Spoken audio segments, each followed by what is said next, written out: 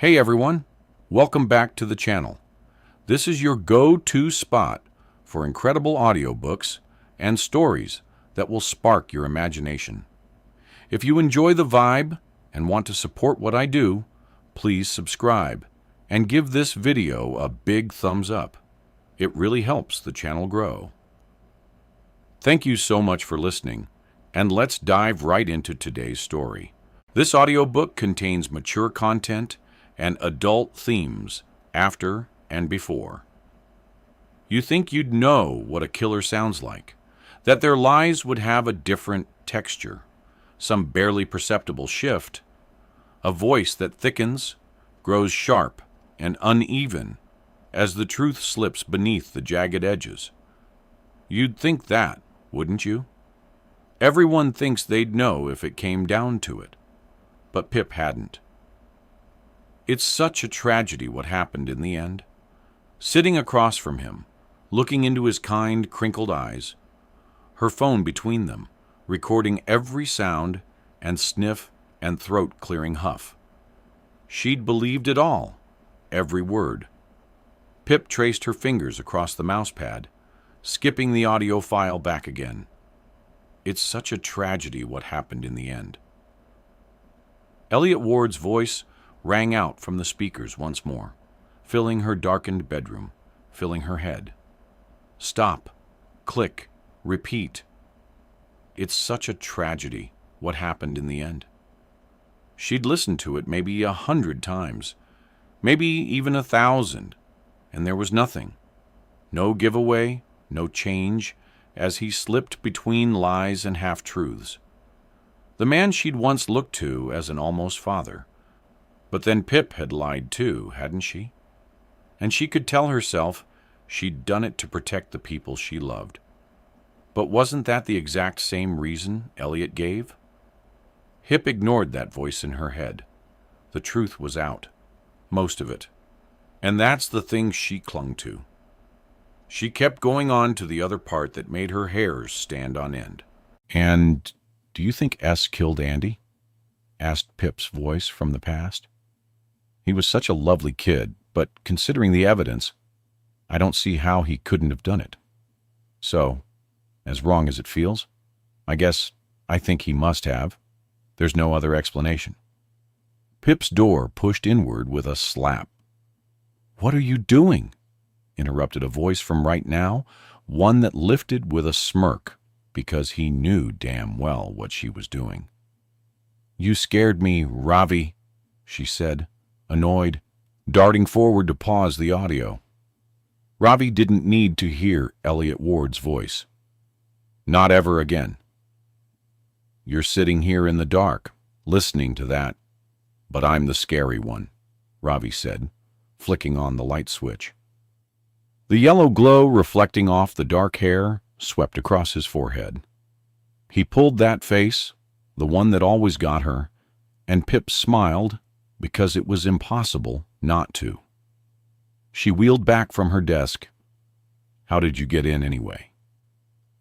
"Your parents and Josh were on their way out with a very impressive-looking lemon tart." "Oh, yes," she said. "They're on neighborly welcome duties. A young couple have just moved into the Chen's house down the street. Mom did the deal. The Greens, or maybe the Browns. Can't remember. It was strange thinking of another family living in that house. New lives reshaping to fill its old spaces. Pip's friend, Zach Chen, had always lived there, 4 doors down, ever since Pip had moved here aged 5. It wasn't a real goodbye. She still saw Zach at school every day, but his parents had decided they could no longer live in this town, not after all that trouble. Pip was certain they considered her a large part of all that trouble. "Dinner's 7:30, by the way," Ravi said, his voice suddenly skipping clumsily over the words. Pip looked at him. He was wearing his nicest shirt tucked in at the front. And were those new shoes? She could smell aftershave, too, as he stepped towards her, but he stopped short, didn't kiss her on the forehead, nor run a hand through her hair. Instead, he went to sit on her bed, fiddling with his hands, meaning you're almost 2 hours early. Pip smiled. Yeah, he coughed. Why was he being awkward? It was Valentine's Day, their first since knowing each other, and Ravi had booked them a table at the Siren out of town. Pip's best friend, Kara, was convinced Ravi was going to ask Pip to be his girlfriend tonight. She said she'd put money on it. The thought made something in Pip's stomach swell, spilling its heat up into her chest. But it might not be that. Valentine's Day was also S's birthday. Ravi's older brother would have turned 24 today if he'd made it past 18. How far have you got? Ravi asked, nodding at her laptop. The audio editing software, Audacity, filling her screen with spiky blue lines. The whole story was there, contained within those blue lines, from the start of her project to the very end. Every lie, every secret, even some of her own. It's done, Pip said, dropping her eyes to the new USB microphone plugged into her computer. I finished 6 episodes. I had to use a noise reduction effect on some of the phone interviews for quality, but it's done. And in a green plastic file beside the microphone were the release forms she'd sent out to everyone, signed and returned, granting her permission to publish their interviews in a podcast. Even Elliot Ward had signed one from his prison cell. 2 people had refused. Stanley Forbes from the town newspaper, and of course, Max Hastings. But Pip didn't need their voices to tell the story. She'd filled in the gaps with her production log entries, now recorded as monologues. You've finished already, Ravi said, though he couldn't really be surprised. He knew her maybe better than anyone else. It had been just a couple of weeks since she'd stood up in the school hall and told everyone what really happened. But the media still weren't telling the story right. Even now, they clung to their own angles because they were cleaner, neater. Yet the Andy Bell case had been anything but neat. If you want something done right, you have to do it yourself, Pip said, her gaze climbing the spiking audio clips. Right then, she couldn't decide whether this felt like something beginning or something ending, but she knew which she wanted it to be. So, what's next? Asked Ravi. I export the episode files, upload them to SoundCloud on schedule once a week, and then copy the RSS feed to podcast directories like iTunes and Stitcher. But I'm not quite finished. She said, I need to record the intro over this theme song I found on Audio Jungle. But to record an intro, you need a title. Ah, Ravi said, stretching back. We're still titleless, are we? Lady Fitz-Samobi. We are, she said. I've narrowed it down to 3 options. Hit me, he said. No, you'll be mean about them. No, I won't, he said earnestly, with the smallest of smiles. Okay. She looked down at her notes. Option A is an examination into a miscarriage of justice. What? Ravi, I can see you laughing. That was a yawn, I swear. Well, you won't like option B either because that's a study into a closed case. The Andy Belt. Ravi, stop. What? I'm sorry. I can't help it, he said, laughing until his eyes lined with tears. It's just, of all your many qualities, Pip, there's one thing you lack. Lack. She spun her chair to face him. I lack something. Yes, he said, meeting her attempt at stony eyes.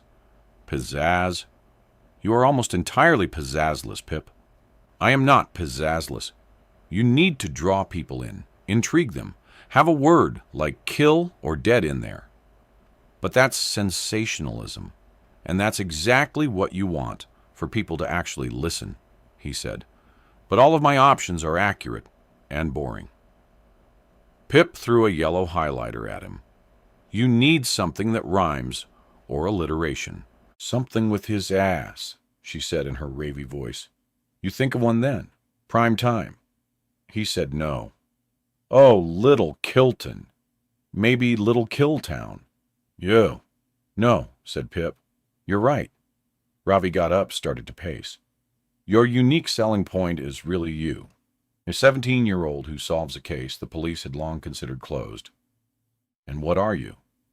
He looked at her, squinting his eyes. Lacking clearly, she said with mock irritation. A student, Ravi thought aloud. A girl project. Ooh, how about Project Murder? And me? Nah. Okay. He chewed his lip, and it made Pip's stomach tighten. So something murder, or kill, or dead. And you were Pip, who's a student, and a girl who's good at O. He said, suddenly eyes widening. I've got it. What? She said. I've literally got it, he said, far too pleased with himself. What is it? A Good Girl's Guide to Murder. No. Pip shook her head. That's bad. Way too try hard. What are you talking about? It's perfect. Good girl, she said dubiously. I turn 18 in 2 weeks. I won't contribute to my own infantilization. A Good Girl's Guide to Murder, Ravi said in his deep movie trailer voice, pulling Pip up from her chair and spinning her towards him. No, she said.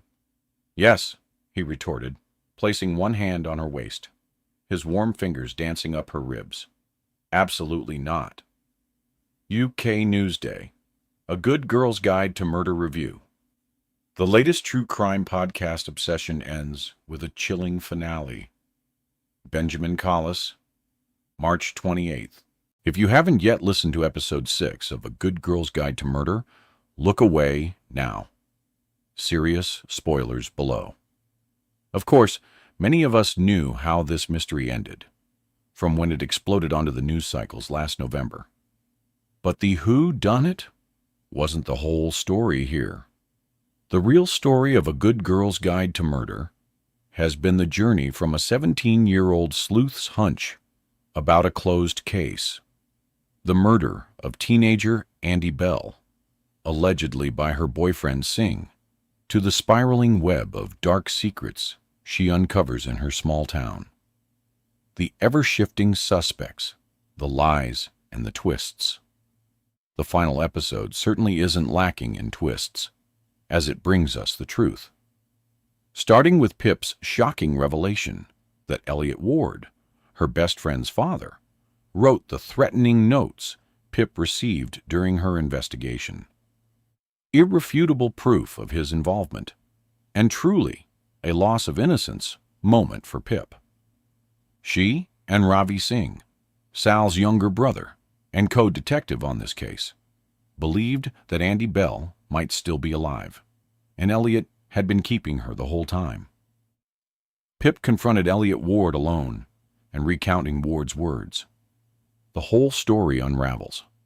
An illicit relationship between student and teacher, allegedly initiated by Andy.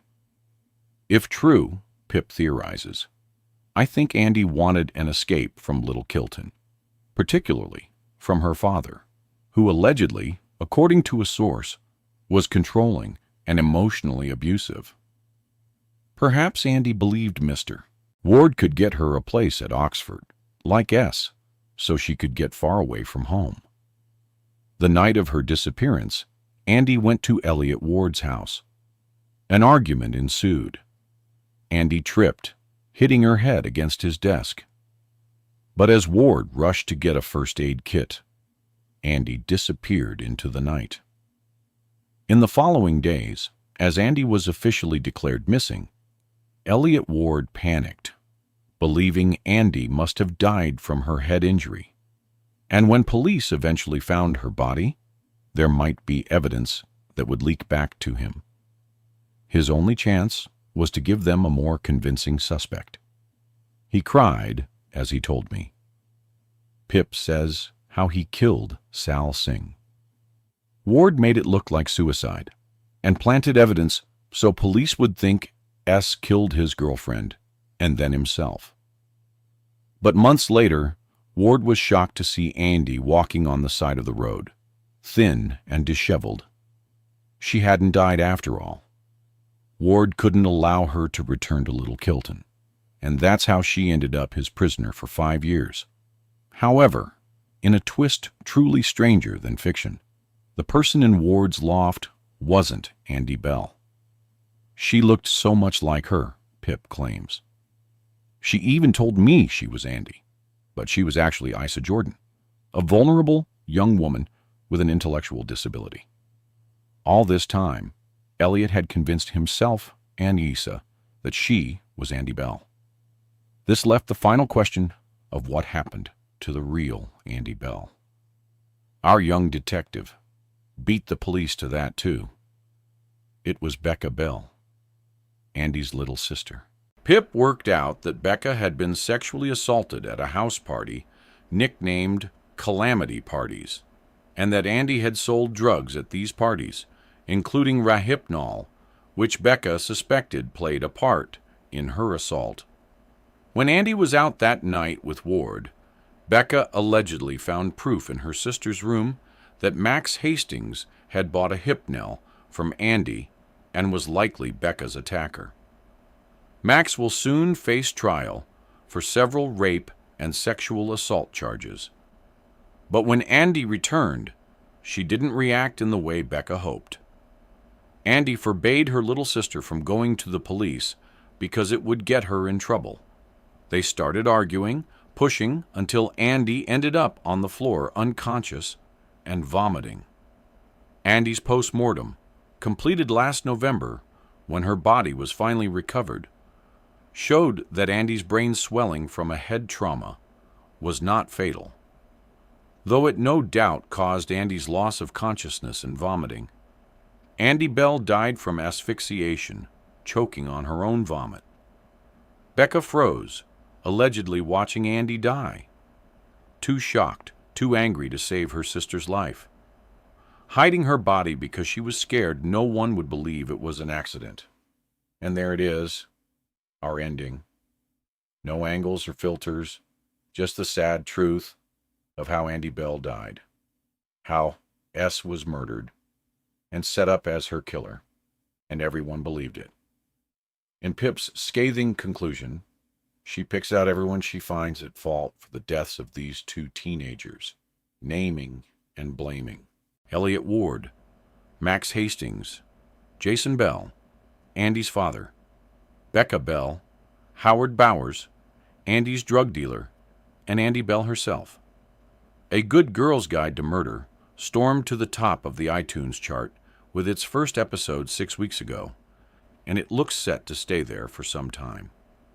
With the final episode released last night, listeners are already clamoring for a season 2 of the hit podcast.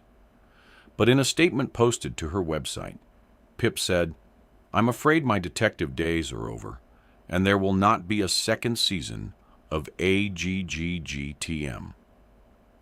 This case almost consumed me. I could only see that once I was out the other side. It became an unhealthy obsession, putting me and those around me in considerable danger. But I will finish this story recording updates on the trials and verdicts of all those involved. I promise I will be here until the very last word." 1 month later. Chapter 1, Thursday. It was still there. Every time she opened the front door, it wasn't real. She knew that. Just her mind filling in the absence, bridging the gap. She heard it. Dog claws skittering, rushing to welcome her home. But it wasn't. It couldn't be just a memory. The ghost of a sound that had always been there. "Pip, is that you?" Her mom called from the kitchen. "Hey," Pip replied, dropping her bronze rucksack in the hall, textbooks thumping together inside. Josh was in the living room, sitting on the floor 2 feet from the TV, spooling through the adverts on the Disney Channel.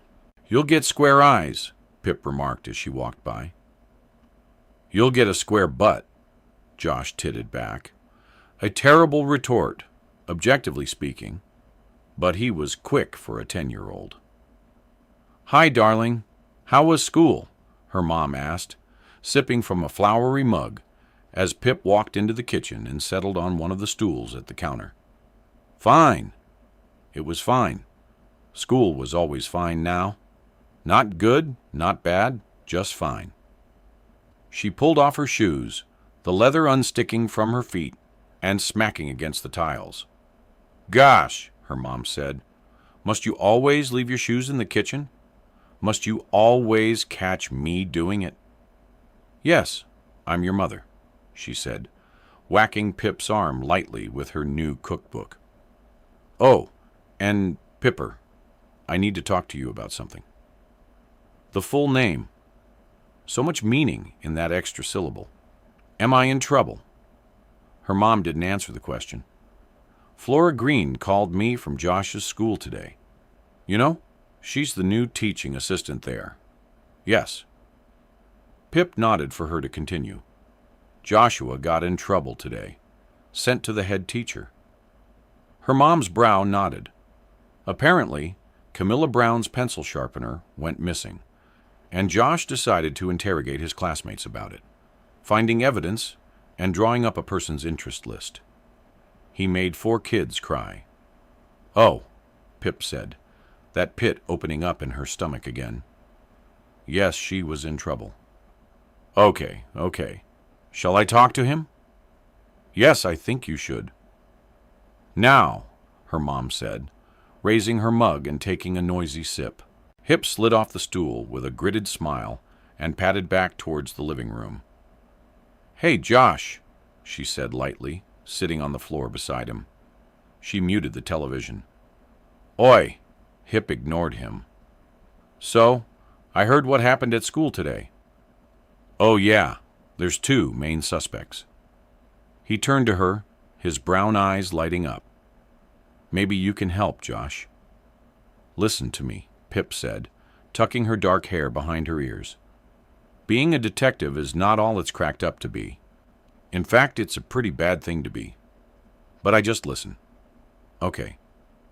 Being a detective makes the people around you unhappy. Makes you unhappy," she said, her voice withering away until she cleared her throat and pulled it back. "Remember Dad told you what happened to Barney? Why he got hurt?" Josh nodded, his eyes growing wide and sad. "That's what happens when you're a detective. The people around you get hurt, and you hurt people. Without meaning to have to keep secrets you're not sure you should. That's why I don't do it anymore. And you shouldn't either." The words dropped right down into that waiting pit in her gut where they belonged. "Do you understand?" "Yes." He nodded, holding on to the S as it grew into the next word. "Sorry, don't be silly." She smiled, folding him into a quick hug. "You have nothing to be sorry for. So, no more playing detective?" "Nope. Promise." Well, that had been easy. "Done," Pip said back in the kitchen. "I guess the missing pencil sharpener will forever remain a mystery." Maybe not," her mom said with a barely concealed smile. "I bet it was that Alex Davis, the little—" Pip snorted. Her mom kicked Pip's shoes out of her way. "So, have you heard from Ravi yet?"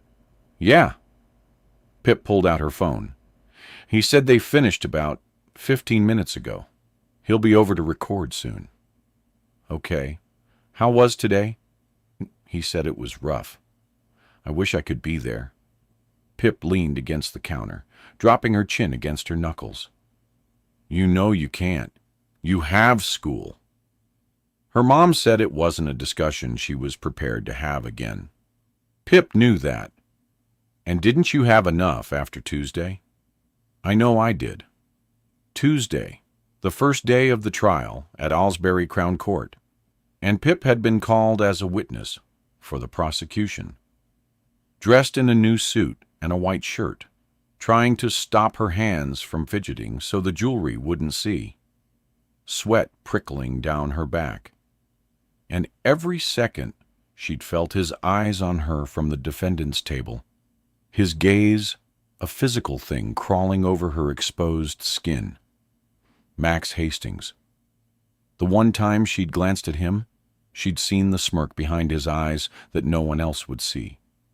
Not behind those fake clear lens glasses anyway. How dare he? How dare he stand up there and plead not guilty when they both knew the truth?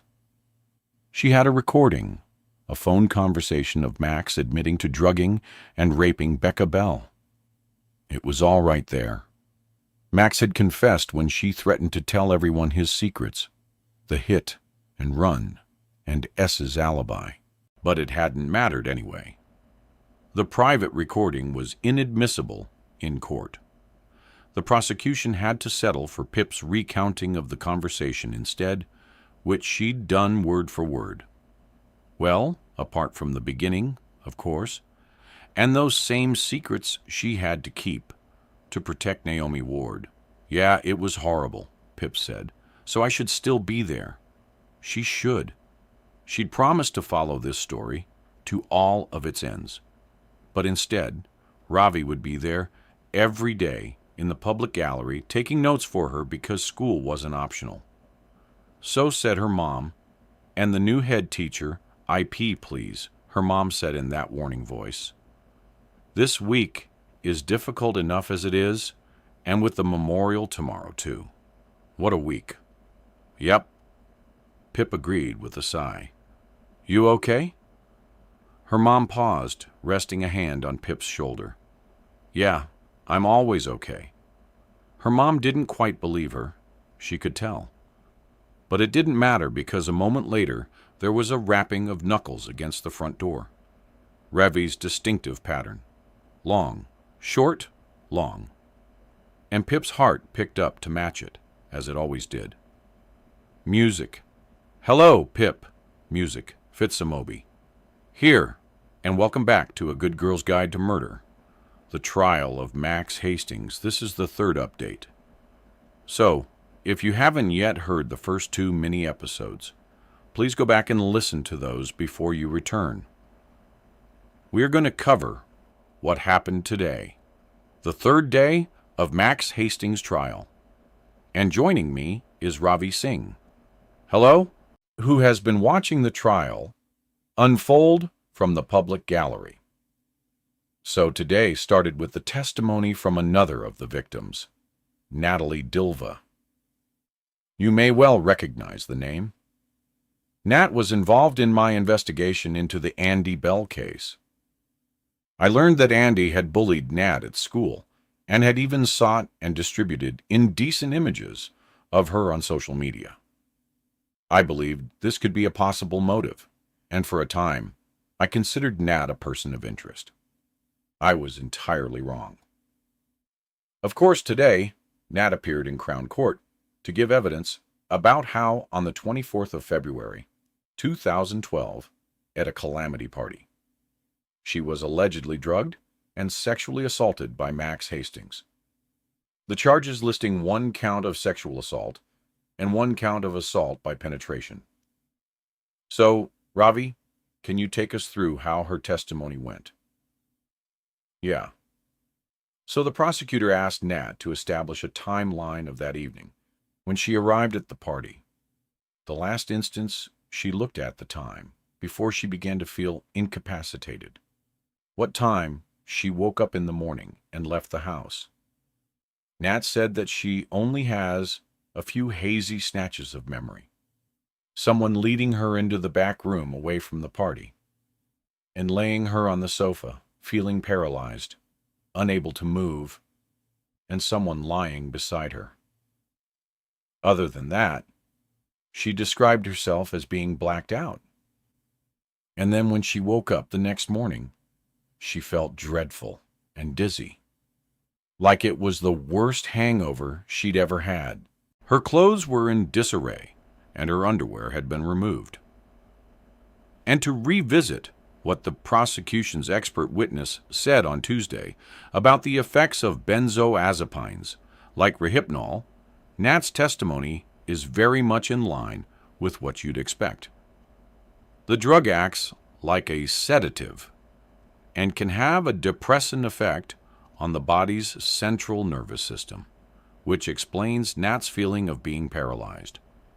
It feels almost like being separated from your own body, like it just won't listen to you.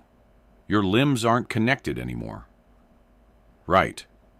And the prosecutor also made sure the expert witness repeated several times that a side effect of Rohypnol was blacking out, as Nat said, or having antigrade amnesia, which means an inability to create new memories. And I think the prosecutor wants to keep reminding the jury of this point because it will play a significant part in the testimonies of all the victims. The fact they don't remember exactly what happened because the drug impacted their ability to make memories. And the prosecutor was keen to repeat that fact regarding Becca Bell. As a reminder, Becca recently changed her plea to guilty, accepting a 3-year sentence despite a defense team who were confident they could get her no jail time due to her being a minor at the time of Andy's death and the circumstances surrounding it. So yesterday, Becca gave her evidence by video link from prison, where she will be for the next 18 months. Exactly. And like with Becca today, the prosecution was keen to establish that they both only had 1 or 2 alcoholic drinks the night of the alleged attacks, which couldn't possibly account for the level of intoxication. Specifically, Nat said she only drank 1 330 milliliter bottle of beer all night, and she stated explicitly who gave her that drink on her arrival. Max. And how did Max react while Nat was giving her statement? From the public gallery. I can only really see him from the side, or the back of his head. But he seems to be acting the same way he has since Tuesday. This sort of calm, very still demeanor. Eyes turned to whoever's in the witness box as though he's really interested in what they're saying. He's still wearing those thick-rimmed glasses. And I'm 100% certain they aren't prescription lenses. I mean, my mom's an optometrist. And is his hair still long and sort of unkempt like it was on Tuesday? Yeah, that seems to be the image he and his lawyer have settled on. Expensive suit, fake glasses. Maybe they think his blonde, messy hair will be disarming to the jury or something. Well, it's worked for certain recent world leaders. The courtroom sketch artist let me take a photo of her sketch today and said we could post it after the press published it.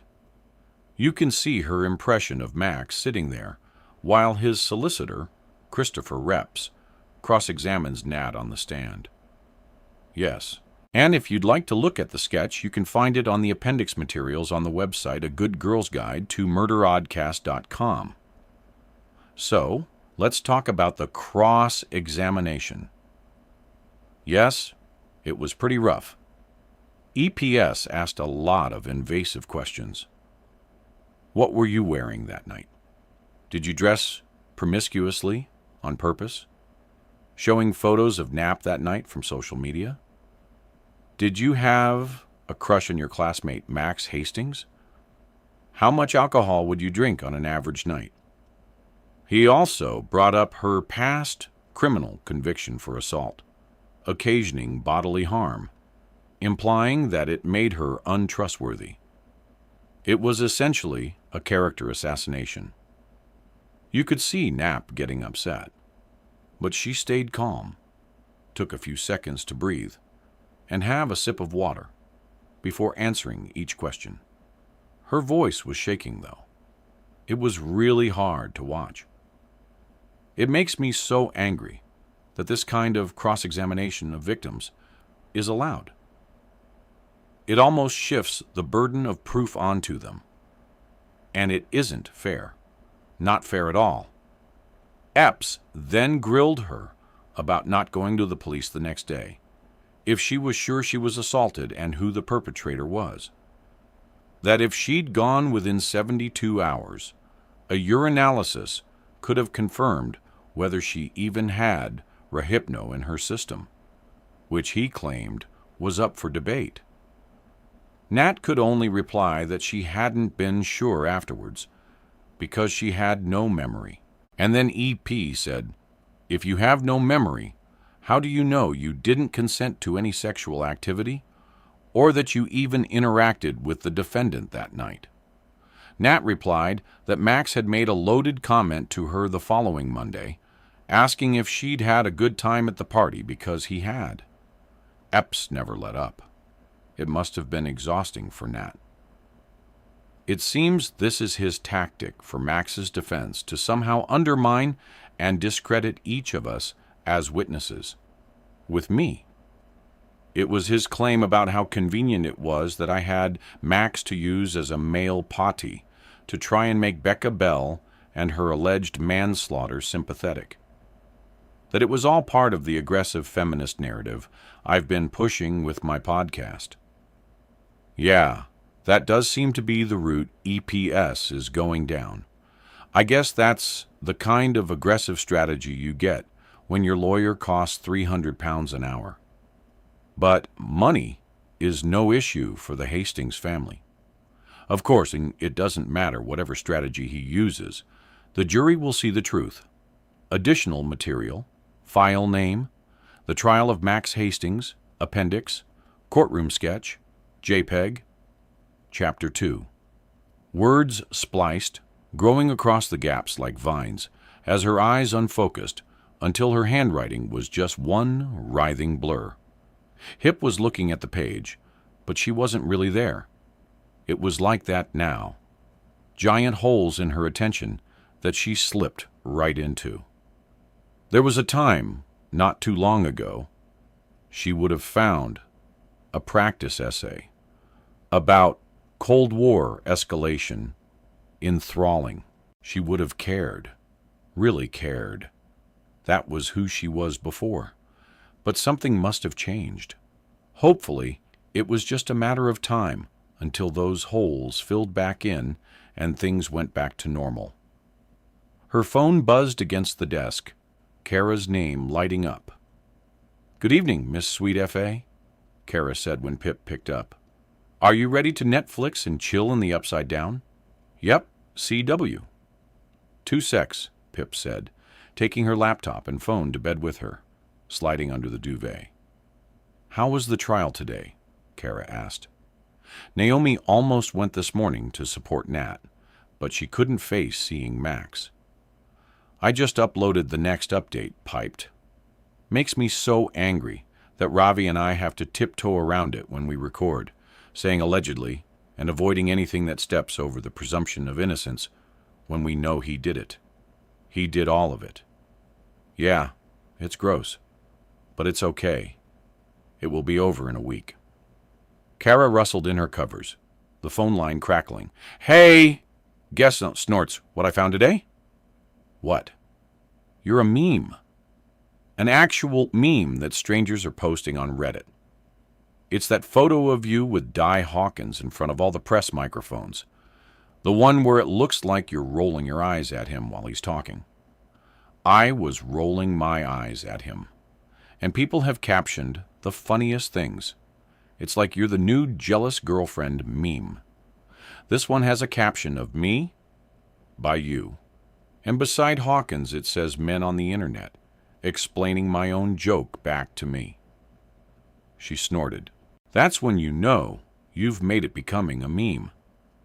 Have you heard from any more advertisers?" "Yeah," Pip said. "A few companies have emailed about sponsorship, but I still don't know if it's the right thing, profiting off what happened. I don't know. It's too much to think about, especially this week." "I know what a week," Kara coughed. "So, tomorrow, the memorial. Would it be weird for Ravi and his parents if Naomi and I were there?" Pip sat up. "No, Ravi doesn't think like that.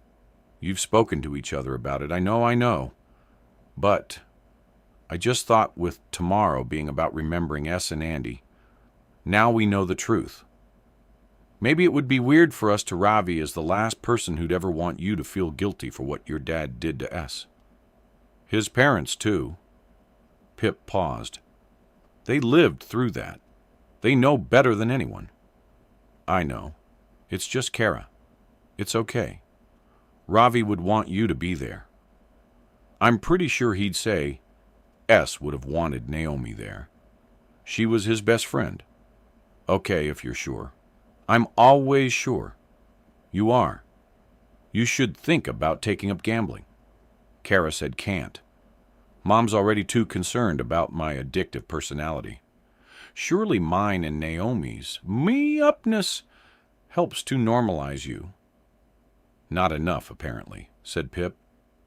If you could try a bit harder, that would be great. That was Kara's way of getting through the last 6 months. A new normal. Hiding behind the quips and one-liners that made others squirm and fall silent. Most people don't know how to react when someone jokes about their father who murdered a person and kidnapped another. But Pip knew exactly how to react. She crouched and hid behind the one-liners too, so that Kara always had someone right there next to her. That was how she helped. Note taken.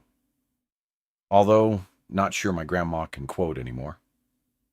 You know, Naomi's had this new idea. Apparently she wants to burn all of Dad's stuff. Grandparents obviously said no, and got straight on the phone to our therapist. Burn it. I know, right? Kara said she'd accidentally summon a demon or something. I probably shouldn't tell him. He still thinks Naomi will turn up one day. Kara visited her dad in Woodhill Prison once a fortnight. She said it didn't mean she'd forgiven him, but after all, he was still her dad. Naomi had not seen him once and said she never would. So, what time does the memorial hold on? Grandpa's talking to me. Yes, Kara called, her voice directed away from the phone. Yeah, I know. Yeah, I am. Kara's grandparents, her mom's parents, had moved into the house with them last November. So Kara had some doctor-ordered stability until she finished school. But April was almost over, and exams and the end of school were fast approaching. Too fast. And when summer arrived, they would put the Ward's house on the market and move the girls back to their own home in Great Abington. At least they'd be close when Pip started university in Cambridge. But Little Kilton wasn't Little Kilton without Kara, and Pip quietly wished the summer would never come. Okay. Good night, Grandpa. What was that? Oh, it's gone 10:30, so it's super late, and past lights out time. And I should have been in bed hours ago, and not chatting to my girlfriends, plural. At this rate, I'll probably never have a girlfriend, let alone multiple. Plus, no one has said lights out since like the 1700s, she huffed. Well, the light bulb was invented in 1879, so H, please stop. Have you got it lined up? Almost, Pip said, dragging her finger across the mousepad. We're on episode 4. Yes?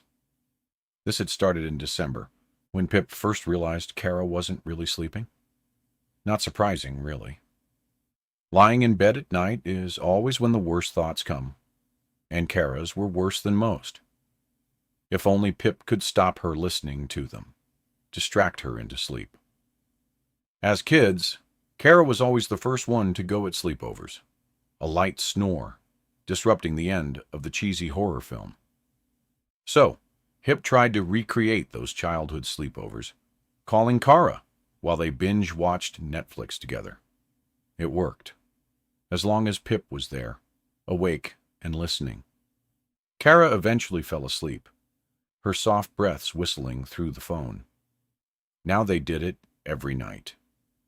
They'd started with shows Pip could legitimately argue had educational value, but they'd been through so many that the standard had slipped somewhat. Still, at least Stranger Things had some historical quality. "Okay, ready," Kara said. "Ready." It had taken them several attempts to get the shows to run in exact synchronization. Carr's laptop had a slight delay, so she pressed play on one, and Pip went on go. 3. Pip said 2. 1 go. Chapter 3. Friday. She knew his footsteps, knew them across carpet and hardwood floors, and knew them now across the gravel on the common car park. She turned and smiled at him, and Ravi's feet picked up in that small, stepped half-run he always did when he spotted her. It made Pip glow every time. "Hey, SGE," he said, pressing the words into her forehead with his lips. His very first nickname for her, now one among dozens. "You okay?" she asked, though she already knew he wasn't. He'd just oversprayed deodorant, and it was following him around like a fog. That meant he was nervous. "Yeah, bit nervous," Ravi said. "Mom and Dad are already there, but I wanted to shower first." "That's okay. The ceremony doesn't start until 7:30, Pip said, taking his hand. "There are lots of people around the pavilion already. Maybe a few hundred." "Already?" "Yeah." "I walked through on my way home from school, and the news vans were already setting up." "Is that why you came in disguise?"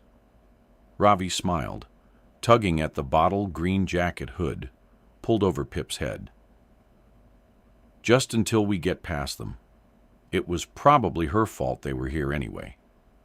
Her podcast had reignited S and Andy's stories on the news cycles, especially this week, the 6-year anniversary of their deaths. "How did court go today?" asked Pip. "And then we can talk about it tomorrow if you don't want." "No, it's okay," he said. "I mean, it wasn't okay. Today was one of the girls who lived in the same halls as Max at university.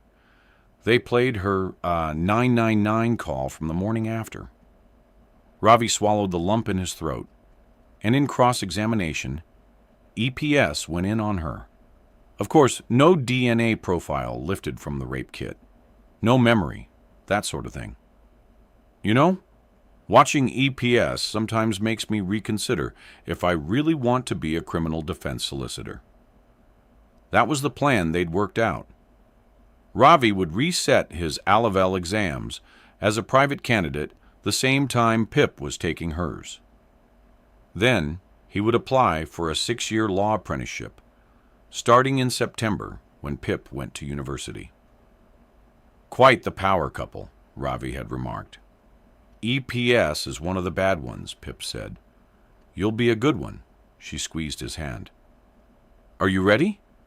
We can wait here a bit longer if you—" "I'm ready," he said.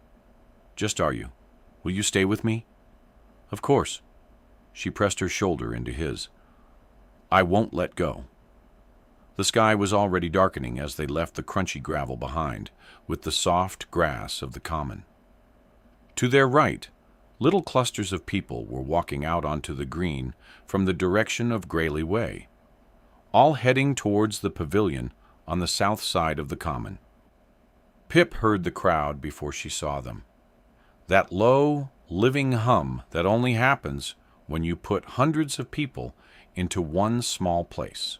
Ravi gripped her hand tighter. They rounded a tight knot of whispering sycamore trees, and the pavilion came into view, glowing a faint yellow. People must have started lighting the candles and tea lights laid out around the structure. Ravi's hands started to sweat against hers. She recognized a few faces at the back as they approached. Adam Clark, her new history teacher, standing beside Jill from the cafe. And over there, Kara's grandparents waving at her. They pushed forward, and as eyes turned and met theirs, the crowd parted for Ravi, swallowing them, reforming behind them to block the way back. "Pip, Ravi." A voice pulled their attention to the left. It was Naomi, hair pulled back tight like her smile. She was standing with Jaime Reynolds, the older brother of Pip's friend Connor, and Pip realized, with a stomach lurch, Nat Dilva. Her hair so white in the thickening twilight that it almost set the air around her aglow. They had all been in the same school year as S and Andy. "Hi," Ravi said, pulling Pip out of her thoughts. "Hi, Naomi." "Jamie," she said, nodding to them in turn. "Nat, hey." She faltered as Nat's pale blue eyes fell on her, and her gaze hardened. The air around her lost its glow and turned cold. "Sorry," Pip said. "I just wanted to say I'm sorry you had to go through the trial yesterday, but you did amazingly. Nothing but a twitch in Nat's cheek. And I know this week and next must be awful for you, but we are going to get him. I know it. And if there's anything I can do..." Nat's eyes slid off Pip like she wasn't really there at all. "Okay," Nat said, a sharp edge to her voice as she faced the other way. "Okay," Pip said quietly, turning back to Naomi and Jaime. "We'd better keep moving. See you later."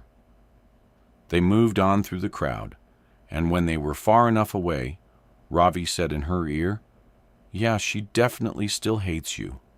I know, and she deserved it. Really, she had considered Nat a murder suspect. Why wouldn't Nat hate her?" Pip felt cold, but she packed away Nat's eyes into the pit in her stomach, alongside the rest of those feelings.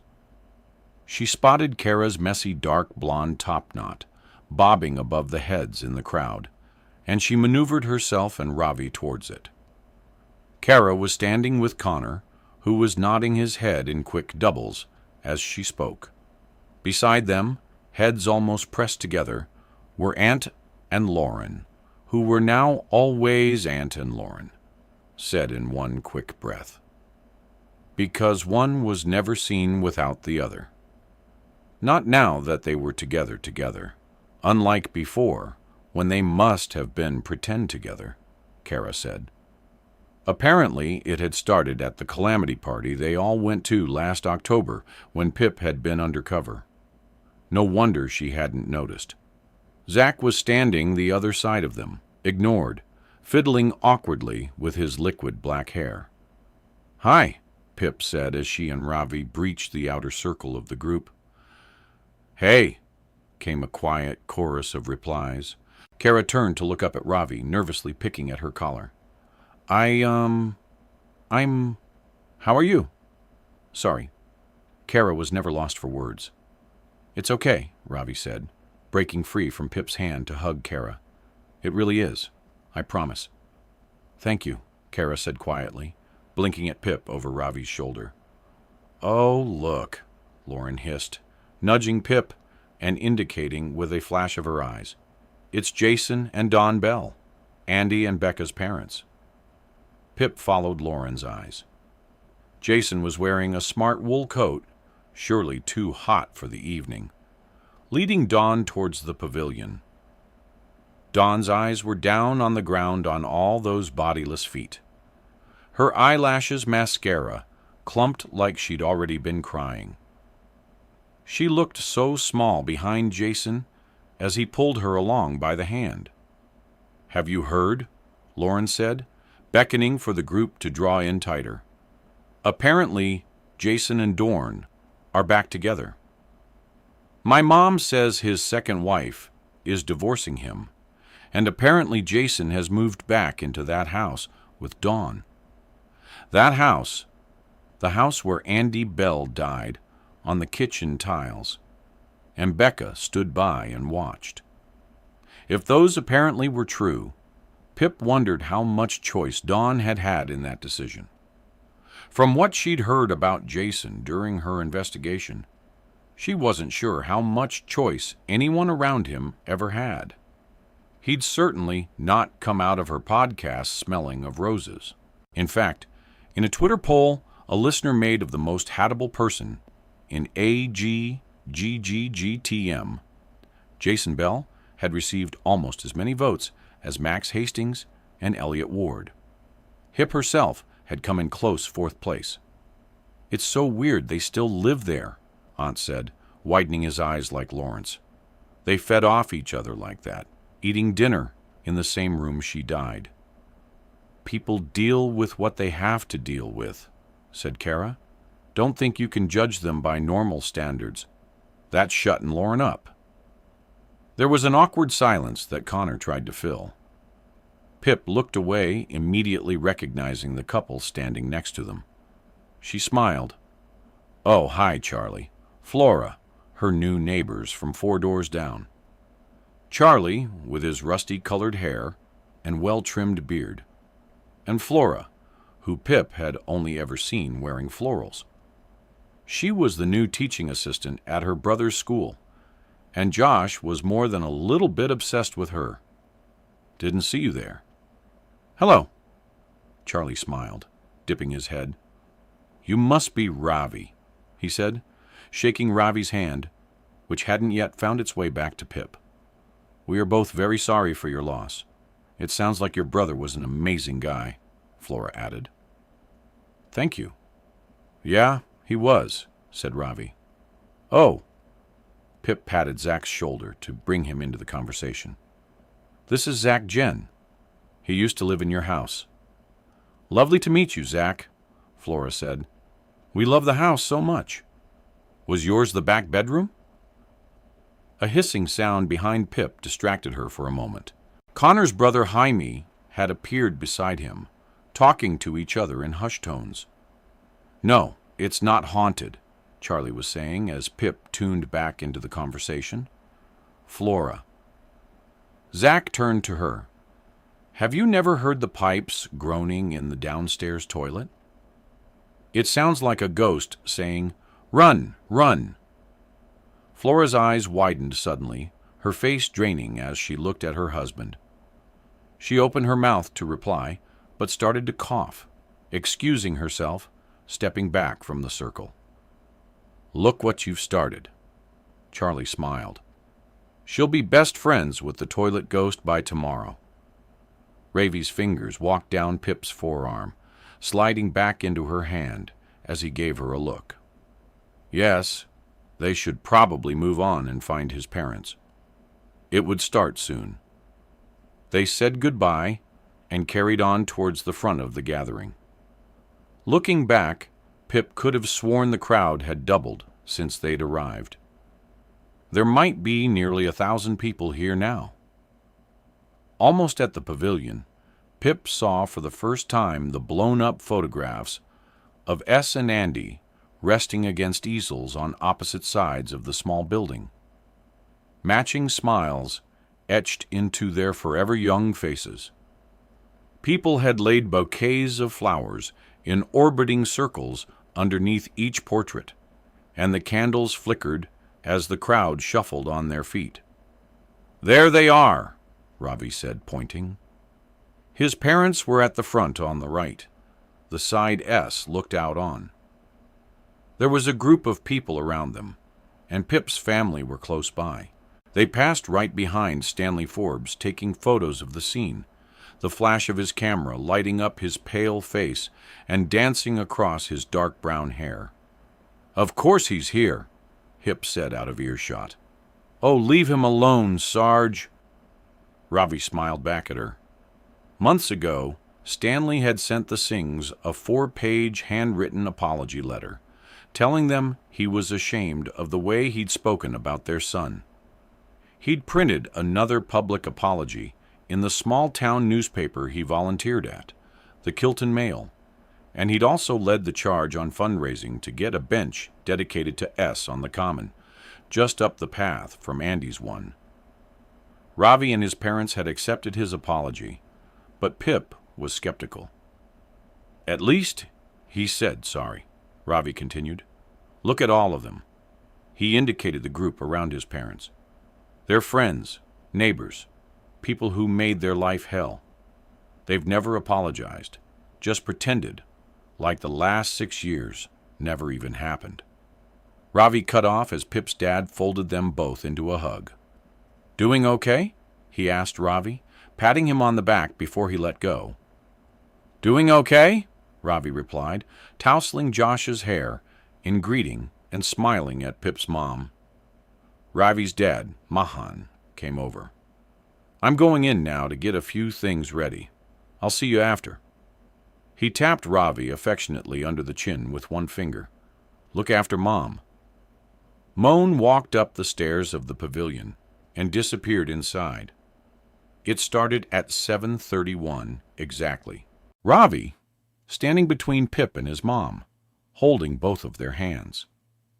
Hip circled her thumb in his palm as the district counselor, who'd helped organize the memorial, stepped up to the microphone at the top of the stairs to say a few words.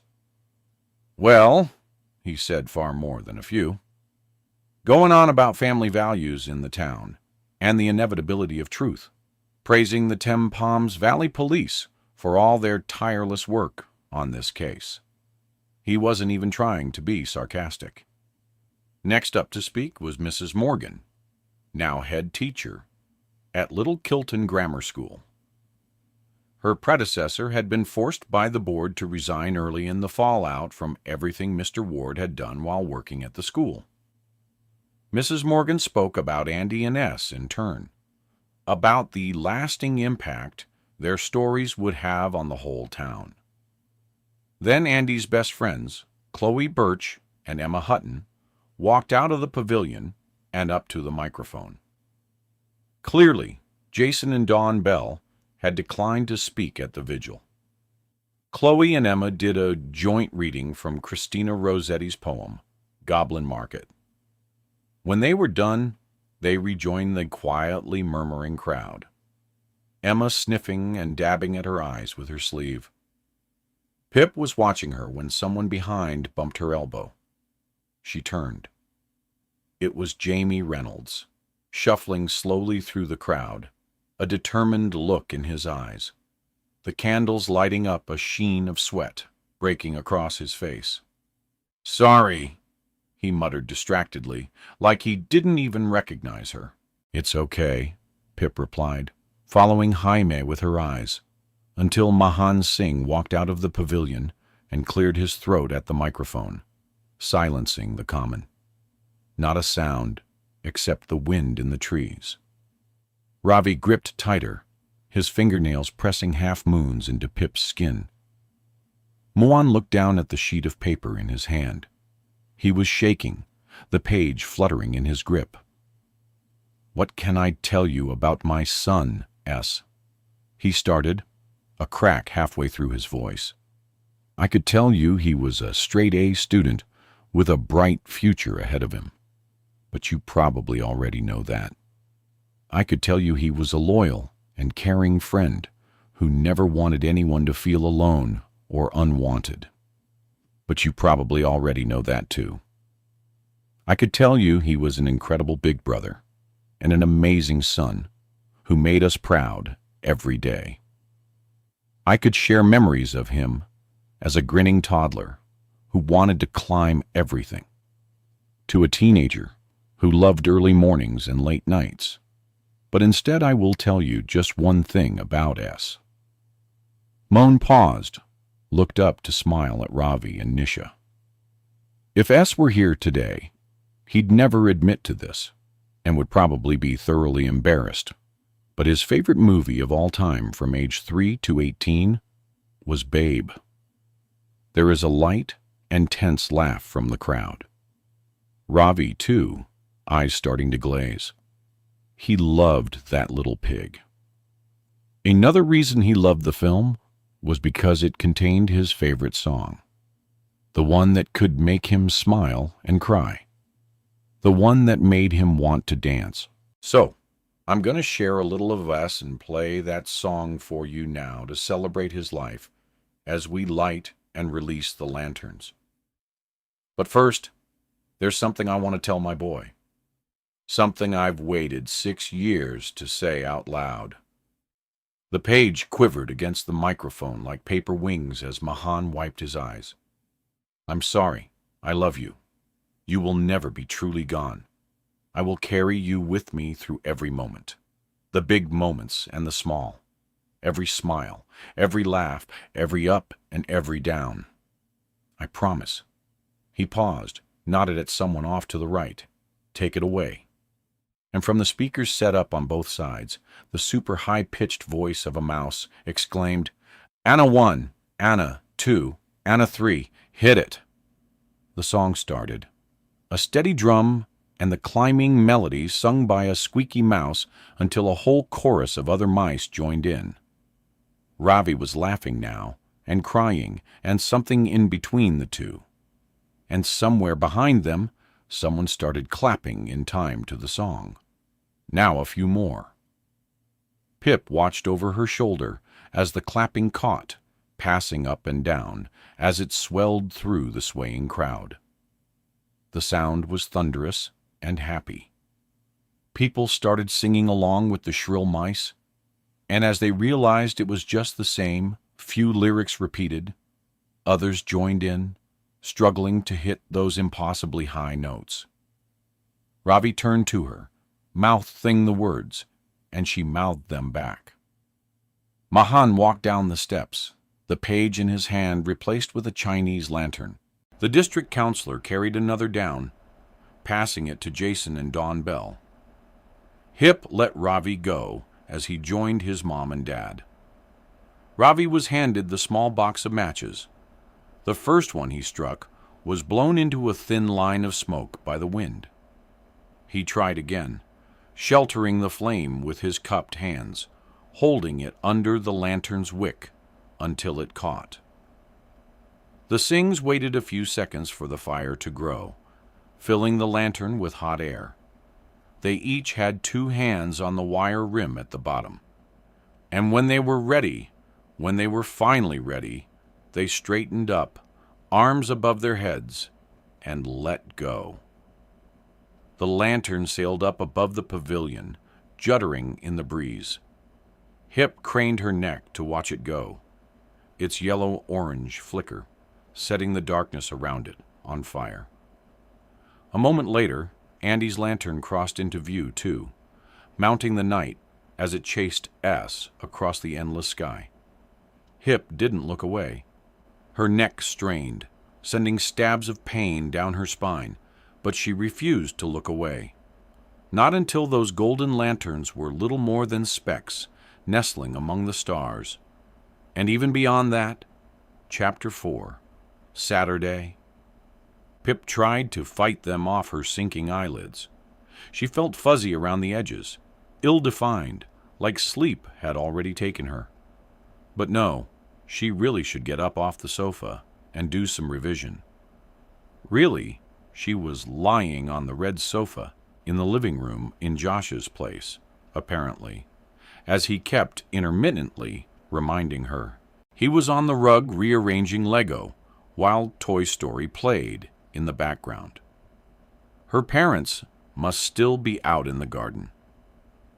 Her dad had enthusiastically told her this morning that they were painting the new garden shed today.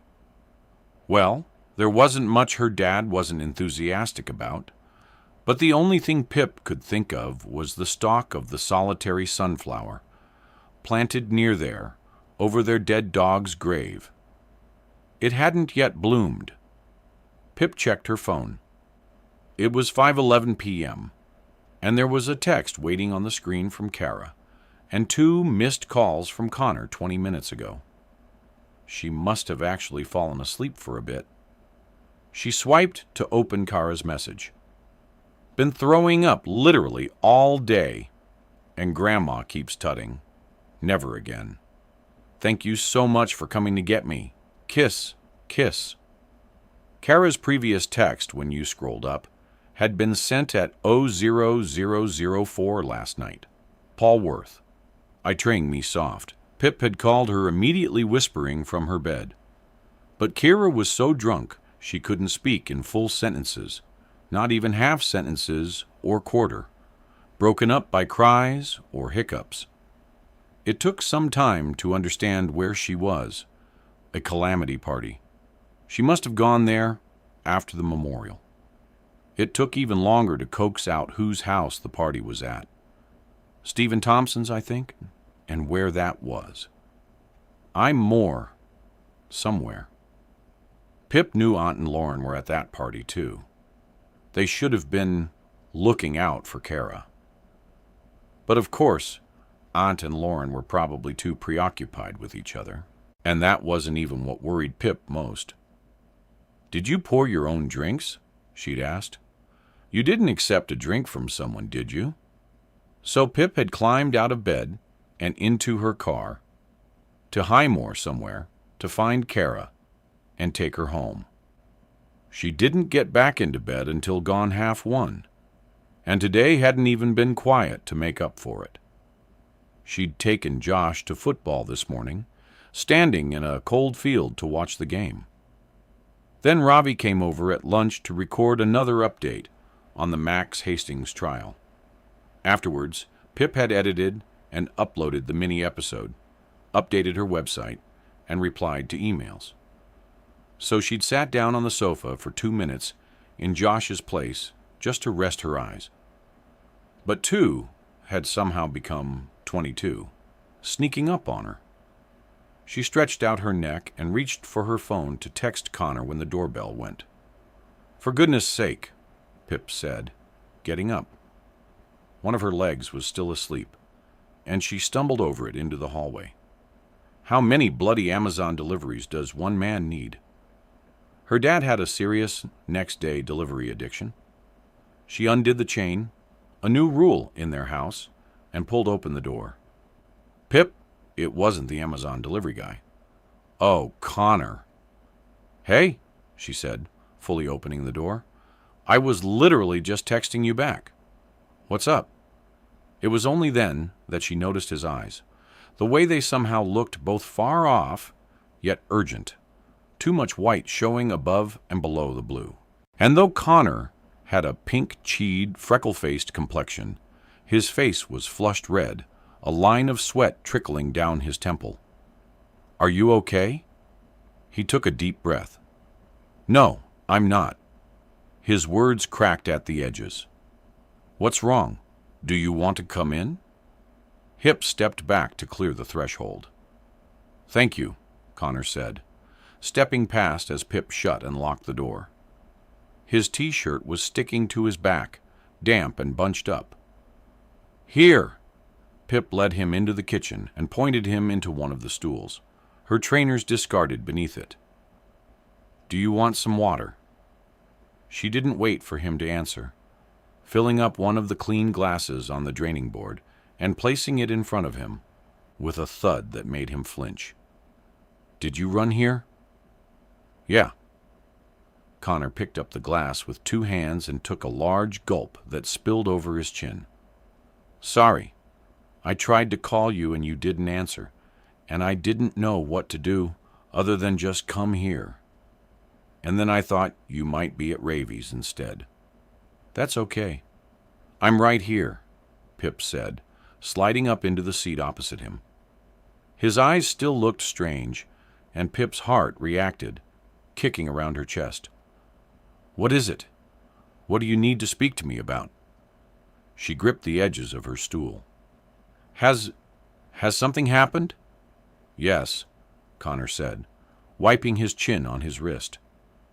He parted his lips, and his jaw hung open and close, chewing the air like he was practicing the words before he said them. "Connor, what?" "It's my brother," he said. "He's missing." Chapter 5. Pip watched Connor's fingers as they slipped down the glass. "Jaime's missing," she said. "Yes." Connor stared at her. "When?" she asked. "When did you last see him?" "At the memorial." Connor paused to take another sip of water. "I last saw him at the memorial just before it started. He never came home." Pip's breath caught. "I saw him there after that, maybe around 8:15. He was walking through the crowd." She pulled up the memory, unpicked it from everything else last night. Jaime knocking into her as he made his way to the other side. His hurried apology. The way his jaw was set, determined. She thought it was strange at the time, hadn't she? And the look in his eyes? not unlike Connor's were now, somehow both distant and sharp. They looked very similar, even for brothers. They hadn't as kids, but Pip had watched it happen over the years. The gap closing. Jaime's hair was just a couple of shades darker, closer to brown than blonde. And Connor was all angles, where Jaime was heavier, softer. But even a stranger could tell they were brothers. "You've tried calling him." "Yes, hundreds of times," said Connor. "It goes straight to voicemail like it's off, or it's dead." He stumbled over that last word, his head hanging from his shoulders. "Me and Mom spent hours calling anyone who might know where he is. Friends, family. No one has seen him or heard from him. No one." Pip felt something stirring right in that pit in her stomach that never quite left her anymore. "Have you called around all the local hospitals to see if yes, we called them all?" Nothing. Pip awakened her phone to check the time. It was 5:30 now, and if Jaime hadn't been seen since around 8 last night, seen by her, that meant he'd been missing for over 21 hours already. "Okay," she said firmly, bringing Connor's eyes back to hers. "Your parents need to go to the police station and file a missing persons report." "You'll need." "We already did," Connor said, a hint of impatience creeping into his voice. "Me and Mom went down to the station a few hours ago, filed the report, gave them a recent photograph, all that. It was Nat Dilva's brother, Daniel, the officer who took the report." "Okay, good. So, officers should be," Connor cut her off again. "No," he said. "No, officers are doing anything. Daniel said that because Jaime is 24, an adult, and has a history of leaving home without communicating with his family, that there is very little the police can do." "What?" "Yeah. Gave us a reference number and just told us to keep calling Jaime's phone and anyone he's been known to stay with before. Said that almost all missing people return within 48 hours, so we just have to wait." The stool creaked as Pip shifted. They must think he's low risk. When a missing persons report is filed, she explained the police determine a risk assessment based on facts, like age, any medical issues, if the behavior is out of character, things like that. Then the police response depends on whether they think the case is low, medium, or high risk. "I know how it might look to them," Connor said, his eyes a little less far away now. "That Jaime's disappeared a couple of times before, and he always comes back. The first time was after he dropped out of uni, wasn't it?" Pip said, scratching at the memory how the air had been thick with tension in the Reynolds' house for weeks after. Connor nodded. "Yeah, after he and my dad had a huge argument about it, he stayed with a friend for a week and wouldn't answer any calls or texts. And it was 2 years ago when Mom actually filed a report because Jaime never returned from a night out in London. He'd lost his phone and wallet and couldn't get home, so just stayed on someone's sofa for a couple of days. But he sniffed, wiping his nose on the back of his hand. But something feels different this time. I think he's in trouble, Pip. I really do." "Why?" she asked. "He's been acting strange the last few weeks. Distance, kind of jumpy, short-tempered. And you know, Jamie, he's normally really chilled out. Well, lazy if you ask my dad. But recently, he seemed at times a little off. And wasn't that how he seemed last night when he knocked into her? That strange focus like he could see nothing else, not even her. And why was he moving through the crowd right then anyway? Wasn't that a little off?" And Connor continued, "I don't think he'd run off again. Not after how upset Mom got last time. Jaime wouldn't do that to her again." Pip began, but she didn't really know what to say to him. So me and Mom were talking, Connor said, shoulders contracting like he was shrinking in on himself. If the police won't investigate, won't contact the media or anything, then what can we do ourselves to find Jamie? That's what I wanted to talk to you about, Pip. She knew what was coming, but Connor didn't pause long enough for her to cut in. You know how to do this. Everything you did last year where the police failed, you solved the murder. 2 of them. And your podcast, he swallowed. Hundreds of thousands of followers. That's probably more effective than any media connections the police have. If we want to find Jamie, spread the word that he's missing so people can come forward with any information they have, or the sightings. You are our best hope of that. Connor, if you investigate and release it on your show, I know we'll find him. We'll find him in time. We have to. Connor tailed off. The silence that followed was teeming. Pip could feel it crawling around her. She knew what he'd been going to ask. How could it have been anything else? She breathed out, and that thing that lived inside her twisted in her gut. But her answer was inevitable. I'm sorry, she said quietly. I can't do it, Connor. Connor's eyes widened, and he grew back out of his shoulders. I know it's a lot to ask, but it's too much to ask, she said, glancing at the window, checking her parents were still busy in the garden. I don't do that anymore. I know, but last time, I almost lost everything. Ended up in the hospital, got my dog killed, put my family in danger, blew up my best friend's life. It's too much to ask. I promised myself I can't do it anymore. The pit in her stomach ripped wider still. Soon it might even outgrow her. I can't do it. It's not who I am. Pip, please. He was pleading now, words catching on their way up his throat. Last time, you didn't even really know them.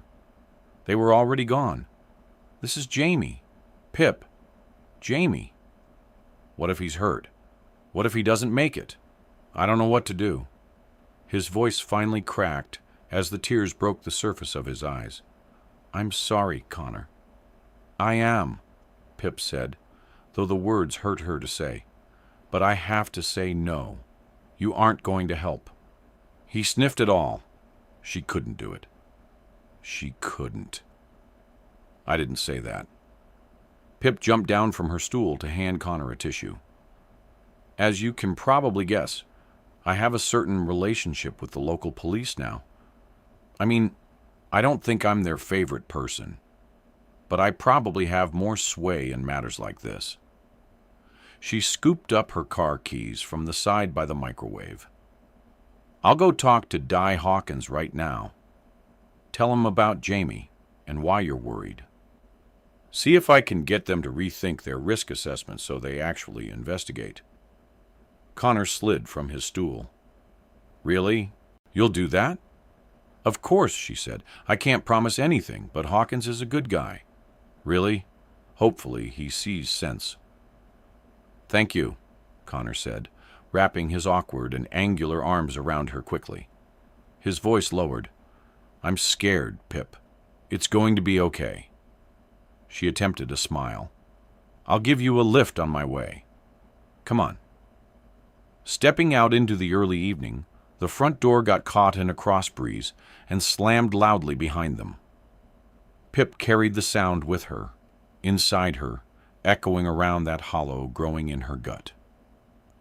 Chapter 6. The russet brick building was just starting to lose its edges to the gray evening sky as Pip climbed out of her squat car. The white sign on the wall reads, Valley Police, Amersham Police Station. The policing team for Little Kilton was stationed here at a larger town 10 minutes away. Pip walked through the main door into the blue-painted reception. There was just one man waiting inside, asleep on one of the hard metal chairs against the back wall. Hip strode up to the help desk and knocked on the glass to get someone's attention from the attached office. The sleeping man snorted and shuffled into a new position. "Hello." The voice emerged before its owner, the detention officer Pip had met a couple of times. The officer strolled out, slapping some papers down, and then finally looking at Pip. "Oh, you're not who I was expecting." "Sorry," Pip smiled. "How are you, Eliza?" "I'm okay, love." Her kindly face crinkled into a smile, gray hair bunching at the collar of her uniform. "What brings you here this time?" Pip liked Eliza, liked that neither of them had to pretend or dance around small talk. "I need to talk to D. Hawkins," she said. "Is he here?" "He is right now." Eliza chewed her pen. "He's very busy, though, looking to be a long night." "Can you tell him it's urgent, please?" Pip added. "Fine. See what I can do." Eliza sighed. "Take a seat, sweet up," she added as she disappeared back into the office. But Pip didn't take a seat. Her body was humming, and she didn't know how to be still right now. So she paced the width of the front desk, 6 steps, turn 6 steps back, daring the squeak of her trainers to wake the sleeping man. The keypad-locked door leading to the offices and interview rooms buzzed open, but it wasn't Eliza or Richard Hawkins. It was 2 uniformed officers. Out first was Daniel Dilva, holding the door for another constable, Sura Buzi, who was tying her tightly curled hair into a bun beneath her black peaked hat. Pip had first met them both at the police meeting in Kilton Library last October, back when Daniel Dilva was a person of interest in Andy's case. Judging by the strained, toothless smile he gave her now as he passed, he clearly hadn't forgotten that. But Sura acknowledged her, throwing her a nod and a bright hello, before following Daniel outside to one of the patrol cars. Pip wondered where they were going. What had called them out? Whatever it was, they must think it more important than Jaime Reynolds. The door buzzed again, but only opened a few inches. A hand was all that appeared through it, holding up 2 fingers towards Pip. "You've got 2 minutes," Hawkins called, beckoning her to follow him down the corridor. She hurried over, trainers shrieking as she did, the sleeping man snorting awake behind her.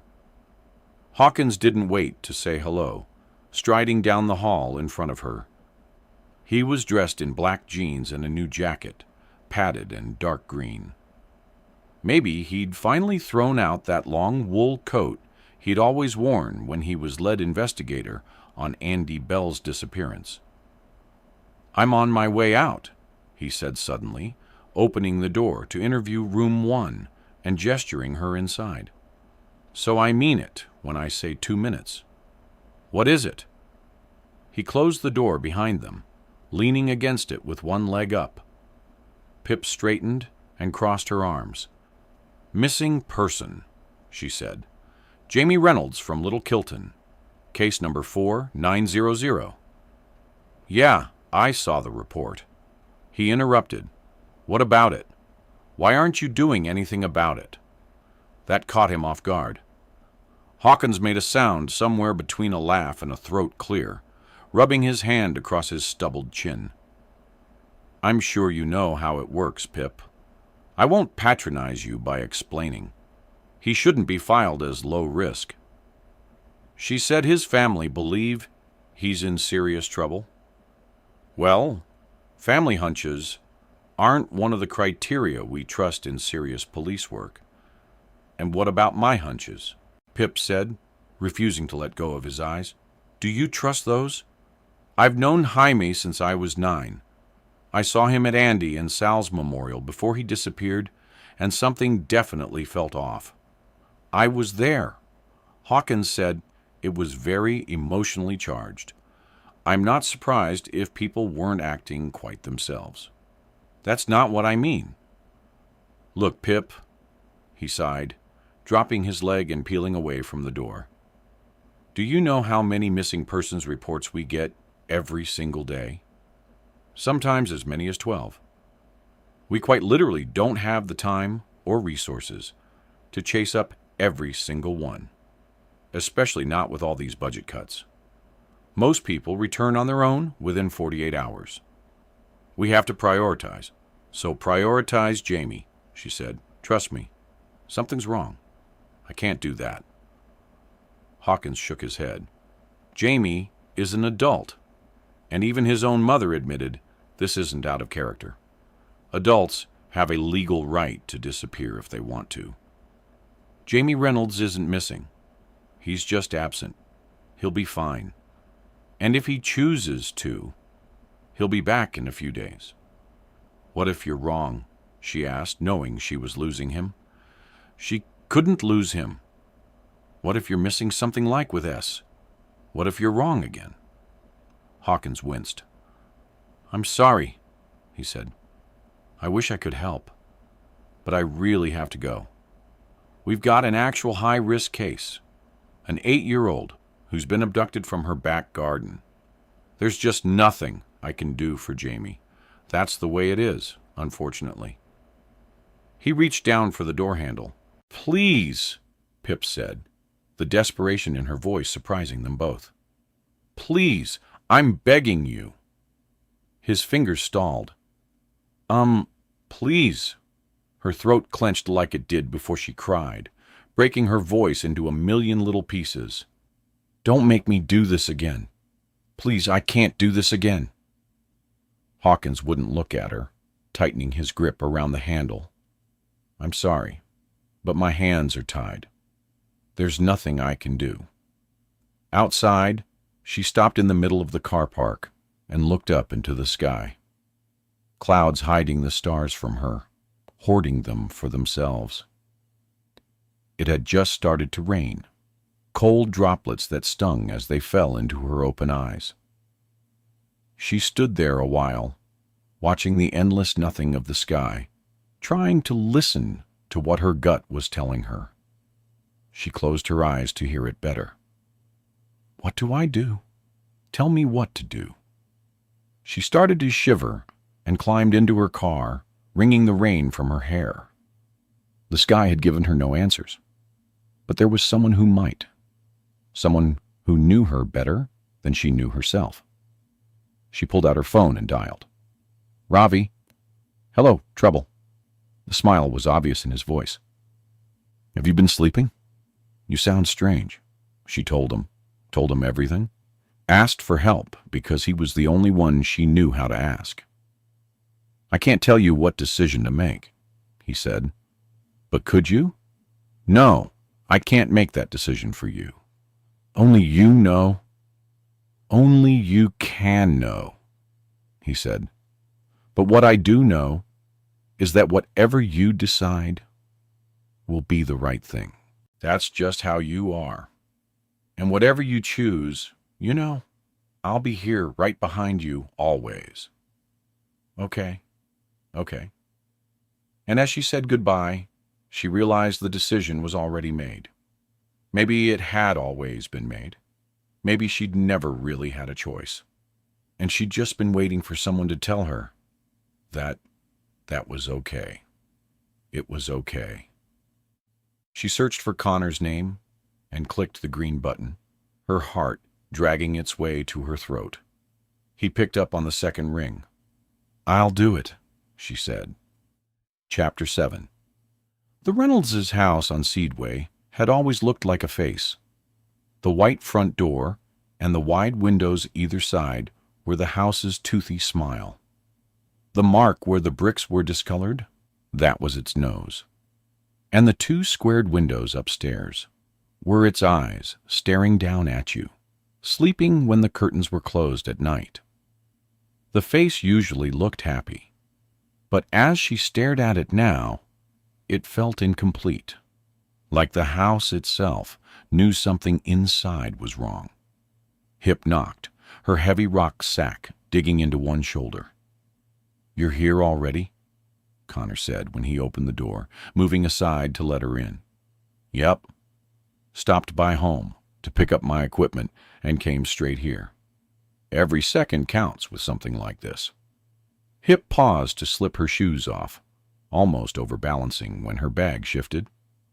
Oh, and if my mom asks, you fed me dinner. Okay? Pip hadn't told her parents yet. She knew she'd have to later. Their families were close ever since Connor first asked Pip Brown to play in year 4.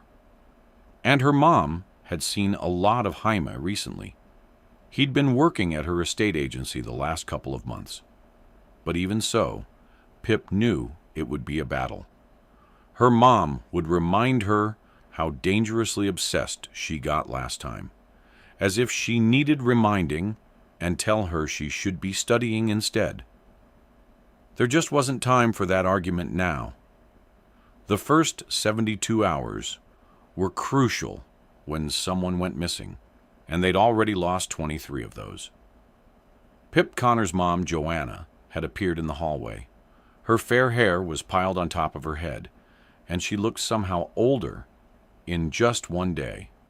Hi, Joanna. That was the rule. Always had been. Joanna, never Mrs. Reynolds. Pip, thank you for, she said, trying on a smile that didn't quite fit. Connor and I had no idea what to do, and we just knew you were the person to go to. Connor says you had no luck trying again with the police. No, I'm sorry, Pip said, following Joanna into the kitchen. I tried, but they won't budge. They don't believe us, Joanna said, opening one of the top cupboards. It wasn't a question. Tea? But that was no, thank you. Hip dropped her bag onto the kitchen table. She rarely drank it anymore. Not since fireworks night last year when Becca Bell slipped Andy's remaining Rehypnol pills into her tea. Shall we get started in here? She said, hovering beside a chair. Yes, Joanna said, losing her hands in the folds of her oversized jumper. Best do it in here. Pip settled into a chair, Connor taking the one beside her as she unzipped her bag and pulled out her computer, the 2 USB microphones and pop filters, the folder, a pen, and her bulky headphones. Joanna finally sat down, though she couldn't seem to sit still, shifting every few seconds and changing the positions of her arms. Is your dad here? Your sister? Hip directed the questions at Connor, but Joanna was the one who answered. Zoe's at university. I called her, told her Jaime's missing, but she's staying there. She seems to have come down on her father's side of things. What do you mean? Arthur as Joanna exchanged a quick look with Connor. Arthur doesn't think Jaime's missing. Thinks he's just run off again and will be back soon. He seems very angry with the whole thing with Jamie. She shifted again, scratching a point just under her eye. He thinks Connor and I are being ridiculous with all this. She gestured to Pip's equipment. He's gone to the supermarket, but he'll probably be back soon. Okay, Pip said, making a mental note, trying to betray nothing with her face. Do you think he'll talk to me? No, Connor said firmly. No point even asking.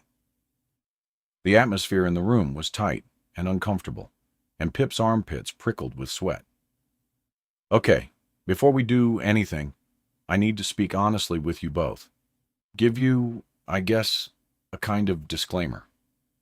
They nodded at her, eyes wholly focused. Now, if you're asking me to investigate, to help find Jamie, we have to agree up front where this could possibly take us. And you need to be happy to accept that, or I can't do it. Pip cleared her throat. It might lead us to potentially unsavory things about Jamie, things that might be embarrassing or harmful for you and him. Secrets he might have kept from you and wouldn't want exposed. I agree that releasing the investigation for my podcast is the fastest way to get media attention for Jaime's disappearance. Bring in witnesses who might know something. It might even get Jaime's attention, if he really has just left, and bring him back. But with that, you have to accept that your private lives will be laid bare. Nothing will be off the record, and that can be hard to deal with. Hip knew this better than most. The anonymous death and rape threats still came in weekly. Comments and tweets calling her an ugly, hateful.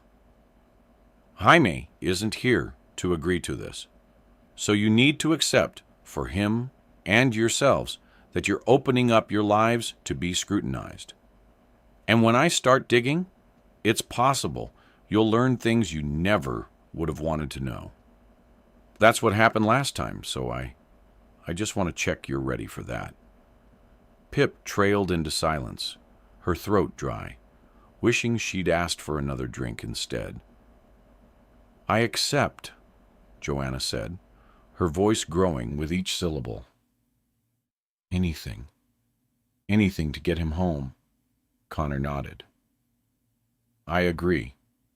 We have to find him. Okay.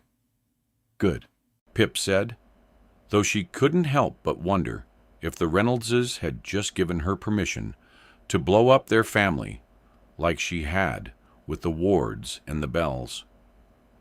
They'd come to her, invited her in, but they didn't really understand the destruction that came in with her, hand in hand, through that front door, which looked like a grinning smile. It was just then that the front door opened. Heavy footsteps on the carpet, the rustling of a plastic bag. Joanna jumped up, her chair screeching against the tiles. "Jamie!" she shouted, running towards the hallway. "Jamie!"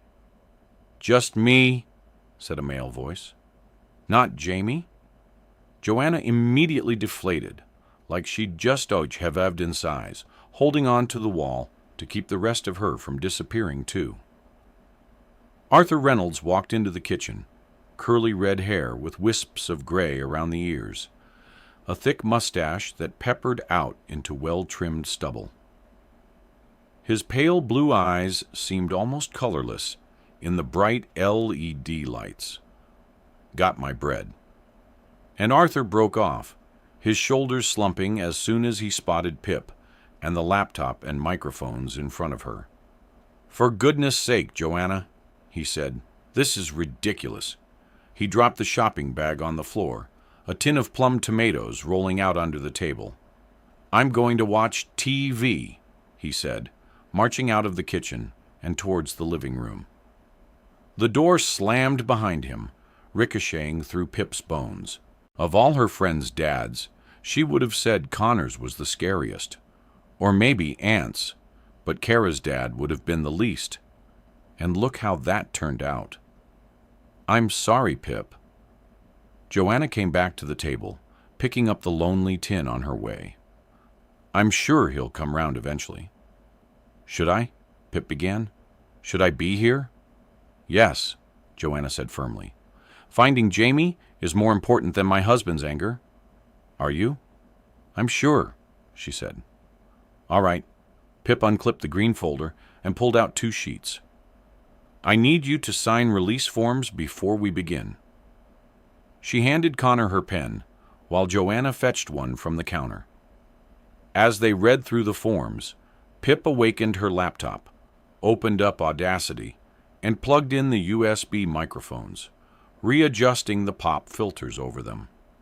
Connor signed his name, and the microphones came alive, picking up the scratching of his pen, the blue sound wave spiking from the center line. "Joanna, I'll interview you first if that's okay." "Sure." Joanna handed her the signed form. Pip shot Connor a quick closed smile. He blinked vacantly back at her, not understanding the signal. "Connor," she said gently, "you have to leave. Witnesses must be interviewed separately, so they aren't influenced by anyone else's account." "Right, got it," he said, standing up. "I'll go upstairs. Keep drawing Jaime's number." He closed the kitchen door behind him, and Pip adjusted the microphones, placing one in front of Joanna. "I'm going to ask you questions about yesterday," said Pip.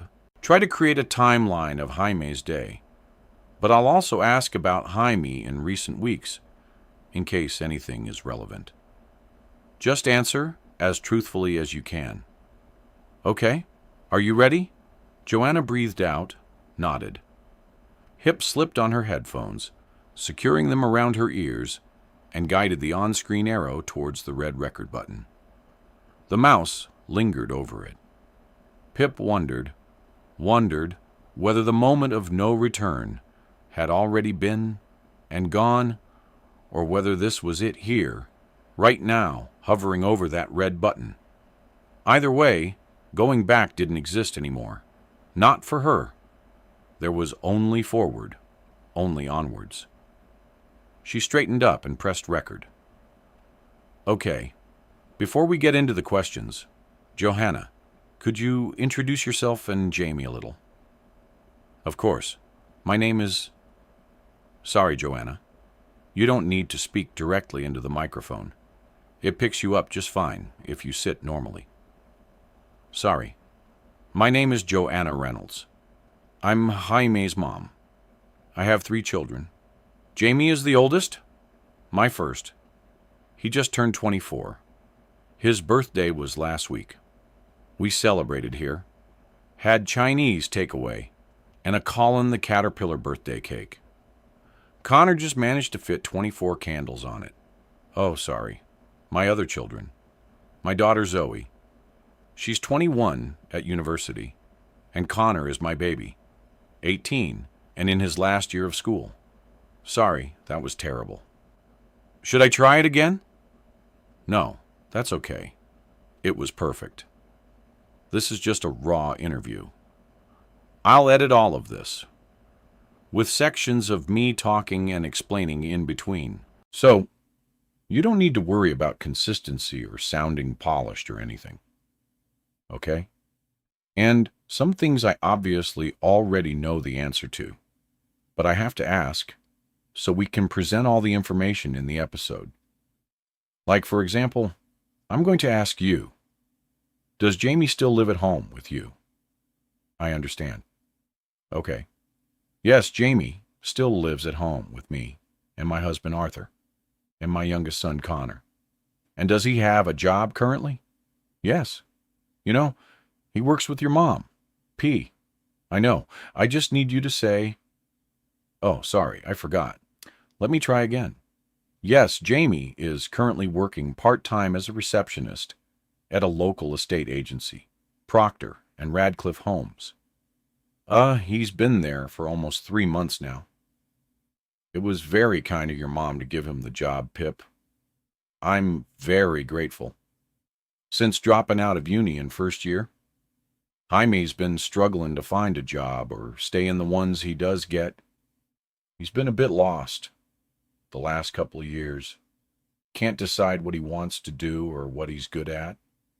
We've tried helping him, but with Jaime, the more you push him towards something, the more he pulls away from it. That's why Arthur gets so frustrated with him. But I'm glad Jaime seems to be enjoying his job, at least for now. And would you say Jaime struggles to commit to things? Is that why he dropped out of university? Yes, I think that's part of the problem. He tried. He really did. But he found the pressure too much and just shut down. Had a panic attack during one of his exams. I think some people just aren't made for that sort of academic environment. Jamie, he's a very sensitive boy. Man, I mean, you know him, Pip. Arthur worries that he's oversensitive, but he's been like this since he was a child. A very sweet little boy. All the other mothers used to say so. Yeah, he's only ever been nice to me. Was never Connor's scary older brother or anything. And everyone else seems to like him. Speaking of, who are Jaime's closest friends? Any in Little Kilton? He still occasionally talks to one guy from university, and I think he might have some internet friends too. He's always on that computer. Jaime's never been too good of friends. He makes fierce, one-on-one friendships and falls in deep, so he's always devastated when they don't work out. I'd say his closest friend at the moment is Nat D. Silva. I know Nat. Oh yes, of course. There's not many from their school years still living here in Kilton, apart from Naomi Ward and Max Hastings. Oh, sorry. Shouldn't bring him up, but Nat and Jamie seem to have a lot in common. She also had issues at university and left early, and she's struggling to find a job she really wants because she's got a criminal record. I think they both feel left behind in this town, and it's nicer to be left behind with someone else. Everything that happened last year sort of brought them together, too. Nat had been friendly with S.A. Singh, and Jaime was friends with Andy Bell. He spent a lot of time with Andy during rehearsals for school plays. Jaime and Nat were on the periphery of everything that happened, and I think they bonded over it. They've become really close since last year. Talk all the time. She's probably his only real friend at the moment. The truth be told, I think Jaime sees her in a different way than she sees him. What do you mean? Well, oh God, Jaime's going to be furious I'm saying this. But I did agree nothing was off record. I know my son very well, and he's never been good at hiding his feelings. I could always tell by the way he talked about her, how he kept finding ways to bring Nat up into every single conversation, that he was quite enamored with her, smitten. They spoke on the phone almost every day, always texting. But of course, things were different after Nat turned up with a new boyfriend a couple of months ago. I don't think Jaime ever mentioned his name, but he was devastated. I found him crying in his room. He said it was because he had a stomach ache, but I knew. It wasn't the first time I'd seen him like that. I knew it was because his heart was broken, and it was probably about Nat. How long ago was this? Must have been early March. They were a couple of weeks without much contact, I think. But they're still friends now. In fact, Jaime is always on his phone texting. And it must be her, because he jumps up, so none of us can see. I can hear him up late sometimes too, on the phone. By his voice, I can tell it's Nat he's talking to. Okay, thank you. I'll certainly talk to Nat as soon as I can. So, Connor said to me that he's more worried about Jamie this time because he's been acting strangely in the last few weeks. Distant and short-tempered. Have you noticed the same? He's not being quite himself the last couple of weeks. Up late, coming in at all hours, oversleeping, and almost missing work. Snapping at his brother when they normally get on so well. I think it's partly everything with Nat, but also, like I said before, feeling like he's been left behind. Watching all the people he went to school and uni with. Starting successful careers. Settling down with partners. Moving out of their parents' houses. Jaime is very self-conscious. He's told me before. He often feels worthless. Never quite good enough. He's been struggling with his weight, too, over the last 6 months or so. I told him it doesn't matter as long as he's healthy and comfortable in his skin. But, well, you know how the world tries to make anyone over a certain size feel ashamed of that. I think Jaime's been unhappy the last few weeks because he's comparing himself to everyone else, feeling like he'll never catch up. But I know he will. Sorry, Joanna. I don't want to ask this, but you don't think he could be at risk of harming himself? No, Absolutely not. Jamie wouldn't do that to me, to his family. He wouldn't. That's not what this is, Pip. He's missing. He's not dead. And we will find him wherever he is. Okay, I'm sorry. Let's move on. Jamie went missing yesterday, Friday evening. But can you talk me through what happened during the day? Yes. I woke up around 9 o'clock. My hours on a Friday are late. I don't start till 11 o'clock. Arthur was already at work. He commutes in. And Connor had already walked into school, but Jamie was still fast asleep. So I told him he was going to be late for work, and he left the house around 29, said he would grab breakfast from the cafe on the way. Then I went to work. Arthur left work early to get home in time for the memorial. He texted around 5 that he was home. I left work soon after, stopping by the supermarket, and got home maybe 6 o'clock or 6:30. Did a quick turnaround, and then the 4 of us left for the memorial. What was Jamie wearing that evening? I can't remember. He was wearing jeans and his favorite shirt. It's burgundy and colorless like the Peaky Blinders. Jamie always said shoes. Oh, his trainers, white brand. Pummer, I think. Did he drive to the memorial? Yes. And was Jamie acting strangely before the memorial at all? No, not really. He was quiet, and he was probably just thinking about Andy and S. Everyone was being quiet. In fact, I think we had an almost silent car journey. And when we arrived at the pavilion around 7, Connor went to find his friends, you guys. And Jamie left too. He was going to stand with Nat during the memorial.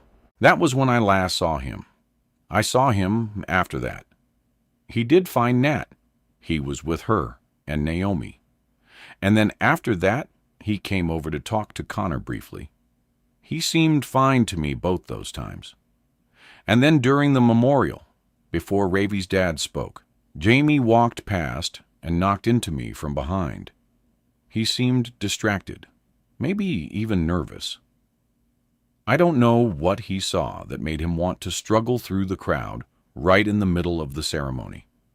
But it had to be something. When was that? Maybe 10/8. So now you're the last person to see him? I guess I am for now.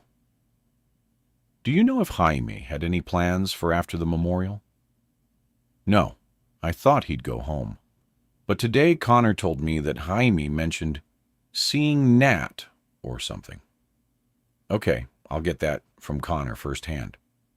And where did you go after the memorial? Arthur and I went out for dinner to the pub with some friends. The Lows, Aunt's parents, and the Davises, and the Morgans. You know, Mrs. Morgan and her husband. The date had been in the diary for ages. And when did you both get home? Well, we actually came back separately. I was driving, so I didn't drink. But some of our party, who weren't supposed to be drinking, said they needed one after the memorial. I said I'd drop the Lows in the Morgans' home so they could drink. Of course, that meant the cart was full, but Arthur didn't mind walking home. It isn't far. What time did you leave the pub? Was this the King's Head? Yes. I think we all left just before 11 o'clock. Everyone was tired, and it felt wrong staying out too late, enjoying ourselves after the memorial. The Lows live in town, as you know, but the Morgans are out in Beaconsfield, and as Arthur says, I'm terrible for chatting. So I didn't get back until 12:15 at least. Connor and Arthur were there in bed, but no, Jamie. I texted him before I went to sleep. Look, I'll read out what I said. Going to bed now, sweetie. Will you be home soon? Kiss. Kiss. That was at 12:36. Look, it never delivered. It hasn't gone through. It still hasn't gone through. No. That's bad, isn't it? His phone is still off, and it must have already been off before 12:36 or something. Something bad. Please don't get upset, Joanna. Okay, let's stop the recording. You need to stop chewing your nails, though. The mic's picking it up. Sorry. So, I wanted to focus on that comment you made earlier that Jamie had been acting strangely the last few weeks, short-tempered and distant. Can you give me specific instances and dates? Yeah, I'll try. It's been the last couple of months, really, that Jamie's mood has seemed kind of erratic. He was fine, just normal Jamie. And then at the start of March, he seemed really miserable and quiet, would hardly talk to anyone. A black cloud hanging over him, to use my mom's words.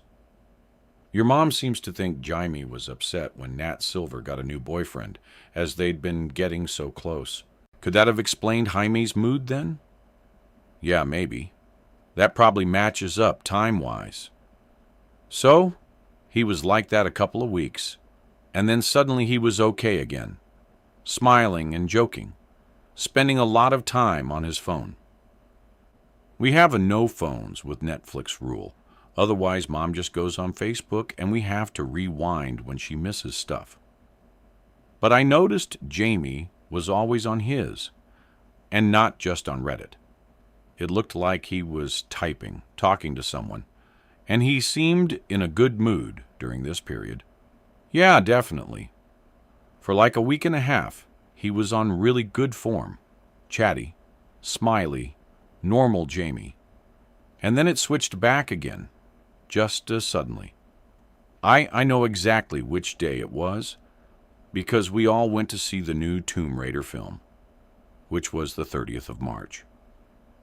Before we left, Jamie comes out his room and says he's not coming. And I could tell from his voice. He was trying not to cry. But my dad told him he had to because he'd already bought the tickets. I got in a bit of a row about it. And in the end, Jamie did come. I sat next to him, could see him crying during the film. He didn't think anyone could see because it was dark. Do you know what made him so upset? No idea. Carried on like that for a few weeks, locking himself in his room straight after work. I asked him if he was okay one night, and he just said, yeah, fine. But we both knew he wasn't. Jamie and me, we've always told each other everything. Everything up until recently. I don't know what happened to us. And after those few days, well, then he kind of went back to normal. He seemed happy. Not like happy, but better than before. And on his phone the whole time. I just wanted us to be close again, to play around like we always used to. So one day, when he was typing away on his phone a few weeks ago, I ran past and grabbed it saying, "Who you texting then?" It's just a joke. He always does it to me. But Jamie didn't take it like that. He snapped, pushed me up against the wall, till I dropped the phone. I was never actually going to look at it. It was just a joke. But when he had me up against the wall like that, it didn't feel like my brother anymore. He said sorry. Afterwards said something about privacy, but it was, it felt wrong. And I've heard him up really late on the phone. In fact, almost every night the last 2 weeks or so. A couple of times over the last week or so, I've heard him sneak out of his room once Mom and Dad have gone to bed. I don't know where he goes. He did that last week on his birthday night. I heard him sneak out before midnight. I wet up listening. Came back in around 2 o'clock. And when I mentioned it the next morning, he said, I must have been hearing things. And I woke up randomly at 3 a.m. Monday night this week. I'm pretty sure it was him sneaking back in that woke me up. I see. But this is not normal, Jamie. You know him, Pip. He's usually so easygoing, calm, and now his mood is suddenly up and down, keeping secrets, sneaking out, getting angry. Something's wrong. I just know it. My mom showed you the text, right? She sent it to Jamie around 12 last night, and it's still not delivered. His phone's been off since before then. Or broken. Or out of battery? No, it was on almost full charge. I know because when we were in the car, I asked Jamie the time, and he showed me a screen. He was on 88% or something. It's a newish phone. I mean, it wouldn't die that quickly. Then why would he turn it off when he was out and about? Doesn't make sense. Yes, the text not delivering at that time certainly is significant. What do you think it means? I can't speculate until I know more. It means he's in trouble, doesn't it? You just don't want to say that someone's hurt him or taken him. Connor, we don't know anything yet. I'm not ruling anything out, but we can't settle on conclusions without any evidence. That's not how this works. Let's move on to yesterday. Can you talk me through your day, your interactions with Jamie? Anything significant? What? Well, there was something. Connor, can you tell my mom? Will you remember what you asked of me? This will go out to hundreds of thousands of people. Your mom is going to hear it. So whatever it is, you need to tell me, and then you need to tell her. Yeah, it's just okay. So Jamie and my mom, they get on really well. They always have done. I guess you might call him a mama's boy. They just click. But Jamie and Dad have a tricky relationship. Jamie said to me before that he thinks Dad hates him, that Dad's constantly disappointed by him. They don't really talk anything through. They just let things build up until they occasionally explode into big arguments. And then, once that's done, and the awkwardness is gone, they go back to normal, and the cycle resets. Well, they had one of their big arguments. Yesterday, when, at like 5:30, Mom was at the supermarket. It ended before she got back. She doesn't know. I was listening from the stairs. What was it about? The usual things they fight about.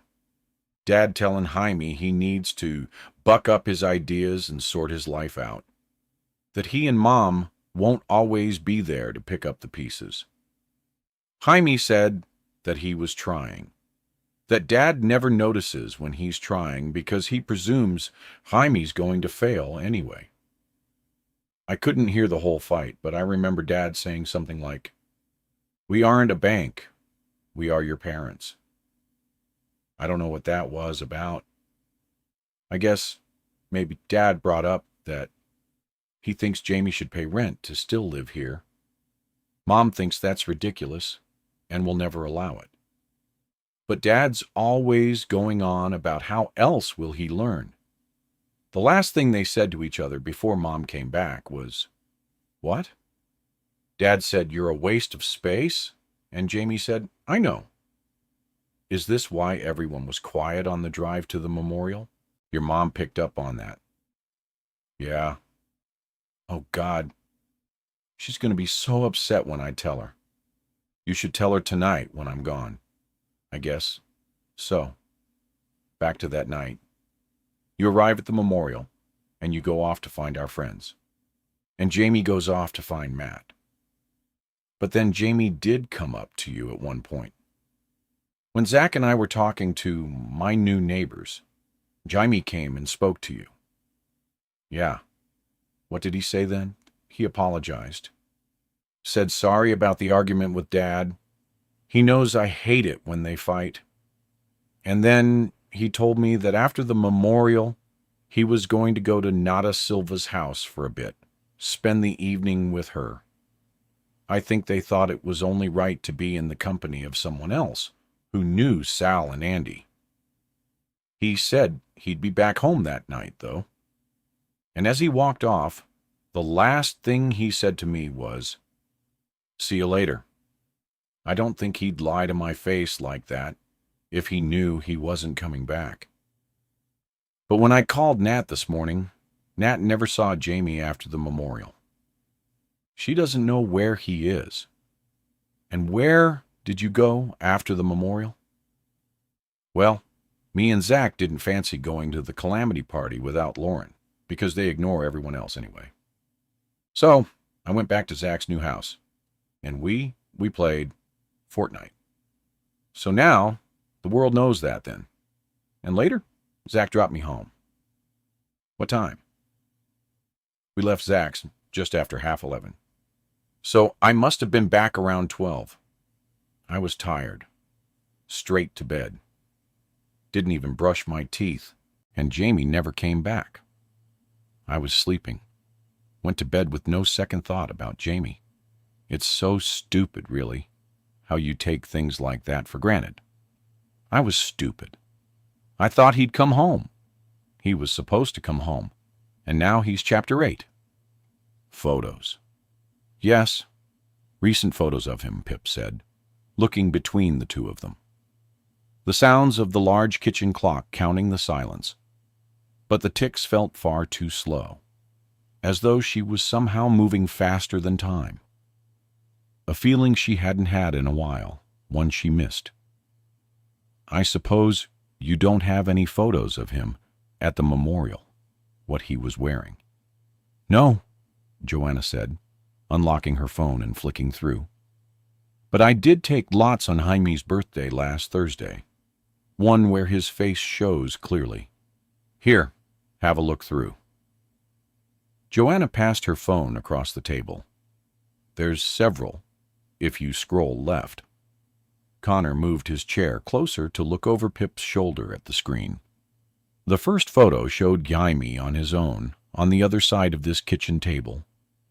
His dark blonde hair was pushed to the side, and he was grinning, an overly wide grin that stretched into his rosy cheeks, as his chin glowed orange from the lit candles on the Caterpillar birthday cake below. In the next photo, he was bent low over the cake, cheeks puffed out to blow, and the flames stretching away to escape from him. Pip swiped. Now Jaime was looking down at the cake, a long gray knife in his hand with a red plastic band between handle and blade. He was sticking the point of the knife in the caterpillar's neck, cracking the chocolate outer shell. Next photo, and the caterpillar's head was detached. Jaime looking up, smiling directly at the camera. Then the cake was gone, replaced by a present in Jaime's hands, the silver-spotted wrapping paper half ripped away. Oh yeah. Connor snorted Jaime's face when he realized Dad bought him a Fitbit for his birthday. It was true. Jaime's smile did seem tighter, more strained. Here! Pip swiped again, but it was a video next that started to play as her thumb brushed against it. Connor was in the frame now, the two brothers together. Jaime's arm draped across Connor's shoulder. The frame was swaying slightly, rustling sounds of breath behind it. "Smile, boys," Joanna was saying through the phone. "We are," Jaime mumbled, trying not to disturb his smile for the photo. "What's it doing?" Joanna's voice asked. "For goodness sake," Connor said. "She's accidentally taken a bloody video again, aren't you?" "Oh, Mom." Jamie laughed. "Again?" "I'm not." Joanna's voice insisted. "I didn't press that. It's the stupid phone. Where's the phone's fault, isn't it?" Jaime and Connor looked at each other, their laughs spiking into high-pitched giggles, as Joanna grew more insistent that she hadn't pressed that. Arthur's voice saying, "Let me see, Joe." Then Jaime tightened his arm around Connor's neck, bringing his little brother's head down to his chest, where he messed up his hair with his other hand. Connor protesting through giggles. The frame dropped, and the video ended. "Sorry," Pip said, noticing how Connor had tensed in his chair, and Joanna's eyes were so full she dropped them to the floor. "Can you please email me all of these, Connor, and any other recent photos?" He coughed. "Yep, will do." "All right." Pip stood up, packing her laptop and microphones into her bag. "Are you going?" asked Connor. "One last thing to do before I go," she said. "I need to search Jaime's room. Is that okay?" Yes, of course," Joanna said, standing up. "Can we come too?" "Sure," Pip said, waiting for Connor to open the door and lead them upstairs. "Have you already looked through it?" "Not really," Joanna said, following them up the stairs, tensing as they all heard Arthur cough in the living room.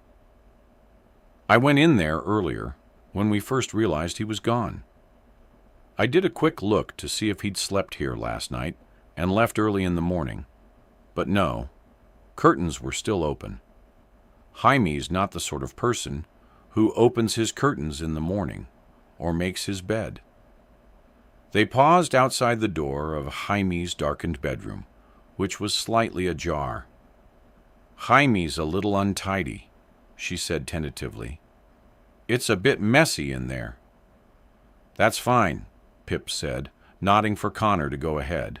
He pushed open the door, the room full of dark shapes, until Connor flicked on the light, and the shapes became an unmade bed, a cluttered desk under the window, and an open wardrobe, dissing clothes onto the floor, piles like islands against the sea-blue carpet. Untidy was one word for it. "Can I, Yeah, do whatever you have to, right, Mom?" said Connor. "Right," Joanna said quietly, staring around the place from which her son was most missing. Hip made a beeline for the desk, stepping over and between the small mountains of T-shirts and boxes. She ran her finger over the lid of the closed laptop in the middle of the desk, over the Iron Man sticker peeling at the edges. Gently, she pulled open the lid and clicked the on button. "Do either of you know Jaime's password?" she asked as the machine purred into life, the blue Windows login screen jumping up. Connor shrugged and Joanna shook her head. Pip bent down to type password 1 into the input box. Incorrect password. 12345678. Incorrect password. "What was your first cat called?" asked Pip. "That ginger one. Peter Pan," said Connor. All one word. Pip tried it. Incorrect. She'd entered it wrong 3 times, and now the password hint popped up beneath. In it, Jaime had written, "Get off my computer, Con." Connor sniffed, reading it. "It's really important we get in," Pip said. "Right now, this is our strongest link to Jaime and what he's been up to." "My maiden name," Joanna said. "Try Murphy." Incorrect password. Football team asked Pip. "Liverpool." Incorrect, even with numbers replacing some vowels and trying 1 and 2 at the end. "Can you keep trying?" Joanna asked. "It won't shut you out." "No, there's no limit on Windows, but guessing the exact password with correct placement of numbers and capitals is going to be tricky." "Can't we get around it some other way?" said Connor, like reset the computer. "If we reboot the system, we lose all the files, and most importantly, the cookies and saved passwords on his browser. But his email and social media accounts, those are what we really need to get into." "No chance you know the password to the email account Jaime's Windows is linked to?" "No, I'm sorry."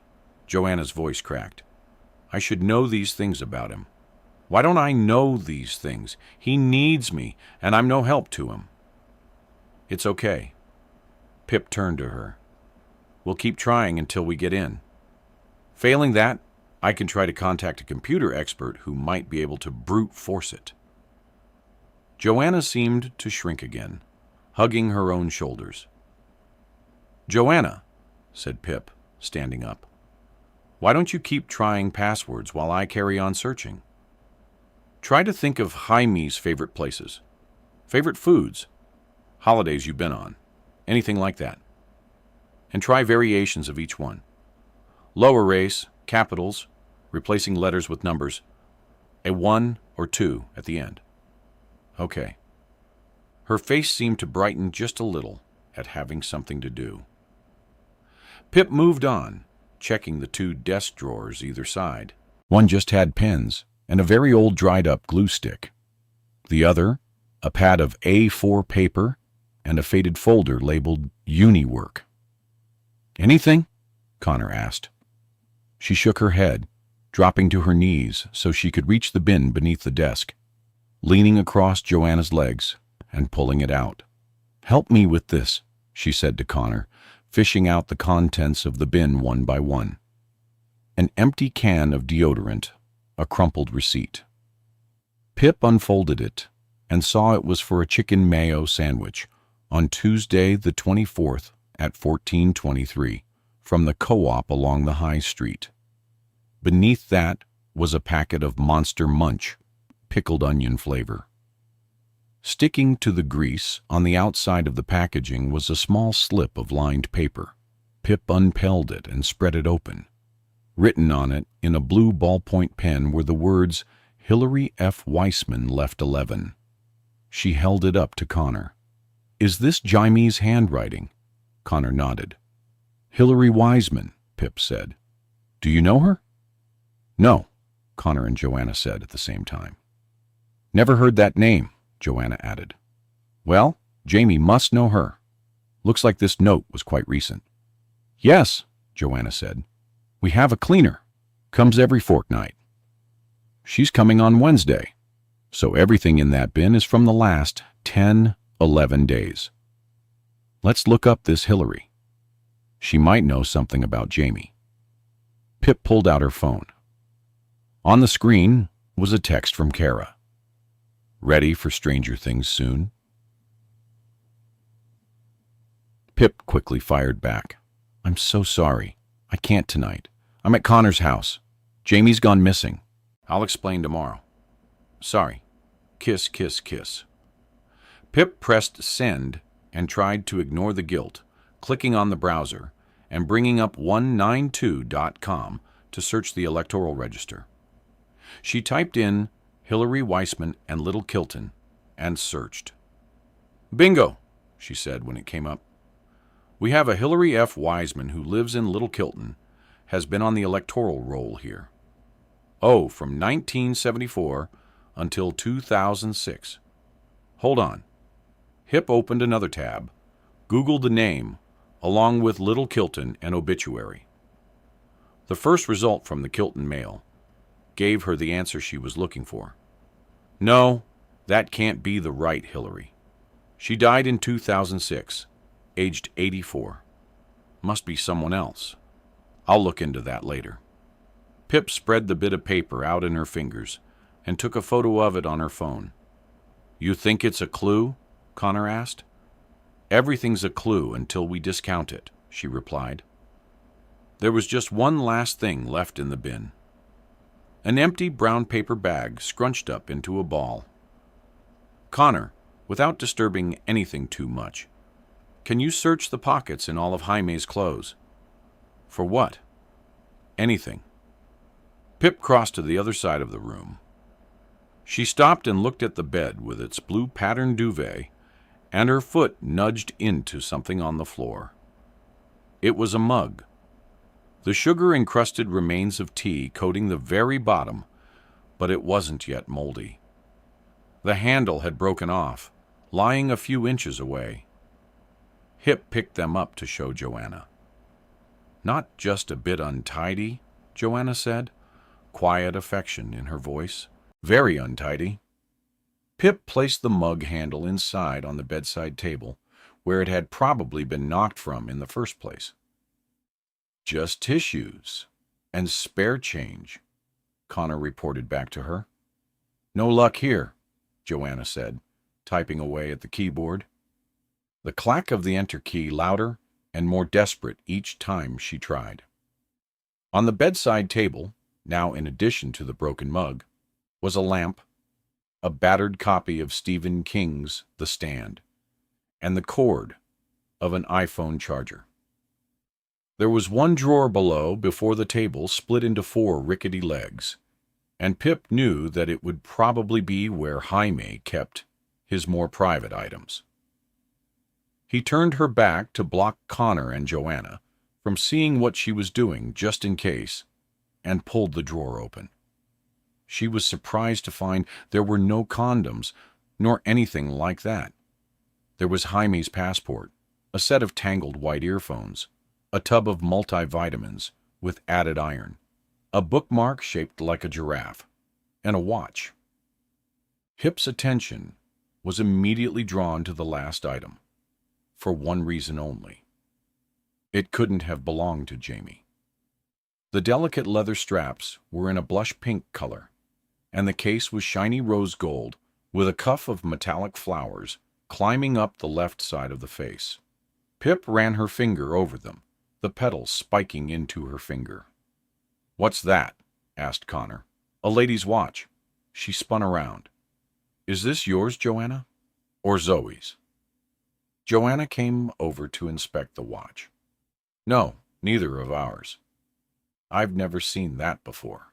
"Do you think Jaime bought it for someone?" Pip could tell Joanna was thinking of Nat. But if ever there was a watch less suited to Nat the Silver, it was this one. "No," Pip said. "It's not new. Look, there's scratches along the case." "Well, whose watch is it then?" "That Hillary's," said Connor. "Don't know," Pip said, placing the watch carefully back in the drawer. "It could be significant, could mean nothing. We just have to see. I think we're done for now." She straightened up. "Okay. What next?" Connor said, eyes falling restlessly on hers. "That's all we can do here for tonight," Pip said, looking away from the disappointment creasing Connor's face. And he really thought she was going to solve this in just a few hours. "I want you two to keep trying to crack that login password. Write down all the possibilities you've tried. Try Jaime's nicknames, favorite books, films, where he was born, anything you can think of. I'll research a list of typical password elements and combinations and give that to you tomorrow to help narrow it down." "I will," Joanna said. "I won't stop." "And keep checking your phone," Pip said. "If that message ever delivers to him, I want to know straight away." "What are you going to do?" Connor asked. "I'm going to write down all the info I have so far, do some editing and recording, and draft the announcement for the website. Tomorrow morning, everyone is going to know that Jamie Reynolds is missing." They both gave her quick, awkward hugs at the front door, Pip stepping out into the night. She looked over her shoulder as she walked away. Joanna had already gone, heading back to Jaime's computer. No doubt. But Connor was still there, watching her leave, looking like the scared little boy Pip once knew. Additional material. File name. Scrap of paper found in Jaime's bin. JPEG. A music, Good Girl's Guide to Murder. Season 2, Episode 1. Intro. I made a promise to myself, music to everyone. I said I would never do this music again. Never play the detective, never again lose myself to the world of small-town secrets. It wasn't me. Not anymore. I would have music stuck to it too. I know I would have. But something's happened. And now I have to break music, that promise. Someone has gone missing. Someone I know. Jamie Reynolds, from Little Music, Kilton. He's the older brother of one of my closest friends, Connor. As I record these words, on Saturday, the 28th of April, at 11:27 p.m., Jaime has music now been missing for 27 hours, and no one is doing anything about it. The police have classified Jaime as a low-risk mice pair and can't spare any manpower to look for him. They think music, he's simply absent, not missing. And truthfully, I hope they're right. I hope this is nothing. That there is music, no case here. That Jamie has just left home to stay with a friend, neglecting to message his family or return their calls. I hope he's fine. I hope he returns home in a couple of days, music, wondering what all the fuss is about. But there's no place for hope, not here. And if no one, music else, will look for him, then I have to. So here, music it is. Welcome to Season 2 of A Good Girl's Guide to Murder, The Disappearance of Jamie Music Reynolds. Sunday, 2 days missing. Initial thoughts.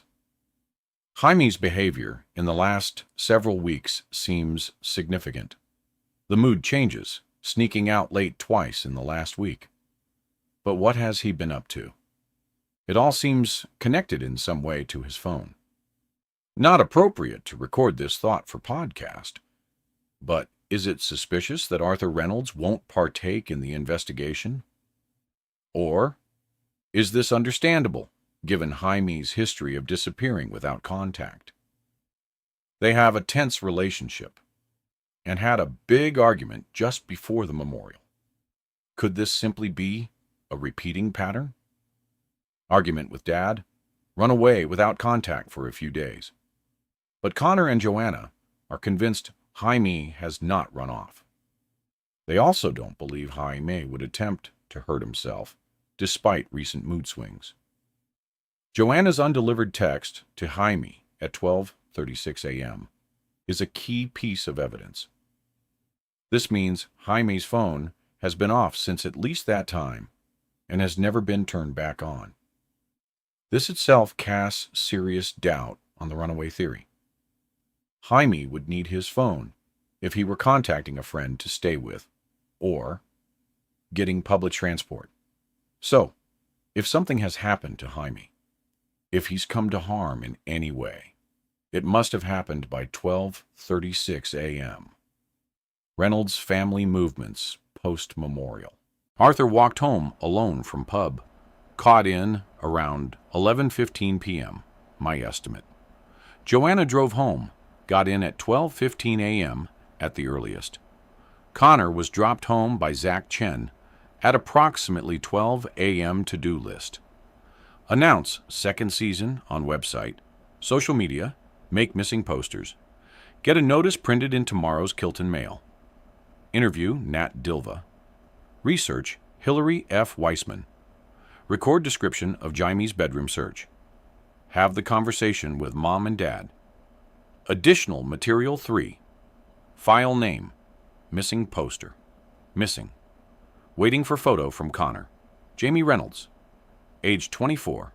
Height 5 feet 9. Weight 180 pounds. Short dark blonde hair. Blue eyes. Wearing a collarless burgundy shirt, jeans, and white Puma trainers. Last seen on Friday, the 27th of April, at 8 p.m., at the memorial on Little Kilton Common. Urgent appeal. If you have seen Jaime since the memorial, or have any information as to his whereabouts, please call 0779-382 or email agggtodcast@gmail.com.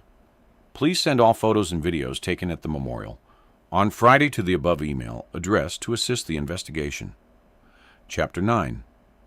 Pip waited on the high street, the sun a pale and lazy yellow. Birds doled in the morning sky. Even passing cars sounded half asleep, their tires shushing against the road. There was no urgency in any of it. None. No trace that anything was wrong or amiss.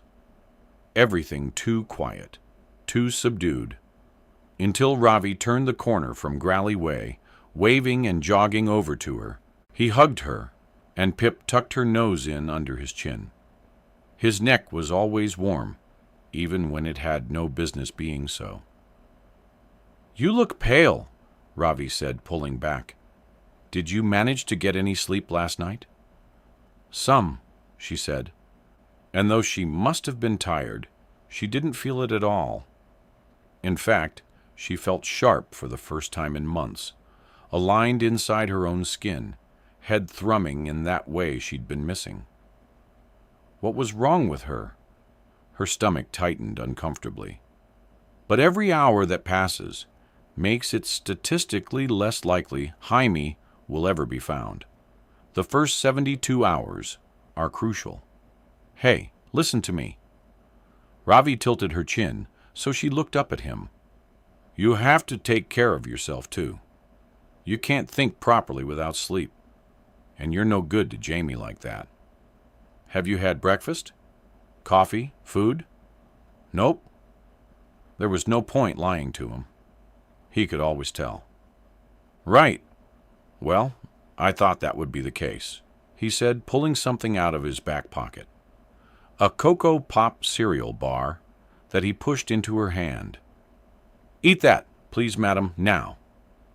Hip shot him a look of surrender and unpeeled the crackling wrapper. Breakfast of kings.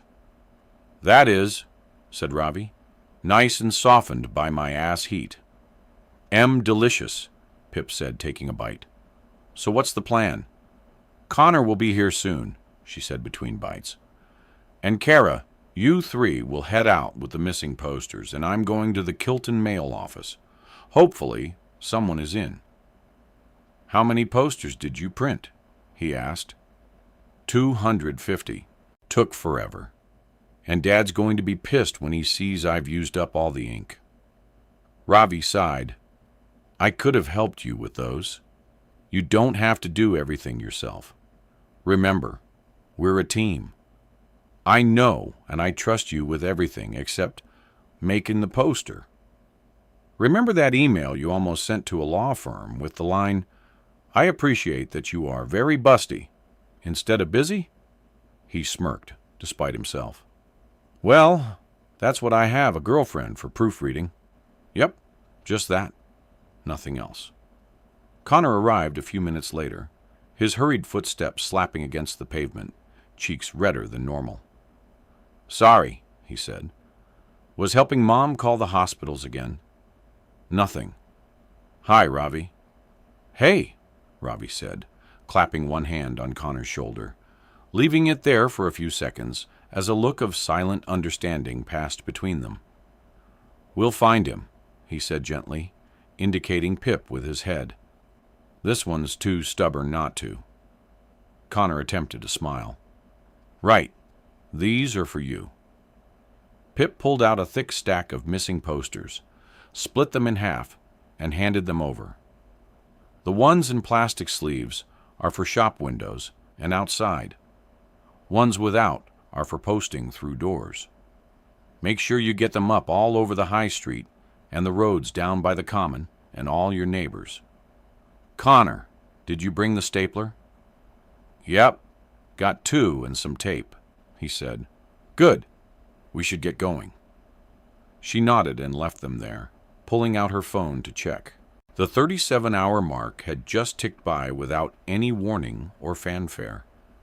Time was creeping away from her, and Pip picked up her pace to catch it. Someone was there. A hunched shape and a rattling of keys outside the small mail office. Pip recognized her as one of the women who volunteered at the town paper. The woman was unaware she was being watched as she shuffled the bunch of keys and tried another. Hi, Pip said loudly, making the woman jump as she'd suspected it might.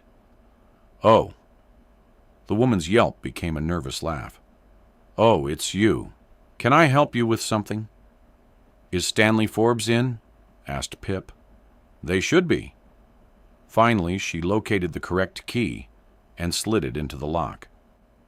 We've got the write-off of the memorial to sort out before we print today, so he asked me to come in and help. She opened the door. After you, she said, and Pip stepped over the threshold into the small front room. I'm Pip, she said, following the woman as they passed 2 tired sofas heading for the back office. Yes, I know who you are, the woman said, shrugging off her jacket. And then, in a slightly less frosty tone, I'm Mary Scythe. Pleased to meet you again, she said. which wasn't exactly true. She figured Mary was one of those people who blamed Pip for all that trouble last year in their nice, quaint town. Mary pushed the door, revealing a small square room, 4 computer desks lining its walls, as tight and claustrophobic as Pip remembered it. Guess that's what you got for a tiny town newspaper that ran mostly on donations from the family living in that manor house up Beechwood Bottom. Stanley Forbes was sitting at the desk against the far wall, his back to them, his dark brown hair in unkempt clumps, presumably from where his fingers had tunneled through. He paid them no attention, leaning towards his desktop screen, which, judging by the suavities of white and dark blue, was on Facebook. "Hi, Stanley," Pip said softly. He didn't turn. In fact, he hadn't moved at all, still scrolling down the page on his computer. He hadn't heard her. "Stanley," she tried again. Nothing, not even a flinch. He wasn't wearing headphones, was he? She couldn't see any. "Honestly," Mary scoffed, "he does this all the time. Has the most selective hearing I've ever come across. Tunes the whole world out." "Oh, Stan," she barked that last part. And finally, Stanley looked up, spinning his chair to face them. "No, sorry. Were you talking to me?" he said, his green-brown eyes jumping from Mary to settle on Pip. "No one else in the room," Mary said irritably, dropping her handbag against the desk furthest from Stanley's. "Hi," Pip said again, walking over to him, crossing the distance in just 4 large steps. "Hello," Stanley said, getting to his feet. He held out his hand, apparently, to shake hers, but then evidently changed his mind and drew it back, then changed it again with an embarrassed laugh and re-extended the hand. He probably didn't know the appropriate way to greet her, given their fraught history and her being 18 while he was at least late 20s. Pip shook the hand just to make him stop. "Sorry," Stanley said, replacing the awkward hand by his side. It wasn't just the Sings he'd apologized to. Pip had also received a letter from Stanley a few months ago. In it, he'd apologized for the way he'd talked down to her, and for Becca Bell taking Pip's number out of his phone and using it to threaten Pip. He hadn't known at the time, but he was still sorry. Pip wondered how sincere he really was. "What can I?" Stanley began. "What do you? I know the memorial will probably take up a lot of room in tomorrow's paper, but could you make space for this?" Pip dropped her rucksack so she could take out the reserved missing poster. She handed it over, watching Stanley read. His eyes furrowed and a hollow burrowing into his cheek as he chewed it from the inside. "Missing? Is he?" He looked down again. "Jamie Reynolds. Know him?" "Don't think so." Stanley said might recognize the face. "Is he from Kilton?" "Yep. Family live on Seedway." Jamie went to Kilton Grammar with Andy and S. "Missing since when?" he asked. "It says there." Pip's voice rose impatiently. Mary's chair creaked as she leaned closer to listen in. "Last seen around 8 o'clock at the memorial until I learned more about his movements. I saw you taking photos. Could you email those to me?" Yes." "Okay." Police asked Stanley. "A missing person report has been filed," she replied. "Police response is non-existent right now, so it's just me. That's why I need your help." She smiled, pretending like she didn't resent having to ask. "Missing since the memorial," Stanley thought aloud. "That's only like a day and a half, right? 37 and 12 hours, she said. "That's not very long, is it?" He lowered the page. "Missing is missing," she counted. "And the first 72 hours are critical, especially if you suspect foul play. Do you?" Yes, she said. The family do too. So, will you help? Can you print that notice tomorrow? Stanley looked up for a moment, eyes spooling as he considered it. Suppose I can move the article about the potholes until next week. Is that a yes? She said. Yes, I'll make sure it goes in. He nodded, tapping the poster. Though I'm sure it'll turn up okay. Thank you, Stanley. She returned his polite smile. I really appreciate that. She pivoted on the heel of her trainers to leave, but Stanley's voice stopped her as she reached the door. Mysteries always seem to find their way to you, don't they? Chapter 10. The doorbell was shrill, splitting your ears the same way as a scream. Hip withdrew her finger, restoring quiet to the white brick terrace house. She hoped this was the right house. This was the one they told her. Number 13, Beacon Close. Dark red door. An aggressively white BMW sports car sat in the drive, throwing the morning sun back into Pip's eyes, blinding her. She was about to ring the bell again when she heard a sliding bolt. The door swung inwards, and a man appeared in the gap, screwing his eyes against the brightness outside. This must have been the new boyfriend. Then he was wearing a crisp white jumper, black Adidas track marks up the arms, and a pair of dark basketball shorts. Yeah, he said gruffly, voice crackling like he'd not long been awake. Hello, Pip said brightly. The man had a tattoo across the front of his neck, the gray ink stark against his white skin, in symmetrical repeating shapes that looked a lot like scales. A flock of birds emerged from the pattern, flying up the side of his face and into his brown, close-shaved hair. Pip returned her gaze to his eyes.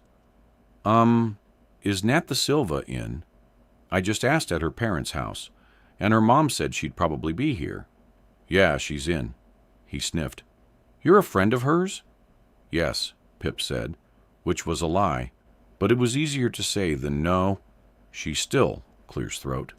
Hates me, even though I keep trying to make her not hate me. I'm Pip Fitzamobi. Can I come in? I need to talk to her about something quite urgent. Yeah, I guess it's kind of early, he said, stepping back and gesturing for her to follow. I'm Luke Eaton. Nice to meet you. Pip closed the front door and followed Luke around the bend in the corridor, into the kitchen at the back. Nah, friend of you, Luke said as they entered. The room was square, kitchen counters in an L shape on one side, the other filled with a large wooden table. On one end of the table was what looked like a stack of money, the pile weighted down by BMW car keys, and on the other end, Satna, a bowl of cereal in front of her. She was wearing what must have been one of Luke's jumpers, a dyed white hair brushed to one side. She dropped her cereal-loaded spoon, and it clattered noisily against the bowl. What do you want? She said.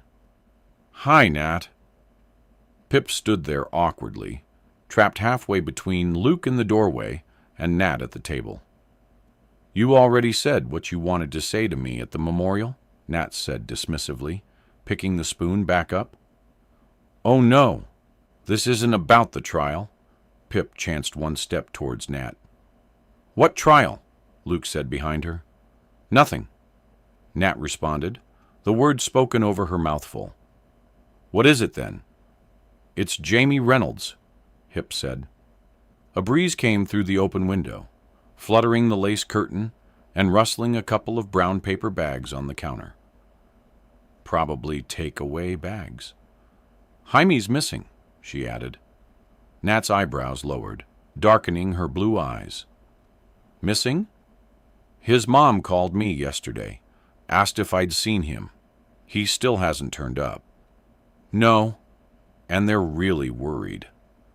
They filed a missing person report yesterday, but the police aren't doing anything about it. My brother, you mean? Hip had walked right into that one. Well, no. I spoke to the detective inspector. He says there's nothing they can do. So the Reynoldses asked if I would investigate for your podcast. Nat said that last word full of spite, hardening the consonants, sharpening them to a point. Well, yes. Nat swallowed another bite of cereal. How opportunistic of you. Luke sniggered behind her. They asked me to, Pip said quietly. I'm guessing you won't want to do a recorded interview. Receptive too, she said, milk dripping onto the table, as another spoonful hovered between her and the bowl. Jaime told his brother he was going to your house. Your parents' house after the memorial to spend the evening with you. He was supposed to. He never showed up. Nat sniffed, glancing quickly up at Luke. Never texted to say he wasn't coming. I waited. Tried calling him. So the last contact you had with Jamie was at the memorial, in person? Yes. Nat crunched another mouthful. Until just after Andy's friend spoke, when I noticed Jamie staring into the crowd on the other side, trying to see something. I asked him what was up, and he said, I've just seen someone. And Pip said when Nat paused for too long. Then he left, presumably to go talk to whoever it was, she said. That's when Pip had last seen him too, jostling her as he made his way to the other side of the crowd, a strange intensity on his face. But who was he moving towards? Do you have any idea who the someone is that he spotted?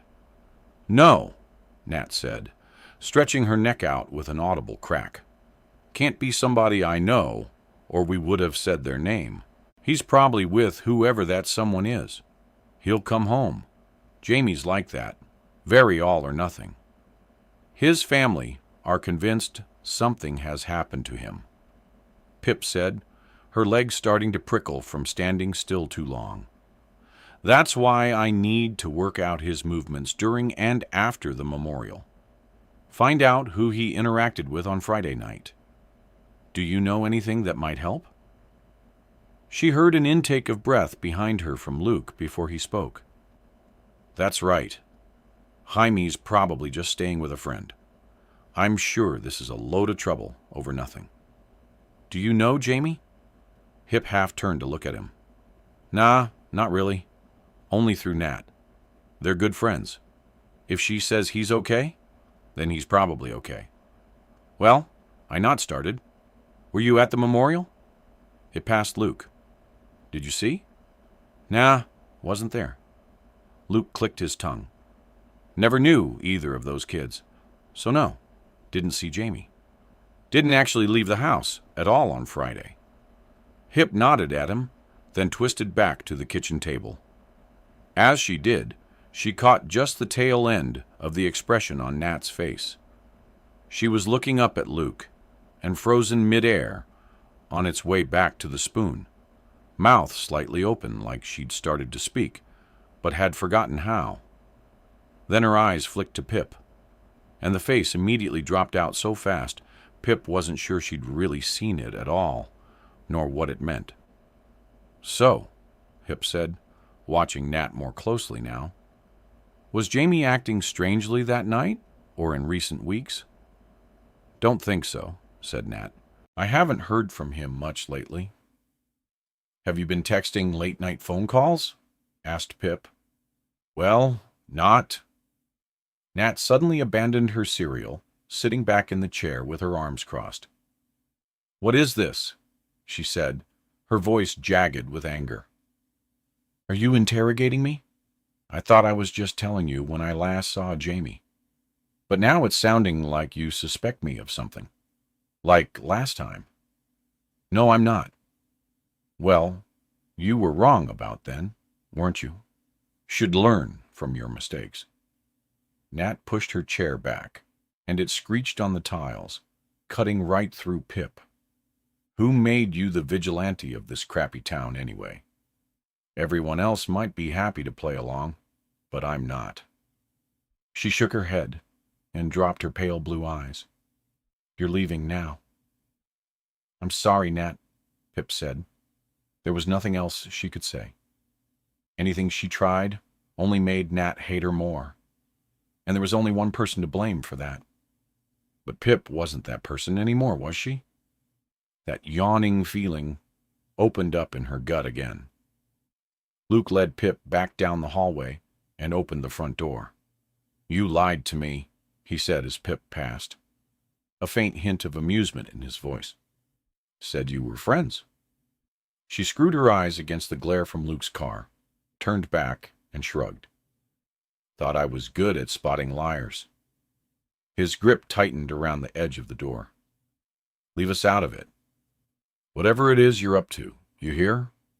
I hear. Luke smiled at something and closed the door with a sharp click. Walking away from the house, Pip pulled out her phone to check the time. 10:41 a.m., 38.5 hours missing. Her home screen was piling up with notifications from Twitter and Instagram. More coming in as she watched.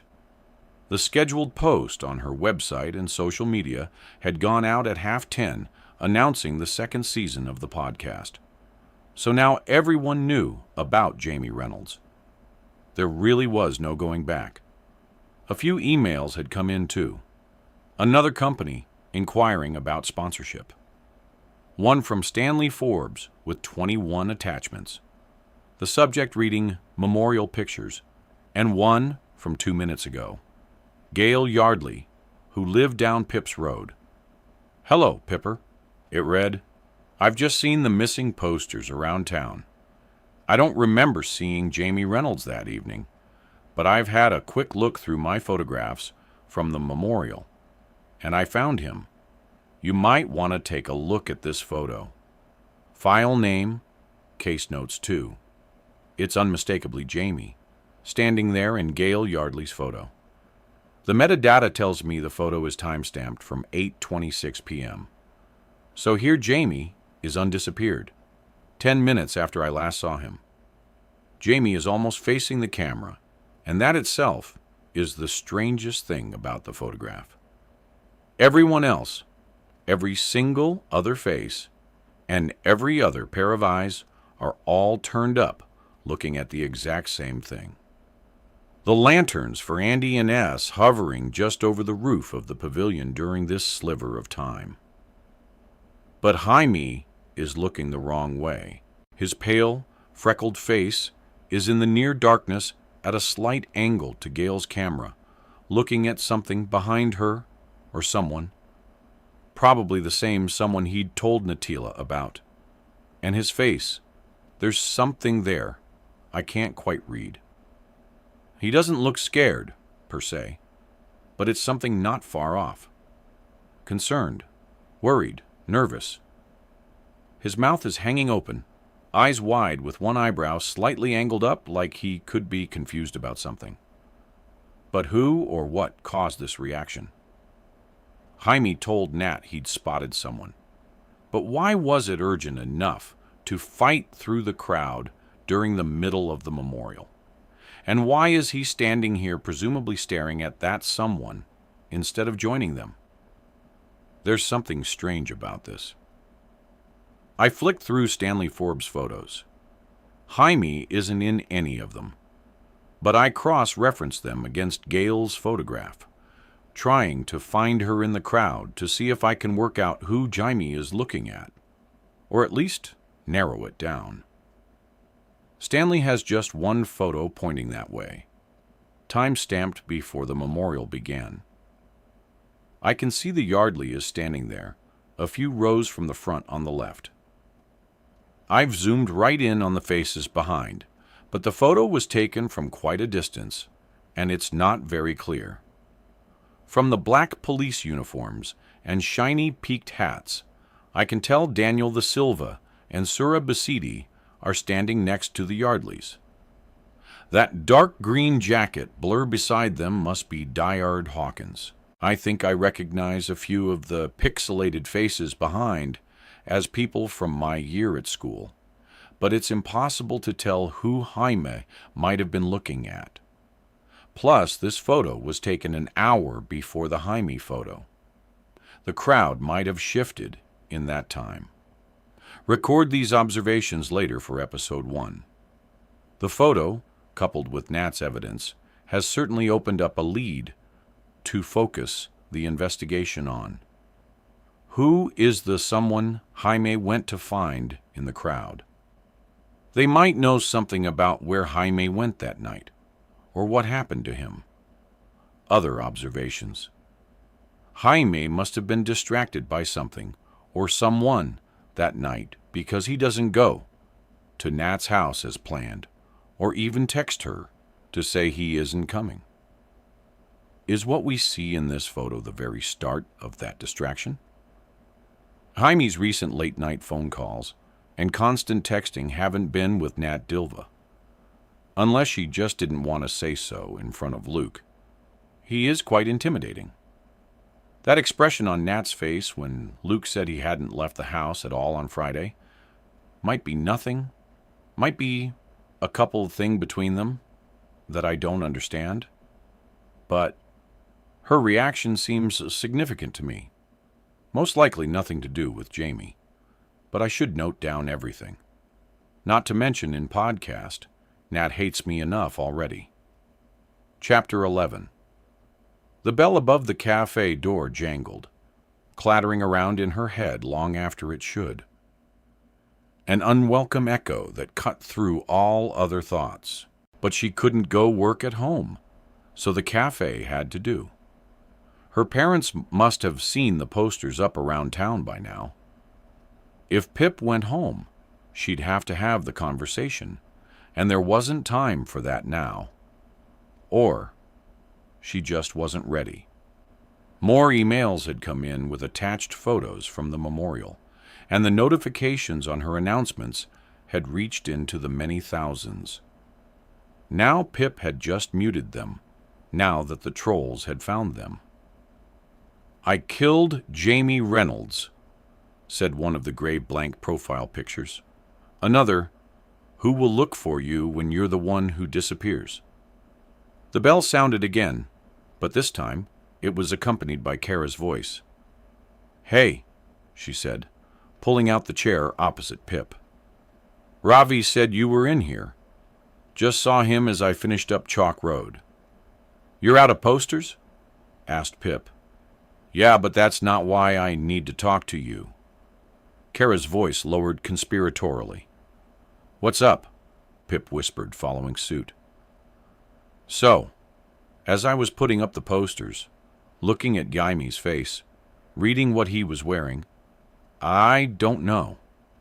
Kara leaned forward. "I know I was really drunk and don't remember much of the night, but I keep getting this feeling that, well, I think I saw Jamie there that night." "What are you talking about?" Pip hissed. "At the calamity party." Kara nodded, leaning so far forward that she could no longer be actually sitting. "I mean, I don't have a clear memory of it. It's more like a deja vu thing, but picturing him in that outfit, I swear he walked by me at the party. I was drunk, so maybe I didn't think anything of it at the time. Or maybe I didn't realize. Hey, don't look at me like that. I'm sure that maybe I saw him there." "Sure that maybe you saw him there?" Pip repeated. "Okay, I'm obviously not sure." She frowned. "But I think he was." She finally sat back, widening her eyes at Pip, inviting her to speak. Pip closed the lid of her laptop. "Well, okay, let's say you did see Jamie there. What the hell would Jaime be doing at a party full of 18-year-olds? He's 24, and probably the only people he knows our age are us. Connor's friends. Don't know." "Was he speaking to anyone?" Pip asked. "I don't know," Kara said, fingers going to her temples. "I think I only remember him walking past me at some point." "But if he was there," Pip began, trailing off as her thoughts lost their shape. "It's really strange." Kara finished for her. "Really strange." Kara paused to take a sip of Pip's coffee. "So, What do we do about it? Well, fortunately, there are lots of other witnesses from the party who might be able to corroborate what you think you saw. And if it's true, then I guess we know where Jaime went after the memorial. Pip texted Aunt and Lauren first, asking if they'd seen Jaime at the party. Aunt's reply came in after 2 minutes. They were clearly together, as he answered for both of them. Nah, we didn't. We weren't there for long, though. Why would Jaime have been there? Kiss. Aunt and Lauren not noticing something other than each other. How unlike them, Kara said sarcastically. Hip texted back, You have Stephen Thompson's number, right? Can I have it, please? Urgent. No kiss. The party had been at Stephen's house, and even though Pip still very much disliked him from when she'd gone undercover at a calamity party last year, to find information on the drug dealer, Howie Bowers, and Stephen had forcibly tried to kiss her, she had to set that dislike aside for now. When Aunt finally sent Stephen's number through, Hip downed the rest of her coffee and called him, throwing a quick shush sign Kara's way. Kara pulled her fingers across her lips, zipping them shut, but sliding closer to listen in. Stephen picked up on the fourth ring, a confused sounding. Hello. Hi, Stephen, Pip said. It's Pippa Moby. Oh, hi, Stephen said, his tone changing softer and deeper. Hip rolled her eyes at Kara. What can I do for you? He asked. I don't know if you've seen any of the posters around town. Oh, my mom actually just mentioned seeing those. Complained about them being unsightly. He made a sound Pip could only describe as a gapor. They something to do with you? Yeah, she said in as bright a voice as she could muster. So, you know, Connor Reynolds in our year. Well, his older brother Jamie went missing on Friday night, and everyone's really worried.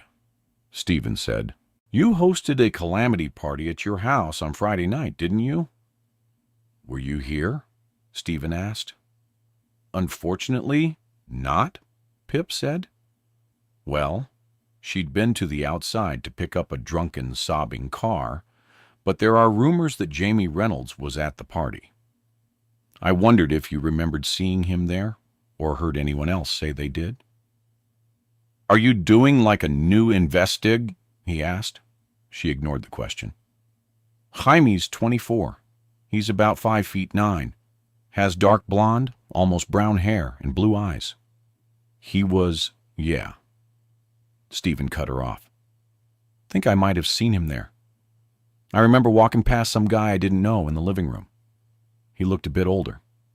I presumed he was with one of the girls wearing a shirt, a dark red shirt. Yes. Hip sat up straighter, nodding at Kara. That sounds like Jamie. I'm sending a photo to your phone now.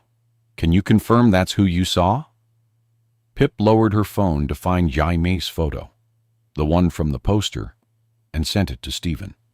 That's him.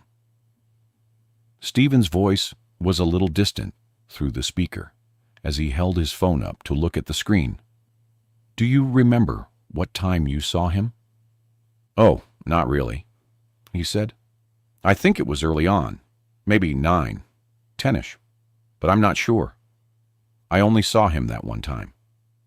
What was he doing? Asked Pip. Was he talking to anyone? Drinking? No. Didn't see him talking to anyone. Don't think he had a drink in his hand either. Think he was just standing there watching. Kind of creepy when you think about it. Pip felt like reminding Stephen that he was one to talk about creepy, but she held her tongue. What time did people turn up to your house? The memorial finished around 7:30. Did most people go straight to yours? Yeah, I live like less than 10 minutes away, so most people walk straight from the common. So, you said you were like investigating again, right? Is this to go on your podcast? Because Stephen lowered his voice to a whisper. Well, My mom doesn't know I had a party. She was away on a spa weekend. I blamed the smashed vases and drink stains on our dog, and the party got shut down by the police at like 1 o'clock. A neighbor must have called in a noise complaint, but I don't want my mom to find out about the party. So could you not? Which police officer came to shut it down? Pip interrupted. Oh, the silver guy. Just told everyone to go home. So, you won't mention the party, right? On your podcast. Oh, right. Sure, Pip lied. Of course, she was going to mention it. Even better if it got Stephen Gropey Thompson in trouble. She thanked him and hung up. You were right, she told Kara, dropping the phone. Jamie was there. I helped. He was. And you did. Pip smiled at her. Well, we have 2 eyewitness accounts, neither with an exact time, but I think we can be fairly certain. Jaime went there after the memorial. Now I need to try to find photographic evidence, narrow down the time frame. What's the best way to get a message to everyone who was at the calamity? Message everyone in that school year group on Facebook. Kara shrugged. Good idea. Pip reawakened her laptop. I should tell Connor first. What the hell was Jaime doing there? Her computer blurred into life, and Jaime's face popped up on screen from the missing poster document. His pale eyes staring right out into hers, holding her there, as a cold shiver crept down the back of her neck. She knew him. This was Jamie. Jamie. But how well did you ever know anyone? She watched his eyes, trying to unpick the secrets that lay behind them. Where are you? She asked him silently, face to face.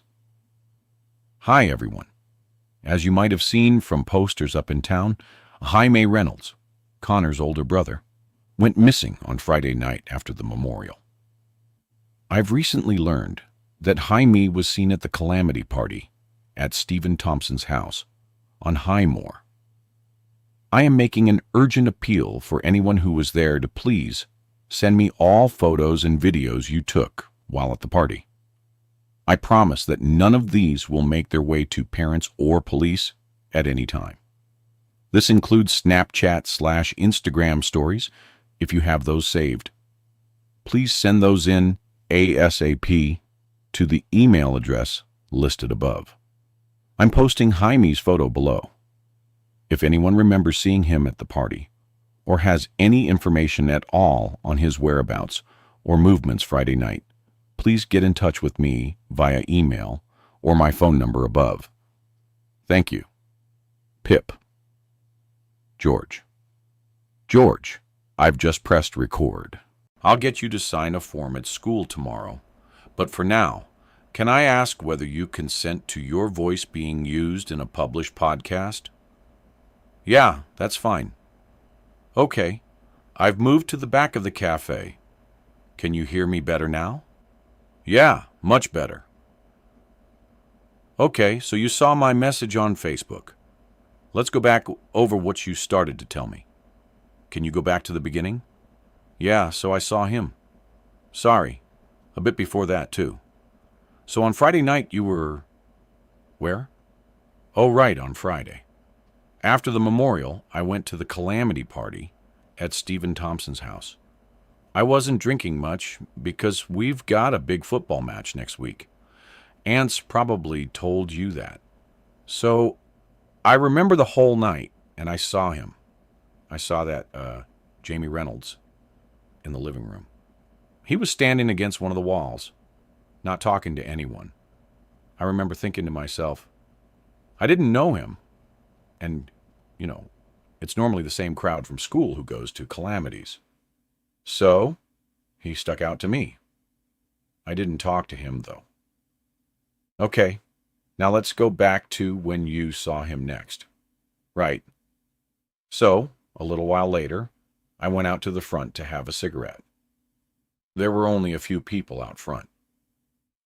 Jazz and Katie and Em were talking because Katie was crying about something. And Jamie Reynolds was out there too. I remember it very clearly. He was pacing up and down the pavement in front of the house and talking to someone on the phone. Can you describe his demeanor while he was on the phone? Yeah. Well, he looked kind of agitated, like angry, but not quite maybe scared. His voice was kind of shaky.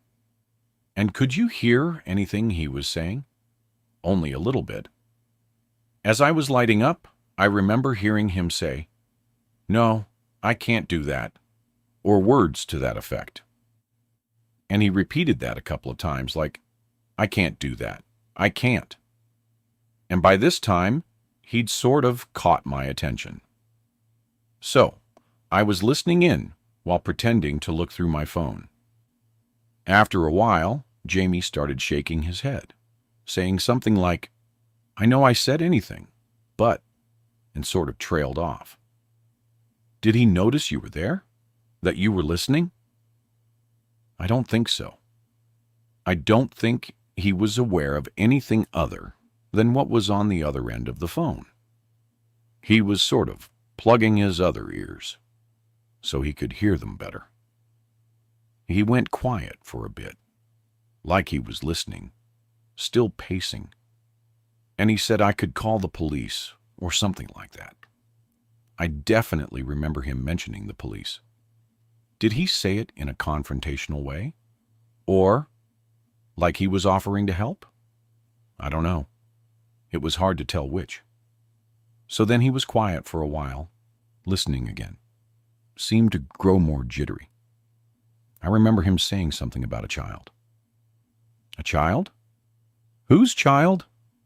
Don't know. I just heard the word. And then Jamie looked up, and we accidentally made eye contact. And he must have realized I was listening in. So then, still on the phone, he started walking away from the house down the street. And last thing I heard him say was something like, "I don't think I can do it." Which direction was he going? Pretty sure he went right heading towards the high street. And you didn't see him come back to the house at all? No, I was out there for like another 5 minutes. He was gone. And do you have any idea what time any of this happened? I know exactly when this was, because right after Jamie left, like 30 seconds after, I texted this girl from Chesham High I've been talking to, sent her this meme of SpongeBob. You know what? That's irrelevant. But my phone says I sent that at 10:32 p.m., and it was literally right after Jamie walked away. 10:32. George, that's perfect. Thank you so much. And did you pick up any hints about the person Jamie was talking to? Could you tell if it was a man or a woman? No. I couldn't tell anything else, other than Jaime didn't much like what they were saying to him. Do you think Connor's brother's okay? Maybe I should have told someone what I saw sooner, if I'd texted Connor that night. That's okay. You didn't know Jamie was missing until an hour ago, and your information has been incredibly helpful. Connor will really appreciate it. Chapter 12. They sat separated by 2 laptops on the kitchen island, the tapping of their keys in a pattern that fell in and out of unison. "You're going too fast," Hip said to Ravi, peering at him over the top of her screen. "We need to look carefully at each one." "Oh," he said sarcastically, pulling the accompanying face. "Didn't realize we were looking for clues in the night sky."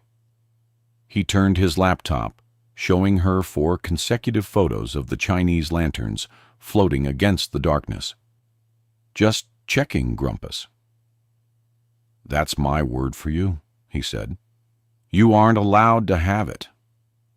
Pip went back to her screen, clicking through the photos and videos that had been emailed over by Calamity Goers. Ravi was going through the memorial photographs, more than 200 sent in already. Is this the best use of our time? Ravi skipped quickly through another sequence of photos. We know Jaime went to the calamity party after the memorial. And now we know he left there alive and well at 10. Shouldn't we be trying to track down his movements after that? We know he left the calamity party, said Pip, but we still don't know why he was there, which is strange enough by itself. And then add to that the phone conversation George heard. It's all behavior that's very out of character. I mean, you saw Connor's face when I told him. It's weird. There's no other word for it. Jaime's behavior, starting from the memorial, is weird. It has to be relevant to his disappearance somehow. I guess Ravi returned his gaze to his laptop screen. So, we're thinking Jaime spotted someone, whoever they are, at the memorial. He found them in the crowd and waited. Then he followed them when they walked towards Highmore and into the party. Gropey Stephen said it looked like Jaime was just standing there watching. I think so. Pip chewed her bottom lip. That makes most sense to me, which means that someone is most likely a person at school, in my year, or maybe a year below. Why would Jaime follow someone from your school? Pip picked up on the uneasiness in Ravi's voice, though he tried to disguise it. She felt an instinct to defend Jaime, but all she could say was, I really don't know. Nothing about it looked good. She was glad she'd sent Connor home with a 4-page printed questionnaire about typical password elements for him and his mom to try on Jaime's computer. It was harder to talk about Jaime with him right there. But Hip was struggling to accept it, too. They had to be missing something. Something that would explain why Jaime had been there. Who he was looking for. It must have been important for him to blown off and ignore all her calls. But what? Pip glanced at the time on the bottom right-hand corner of her screen. It was 4:30 now. And with Jaime's new last seen alive and well, time at 10:32 p.m., he'd now been missing for 42 hours. Just 6 hours to go until the 48-hour mark. The mark by which the majority of missing persons had returned. Almost 75%. But Pip had a feeling Jaime wouldn't be one of those. And the next problem? Pip's family were currently out of the supermarket. Her mom had texted to let her know. She'd avoided them all day, and Josh had gone with them, so he was bound to cause some delay with all his impulse buying. Last time, he persuaded Dad to buy 2 bags of carrot sticks, which went to waste when he remembered he didn't actually like carrots. But even with Josh's distractions, they'd be home soon, and there was no way they hadn't seen Jaime's missing posters by now. Well, there was nothing she could do. She'd just have to deal with it when they got back. Or maybe avoid it even longer by insisting Ravi never leave. Her parents probably wouldn't yell at her in front of him. Pip clicked through more of the photos sent in by Katie C., one of the 6 Katies in her year. Pip had only found evidence of Jaime in 2 photos of the many dozens she'd been through so far, and one wasn't even certain. It was just the lower part of an arm, peeking out behind a group of boys posing for a photo in the hallway. The disembodied arm wore a burgundy shirt that matched Jaime's, and the boxy black watch he'd had on too, so it probably was him. But it gave her no real information other than Jaime had been walking through the party at 9:16 p.m. Maybe that was when he'd first arrived. In the other, you could at least see his face in the background of a photo of Jasmine, a girl from Pip's year, sitting on a blue pattern sofa.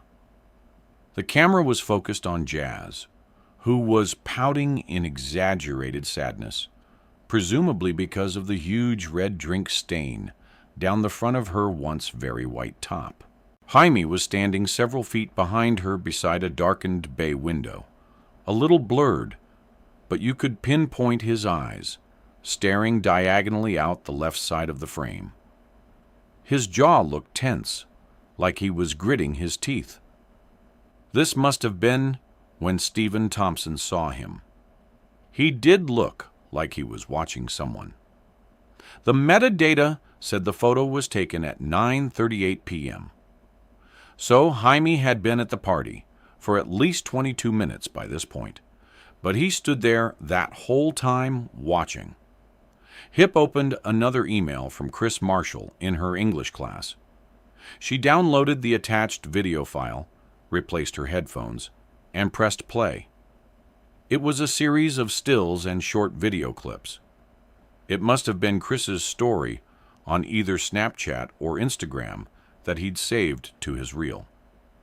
There was a selfie of him and Peter from Politics downing 2 bottles of beer, followed by a short clip of some guy Pip didn't recognize doing a handstand while Chris cheered him on, voice crackling against the microphone. Next, a photo of Chris's tongue, which had somehow turned blue. Then, another video clip, the sound exploding into Pip's ears, making her flinch.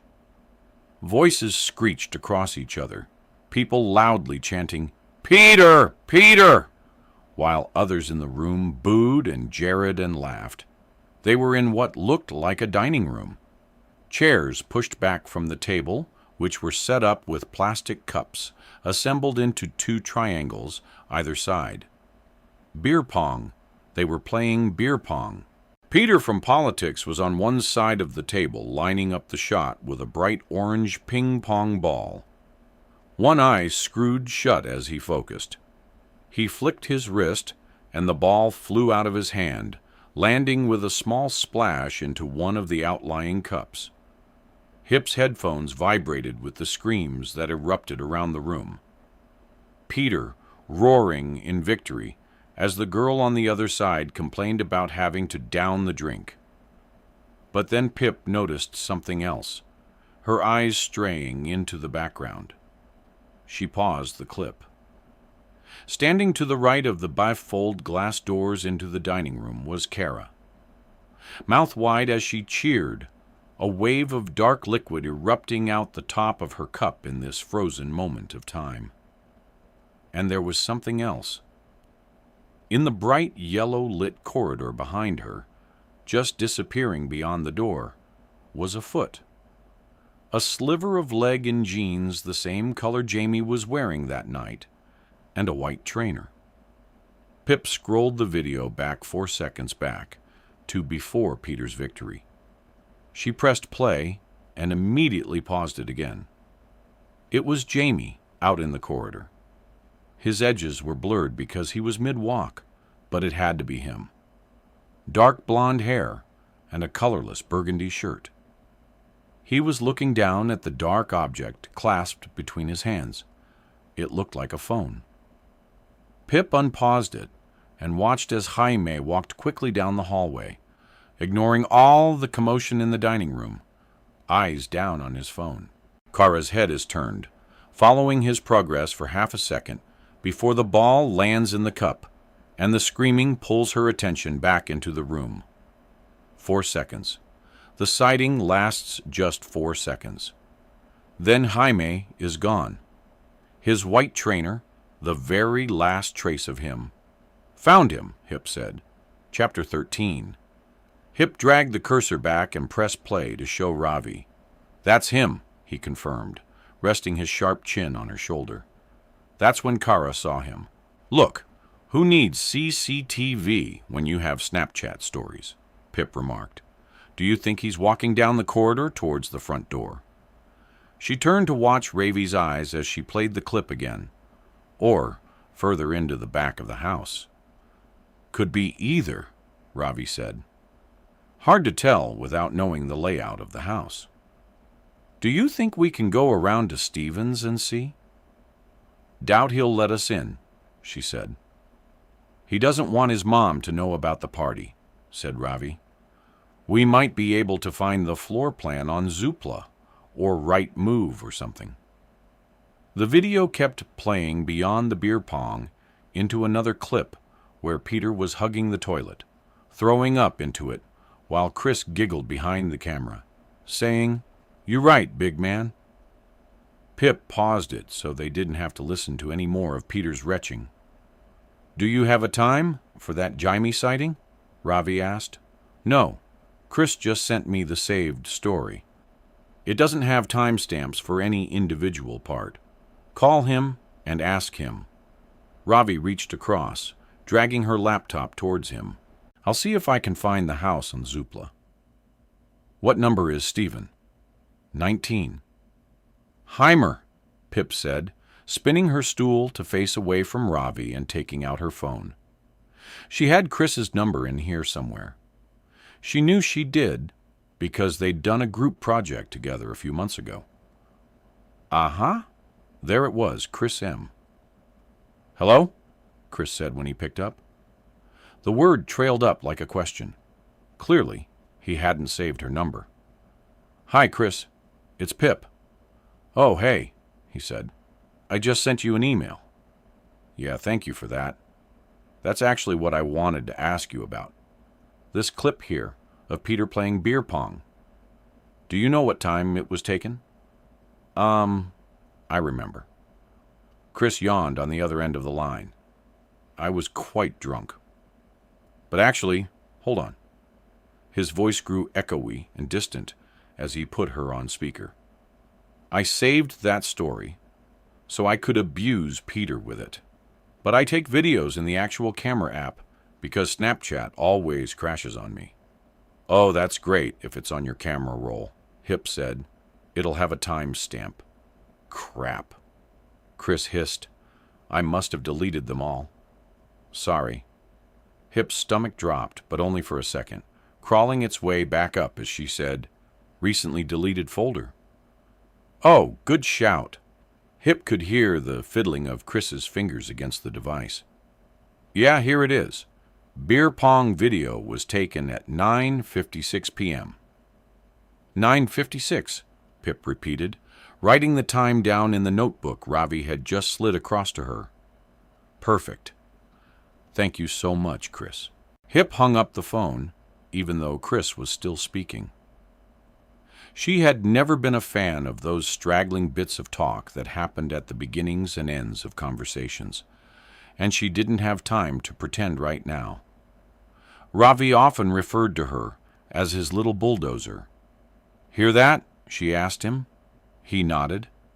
"And I found the old listing of Stephen's house on Right Move, last sold in 2013. The photos don't give much away, but the floor plan is still up." He turned the screen back, showing her a black and white diagram of the ground floor of Stephen's house. Pip reached for the screen, tracing her finger from the 16 feet by 12 T 5 inches box, labeled dining room, out of the double bifold doors, turning left down the corridor to follow Jaime's path. That way led to the front door. "Yes," she hissed. He was definitely leaving the house at 9:56. Pip copied the floor plan and pasted it into Paint to annotate it. She drew an arrow down the corridor towards the front door and labeled it "Jamie leaves 9:56 p.m. "And he's looking at his phone," Pip said. "Do you think he's about to call whoever George then sees him on the phone with?" "Seems likely," Ravi said. "That would make it a pretty long phone call, like half an hour at least." Pip drew a pair of forward and backward arrows outside the front door on the floor plan, as Jaime had paced the pavement on his phone. She labeled the time span of the phone call, and then drew another arrow leading away from the house when Jaime finally left. "Have you ever considered becoming a professional artist?" Ravi said, looking over her shoulder. "Oh, be quiet. It does the job," she said, poking the cleft in his chin. Ravi uttered a robotic whoop, pretending to reset his face. Hip ignored him. "Actually, this might help with that other Jaime sighting." She pulled up the photo of Jaime standing behind Yasin and her stained top. She dragged it to the side to split screen it beside the floor plan. There's a sofa there, so this has to be the living room, right? Ravi agreed. Sofa and a bay window. Okay, Pip said, and Jaime's standing just to the right of that window. She pointed to the bay window symbol in the floor plan. But if you look at his eyes, he's looking away to the left. Can solve murders, but can't tell her left from her right. Rabbi smiled. That's left. She insisted, glowering up at him. Our left, his right. Okay, please don't hurt me. He held his hands up in surrender, his crooked smile stretching across his cheeks. Why did he enjoy winding her up so much? And why did she like it when he did? It was maddening. Pip turned back, placing her finger on the floor plan where Jaime had been standing, and drew her finger out, following Jaime's approximate eye line. It brought her to a boxy black figure against the next wall. What does that symbol mean? She asked. That's a fireplace, said Ravi. So Jaime was watching someone who's standing near that fireplace at 9:38 p.m., likely the same someone he followed from the memorial. Pip nodded, marking these new points and times on the annotated floor plan. So if I stop looking for Jamie, she said, and instead look for photos taken near the fireplace around 9:38, I might be able to narrow down who that someone is. Good plan, SGE. You get back to your job, she said, pushing Ravi away with her foot back around the island. He went, but not before stealing her sock. Pip heard just one click of his mousepad before he said quietly, Ravi, can you stop messing around? I'm not, he said, and there was no trace of a smile on his face anymore.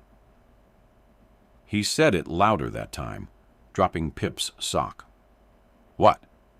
Pip slid off her stool and followed him to his side. You found Jamie? No. The someone? Nope. But it's definitely a someone, Ravi said darkly, as Pip finally saw what was on his screen. The photograph was filled with 100 faces, all looking up at the sky, watching the lanterns. The nearest people were lit with a ghostly silver glow, points of red eyes as the camera flash set them ablaze. And standing near the very back, where the crowd thinned out, was Max Hastings. No, Hip said, and the word carried on silently, breathing out until her chest felt ragged and bare. Max was standing there alone, in a black jacket that blended into the night, a hood hiding most of his hair, but it was unmistakably him. Eyes bright red, face blank and unreadable. Ravi slammed his fist down on the marble top, making the laptop and Max's eyes shudder. Why the was he there? He sniffed. He knew he wasn't welcome by anyone. Hip put a hand on his shoulder and felt the rage like a tremor beneath Ravi's skin. Because he's the sort of person who does whatever he wants, no matter who he hurts, she said. I didn't want him there, Ravi said, staring Max down. He shouldn't have been there. I'm sorry, Ravi. She trailed her hand down his arm, tucking it into his palm. And I have to look at him all day tomorrow. Listen to more of his lies. You don't have to go to the trial, she said. Yes, I do. I'm not just doing it for you. I mean, I am doing it for you. I'd do anything for you. He dropped his gaze. But I'm doing it for me, too. If S had ever known what a monster Max really was, he would have been devastated. Devastated. He thought they were friends. How dare he come? He slammed his laptop closed, shutting Max's face away. In just a few days, he won't be able to go anywhere for a long while, Pip said, squeezing Ravi's hand. Just a few days. He gave her a weak smile, running his thumb over her knuckles. Yeah, he said. Yeah, I know. Ravi was interrupted by the scratching sound of a key as the front door clacked open. 3 sets of feet patted against the floorboards. And then, "Pip!" her mom's voice echoed, arriving in the kitchen just before she did. She looked at Pip with her eyebrows raised, whittling 4 angry lines down her forehead. She dropped the look for just a second to flash Ravi a smile before turning back to Pip. "I saw your posters," she said steadily. "When were you going to tell us about this?" Pip began. Her dad appeared in the room carrying 4 brimming bags, clumsily walking through and breaking the eye contact between Pip and her mom as he dumped the shopping on the counter. Ravi took his opportunity in the brief interlude, standing and sliding his laptop under his arm. He stroked the back of Pip's neck and said, "Good luck," before making his way to the door, saying his charmingly awkward goodbyes to her family. Traitor. Pip lowered her head, trying to disappear inside her plaid shirt, using her laptop as a shield between herself and her parents. HIP. Additional material 4.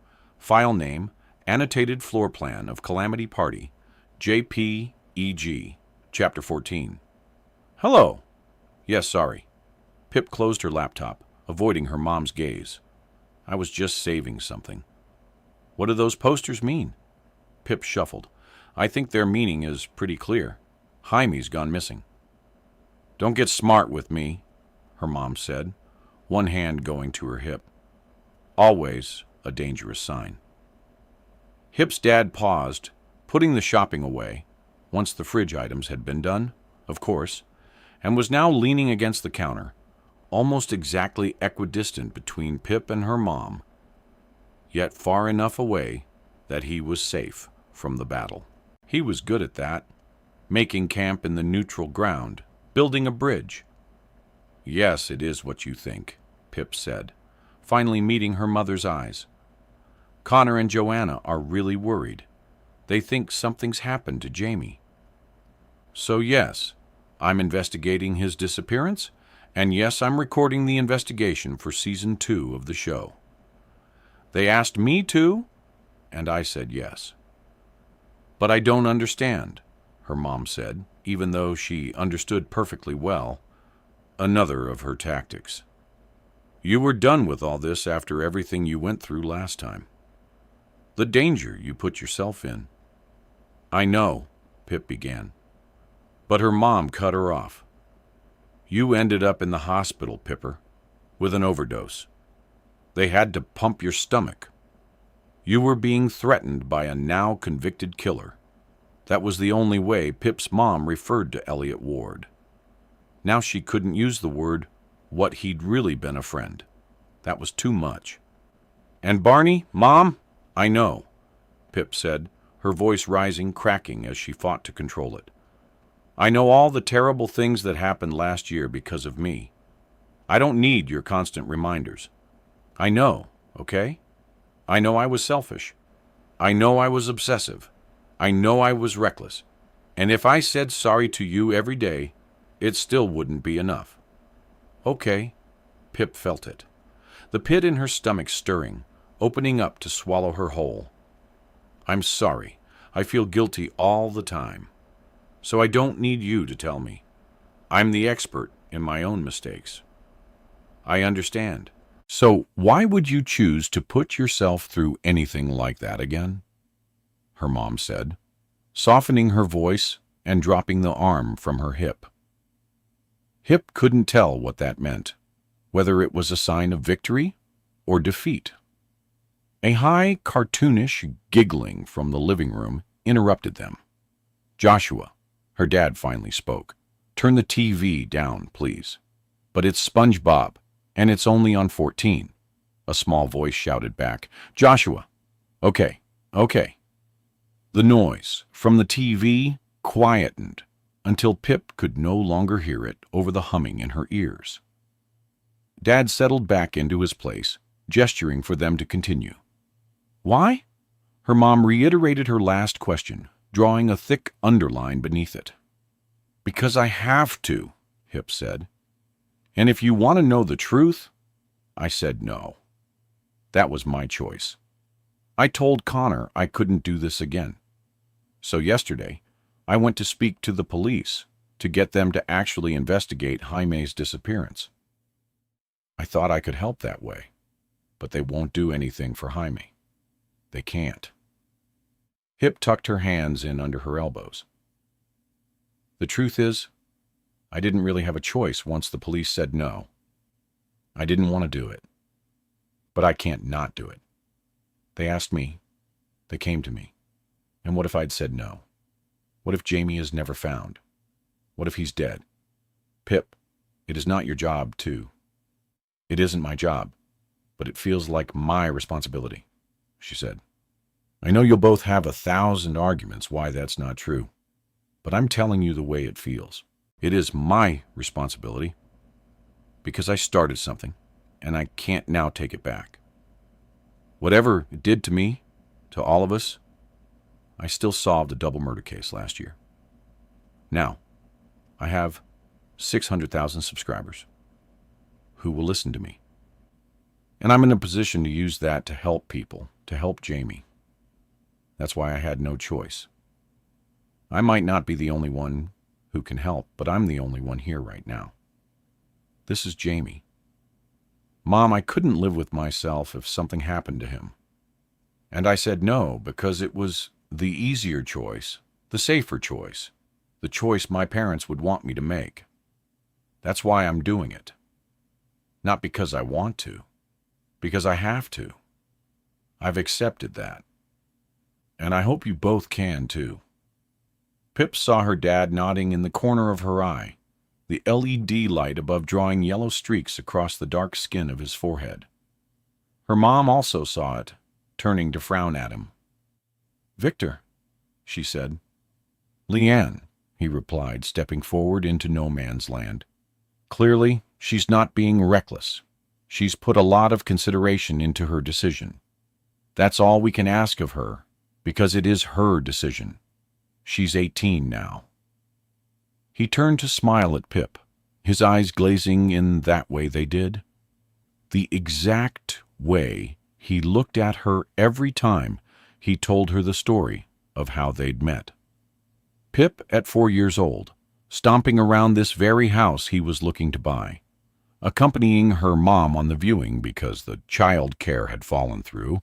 She'd followed them into each room, giving him a new animal fact in each one, despite her mother telling her to be quiet so she could inform the nice man about the high-spec kitchen.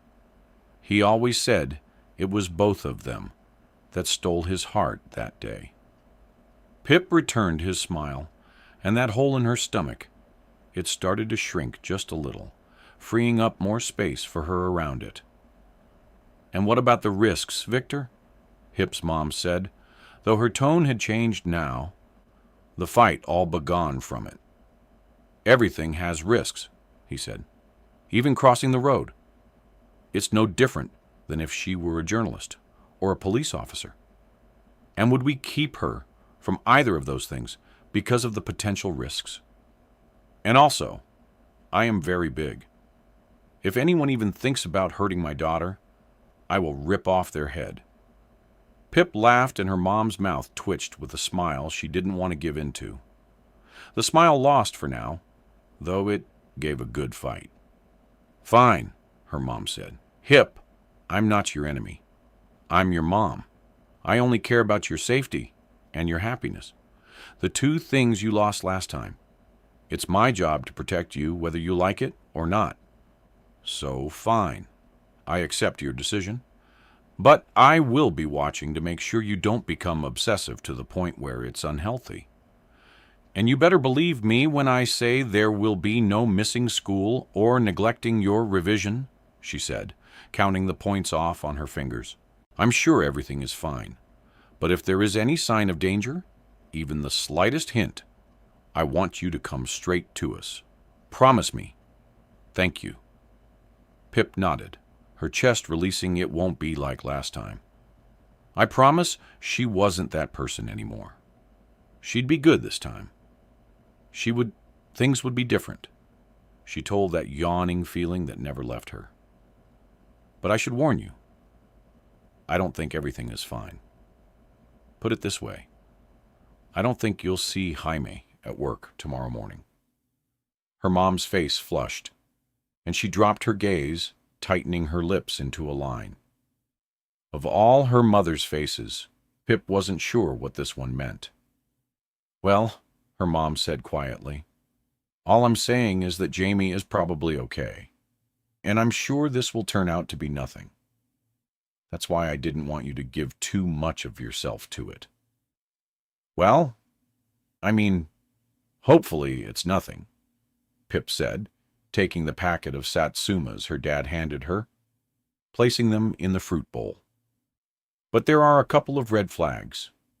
His phone was turned off that night, and hasn't been on since, and he was acting strangely that day, out of character. Her mom placed a loaf of bread in the bread bin. I'm just saying, maybe acting strangely. Isn't that out of character for Jamie? Wait, what? Pip stalled, pulling back from the box of porridge her dad was handing her. Oh, nothing, her mom said, busying herself with the tinned tomatoes. I shouldn't have said anything.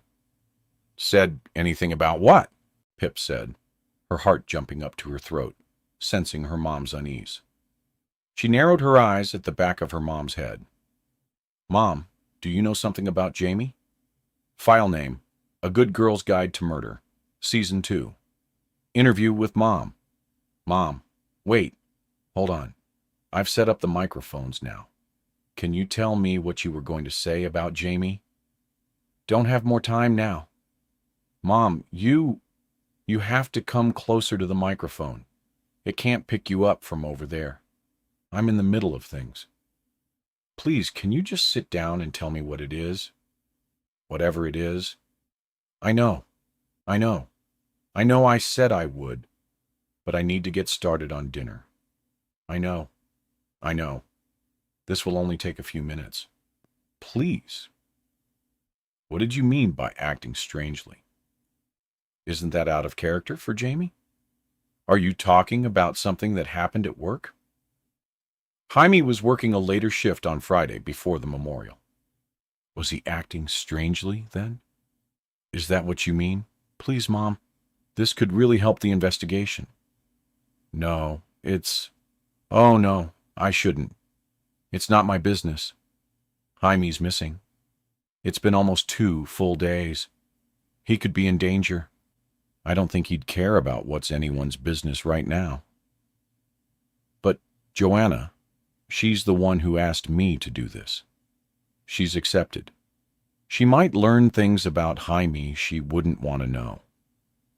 Does Joanna think Jaime still works at Proctor and Radcliffe? Is that what he told her? Yeah, of course. What do you mean? He does work there. He was at work on Friday, before he went missing. Jamie doesn't work at the agency anymore. He left maybe 2.5 weeks ago. He left. Did he quit? His family have no idea. They still think he works with you. He's been going to work every day. Why would he quit and lie about it? He didn't quit. What? Pip. Mom, there was an incident, but I don't really want to talk about it. It has nothing to do with anything. My point was just that maybe Jamie disappearing isn't something so out of character. And why cause trouble for him when, Mom, he's missing? Anything that happened in the last few days could be relevant. Anything. Joanna won't be angry if you tell. I know she won't. What was the incident? When? Well, it must have been a Wednesday because Todd wasn't in, and Siobhan and Olivia were, but they were out on viewings. Wednesday, 2 weeks ago, so that was the 11th. That sounds about right. I'd been out on lunch, went to see Jackie at the cafe, and left Jamie in the office alone.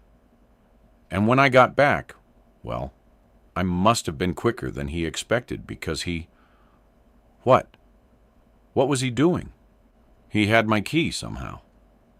He must have taken it out of my handbag earlier in the day. Used it to unlock my desk drawer when I was out. I walked in on him taking the company credit card out of my drawer. What? He panicked when I came in. He was shaking. He tried several excuses as to why he was taking the card. Said he needed the info so he could order more envelopes, and said Todd asked him to do something for him. But I knew he was lying, and Jaime knew I wasn't buying it. So he just started apologizing over and over again. Said he was sorry. He just needed the money.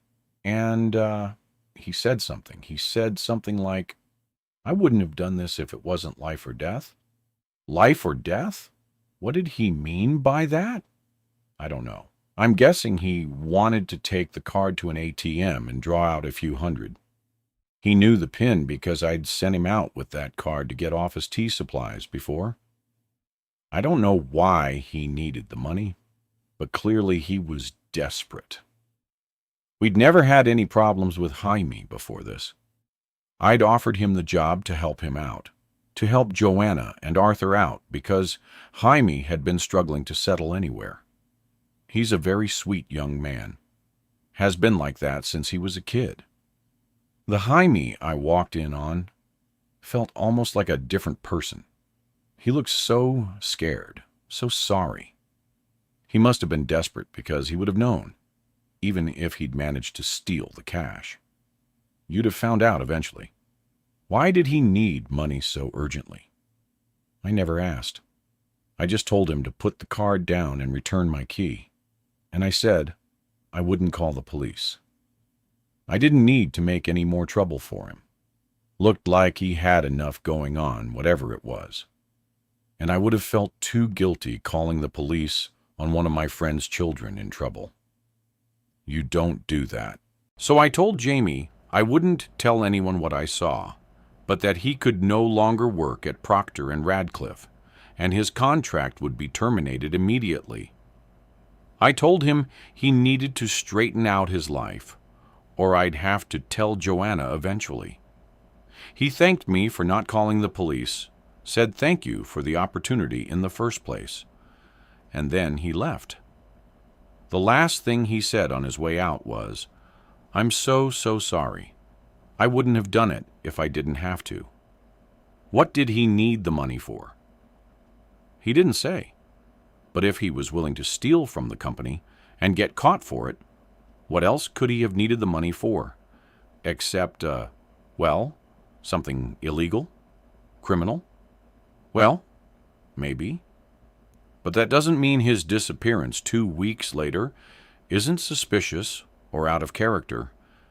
If anything, this makes me more certain Jaime's in trouble, that he's got himself mixed up in something bad. I certainly never thought he'd be the sort to steal ever. And the only reason he gave you was that it was life or death. That's what he said. Yes. Whose life or death did he mean? Chapter 15. Pip was certain she could see the very moment Joanna's heart began to break. It wasn't when she told her and Connor about the calamity party, about Jamie following someone there. It wasn't when she said he'd left the party at 10 and was witnessed on the phone mentioning the police. It wasn't even when she told them Jaime had been lying to them for 2 weeks about still having his job and how he'd lost it. No, it was precisely when she said those exact words, life or death. Something instantly changed in Joanna. The way she held her head, the outline of her eyes, the way her skin slackened and palled like some of the life in her had slipped away, drifting out into the cold air of the kitchen. And Pip knew she'd just given voice to Joanna's very worst fears. Even worse than that, those words had come from Jaime himself. But we don't know what Jaime meant by that. It's possible he was exaggerating in order to minimize the trouble he was in. Or to get my mom to sympathize with him, Pip said, looking from Connor to Joanna's broken eyes. Arthur Reynolds was not in. Apparently, he'd been out most of the day, and neither of them knew where he was. Blowing off steam was Joanna's best guess. "Do you have any idea what Jamie might have needed the money for?" "Wednesday, 2 weeks ago," Connor said. "It's not like there were any birthdays or occasions coming up which he'd need money for." "I doubt Jaime intended to steal money to buy birthday presents," Pip replied as gently as she could. "Do you know if he had any debts he might have needed to pay off phone bill? We know he was very attached to his phone in recent weeks." "I don't think so." Joanna finally spoke. "He was on a good salary at the estate agent's. I'm sure that more than covered his phone bill. It's not like he's been spending more than usual. Jaime hardly ever buys anything for himself. Not clothes or anything. I think his main expense would just be, well, lunch." "Okay, I'll look into it." "Where has Jamie been going?" asked Connor. "When he told us he was going to work." "I'll also look into that," Pip said. "Maybe he was just getting out of the house so he wouldn't have to tell any of you what happened. Maybe he was working on getting a new job before he told you he'd lost the last one. I know it was a point of contention between Jaime and his dad. Maybe he was trying to avoid another argument about jobs." "Yes," Joanna said, scratching her chin. Arthur would have been angry about him losing another job, and Jaime hates confrontation. "Skipping back to the calamity party," Pip said, steering the conversation. "Do you have any idea who Jaime could have been on the phone to? Someone who might have asked him to do something?" "No, it was none of us," she said. Zoe asked Pip. "No, she had no contact with Jamie that day. The only person I know Jamie calls regularly is Nada Silva. Or it used to be." "It wasn't her," Pip said. "She told me Jaime never turned up at her house as planned and ignored all her texts and calls. I don't know then." "I'm sorry," Joanna said in a small voice. Like that was slipping away from her, too. "That's okay." Pip brightened hers to compensate. "I'm guessing you would have told me. But any luck with the computer password?" "Not yet," Connor said. "We've been working through that questionnaire, trying all variables with number replacements. Nothing so far. We're keeping a record of everything we've tried. Think we're over 600 failed attempts now." "Okay, we'll keep trying. Tomorrow after school, I'll see if I can contact someone who can brute force the password without damaging any of the data." "Yeah, will do." Connor fiddled with his own fingers. There was an open packet of cereal on the counter behind him, and 2 discarded bowls. Pip guessed those had been dinner. "Is there anything else we can be doing other than the password?" "Anything? Yeah. Of course," she said, scrambling to think of something. "I'm still going through all the videos and photos people have sent me from the calamity party. As I said, I'm looking for people who were standing around the fireplace from 9:38 p.m. until about 9:50 p.m. The only near hit I found is a photo taken at 9:29 in the direction of the fireplace. There are about 9 people in it. Some in our year, some the year below. The photo might be too early to show whoever Jaime was watching, but it's something we can chase up tomorrow at school. Connor, I'll email you the photo and video files, and you can look through them, too." "Yeah." He sat up straighter. "I'll do that. Perfect." "I've been getting messages from people," Joanna said, "from friends and neighbors who've seen your missing posters. I haven't left the house. Been trying Jaime's computer and phone all day. Could I see the photo you used?" "Yeah, sure." Pip swiped her finger across the mouse pad to reawaken her laptop.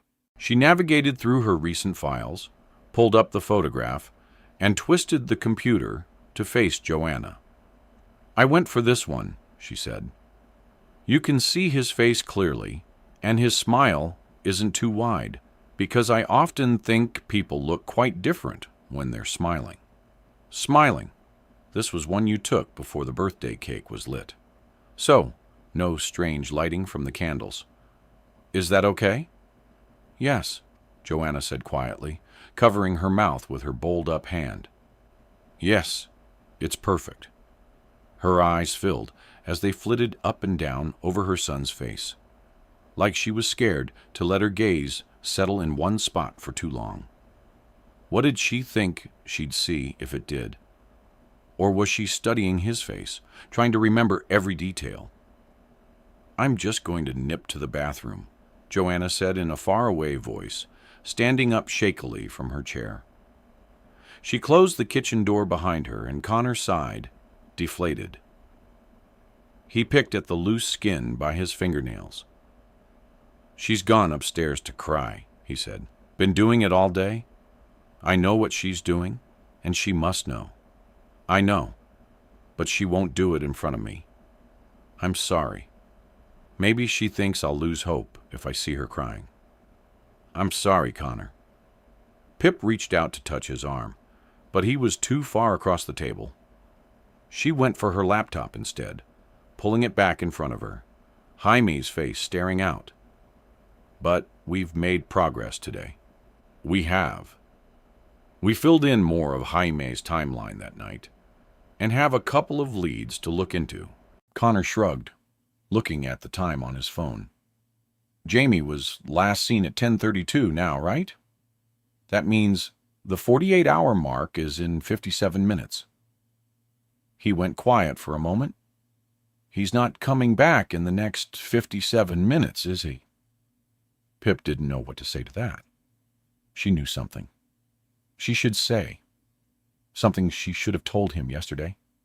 Not to touch Jaime's toothbrush, or his comb, or anything that would have his DNA on it, in case it was ever needed. But now was not the time.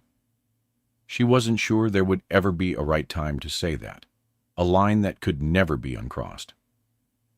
She looked instead at her screen, at Jaime's half-smiling face, his eyes seeing out into hers as she saw into his, as though there weren't 10 days between them. And then she realized he was sitting exactly opposite her, at this very same table. She was here, and Jamie was right there, like a crack in time had opened up across this polished wooden surface. Everything was the same as in the photograph behind him. The fridge door, with a scattered collection of cheesy souvenir magnets. The cream blind pulled 1/3 of the way, down behind the sink.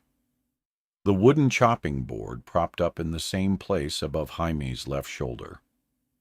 And the black cylindrical knife rack above his other shoulder, holding 6 differently sized knives with color-coded bands on their handles.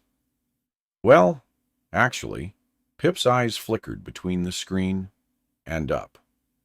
The knife set behind Jamie in the photo was complete. All the knives tucked inside, purple, orange, light green, dark green, red and yellow. But now looking up, one of the knives was missing, the one with the yellow band. "What are you looking at?" Connor said. Hip hadn't noticed him standing behind her, watching over her shoulder. "Oh, nothing," she said. "I was just looking at this photo, and I noticed one of the knives isn't here now." "It's nothing," she repeated, waving her hand to dismiss the idea. "It's probably just in the dishwasher." Connor walked over and pulled open the dishwasher door. "H," he said, abandoning it and moving to the sink instead. He clattered around in there, the sound of porcelain hitting porcelain, making Pip flinch. "Someone probably put it in a drawer by accident. I'm always doing that," he said. But there was a frantic edge to his voice now as he went about pulling out the drawers, their contents crashing around, drawers straining at their very limits. Pip must have caught the dread from watching him, her heart spiking at every crash, and something cold made itself at home in her chest. Connor kept going in a frenzy until every drawer was open, like the kitchen had grown outward teeth biting into the rest of the room. "Not here," he told her needlessly. "Maybe you should ask your mom," Pip said, rising to her feet. "Mom!" Connor shouted, turning his attention to the cupboards, opening each door until it looked like the kitchen was hanging upside down. It felt like it, too, Pip's stomach lurching, feet stumbling over themselves. She heard Joanna thundering down the stairs. "Calm down, Connor," Pip tried. "It's probably here somewhere." "And if it isn't," he said on his knees, checking the cupboard under the sink. What would that mean? What would it mean? Maybe she should have kept this observation to herself a little longer. It would mean that one of your knives is missing. "What's missing?" Joanna said, rushing in through the door. "One of your knives? The one with the yellow band?" Pip said, dragging the laptop over to show Joanna. "Can you see? It was here in this photo taken on Maime's birthday, but it's not in the rack now." "It's not anywhere," Connor said out of breath. "I've checked the whole kitchen." "I can see that," Joanna said, closing some of the cupboards. She re-inspected the sink, removing all the mugs and glasses sitting in there, checking underneath. She looked over the drying rack, even though Pip could see from back here that it was empty. Connor was at the knife rack removing each of the other knives, as though the yellow one could somehow be hiding underneath. "Well, it's lost," Joanna said. "It's not in any of the places it should be. I'll ask Arthur when he's back." "Do you have any recent memories of using that knife?" Pip asked. She flicked through the photos from Jaime's birthday. Jaime used the red knife to cut the cake on his birthday. "But do you have any memories since that date of using the yellow one?" Jana looked up to the right, eyes flitting in minuscule movements as she searched her memory. "Connor, what day this week did I make moussaka?" Connor's chest was rising and falling with his breath. That was the day I came in late after guitar lesson, wasn't it?" "So, Wednesday?" "Yes, a Wednesday." Joanna turned to Pip. "I don't actually remember using it, but that's always the one I use for cutting almond, because it's the sharpest and widest. I would have noticed if it was gone, I'm sure." Okay, Pip said, buying herself some time to think. "So the knife likely went missing in the last 4 days." "What does that mean?" Joanna said. "It doesn't necessarily mean anything," Pip said tactfully. "It might have no correlation to Jaime at all. Might turn up somewhere around the house you hadn't thought to look. Right now, it's just a piece of information about something out of the ordinary. And I want to know everything that's out of the ordinary, no matter what it is. That's all." Yeah, she should have kept it to herself. The panic in both of their eyes confirmed that. Pip glanced at the make of the knives, took a photo of the rack and empty slot on her phone, trying not to draw too much attention to what she was doing. Returning to her laptop, she Googled the brand, and an image came up from the website of all the different color-coded knives laid out in a row. "Yes, those are the ones," Joanna said behind her. "Okay." Pip closed her laptop and slid it back in her bag. "I'll get those calamity files to you, Connor. I'll be looking through them until late. So, if you find anything, text me right away. And I guess I'll see you tomorrow at school. Good night, Joanna. Sleep well." "Sleep well? What a stupid thing to say. Of course she wasn't going to sleep well. Pip backed out of the room with a strained, toothless smile and hoped they couldn't read anything on her face, any imprint of the thought she'd just had. The thought she'd had before she could stop herself, looking at the image of the 6 colored knives arranged in a line, her eyes circling the yellow one. The thought that if you wanted to use one of those knives as a weapon, that's the one you would choose. The missing one. Additional material 5. File name, photographs of knife set last Thursday and today. JPEG. File name. Case notes 3. The missing knife might be irrelevant. I'm desperately hoping it is. Otherwise, this case has already taken a sinister turn I don't want to go down. But the timing does feel significant that both Jaime and a knife from their house go missing in the same week. How do you just lose a great big knife like that? A 6-inch chef's knife, the website says, around the house. You don't. It must have been taken out of the house at some point after Wednesday evening. Strange behavior.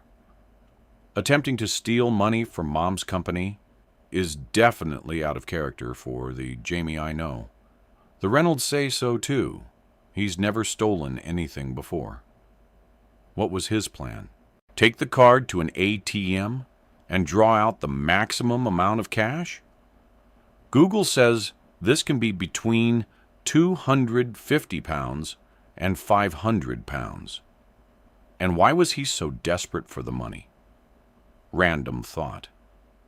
Could this have anything to do with that women's watch I found in Jaime's bedside table? It doesn't look new, but maybe he bought it secondhand. Or could that have been stolen too? And what did Jaime's life or death comment mean? I get chills thinking about it, looking back at it from the other side of his disappearance. Was he talking about himself or someone else? NB buying a second-hand women's watch probably doesn't fall under life or death. Not telling his family about losing his job doesn't feel inherently suspicious to me. Of course, he'd want to cover up the reason he was fired, but it also makes sense he wanted to hide the fact he was jobless again, given that so much of the tension between Jaime and his father has been about his non-committal job hopping, about not having enough ambition or drive. On the topic of strange behavior, where has Arthur Reynolds been all of today? Okay, I understand he doesn't believe Jaime is really missing, that he's likely run off after their big argument and will be back in a few days completely fine. Past experience supports this theory. But if your wife and youngest son are so convinced something's wrong, wouldn't you start to entertain the possibility? It's clear his wife is distraught. Even if Arthur doesn't believe anything is wrong, wouldn't he stick around to support her?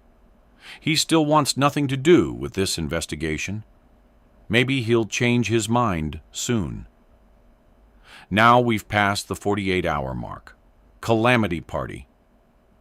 What was Jamie doing there? My working theory is that the someone he saw is likely a person in my year or the year below at school. Jaime spotted them at the memorial, and afterwards he followed this person as they walked presumably with a group of friends to Highmore and the calamity party at Stephen Thompson's house.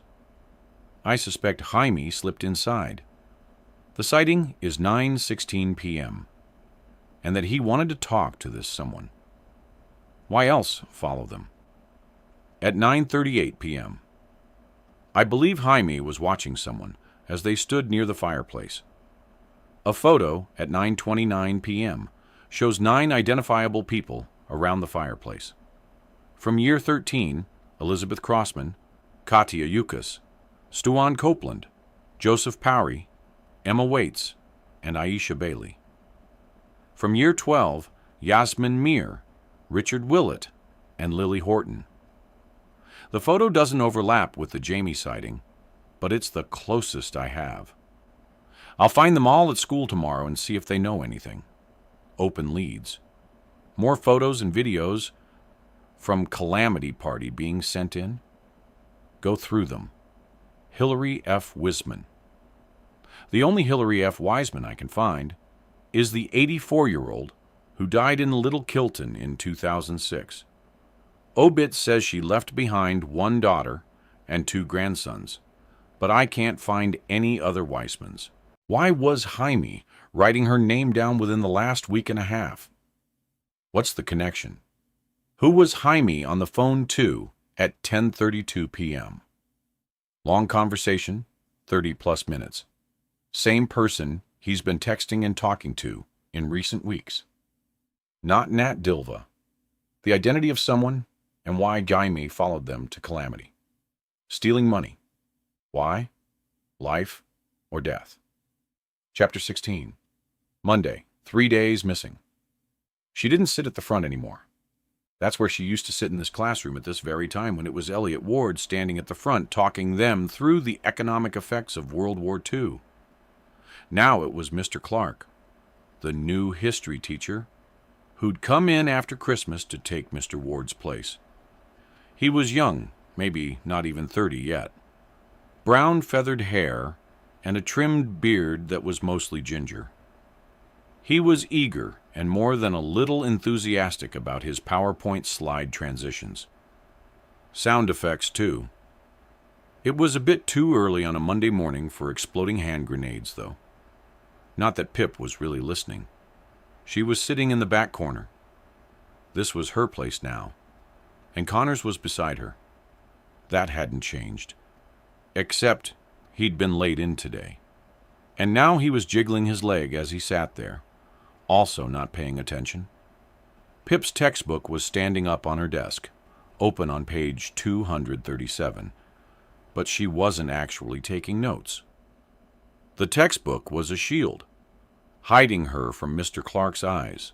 Her phone was propped up against the page, earphones plugged in, and the cable tucked up the front of her jumper, the wire snaking down her sleeve so the earphone buds rested in her hand, fully disguised.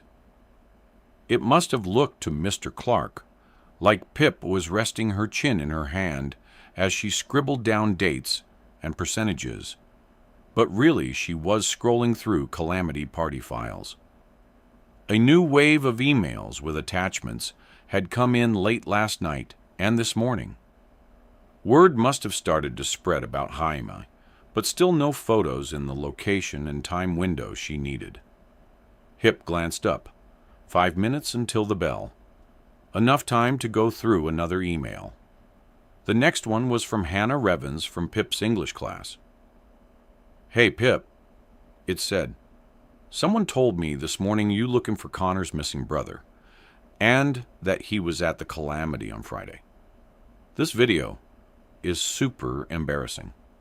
Apparently, I sent it to my boyfriend at 9:49 when I was already super drunk. Please don't show it to anyone. But there's a guy in the background I don't recognize. See you at school. Kiss." A prickle of nervous energy crawled up the back of Pip's neck. The time window and a guy Hannah doesn't recognize. This could be it. The break. She thumbed onto the attached file and pressed play. The sound blared into her ears. Loud music, a horde of chattering voices, bursts of jeering and cheering that must have come from the beer pong game in the dining room. But this video was taken in the living room. Anna's face took up most of the frame, pointing the phone down at herself from an outstretched arm. She was leaning against the back of a sofa opposite the one Jasmine was sitting on at 9:38 p.m., the end of which was just visible in the background. Hannah was alone. The dog filter from Instagram applied to her face, pointy brown ears buried in her hair, following her as she swung her head around. The new Ariana Grande song was playing, and Hannah was lip-syncing to it very dramatically. Air grabs and eyes screwed shut when the song demanded it. This wasn't a joke, was it? Pip kept watching, searching the scene behind Hannah's head. She recognized two of the faces back there, Joseph Powery and Cotier Yukas. And judging by the positions of the sofas, they must have been standing in front of the fireplace, which hadn't quite made it into the shot. They were talking to another girl, with her back to the camera. Long, dark, straightened hair. Jeans. That could be dozens of people, Pip knew. The clip was almost finished, the blue line creeping along the progress bar towards the end. 6 seconds to go. And that's when two things happened at the exact same time.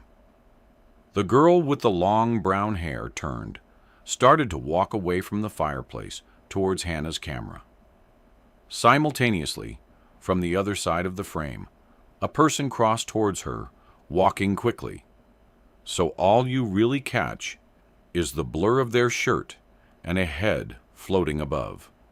A burgundy shirt. As the two figures were about to collide, Jaime reached out to tap the girl on the shoulder. The video ended. "Shit!" Pip whispered into her sleeve, drawing Connor's attention. She knew exactly who that girl was. "What?" he hissed. "Someone, huh?" The bell rang and the metallic sound sliced right through her, making her wobuse. Her hearing was always more sensitive on not enough sleep. "In the hall," she said, packing her textbook into her bag and disentangling herself from the earphones. She stood up and shouldered her bag, missing whatever homework task Mr. Clark was assigning them. Being at the back meant being last to leave, waiting impatiently for everyone else to spill out of the classroom. Connor followed Pip into the corridor, and she guided him over to the far wall. "What is it?" Connor asked. Pip unwound her earphones, jamming them one by one into Connor's pointy ears. "Ouch! Be careful, would you?" He closed his hands around his ears to keep the sound in as Pip held up her phone for him and pressed play. A tiny smirk flickered across his face. "Wow, that's embarrassing," he said after a few seconds. "Is this why you wanted to show me?" "Obviously not," she said. "Wait for the end." And when it came, his eyes narrowed, and he said, "Stella Chapman?" "Yep." Pip tugged the earphones out of his ears too hard, making him ouch again. Stella Chapman must be the someone he spotted at the memorial and followed to the party. Connor nodded. "So, what do we do now?" "Find her at lunch and talk to her. Ask how they know each other, what they talked about, why Jaime followed her." "Okay, good," Connor said, and his face changed slightly, like the muscles beneath had shifted, loosened. "This is good, right?" "Yeah," she said, though good might not be the right word, but at least they were finally getting somewhere. Stella. "Oh, hi," Stella replied, mid-mouth full of Twix. She narrowed her brown, almond-shaped eyes, her perfect cheekbones made even sharper by the bronzer she'd swiped over her tan skin. Hip had known exactly where to wait for her. They were locker neighbors, Chapman just 6 doors over from Fitzamobi, and they greeted each other most mornings, their hells always bookended by the awful screech of Stella's locker door. Pip was ready for it this time, as Stella opened the door and deposited some books inside. "What's up?" Stella's eyes trailed away over Pip's shoulder to where Connor was standing, boxing her in. He looked ridiculous, hands on his hips like he was some kind of bodyguard. Pip flashed him an angry look until he stepped back and relaxed. "You on the way to lunch?" asked Pip. "I was wondering if I could talk to you about something." Yeah, I'm heading to the cafeteria. What's wrong? Nothing, Pip said casually, walking Stella down the hall. Just wondered whether I could borrow you for a few minutes first. In here, Pip halted. Pushing open the door of a math classroom she'd already checked was empty. Why? The suspicion was clear in Stella's voice. My brother's missing, Connor buted in, hands going to his hips again. Was he trying to look intimidating? Because it wasn't working for him at all. Pip glared at him again. Normally, he was good at reading her eyes. You might have heard that I'm looking into his disappearance, Pip said. I just have a few questions for you about Jaime Reynolds. I'm sorry, Stella shuffled uncomfortably, picking at the ends of her hair. I don't know him. But Connor started, but Pip cut him off. Jaime was at the calamity party on Friday. It's currently the last time he was seen. She said, I found a video in which Jaime comes over to talk to you at the party. I just want to know what you talked about. How you know each other, that's all. Stella didn't answer, but her face said everything she wouldn't. Her eyes widened, lines disturbing her smooth forehead. We really need to find him, Stella, Pip said gently. He could be in trouble, real trouble, and anything that happened that night might help us work out where he's gone. It's life or death, she said, refusing to look Connor's way. Stella chewed her lip, eyes spooling as she made up her mind. Okay, she said. File name, A Good Girl's Guide to Murder, Season 2. Interview with Stella Chapman. Is this okay? Yes, great. I can hear you perfectly. So, can we just go over how you know Jaime Reynolds? I don't know him. Connor, you can't talk while we're recording. Connor, why don't you go on ahead to lunch? I'll see you there. Oh no, really, I insist. Connor, I'll meet you there. Go on. Oh, close the door, please. Thank you. Sorry about that. Just worried about his brother. Yeah, that's okay. I get it. I just didn't want to talk about his brother right in front of him. You know? It's weird. I understand. It's better this way. So, how do you know Jamie? I really don't know him at all. That time on Friday, that was the first time I ever spoke to him. I didn't know who he was until I saw the posters on my way to school this morning. Let me play this clip for you. Ignore Hannah's face. You see in the background, you walk away from Katya, and then Jamie comes over to you. Yeah, he did. It was, strange. Really strange. I think there must have been a misunderstanding or something, or he was confused. What do you mean? What did he want to talk to you about? Well, like you can see there. He tapped me on the shoulder. So I turned to him, and he said, Lila, it's you. And so I was like, no, I'm Stella. But he carried on. He was like, Lila, it's really you. And he wasn't listening when I said, no, that's not me. Hila. Yeah. He was pretty insistent. So then I was like, sorry, I don't know you. And began to walk away. And he said something like, Lila, it's me, Jamie. I almost didn't recognize you because you've changed your hair. So I was really confused at this point, and he also looked really confused. And then he asked me what I was doing at a high school party. Anyway, by this point, he was freaking me out a bit. So I said to him, I'm not called Illa. My name is Stella, and I don't know who you are or what you're talking about. Leave me alone, or I'll scream. And then I walked away.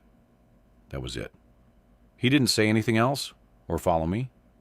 He actually looked really sad when I left, but I don't know why. I still don't understand what was going on, what he meant. If it was some, weird, creepy pickup tactic, I don't know. He's older, right? Yes, he's 24. So wait, let me get this straight. He calls you Layla multiple times, saying, "It's me, Jamie," when you don't seem to recognize him. Then he comments that you've changed your hair, which I haven't. My hair's been the same since, like, forever. Right? And then he also asks you, "What are you doing at a high school party?" Yeah, basically those exact words.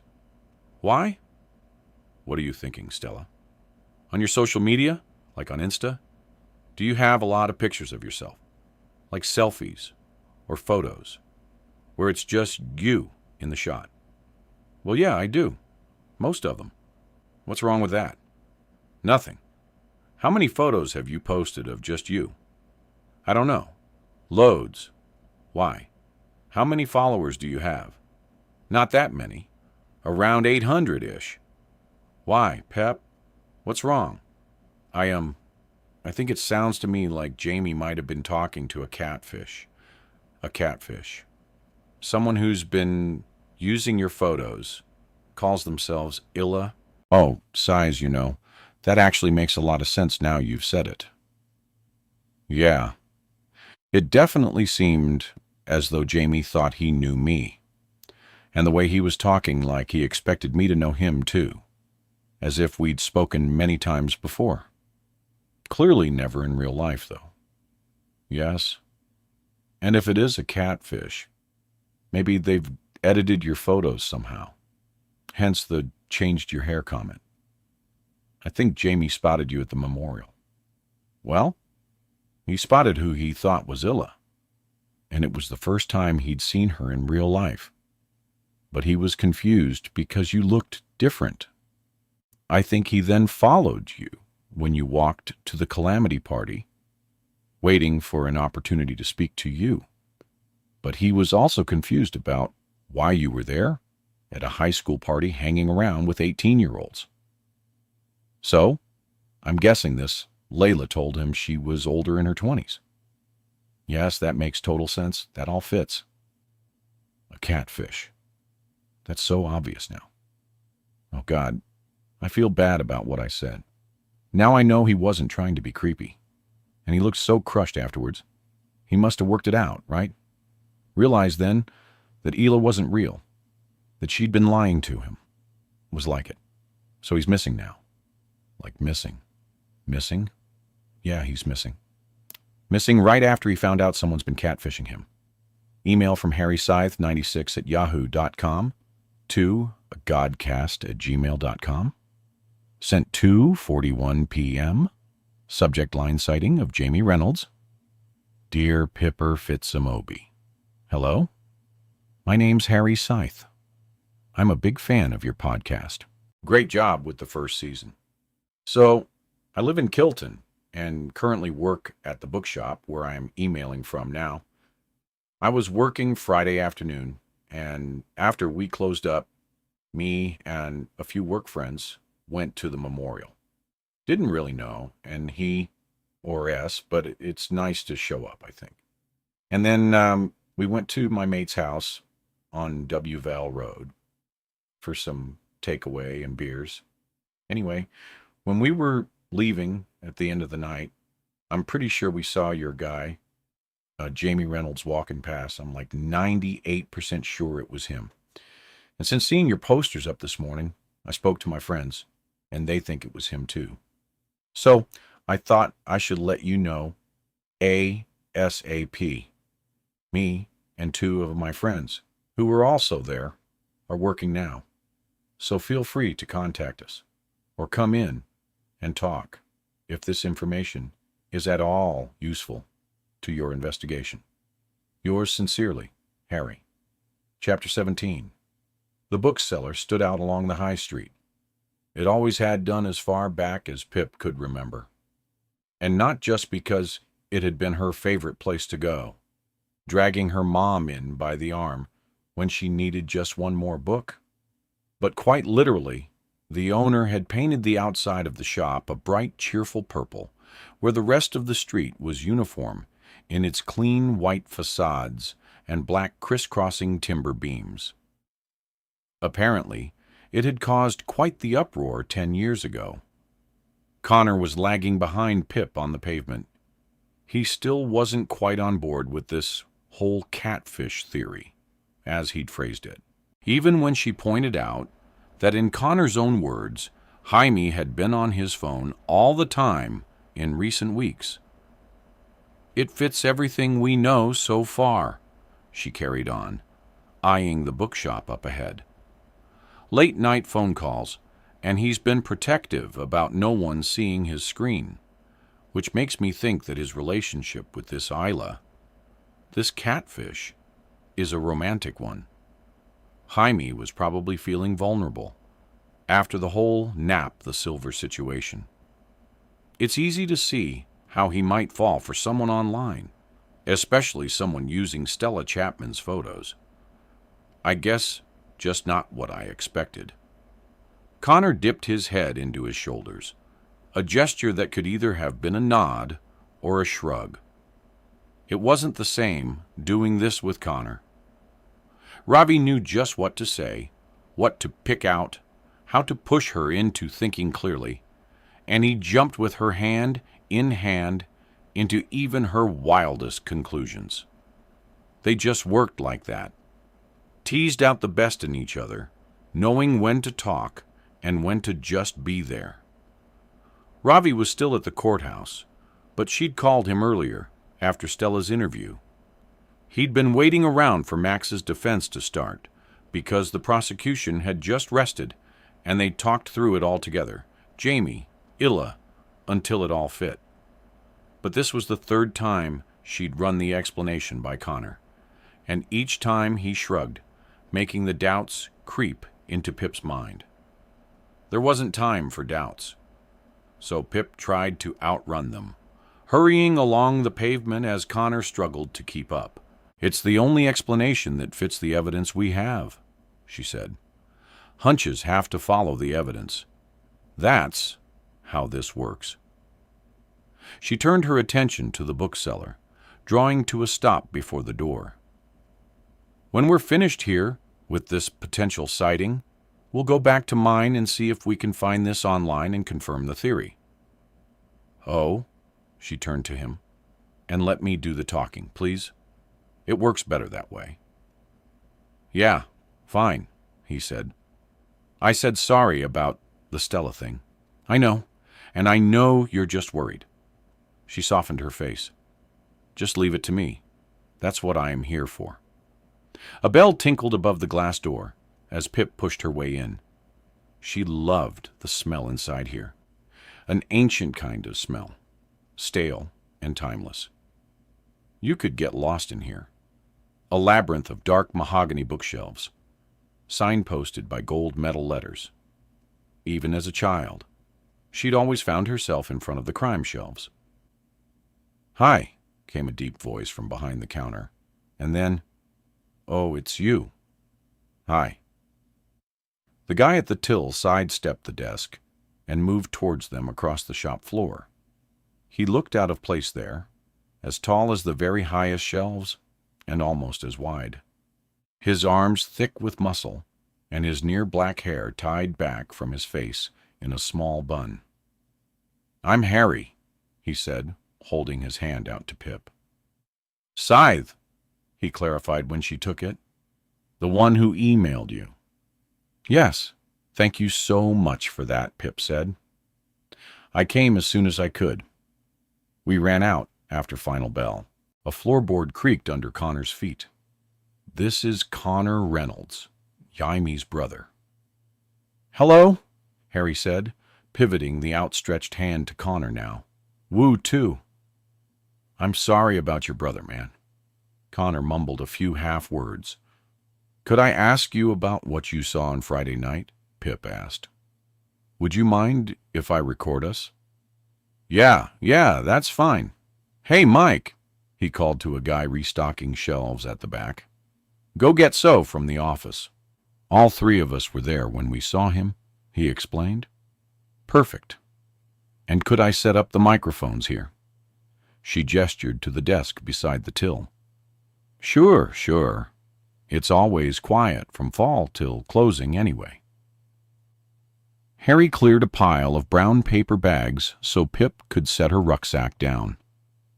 She pulled out her laptop and the 2 USB microphones. Soph and Mike appeared from the back office. Pip had always been so curious about what was back there. The sort of wonder that dies a little more each year you grow older. They swapped new hells and introductions, and Pip instructed the 3 bookseller employees to gather around one microphone. She had to raise theirs up on a stack of books to compensate for Harry's height. When everyone was ready, Pip pressed record and nodded pointedly.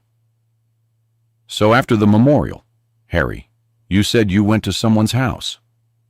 Where was that?" "It was my house," said Mike, scratching his beard too hard, making the blue audio line spike on Pip's screen. He looked older than the other 2, in his 30s at least. "On Wville Road." "Whereabouts do you live?" "It's number 58, halfway up where the road bends." She knew exactly where he meant. "Okay, so you all spent the evening together?" "Yep." "Said, us and our friend Lucy. She's not in today." "And did you all leave Mike's house at the same time?" "Yeah, I was driving," said Harry. "I dropped Soph and Lucy home on my way." "Okay," Pip said. "And do any of you remember what time exactly you left the house?" "It was like 11:45-ish, wasn't it?" Harry said, glancing at his friends. "I tried to work it back from the time I got home." Mike shook his head. "I think it was just before that. I was already in bed at 11:45 because I looked at my phone to set my alarm. I went straight up after seeing you lot off when it only takes me 5 minutes to get ready. So I'm thinking it was closer to 11:40. 11:40. That's great. Thank you," Pip said. "And can you tell me about seeing Jamie? Where was he? What was he doing?" "He was walking," Harry said, pushing back some flyaway strands of hair. "Quite fast with purpose. I mean, he was on the pavement on Mike's side of the road, so he crossed only a few feet behind us. He didn't even glance at us. Seemed totally focused on wherever he was going." "Which direction was he going in?" "Up Wall Road," said Mike, "away from the center of town." "Did he go all the way up Wyville Road, or could he have turned off, say, down Chuda Lane or somewhere?" she asked, holding her headphones to her ears and glancing back to check Connor was okay. He was watching intently, eyes tracking every spoken word. "Don't know," Harry said. "We didn't see him after he passed us. We went the other way to my car." "Sorry. And are you certain it was Jamie Reynolds?" "Yeah, I'm pretty sure it was." Soph spoke up, leaning instinctively towards the microphone. "There was no one else walking around at that time, so I sort of noticed him more, if that makes sense. I knew it when Harry showed me your poster. I walked out the front door first, saw Jamie walking towards us, and then I turned around to say bye to Mike." "What was he wearing?" Pip asked. It wasn't a test exactly, but she had to be sure. "He had on a dark red, purple-y kind of shirt," Soph said, looking for confirmation in her friend's eyes. "Yeah, burgundy color," Harry said. "Jeans, trainers." Pip unlocked her phone, scrolling to the clear photo of Jamie from the memorial. She held it up, and Soph and Harry nodded. But only Soph and Harry. "I don't know," Mike said, stretching out one side of his mouth in a sort of voyage. "I could have sworn he was wearing something darker. I mean, I only looked at him for a couple of seconds and it was dark, but I thought he was wearing something with a hood. Lucy thinks so, too, and I swear, I couldn't see his hands because they were in pockets. Like jacket pockets. If he was just wearing a shirt, then where are his hands? But I got to the door last, so I only really saw the back of him." Pip flipped her phone back, looking again at Jamie. This is what he was wearing when he disappeared, she said. Oh, guess I just didn't get a proper look, Mike conceded, shuffling a half-step back. That's okay, she smiled reassuringly. It's hard to remember small details you don't know will later become significant. Can you remember anything else about Jamie? His demeanor? Nothing that really sticks out, Harry said, speaking across Soph. Guess I noticed he was breathing pretty hard. But he just looked like a guy in a hurry to be somewhere. In a hurry to be somewhere. Pip's mind replayed those words, adding her own, and now he was nowhere. Okay, she clicked. Stop on the recording. Thank you all so much for your time. Chapter 18. Pip returned to the scrap of paper in her hand, running her eyes over the list she'd scribbled half an hour ago. 7 different spellings of Layla. This is impossible, Connor said, sitting back from Pip's desk in defeat in a chair she'd borrowed from the kitchen. Pip spun impatiently in her own chair, letting the breeze disturb the list in her hand. Annoying how Catfish chose a name with so many bloody variant spellings. They'd tried searching the name on Facebook and Instagram, but without a last name or even knowing the proper form of the first name. The search results were numerous and useless, nor had reverse image searching all of Stella Chapman's Instagram photos led anywhere. Clearly, Layla's versions had been manipulated enough that the algorithm couldn't locate them. We're never going to find her, Connor said. There was a faint triple knock at her bedroom door. Go away, Pip said, scrolling down the page of Illa's on Instagram. The door skidded open, and Ravi stood there, lips pursed in affront, one eyebrow raised. Oh, not you. Pip looked up, a smile breaking across her face. They thought it was Josh again. Sorry. Hi. Hi, Rabbi said, an amused half-smile on his face as he raised both brows in greeting to Connor. He walked over to the desk and sat up beside the laptop, resting one foot on Pip's chair, tucking it under her thigh. How was the rest of trial today? Pip looked up at him as he wriggled his toes against her leg in a hidden hello that Connor couldn't see. It was okay. He narrowed his eyes to look at what they were doing on her screen. Final Victim gave her testimony this morning, and they presented Andy Bell's burner phone to try to prove it was Max who regularly bought Rohypnol from her. Then the defense kicked off after lunch break. Called Max's mom to the stand first. Oh, how'd that go? Asked Pip. Apes asked her about Max's childhood when he almost died of leukemia, aged 7.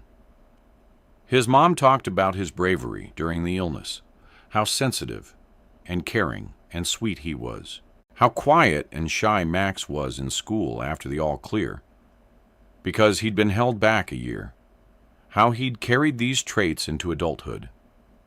She was quite convincing, he said. Well, I think that's because she is quite convinced that her son isn't a rapist, said. Epps is probably ecstatic. That's like hitting the gold mine. What's better than childhood cancer to humanize your client? My thoughts exactly, Ravi said. We'll record the update later. Yeah, what are we doing now? Looking for the catfish. That's not how you spell Isla, he added, pointing. It's one of the many ways, Pip eyed. We're hitting blanks here. What about the sighting from the bookshop guy? Ravi asked. Yeah, I think it's legit, she said. 11:40, walking halfway up Wyville Road. 4 eyewitnesses. Well, Connor said quietly. They didn't agree on everything. No, Ravi said, slight conflicting accounts on what Jaime was wearing.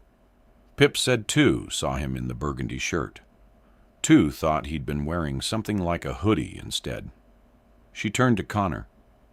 Small inconsistencies in eyewitness accounts are normal. Human memory isn't infallible. But 4 people swearing they saw your brother with otherwise matching accounts. We can trust that. 11:40, Rabbi thought aloud. That's over an hour from the last sighting. And it doesn't take over an hour to walk from High Ore to Wyville Road. No, it doesn't. Pip picked up his thread. He must have stopped somewhere in between. And I'm betting it has something to do with Ulla. You think so? Connor asked. He speaks to Stella at the Calamity. Pip said finds out Ulla has been catfishing him. He's next seen outside with his phone, where he appears agitated and mentions calling the police. He had to be calling his Ulla, confronting her with what he just found out. Jaime would have felt betrayed, upset, hence George's description of his behavior. What happens afterwards wherever Jaime was going? It has to be relevant to that to Ulla. She's had to explain that more than once. I can tell, Ravi said conspiratorially to Connor. Heads up. She hates doing that. I'm learning, Connor said. Pip flashed Ravi an angry look. At least he could read her eyes, reacting right away. She's also annoyingly always right. So, right, next plan, Pip said. Make a Tinder profile. I just said you were always right, Ravi replied, voice shrill and playful. To catch a catfish, she whacked him on the knee. We're not going to find Illa by blindly searching that name. At least on Tinder, we can narrow down the search field by location. From Stella's interview, it didn't seem that Jaime was surprised at seeing Illa and Little Kilton, just specifically at the Calamity party. That makes me think, she told him she was local. They just never met up in real life because, well, catfish. She downloaded the Tinder app on her phone and set about making a new profile, her thumb hovering over the name box. What name should we go for? Ravi said. Pip looked up at him, the question already in her eyes. You want to put me on a dating site? He asked. You're a weird kind of girlfriend. It's just easier because I already have photos of you. We'll delete the profile right after. Fine, Ravi smirked. But you can't use this to win any future arguments. Right, Pip said, typing in the bio now. Enjoys things like football and fishing. Aha, Ravi said. Catfishing. You too, Connor remarked, flicking his eyes between them, like he was watching a tennis match. Pip clicked through settings to alter the preferences. Let's keep it local within a 3-meter radius. We want it to show us women, she said, tapping the slider button beside that option. And the age range? Well, we know Jamie thought she was older than 18, so let's put the range between 19 and 26. Yep, sounds good, Connor said. Okay, Pip saved the settings. Let's fish. Ravi and Connor huddled forward, watching over her shoulders as she swiped left through the potential matches. Saw from the bookshop was on there, and then a few swipes later, so was Naomi Ward, grinning up at them. We won't mention that to her, Pip said, continuing, moving Naomi's photo aside. And there it was. She wasn't expecting it so soon. It crept up on her, and she almost swiped past it, her thumb stalling just before it hit the screen. Illa. Oh my God. She said Illa with an I. 25. Less than a mile away. Less than a mile away. Creepy, Connor said, shuffling closer for a better look. Pip scrolled through the 4 photos on Illa's profile. There were pictures of Stella Chapman stolen from her Instagram, but they'd been cropped, flipped, and filtered. And the main difference, Illa's hair was ash blonde. It was done well. Illa must have played with the hue and layers on Photoshop. Reader, learner, traveler, Ravi read from her bio. Dog lover, and above all other things, keen breakfaster. Sounds approachable, Pip said. Yeah, she's right, said Rabbi. Breakfast is the best. It is a catfish. You were right. Connor spluttered over a sharp intake of breath. Stella, but blonde. Why? Blondes have more fun, apparently, Pip said, flicking through Ila's photos again. Well, you're brunette, and you actively hate fun. So, yeah, true fact, said Ravi, affectionately scratching the back of Pip's head. Aha. She pointed to the very bottom of the bio where it said, Insta, at Leah M., her Instagram handle. Go to it, Connor said. I am. She swapped over to the Instagram app and typed the handle into the search bar. Stella's edited face peered up at them from the top result, and Pip clicked on the profile. Lila Me, 32 posts, 503 followers, 101 following. Most of the photos were ones taken from Stella's page. Her hair now a natural ashy blonde, but the same piercing smile and perfect hazel eyes. There were other photos without Stella, an over-filtered shot of the pub in Little Kilton, looking quaint and inviting. And further down, a photo of the rolling fields near Ravi's house, an orange, setting sun clinging to the sky above. Pip scrolled down to check the very first post, a photo of Stella/Illa cuddling a beagle puppy. She'd captioned it, Overhaul, New Aesthetic. Oh, and puppy. The first post was uploaded on February the 17th. So that's when Layla was born, Ravi said just over 2 months ago. Pip looked at Connor, and this time he was able to read what she was going to say before she did. Yes, he said. That fits. My brother must have started talking to her mid-March. That's when his mood changed, and he seemed happier again. Always on his phone. A lot of followers in that time. Ah. She checked down the list of followers. Jaime's on here, but most of them looked like bots or inactive accounts. She probably bought her followers. Illa does not mess around, Ravi said, typing at Pip's computer, now in his lap. Hold on, Pip said, fixating on another name in Illa's followers. Adam Clark. She stared at Connor, both widening their eyes in recognition. Ravi picked up on the exchange. What? He asked. That's our new history teacher, Connor said as Pip clicked the name to double-check it was him. His profile was set to private, but the display picture was clearly him. A wide smile with small Christmas bless attached to his ginger fleck beard. I guess Jaime isn't the only person Illa's been talking to. IP said Stella doesn't take history, and Mr. Clark's new, so maybe he wouldn't know he's talking to a catfish if he is talking to her.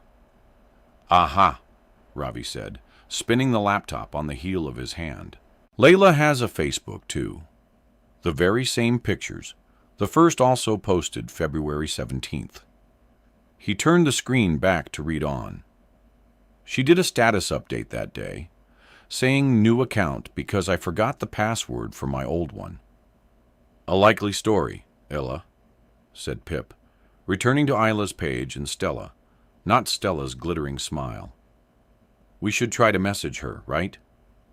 She wasn't really asking, and both of them knew that. She's the person most likely to know what happened to Jamie, where he is. You think she's definitely a she? Connor asked. I mean, yeah.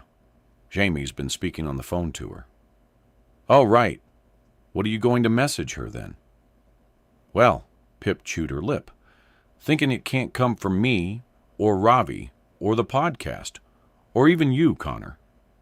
If she has anything to do with Jaime, she might know how we're connected to him, looking into his disappearance. I think we have to be careful. Approach her as a stranger. Just looking to talk. See if we can gradually work out who she really is, or what she knows about Jaime. Gradually. Catfish don't like to be rumbled? We can't just make a new account, though. She'd be suspicious seeing 0 followers, said Ravi. Damn, you're right, Pip muttered. I have an idea, Connor said, phrasing it like a question. The end of the sentence climbing up and away, abandoning him below. Well, I have another Instagram account, an anonymous one. I'm into photography. Black and white photography, he said with an embarrassed shrug. Not people. It's like birds and buildings and stuff.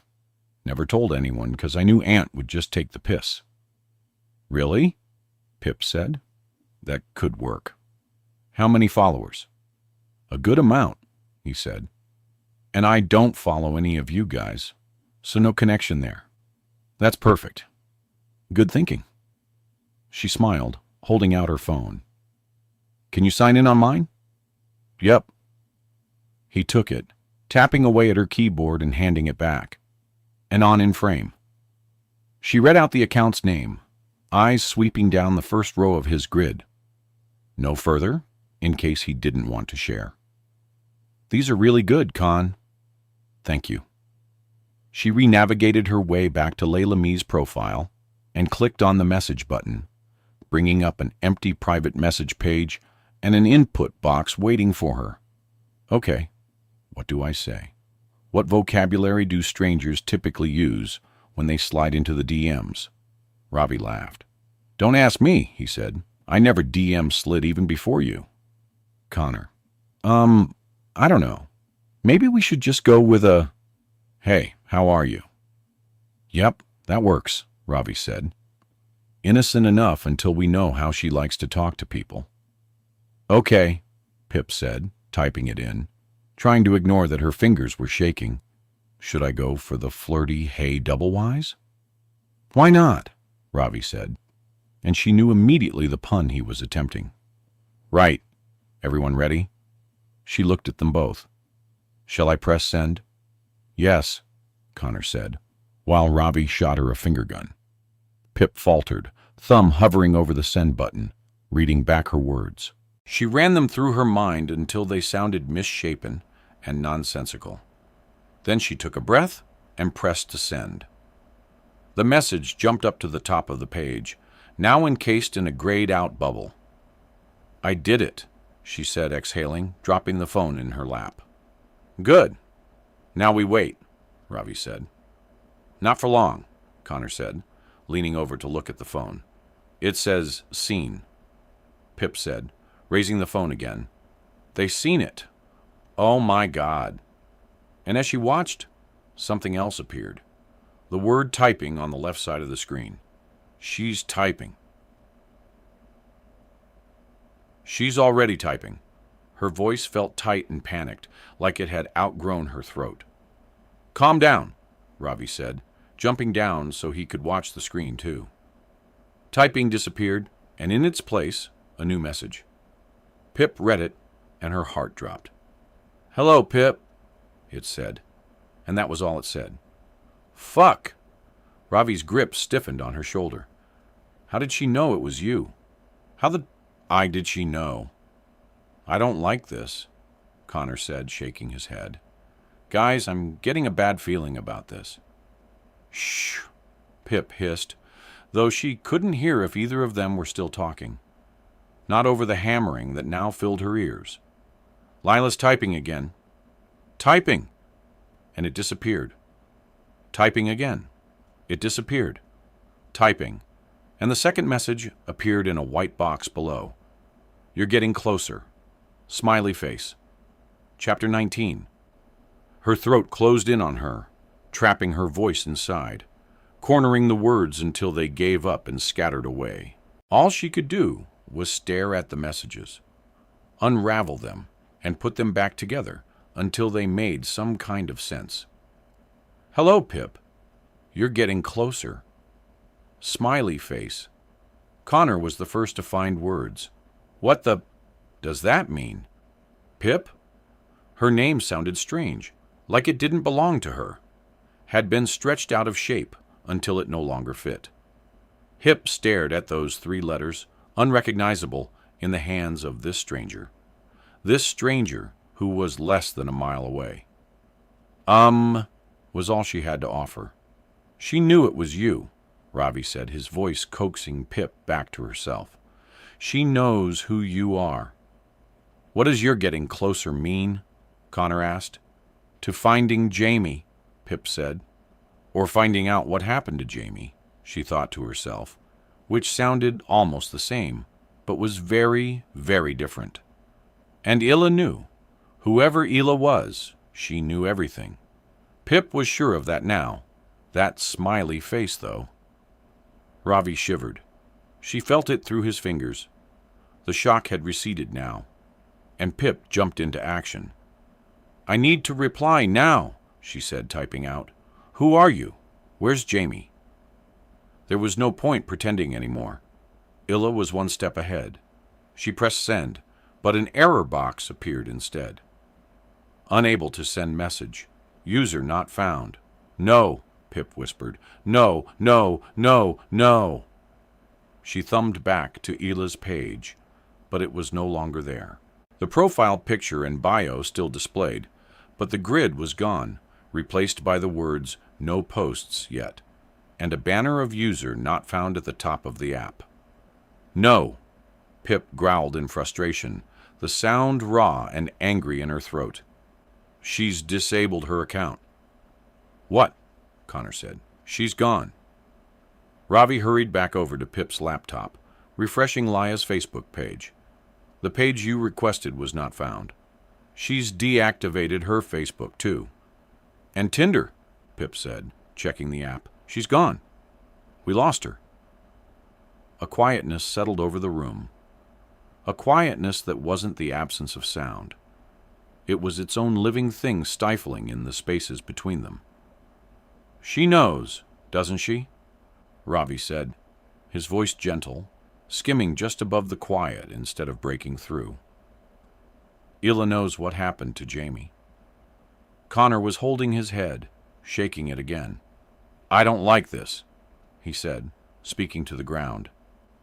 Pip watched him, transfixed by the movement of his head. I don't either. It was a fake smile, the one she put on for her dad later, as she walked Ravi towards the front door. Done with your trial update, Piggle? He asked, clapping Ravi gently on the back. Her dad's way of saying goodbye, reserved just for him. Yeah, just uploaded it, Pip said. Connor had gone home over an hour ago after they'd run out of ways of asking each other the same questions. There was nothing more they could have done tonight. Layla Me was gone, but the lead wasn't dead. Not entirely. Tomorrow at school, Pip and Connor would ask Mr. Clark what he knew about her. That was the plan. And tonight, once Ravi was gone, Pip would record about what had just happened, finish editing the interviews, and then it would go out later tonight, the first episode of Season 2. Thanks for dinner, Victor, Rabbi said, turning to give Pip one of their hidden goodbyes. A slight scrunching of his eyes. She blinked back at him, and he reached for the catch on the front door, pulling it open. Oh, someone said, standing on the step right outside, fist floating in the air, ready to knock. Oh, Ravi replied in turn, and Pip leaned to see who it was. Charlie Green from 4 doors down, his rusty-colored hair pushed back from his face. Hi, Ravi. Pip, Charlie said with an awkward wave. Evening, Victor. Hello, Charlie, Pip's dad said in his bright, showy-offy voice. That booming one that always switched on in front of someone he considered a guest. Ravi had outgrown guest a while ago, into something more. Thank God. How can we help you? Sorry to disturb, Charlie said, a slight nervous edge to his voice and his pale green eyes. I know it's getting late and it's a school night. It's just... He trailed off, locking on to Pip's eyes. Well, I saw your missing poster in the newspaper, Pip, and I think I have some information about Jamie Reynolds. There's something I should show you." 20 minutes, her dad agreed. And 20 minutes was all it would take, Charlie had said. Now Pip and Ravi were following him down the darkened street, the orange street lamps grafting monstrous, overstretched shadows to their feet. "You see?" Charlie said, glancing back at them as they walked up the gravel path to his front door. "Flora and I, we have one of those doorbell cameras. We've moved around a lot. Used to live in Dartford, and while there, we had a few break-ins, so we installed the camera for Flora's peace of mind, and it came with us here to Kilton. I thought there's no harm in having the extra security, no matter how nice the town you know." He pointed the camera out to them, a small black device above the existing faded brass doorbell. "It's motion detected, so it will be recording us right now."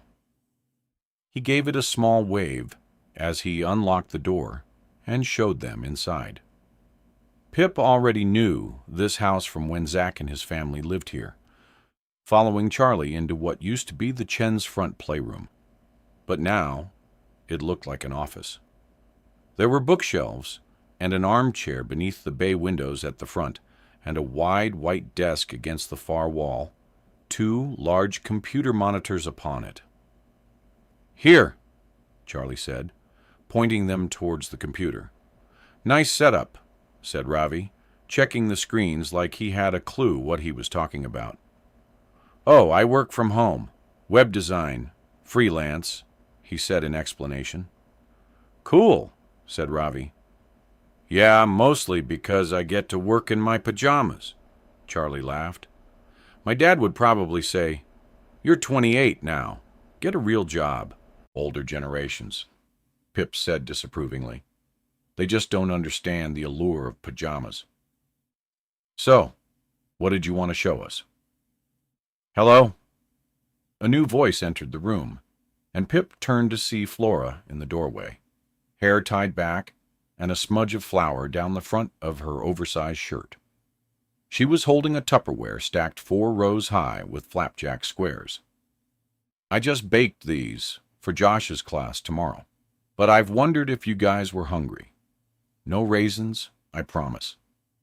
"Hi, Flora." Pip smiled. "I'm actually okay, thank you." Her appetite still hadn't quite returned. She'd had to force dinner down, but a wide, crooked smile appeared on Ravi's face as he sauntered over to Flora and picked up a flapjack from the middle, saying, "Yes, please. These look amazing." Pip sighed. Ravi liked anyone who fed him. "Have you shown them, Charlie?" Flora asked. "No, I was just getting to it. Come look at this," he said, wiggling the mouse to bring life back to one of the screens. "So, like I was saying, we have this doorbell camera, and it starts recording whenever it detects motion. Sends a notification to the app on my phone. Whatever it records, it uploads to the cloud for 7 days before it's wiped. When I woke up last Tuesday morning, I saw a notification on my app from the middle of the night. But I went downstairs and checked, and everything looked fine. Nothing out of place or missing. So, I presumed it was just a fox setting off the camera again." "Right," Pip said, moving closer as Charlie navigated through his files. "But yesterday, Flora noticed something of hers was missing. Can't find it anywhere, so I thought I'd check the doorbell footage just in case before it got wiped. I didn't think there'd be anything on it." But he double-clicked on a video file, and it opened in a media player. Charlie clicked it into full screen and then hit play. It was a 180-degree view of the front of their house, down the garden path to the gate they'd just come through, and over to the bay windows from the rooms either side of the front door. Everything was green, all light greens and bright greens, set against the darker green of the night sky. "It's night vision," Charlie said, watching their faces. This was taken at 3:07 a.m., Tuesday morning. There was movement by the gate. Whatever it was had set the camera off. "Sorry, the resolution's not great," said Charlie. The green shape moved up the garden path, growing blurry arms and legs as it neared the camera. And as it walked right up to the front door, it grew a face she knew, except for the absent black pinpoints for eyes. He looked scared. "I don't know him, and I only saw his picture in the killer mail today." "Well, that's Jamie Reynolds, isn't it?" "It is," Pip said, her throat constricting again. "What's he doing?" "Well, if you look to the window on the left, that's the one in here. This room." Charlie pointed to it on screen. "I must have had it open during the day for a breeze. And maybe I thought I'd closed it properly, but look, it's still open just a couple of inches from the bottom." As he said that, the green Jamie on screen noticed it too, bending down in front of it and creeping his fingers in under the gap. He couldn't see the back of his head. He had a dark hood pulled up over his hair. Pip watched Jaime pull at the window, sliding it up until the gap was large enough. "What's he doing?" Ravi asked, leaning closer to the screen too. The flapjack, a thing of the past. "Is he breaking in?" The question became redundant a half-second later, as Jaime lowered his head and climbed through the window, slipping his legs in behind him, leaving just an empty dark green opening into the house. "He's only in the house for a total of 41 seconds, Charlie said, skipping the video to the point where Jaime's lighter green head re-emerged at the window. He dragged himself outside, landing on one unsteady foot. But he looked the same as before he'd gone in, still scared, nothing in his hands. He turned back to the window, leaning into his elbows as he pushed it closed right down to the sill. And then he walked away from the house, his steps breaking into a run as he reached the gate and disappeared into the engulfing all-green night. "Oh," Pip and Ravi said together. "We only found this yesterday," Charlie said, "and we discussed it. It's my fault for leaving the window open. And we're not going to go to the police and press charges or anything. Seems like this guy Jamie has enough on his plate as it is. And what he took, well, what we think he took, it wasn't that valuable.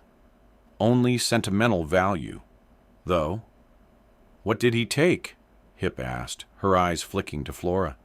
Instinct pulling her gaze to the empty spaces at Flora's wrists. "What did Jaime steal from you?" "My watch," Flora said, putting the box of flapjacks down. "I remember leaving it in here the weekend before last because it kept catching on the book I was reading. I haven't seen it since, but it's the only thing missing." "Is this watch rose gold with light pink straps, metal flowers on one side?" Pip asked. And immediately Charlie and Flora's eyes snapped to each other in alarm. "Yes," Flora said. "Yes, that's exactly it. It wasn't that expensive, but Charlie bought it for our first Christmas together." "How did you—" "I've seen your watch," Pip said. "It's in Jamie Reynolds' bedroom." "Oh. Oh," Charlie stuttered. "I can make sure it's returned to you right away." "That would be great, but no rush." Flora smiled kindly. "I know you must be very busy. But the strange thing is," Charlie crossed the room, past a watchful Ravi over to the window. "Jamie had climbed through just a week ago. Why did he take only the watch? It's clearly not expensive.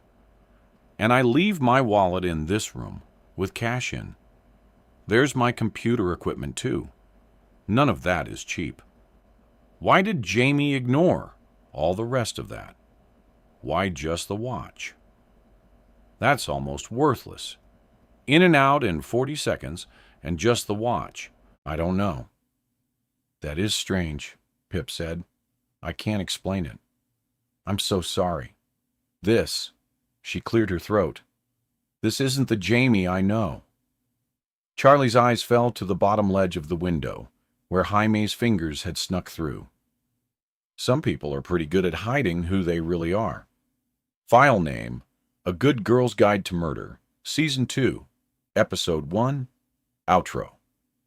There's one inescapable thing that haunts me in music this case, something I didn't have to face last time, and that's time itself. As it passes, every minute and every hour, the chances of Jamie returning home, safe and well, get slimmer and music slimmer. That's what the statistics say. By the time I've uploaded this episode, and you're listening to it, we will have passed another important music deadline. 72-hour mark from when Jaime was last seen. In normal police procedure, while investigating a high-risk missing persons case, the 72-hour mark is music, a line in the sand, after which they quietly accept that they might not be looking for a person anymore, but a body. Time is music, in charge here, not me, and that's terrifying. But I have to believe Jamie is okay, that we still have time to find him. Probability is music. It's that. Probable. Nothing is certain. And I'm closer than I was yesterday. Finding the music dots and connecting them. I think everything is linked. And if that's true, then it all comes back to one person. Layla me, a person who doesn't really exist. Join us next time. Music. New episode, A Good Girl's Guide to Murder, Season 2, The Disappearance of Jamie Reynolds. Episode 1, Chapter 20. Tuesday, 4 days missing. Jamie Reynolds is clearly dead. The words jumped in and out of focus as Connor held the phone in front of her eyes. "Look," he said, his voice quivering. "Maybe with the effort of keeping up with her down this corridor. Maybe with something else." "I have," Pip said, slowing to divert around a group of chittering Year 7s. "What was the one very important rule I gave you, Con?" She looked over at him. "Never read the comments, ever." "Okay, I know," he said, going back to his phone. "But that's a reply to your tweet with the episode link, and it's already got 109 likes. Does that mean 109 people really think my brother's dead, Connor? And there's this one from Reddit," he carried on, not listening to her. "This person thinks that Jaime must have taken the knife from our house on Friday evening to defend himself. Therefore, he must have known someone would try to attack him." "Connor." "What?" he said defensively. "You read the comments?" "Yes, I do. In case there are any tips or someone has spotted something I missed. But I know that the vast majority are unhelpful, and the internet is full of morons," she said, skipping up the first set of stairs. "Did you see Jaime carrying a dirty great knife around at the memorial? Or in any of the photos from the calamity?" "No, because he couldn't have. He was wearing just a shirt and jeans." "Not many places to hide a 6-inch blade. You get quite a few trolls, huh?" Connor followed her as she pushed through the double doors onto the history floor. "I killed Jamie, and I'll kill you too, Pip." A student in the year below was just passing when he said that. She gasped, mouth open in shock, hurrying away from them in the other direction. "I was just reading something out," Connor called to explain, giving up as the girl disappeared through the opposite doors. "Right." Pip stopped outside Mr. Clark's classroom, looking through the glass in the door. He was there, sitting at his desk, even though it was break time. She guessed he was new enough that an empty classroom was still more welcoming than the staff room. "Come with me, but if I give you the eyes, that means you need to leave." "Got it." Yes, I get it now, Connor said. Pip opened the door and gave Mr. Clark a small wave. He stood up. Hello, Pip Connor, he said brightly, fidgeting like he wasn't sure what to do with his hands. One went to his wavy brown hair, the other settling in his pocket. What can I do for you both? Is this about the exam? It's actually about something else. Pip leaned against one of the tables at the front of the classroom, resting the weight of her rucksack. What is it? Mr. Clark said, his face changing, features rearranging beneath his heavy brows. I don't know if you've heard, but Connor's brother, Jamie, went missing last Friday, and I'm looking into his disappearance. He was an ex-pupil here. Yes. Yes, I saw that in the town newspaper yesterday, Mr. Clark said. I'm very sorry, Connor. That must be very hard for you and your family. I'm sure the school counselor would. So Pip cut him off. There were only 15 minutes left to break, and time wasn't something she had to spare. We're investigating Yaime's disappearance, and we've traced a lead to a particular individual. And, well, we think you might know this individual. Might be able to give us some information on her. Well, I don't know if I'm allowed. He blotted. Lailami. Pip said the name, watching Mr. Clark's face for a reaction. And he gave her one, though he tried to wrestle with it, shake it off, but he hadn't been able to hide that flash of panic in his eyes. So, you do know her? No. He fiddled with his collar like it was suddenly too small for him. Sorry, I've never heard that name before. So he wanted to play it that way, did he? Oh, okay, Pip said. My mistake. She stood up, heading towards the door. Behind her, she heard Mr. Clark breathe a sigh of relief. That's when she stopped, turned back. It's just, she said, scratching her head like she was confused. It's strange, then. Sorry, said Mr. Clark.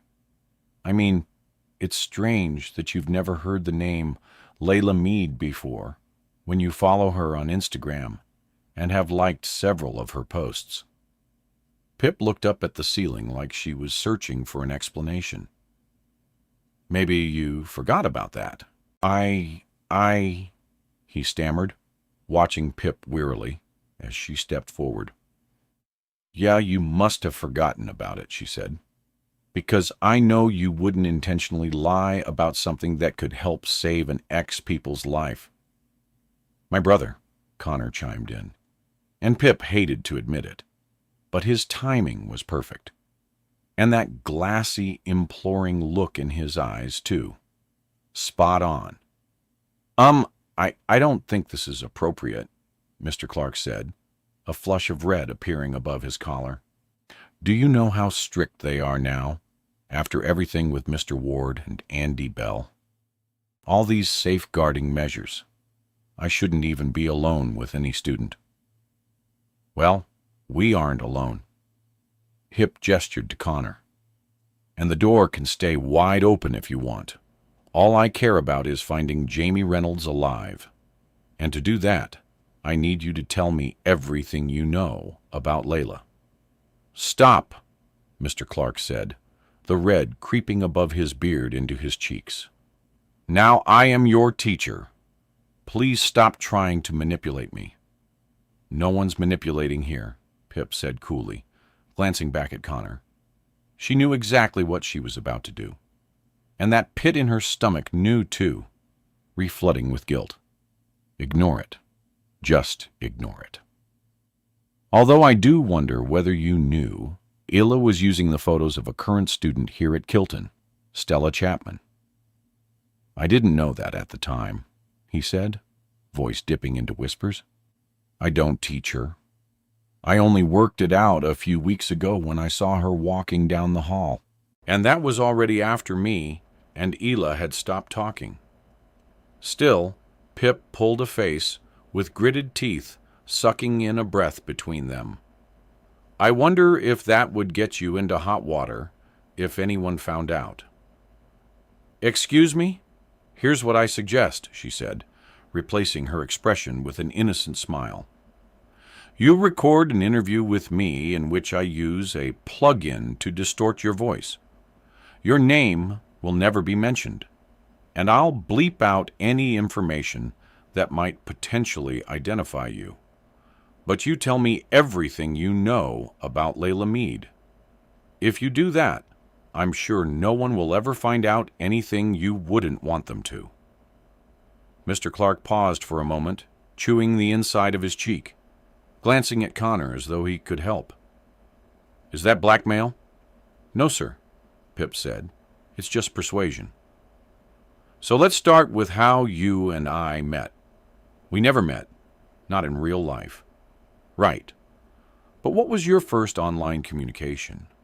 Who initiated contact? Did you match on Tinder?" No, I'm not on there. It was Instagram. I had my account set to private, so that one day, I think near the end of February, this woman, Ela, requested to follow me. I checked out her profile, thought she looked nice, and clearly she was local to Little Kilson because she had photos from around town. And I'd only been living here a couple of months then, and hadn't really had the chance to meet any people outside. I thought it might be nice to get to know someone new, so I approved her and followed her back. Liked a couple of her photos. "Did you start messaging each other directly?" "Yes, I got a DM from Isla. Something like, 'Hey, thanks for following me back.' Said she thought she recognized me. Asked if I lived in Little Hilton. I'm not going to go into all the particulars about conversations. By the way, yes, I understand. So, to clarify the nature of your and Ela's conversations, would you say they were romantic, flirtatious?" "Okay, no need to answer loud and clear. I don't want you to recount every conversation. I just want to know anything Ela said that might help me identify who she really is." "Did you ever have a phone conversation with her?" "No, only on Instagram. And really, we only spoke on and off for a few days, a week at most. It wasn't a big deal." "Did I tell you where she lives?" "Yes, Little Pilton. We didn't get to the point of swapping addresses, obviously, but she seemed to have local knowledge. Talked about drinking in the King's Head." "Did she tell you anything else about herself?" "She said she was 25, that she lived with her dad, and she worked in HR somewhere in London, that she was signed off work sick at the moment." "Sick with what?" "I didn't ask. We hardly knew each other. That would have been rude." "Seems like a classic catfish line to me. Did you suspect she wasn't who she says she was at any time?" "No idea. Not until I saw Stella Chapman, and I was very shocked that I'd been catfished. At least it hadn't gone on long at all." "So, you only spoke for a week. What kind of things did you talk about? The clean stuff?" She asked me a lot of questions about myself. A lot. In fact, I found it quite refreshing to meet someone so interested in me. "Really? What kinds of things did she ask?" It wasn't like she was interviewing me or anything. Her questions all occurred naturally during conversation. Right at the start, she wanted to know how old I was asked directly. I told her I was 29, and then she asked when I would turn 30, and if I had any plans yet for the big birthday. She was chatty like that. Nice. And she was interested in my family, too. Asked if I still lived with any of them, if I had siblings, how my parents were. She would sort of avoid answering when I returned. Those questions, though, seemed more interested in me. Made me think she didn't have such a good home life.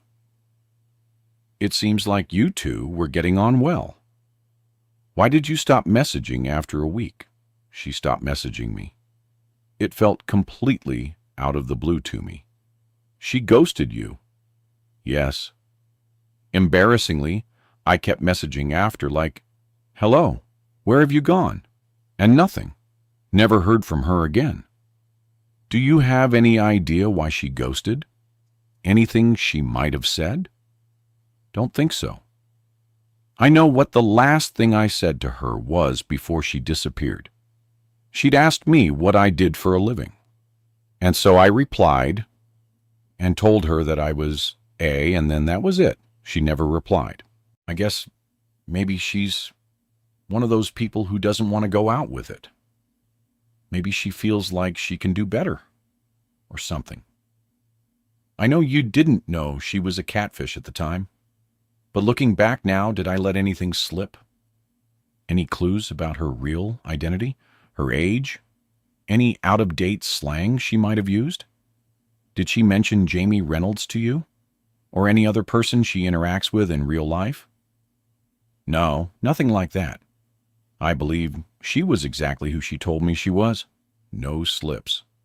So, if she's a catfish, then I guess she's a pretty darn good one. Chapter 21. Connor wasn't eating. He pushed the food around his plate, scoring deep lines through the untouched pasta with the points of his plastic fork. Zach had noticed, too.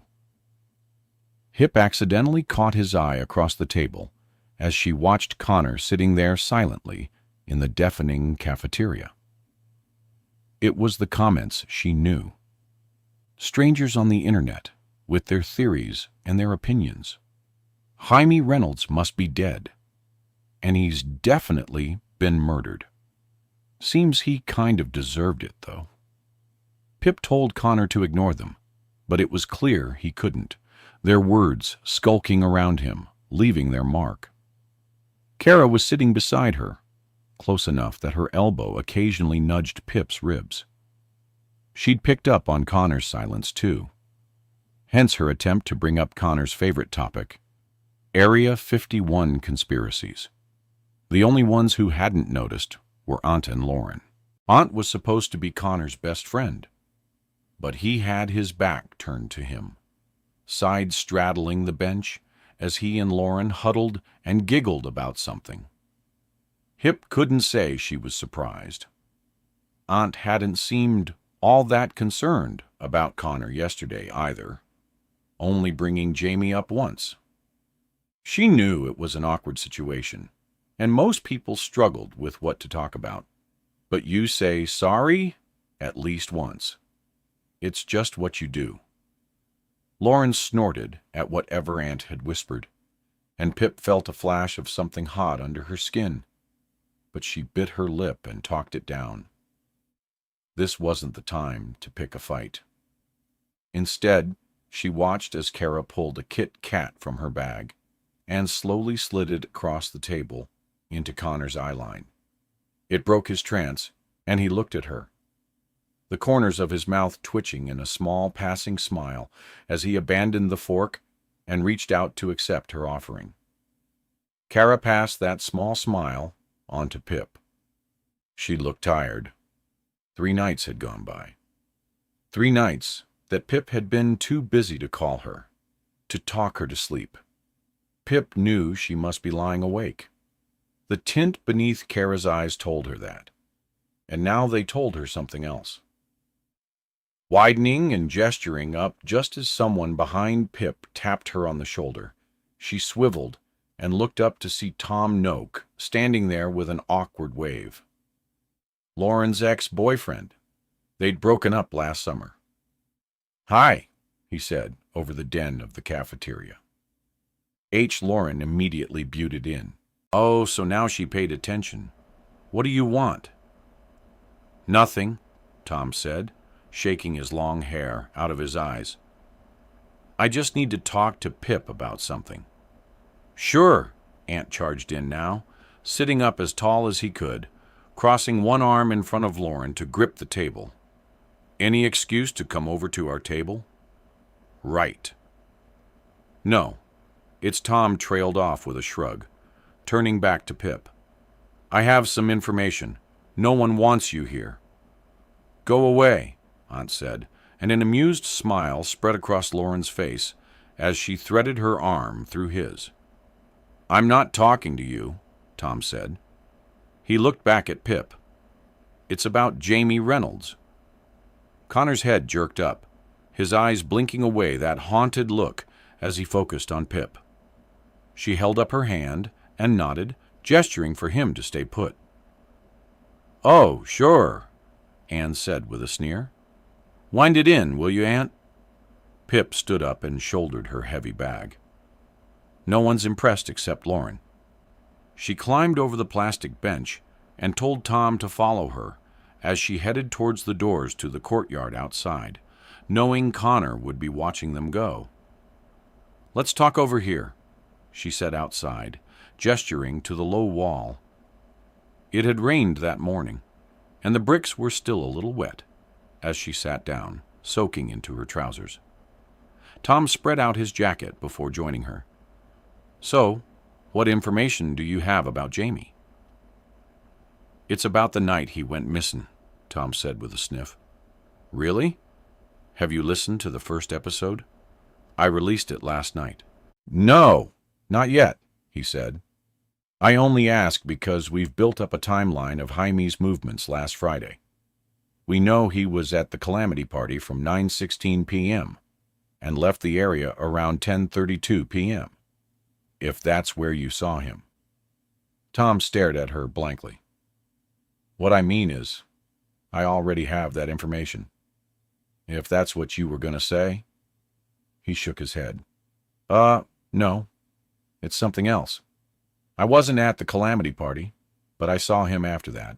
"You did after 10:32? And suddenly Pip was hyper-aware. The shrieking year 10 boys playing football, a fly that had just landed on her bag, the wall pressing into her bones. "Yes," Tom said. "It was after that." "How long after?" Maybe 15 minutes or 20? He screwed up his face in concentration. "So, around 10:50 p.m., she asked. "Yeah, that sounds about right." Pip sat forward, waiting for Tom to carry on. He didn't. And she said, starting to grow annoyed despite herself, "Where were you? Where did you see him? Was it somewhere near high where the party was?" "Yeah, it was that road." What's it called?" "Oh, Cross Lane," he said. "Cross Lane." Pip only knew one person who lived down Cross Lane with a bright blue door and an angled front path. Nat D. Silva and her parents. "You saw Jamie on Cross Lane at 10:50 p.m. "Yeah, I saw him in a burgundy shirt and white trainers. I specifically remember that." "That's what he was wearing specifically," she said, wincing at Tom's butchering of the word. "Why were you there at that time?" He shrugged. "Just going home from a friend's house." "And what was Jamie doing?" Hip asked. "He was walking past me." "Okay. And was he on the phone when he walked past you?" She said, "No, don't think so. No phone." Hip sighed. Tom wasn't making this very easy for her. "Okay. What else did you see? Did it look like he was heading somewhere? Maybe a house?" "Yeah." Tom nodded. "Yeah. What, a house?" "He was walking to a house," he said. "Like maybe halfway up the lane." Nat D. Silva's house was about halfway up. Pip's thoughts intruded, demanding her attention. She felt a thrumming in her neck as her pulse picked up, arms growing sticky and not from the rain. "How do you know he was heading to a house?" "Because I saw him go into her house," he said. "Inside?" The word came out louder than she'd intended. "Yes." He sounded exasperated, like she was the one making this difficult. "Which house?"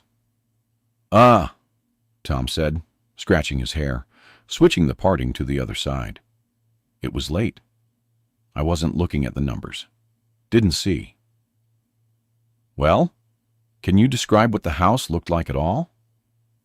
She was gripping the wall now, fingertips grazing against it. What color was the front door? He looked at her. I think it was white. Pip exhaled. She sat back from him, unhooked her fingers, and dropped her gaze. Not Nat Dilva's house, then. Good. Wait, Tom said suddenly, eyes settling on her again. Actually, no, I don't think it was white. No, I remember now. It was blue. Yeah, blue. Pip's heart reacted immediately. A beating in her ears, quick couplets that almost sounded like nut dilute. She forced her mouth shut and we opened it again to ask. White Burrick house vine on one side. Palm nodded. More life in his face now. Yeah, that's the one. I saw Jamie going into that house. Did you see anyone else? Who was at the door? No, I just saw him go into Nat Dilva's house. That had been the plan after all, for Jaime to go to Nat's house after the memorial. That's what he told Connor. That's what Nat had said to Pip. Except she also said he never turned up. That the last time she saw him was when he walked away from her into the crowd to find someone. But Tom saw Jamie going into her house at 10:50 p.m. after the calamity party. So somebody was lying here, and who would have reason to? Tom, she said, would you mind if we went over this again in a recorded interview? Sure, no problem. A Good Girl's Guide to Murder podcast subreddit. New post 47 minutes ago by He Detect, He Protect. The Hillary F. Wiseman lead. I know Pips has been busy chasing Jaime's movements on that night, but I feel it would be a mistake for her to ignore this note in Jaime's bin. We know the Reynolds' cleaner comes once a fortnight on a Wednesday.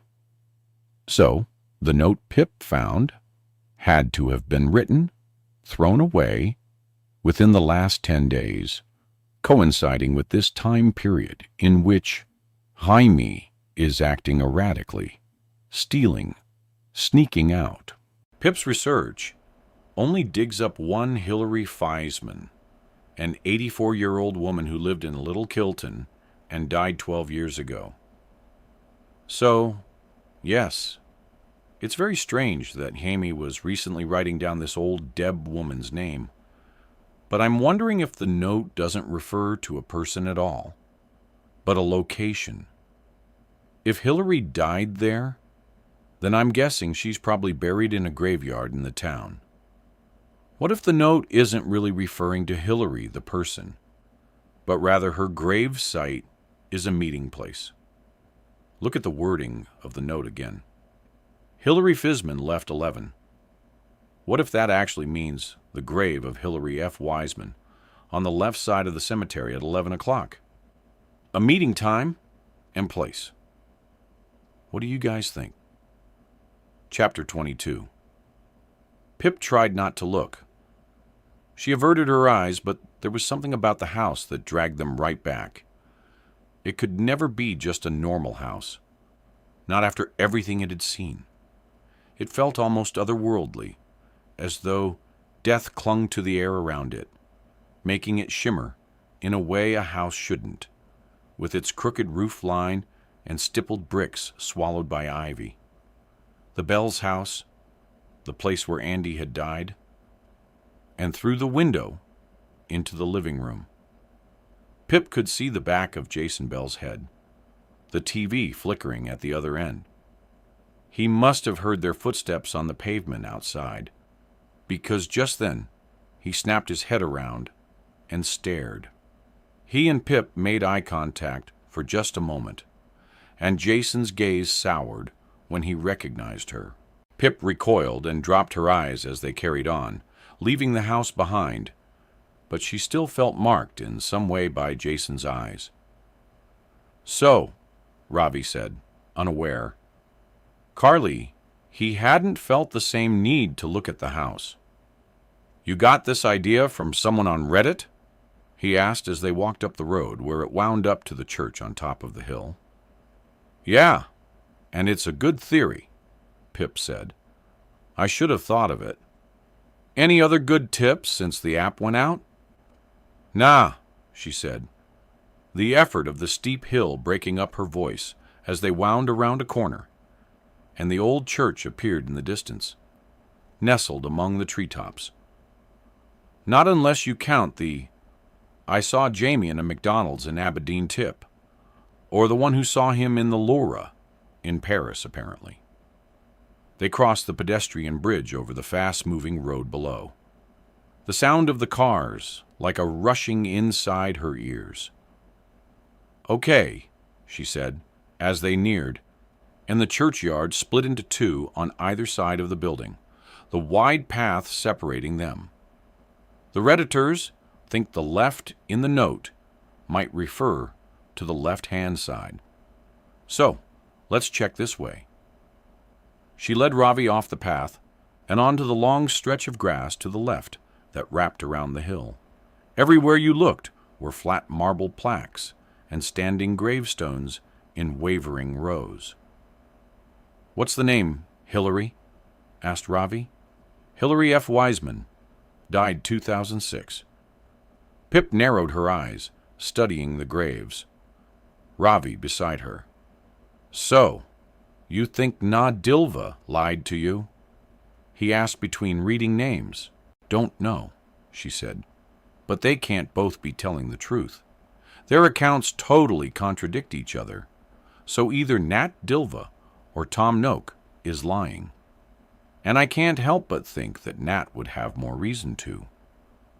Maybe Jamie did go to her house for a bit that night, and she just didn't want to say so in front of her boyfriend. He seems quite scary."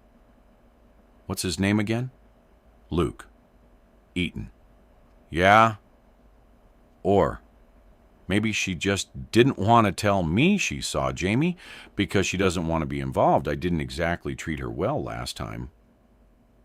Or she could be lying because she's involved somehow. I got this weird feeling when I spoke to them about where they were Friday night, like I wasn't getting the full story. But Jamie was seen alive and well on Wville Road almost an hour after that. So if he did go to Nat's, he was fine when he left. "I know," she said. "So then why lie about it? What is there to hide?" "Or Tom could be lying," Ravi said, bending down to get a closer look at the faded letters on a plaque. "He could be," she sighed. "But why? And how could he have known that that house belonged to someone who's, well, a person of interest?" "You going to talk to Nat again?" "Not sure." Pip wound down another row of graves. "I should, but I'm not sure she'll talk to me again. She really hates me, and this week is hard enough for her anyway." "I could go," Ravi said. "Maybe when Max's trial is over." "Yeah, maybe," Pip replied. But the thought that Jaime might still be missing by then made something in her sink. She quickened her pace. "I going too slowly? Let's split up." "No, but I really like you." And Pip could feel his smirk, even though she wasn't looking at him. "We are in a graveyard. Behave." "They can't hear," he said, ducking from her frown. "Okay, fine. I'll check this way."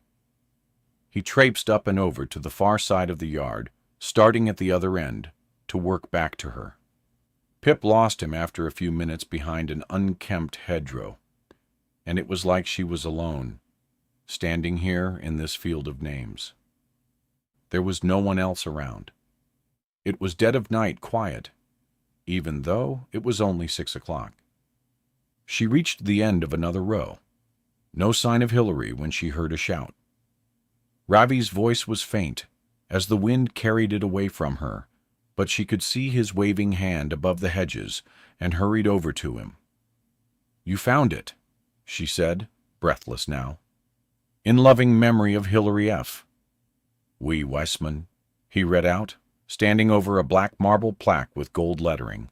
"Died 4th of October, 2006.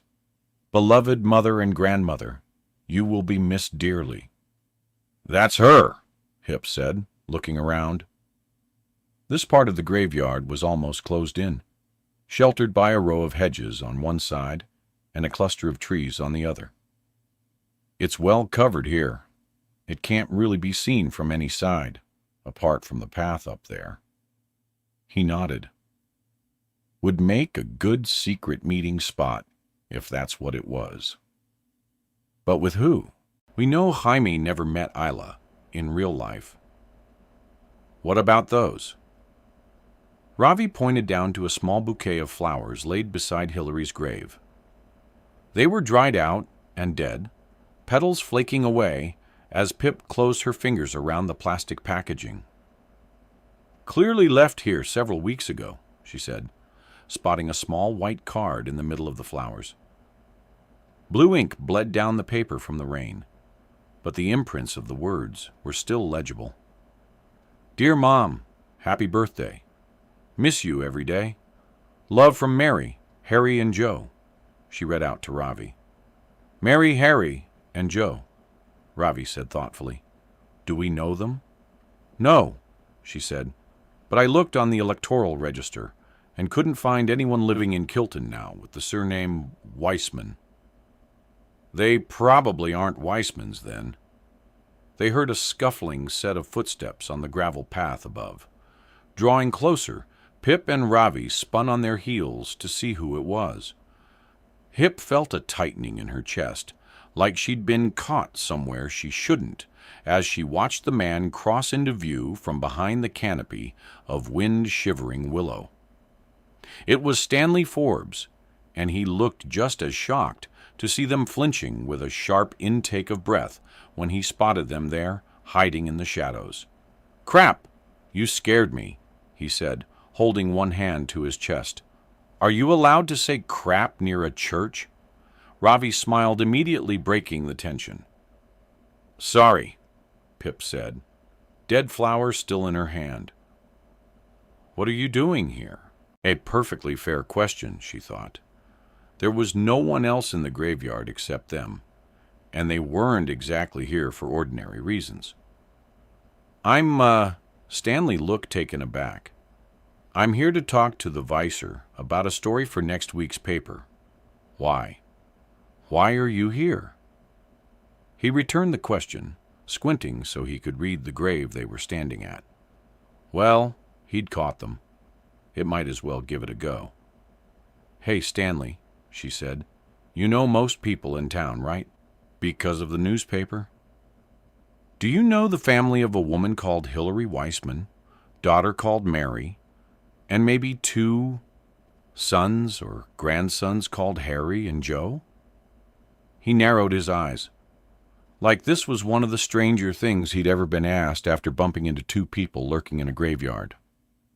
Well, yes, I do. So do you. That's Mary Scythe, the Mary who volunteers at the paper with me. Those are her sons, Harry and Joe. And as he said that, something clicked in Pip's head. Harry Scythe, does he work at the bookseller? She asked. Yeah, I think he does, Stanley said, shuffling his feet. Does this have something to do with that disappearance you're looking into, Jaime Reynolds? It might, she shrugged, reading something like disappointment in his face when she didn't elaborate. Well, sorry. She didn't want a small-town volunteer journalist chasing the story, too, getting in her way. But maybe that wasn't entirely fair. Stanley had printed the missing poster in the Kilton Mail like she'd asked, and it had brought people to her with information. She added, I just wanted to say thank you for printing that notice in the paper, Stanley. You didn't have to, and it really helped. So yeah, thanks for that. That's okay. He smiled, looking between her and Ravi. And I hope you find him. I mean, I'm sure you will. He rolled up one sleeve to look at the time. I better go. Don't want to keep the vicar waiting. Yeah. Okay, bye. He flashed them a small, awkward wave down by his waist and walked off towards the church. Harry Scythe was one of the witnesses on Wyville Road, Pip told Ravi in a hushed tone, watching Stanley walk away. Huh? Really? Ravi said. Small town. It is. Hip said, laying the dead flowers back by Hillary's grave. It is a small town. She wasn't sure if this meant anything other than that. And she wasn't sure that coming here had explained anything about that scrap of paper in Jaime's bin, other than he possibly came here to meet someone here under these same shadows. But it was too unclear, too vague to be a proper lead. Come on, we should get the trial update done and out of the way, Ravi said, taking her hand, winding his fingers between hers. Also, I can't believe you actually said thank you to Stanley Forbes. He pulled a face at her like he was frozen in shock, eyes crossing over each other. Stop. She nudged him. You actually being nice to someone? The stupid face continued. Well done. Gold star for you, Pip. Shut up. Chapter 23. The Reynolds' house stared her down, the top windows yellow and unblinking, but only for a second before the door swung inwards and Joanna Reynolds appeared in the crack. You're here. Joanna ushered Pip inside as Connor appeared down the hall. Thanks for coming straight away. That's okay. Pip shrugged off her bag and shoes. She and Ravi had just finished recording the new update on Max Hastings' trial, discussing 2 witnesses for the defense, Max's male friends from university, when Joanna had called. It sounded urgent, Hip said, looking between the 2 of them. She could hear the sounds of the television behind the closed door to the living room. Surreptitiously, Arthur Reynolds was inside, still refusing to have anything to do with this.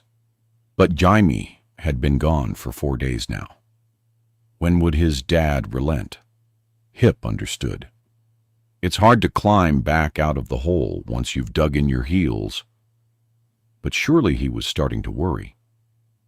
Yes, it is, I think. Joanna gestured for Pip to follow her down the hallway, turning to climb the stairs behind Connor. Is it his computer? Pip asked. Did you manage to get on? No, not that, she said. We've been trying. Tried more than 700 options now. Nothing. Okay. Well, I emailed 2 computer experts yesterday. So, we'll see what they say. Pip moved up the stairs, trying not to catch Joanna's heels. So, what's wrong? I've listened to the first episode you released last night several times already. Joanna spoke quickly, growing breathless halfway up the stairs. It's the interview you did with the eyewitnesses from the bookshop, the ones who saw him on W-ville at 11:40. There was something nagging at me about that interview, and I finally realized what it was.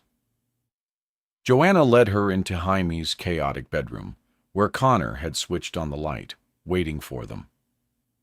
Is it Harry Scythe? Pip asked. Do you know him? Joanna shook her head. It's that part where they talked about what Jaime was wearing.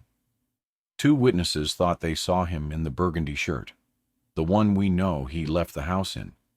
But those were the first 2 to see him as Jaime would have been walking towards them. The other 2 witnesses got to the door after when Jaime would have already passed. So they saw him from behind, and they both thought that maybe he wasn't wearing a burgundy shirt. Maybe he was wearing something darker with a hood and pockets, because they couldn't see Jaime's hands. Yes, there is that discrepancy, Pip said. But that can happen with small details in eyewitness accounts. Joanna's eyes were alight now, burning a path across Pip's face. Yes, and our instinct was to believe the 2 who saw him in the shirt, because that's what we presumed Jaime was wearing. But what if it's the other 2 who were right, the ones who saw him in a black hoodie? Jaime has a black hoodie. She said one with a zip. He wears it all the time. If it was undone, maybe from the front, you wouldn't see much of it and would focus on the shirt beneath.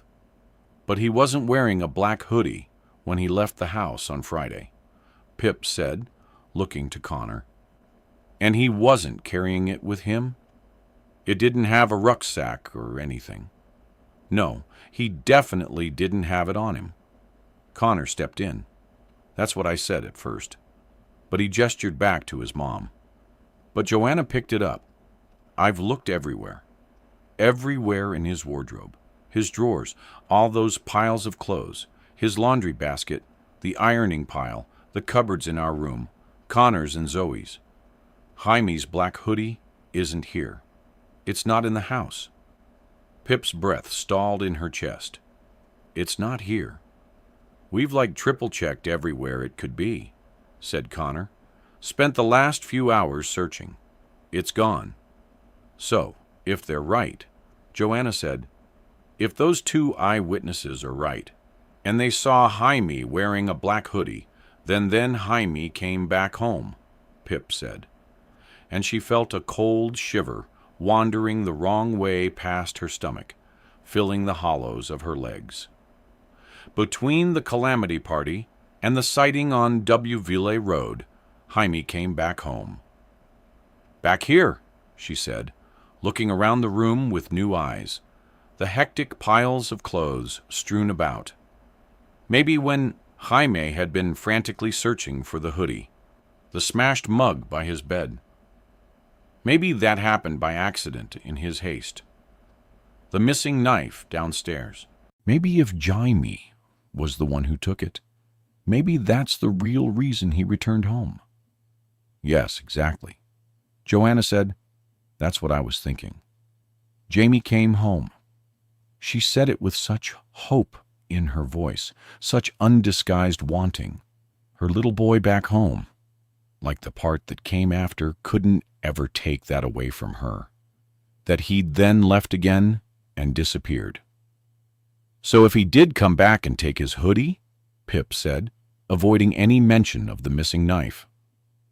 It must have been between, say, 10:45 p.m. after walking back from Highmore and 11:25-ish, because it would have taken at least 15 minutes to get halfway down Yville. Joanna nodded, hanging on her every word. But it stopped herself and restarted, directing the question at Connor. It was easier that way. But didn't your dad get home from the pub around 11:15? Joanna answered anyway. Yes, he did. About then, obviously, Arthur didn't see Jaime at all. So Jaime must have come and gone before Arthur got back. Have you asked him about that? Pip said tentatively. Asked him what? About his movements that night. Yes, of course, Joanna said bluntly. He got back from the pub around 11:15, as you said. No sign of Jamie. So Jaime must have come back earlier, right? Connor asked. Right, Hip said. But that's not what she was thinking at all. She was thinking that Tom Noakes said he saw Jaime going into Nat Dilva's house on Cross Lane at 10:50 p.m. And was there time to do both? Visit Nat, walk home, and leave again? No, not really. Not without Jaime's time window, overlapping with Arthur's. But Arthur said he was home at 11:15 and hadn't seen Jaime. Something wasn't adding up here. Either Jaime didn't go to Nat's at all, came home earlier, and left before 11:15 when his dad got home, or Jaime did go to Nat's briefly, then walked home, coinciding with the time his dad was back, and Arthur just hadn't noticed Jaime was there or when he left. Or Arthur did notice, and for some reason, he was lying about it. Pip? Joanna repeated. Sorry, what was that? Pip said out of her head and back inside the room. I said, when I was looking for Jaime's black hoodie, I found something else. Joanna's eyes darkened as she approached Jaime's white laundry basket. I looked through here, she said, opening the lid and retrieving an item of clothing from the top. And this was about halfway down. She held it up by the seams on the shoulders to show Pip. It was a gray cotton jumper, and down the front, about 5 inches below the collar, were drops of blood dried to a reddish brown. 7 stains in all, each one smaller than a centimeter, and a long smear of blood on the cuff of one sleeve. Pip stepped forward to get a better look at the blood. "This is the jumper he wore on his birthday," Joanna said. And indeed, Pip recognized it from the missing posters all over town. "You heard him sneak out late that night, didn't you?" Pip asked Connor. "Yeah, and he didn't accidentally hurt himself at home that evening." Joanna shook her head. "Went into his bedroom, and he was fine. Happy. These looked like the blood dripped from above." "It's not spatter," Pip said, circling her finger in front of the jumper. "The sleeve looks like it was wiped against a source of blood. Jaime's blood." The color had gone from Joanna's face, drained away to somewhere unseen. "Possibly. Did you notice if he had any cuts or bruises the next day?" "No," Joanna said quietly. "Nowhere I could see. It could be someone else's blood." Pip thought aloud and immediately regretted it. Joanna's face folded, collapsing in on itself as a lone tear escaped and twisted around the contours of her cheeks. "I'm sorry, Joanna," Pip said. "I shouldn't have said." "No, it's not you," Joanna cried, carefully placing the jumper back on top of the basket. 2 more tears broke free, racing each other to her chin.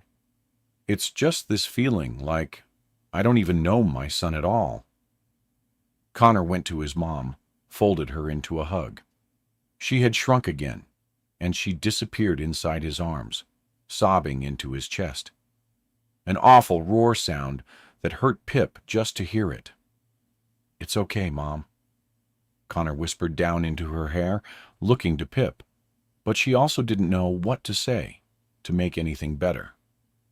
Joanna re-emerged with a sniff, wiping at her eyes in vain. "I'm not sure I recognize him." She stared down at Jaime's jumper. "Trying to steal from your mom, getting fired, and lying to us for weeks. Breaking into someone's home in the middle of the night to steal a watch he didn't need. Sneaking out and coming back possibly with someone's blood on his clothes. I don't recognize this, Jamie," she said, closing her eyes like she could imagine her son back in front of her. The one she knew. This isn't him. These things he's done. He's not this person. He's sweet. He's considerate. He makes me tea when I get in from work. He asks me how my day went. We talk about how he's feeling, how I'm feeling. We're a team, me and him. We have been since he was born. I know everything about him, except clearly I don't anymore." Pip found herself staring at the bloodied jumper, too, unable to pull her eyes away. "There's more to all this than we understand right now," she said. "There has to be a reason behind it. He hasn't just changed after 24 years, flipped a switch. There's a reason, and I will find it. I promise. I just want him back." Joanna squeezed Connor's hand, meeting Pip's eyes. "I want our Jamie back. The one who still calls me Joe Mama, because he knows it makes me smile. That was his name for me when Jaime was 3, and first learned I had a name other than Mommy. He came up with Joe Mama so that I could have my own name back whilst still being his mom." Joanna sniffed, and the sound stuttered all the way through her, shuddering in her shoulders. What if I never get to hear him call me that again?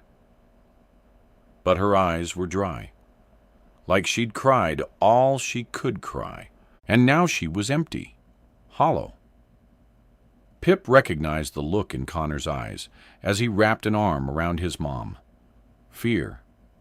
He squeezed tight, like that was the only way he knew how to stop his mom from falling apart. This wasn't a moment for Pip to watch, to intrude on. She should leave them to their moment. "Thank you for calling me over." "About the hoodie," she said, walking slowly backwards to Jaime's bedroom door. "We're getting one step closer with every bit of information. I better get back to recording and editing. Maybe chase up those computer experts." She glanced at the closed lid of Jaime's laptop as she reached the door. "Do you have any of those big Ziploc freezer bags?" Connor screwed his eyes at her, confused, but he nodded nonetheless. "Seal that jumper inside one of them," she said, "and keep it somewhere cool, out of sunlight."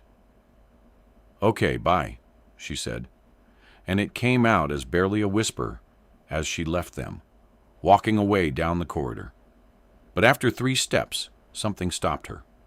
The fragment of a thought circling too fast for her to catch. And when it finally settled, she retraced those 3 steps back to Jaime's room. "Joe Mama," she said. "Yes." Joanna lifted her gaze back to Pip like it was almost too heavy. "I mean, did you try Joe Mama? Pardon? For Jaime's password, sorry," she said.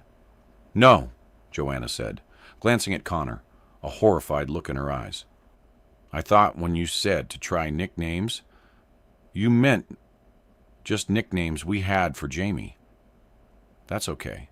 It really could be anything," Pip said, making her way over to Jaime's desk. "Can I sit?" "Of course." Joanna came to stand behind her. Connor on the other side as Pip pulled open the laptop. The dead screen mirrored back their faces, overstretching them into the faces of phantoms. Pip pressed the power button and brought up the blue login screen. That empty white password box staring her down. She typed it in. Joe Mama, the letters mutating into small black circles as they entered the box. She paused, finger hanging over the enter button as the room suddenly went too silent. Joanna and Connor were holding their breath. She pressed it, an immediately incorrect password behind her. They both exhaled, someone's breath ruffling her half-up hair. "Sorry," Hip said, not wanting to look back at them. "I thought it was worth a try. It had been, and maybe it was worth a few more," she thought. She tried it again, replacing the O with a 0. Incorrect password. She tried it with a 1 on the end, and then a 2, and then a 1, 2, 3, and a 1, 2, 3, 4. Swapping the 0 and O in and out. Incorrect password. Capital J, lowercase j, capital M for the start of Mama, lowercase m. Pip hung her head, sighing. "It's okay." Connor placed a hand on her shoulder. "You tried. The experts will be able to do it, right?" "Yes, if they ever replied to her email." Clearly, they hadn't had time yet, which was all wrong. Because if anything, everyone else had all the time. And Pip had none. Jamie had none. But giving up was too hard. She'd never been good at that. So she tried one last thing. "Joanna, what year were you born?" "Oh, 66, she said. "Doubt Jamie knows that, though." Hip typed in Joe Mama 66 and pressed enter. Incorrect password. The screen mocked her, and she felt a flare of anger rise within her, itching in her hands to grab the machine and throw it against the wall. That hot primal thing inside that she never knew existed before a year ago. Connor was saying her name, but it didn't belong to this person sitting in the chair anymore. But she controlled it, pushed it back. Biting her tongue, she tried again, fingers hammering the keys. Joe Mama 66. Incorrect password. Joe Mama 1966. Incorrect. Joe Mama 1966. Incorrect. J0. Mama 66. Welcome back. Wait, what? Pip stared at the place where incorrect password should be. But instead, there was a loading circle spooling round and around, reflecting in the dark of her eyes. And those 2 words, "Welcome back, we're in," She jumped up from the chair, a shocked half-cough, half-laugh escaping from her. "We're in!" Joanna caught Pip's words, remolded them with disbelief. "JAMA 66, Connor said, raising his arms up in victory. "That's it. We did it." And Pip didn't know how it happened, but somehow in a strange, confusing blur, they were hugging, all three of them in a chaotic embrace. The chirping sounds of Jaime's laptop waking up behind them. Chapter 24. "Are you sure you want to be here for this?" Pip said, looking mainly at Joanna, her finger poised above the mousepad, about to pull up Jaime's browser history in Google Chrome. "We don't know what we might find." "I understand," she said, hand tightly gripped on the back of the chair, not going anywhere. Pip exchanged a quick look with Connor, and he nodded that he was fine with that, too. "Okay." She clicked, and Jaime's history opened in a new tab. The most recent entry from Friday, the 27th of April, at 17:11. He'd been on YouTube, watching an epic fail compilation video. Other entries for that day: Reddit, more YouTube, a series of Wikipedia pages that tracked back from Knights Templar to Slenderman. She scrolled to the day before, and one particular result grabbed her attention. Jaime had visited Layla Mee's Instagram page twice on Thursday, the day before he'd gone missing. He'd also researched Nat Dilva rape trial, Max Hastings, which had taken him to Pip's site, A Good Girl's Guide to MurderOdcast.com, where it looked like Jaime had listened to her, and Ravi's trial update that day. Her eyes flicked down through the days, all the Reddit hits, and Wikipedia pages and Netflix binges. She was looking for something, anything that stuck out as unusual. Actually, unusual, not Wikipedia unusual. She passed through Monday into the week before, and there was something that made her pause. Something on the Thursday the 19th, Jaime's birthday.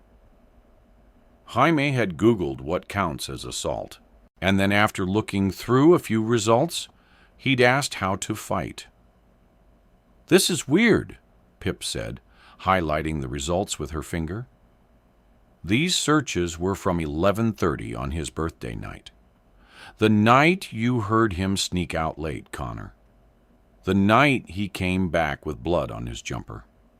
She glanced quickly at the gray jumper still crumpled on the basket. Seems he knew he would get into an altercation that night. It's like he was preparing himself for it. But Jaime's never been in a fight before. "I mean, clearly, if he had to Google how to do it," Connor said. Pip had more to say on this, but another result lower down had just caught her eye. Monday the 16th, a few days earlier, Jaime had looked up Controlling Fathers. Pip's breath snagged in her throat, but she controlled her reaction, scrolling quickly past it before the others saw it, but she couldn't unsee it. And now she couldn't stop thinking about their explosive arguments or Arthur's near-total lack of attention to the fact his oldest son was missing, or the possible intersecting timelines of Jaime and Arthur that night. And suddenly she was very aware that Arthur Reynolds was sitting in the room below her now, his presence like a physical thing seeping up through the carpet. "What's that?" Connor said suddenly, making her flinch. She had been distractedly running down the results, but now she stopped, eyes following the line of Connor's finger. Tuesday, the 10th of April, at 1:26 a.m., there was an odd series of Google searches starting with brain cancer. Jaime had clicked through to 2 results on the NHS website, one for brain tumors, the other for malignant brain tumor. A few minutes later, Jaime returned to Google, typing inoperable brain tumor and clicking onto a cancer charity page. Then he'd asked one more thing of Google that night: Brain cancer clinical trials. Pip said, I know I look up all sorts of things online, and Jamie clearly does too. But this feels different from the general browsing. This feels sort of targeted, deliberate. Do you know anyone who has brain cancer? Pip asked Joanna. She shook her head. No. Did Jamie ever mention knowing someone who has? She turned the question over to Connor. No, never. And something Pip wanted to ask but couldn't. Was it possible Jaime was researching brain tumors because he'd learned he had one? No, it couldn't be. Surely that wasn't something he could keep from his mom. Pip tried to scroll further, but she'd reached the end of the results. Jaime must have wiped his history from that point. She was about to move on when one last pair of search items jumped out at her, ones she'd glanced over and hadn't registered, nestled quietly in between the brain tumor results and videos about dogs walking on their hind legs. 9 hours after researching brain cancer, presumably after going to sleep and waking up the next day, Jaime had asked Google how to make money quickly, clicking onto an article titled 11 Easy Ways to Make a Quick Buck. It wasn't the strangest thing to see on the computer of a 24-year-old who still lived at home, but the timing made it significant.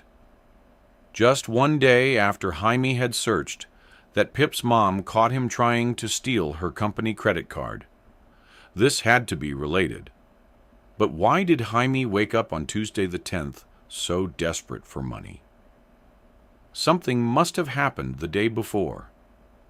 Crossing her fingers, Pip typed Instagram into the address bar. This was the most important thing. Access to Jaime and Hila's private messages. A way to identify the catfish. Please have Jaime's password saved. Please, please, please. The homepage popped up, logged in to Jaime Reynolds' profile. Yes, she hissed, but a loud buzzing interrupted her. It was her phone in her back pocket, vibrating loudly against the chair. She pulled it out. Her mom was calling and glancing at the time. Pip knew exactly why. It had gone 10 on a school night, and now she was going to be in trouble for that. She sighed. Do you need to go, sweetie? Jana must have read the screen over her shoulder. I probably should. Do you? Would you mind if I take Jaime's laptop with me? Means I can go through it all with a fine-tooth comb tonight, his social media accounts, update you on anything I find tomorrow. Plus, she was thinking that Jaime probably wouldn't want his mom and little brother going through his private messages with Illa. Not if they were, not for the eyes of a mother and brother. Yes, of course, Joanna said, brushing her hand against Pip's shoulder. You're the one who actually knows what you're doing with it. Connor agreed with a quiet. Yeah. Though Pip could tell, he wished he could come with her, that real life didn't have to keep getting in the way. School, parents' time. I'll text you as soon as I find anything significant, she reassured him, turning to the computer to minimize the Chrome window, the blue robot-themed home screen reappearing. The computer ran Windows 10, and Jaime had it set up in app mode.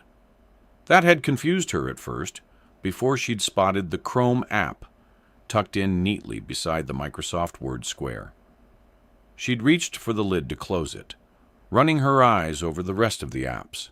XL40, Sky Go, Fitbit. She paused before closing the laptop, something stopping her. The faintest outline of an idea not yet whole. Fitbit. She looked at Connor. Yeah. Remember my dad bought him one for his birthday. It was obvious Jaime didn't want it though, wasn't it? Connor asked his mom. Jaime's quite impossible to buy presents for. Your father was just trying to be helpful. I thought it was a nice idea, Joanna said, her tone growing sharp and defensive. I know, I was just saying, Connor returned to Pip. Dad set up the account for him and downloaded the app on his phone and on here because he said Jaime would never get around to doing it himself, which is probably true. And Jaime has been wearing it since. I think mostly to keep Dad off his happy. I mean, he said, a half glance in his mom's direction. Hold on, Pip said. The idea of fully formed thing now, solid, pressing down on her brain. The black watch that Jaime had on the night he went missing. That's his Fitbit. Yes, Connor said, slowly, unsurely. But he could clearly tell Pip was going somewhere with this. He just wasn't with her yet. Oh my God, she said, voice cracking as it rushed out of her. What type of Fitbit is it? Is it GPS enabled? Joanna reeled back like Pip's momentum had jumped right into her. I still had the box. Hold on, she said, running out of the room. If it has GPS, Connor said, breathless, though he wasn't the one running. Does that mean we can find out exactly where he is? He didn't really need Pip to answer that question. She wasted no time clicking on the Fitbit app and staring as a colorful dashboard opened up on the screen. No. Joanna was back in the room, reading from a plastic box. It's a charge. HR doesn't mention GPS, just says heart rate, activity tracker, and sleep quality. But Pip had already found that for herself.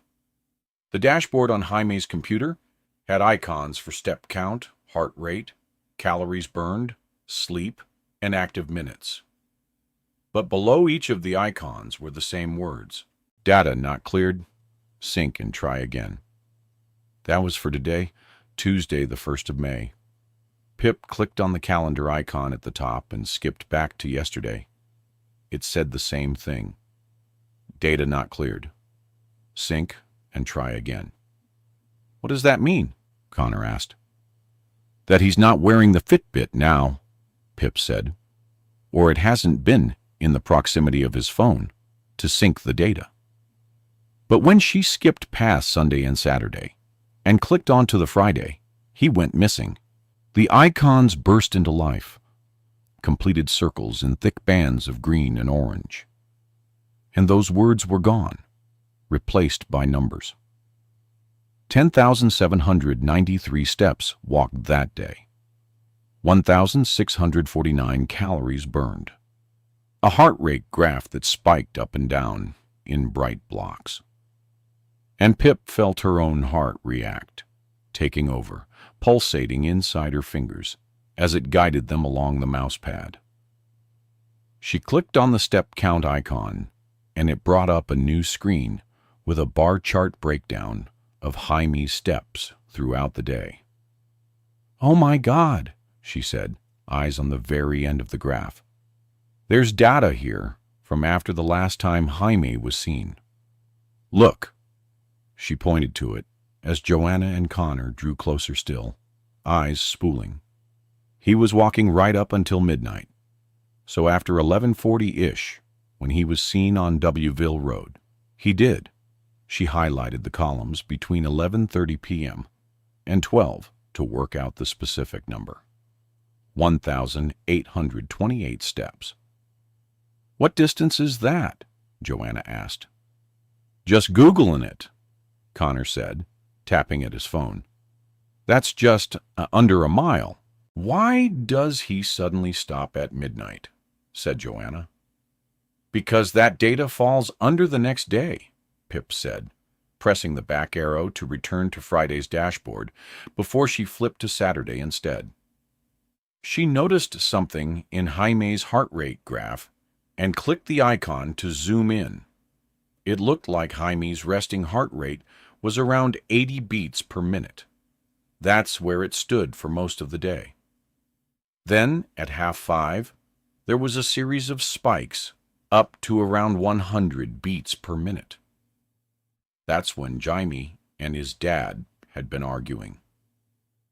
According to Connor, it settled again for a couple of hours, but then started to climb back up through the 90s as Jaime was following Stella Chapman, waiting to talk to her at the party. And then it got faster. During the time when George saw Jaime on the phone outside, most likely to Hila, it stayed at that level, just over a 100, as Jaime walked. Beyond 11:40 p.m., when he was seen on Doubleville Road, his heart rate steadily grew faster, reaching 103 at midnight. Why was it fast? Was he running, or was he scared?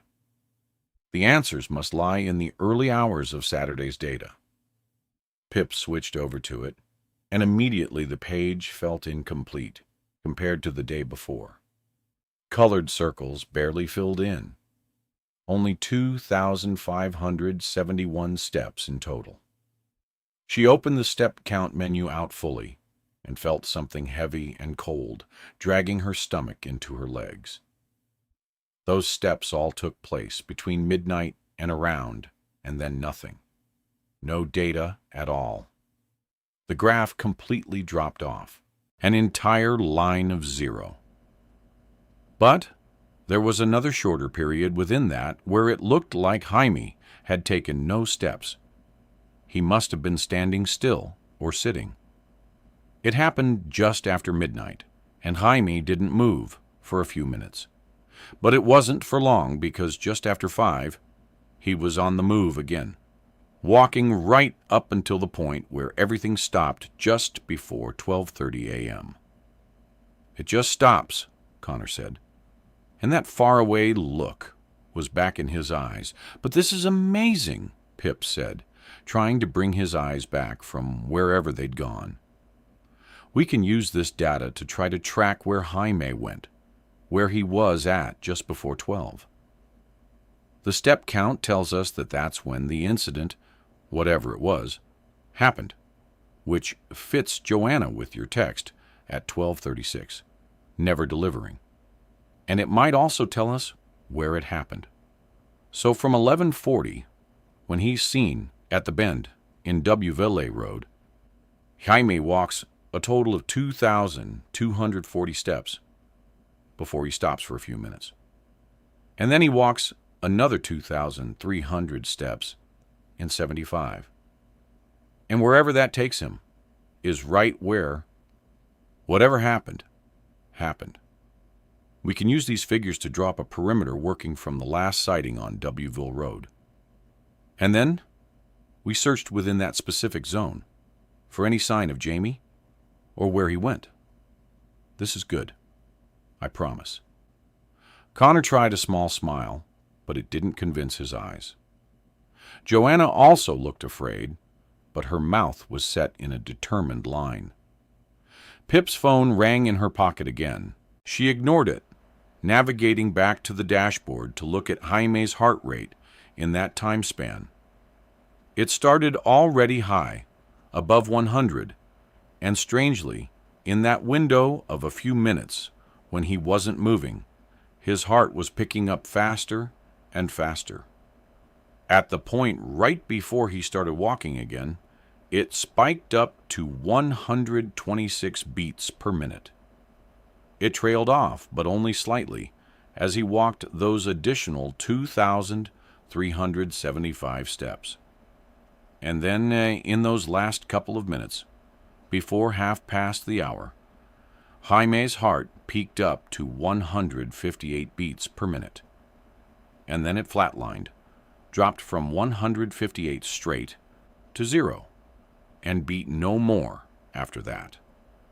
Joanna must have been thinking the same thing, because just then a gasp, wretched and guttural, ripped through her, hands smacking to her face to hold everything in. And then the thought took Connor, too, his mouth hanging open as his eyes flickered over that steep fall in the graph. His heart stopped, he said so quietly that Pip almost didn't hear him, his chest juddering. Is he? No, Pip said firmly, holding up her palms, though it was a lie, because inside she was feeling the same dread. But she had to hide hers. That's why she was here, That's not what it means. All this means is that the Fitbit was no longer monitoring Jaime's heartbeat data. Okay? Jaime could have taken the Fitbit off. That's all this could be showing us. Please, don't think that. But she could see from their faces that they weren't really listening to her anymore. Both of their gazes fixed on that flat line, sailing along with it into nothingness. And that thought, it was like a black hole feeding on whatever hope they had left. And nothing Pip could say, nothing she could think of to say, could possibly fill it in again. File name, Case Notes 4. I almost had a disaster when I remembered you can't get into DMs on the desktop version of Instagram, only on the mobile app. But it's okay. Jaime's associated email was still logged in on his laptop. I was able to send a reset password request from Instagram and then sign into Jaime's account from my phone. I went straight to Jaime's DMs with Layla. There weren't too many of them, only over the course of about 8 days. Judging from context, it looks like they met on Tinder first, then Jaime moved the conversation to Instagram, and then they moved on to WhatsApp, where I can't follow them. The start of their conversation. Found you. So, you did. I wasn't exactly hiding from you. Smiley face. How's your day been? Yeah, it's been good, thanks. Just made the best dinner this world has ever seen, and I might possibly be the greatest chef. And humble, too. Go on. What was it? Maybe you can make it for me someday. I fear I may have talked this up a bit much. It was essentially mac and cheese. Most of their messages are like that. Long bouts of chatting or flirting. On the third day of messages, they discovered they both loved the show Peaky Blinders, and Jaime professed his lifelong ambition to be a gangster from the 1920s. Illa does seem very interested in Jamie. She was always asking him questions, but there are a few strange moments I noticed. Didn't you say it was your birthday coming up soon? Yeah, it is. The big free-o. So, what are you going to do for it? A party? Invite the family? I'm not so much a party person, to be honest. I'll probably just have a chill one, hang with friends. This one particularly caught my eye because I was confused as to why Ila thinks Jaime is 6 years older than he is, 29, turning 30. The answer comes lower down in their conversation. But when I first saw this exchange, I couldn't help but think of the similarities with what Mr. Clark said that Illa was direct about asking his age, bringing it up a few times. And strangely, he too is 29, turning 30. Could be a coincidence, but I felt it was at least worth making a note of. Another weird thing is that Jaime and Isla keep making reference to the fact that Jaime lives alone in a small house in Kilton, which isn't a fact at all. Again, this all becomes clearer when I reach the end of their conversation on Insta. We can meet up one day. Yeah, sure. I'd really like that smiley face. Listen, Ila, I have to tell you something. It's, snorts, not easy to say it, but I really like you.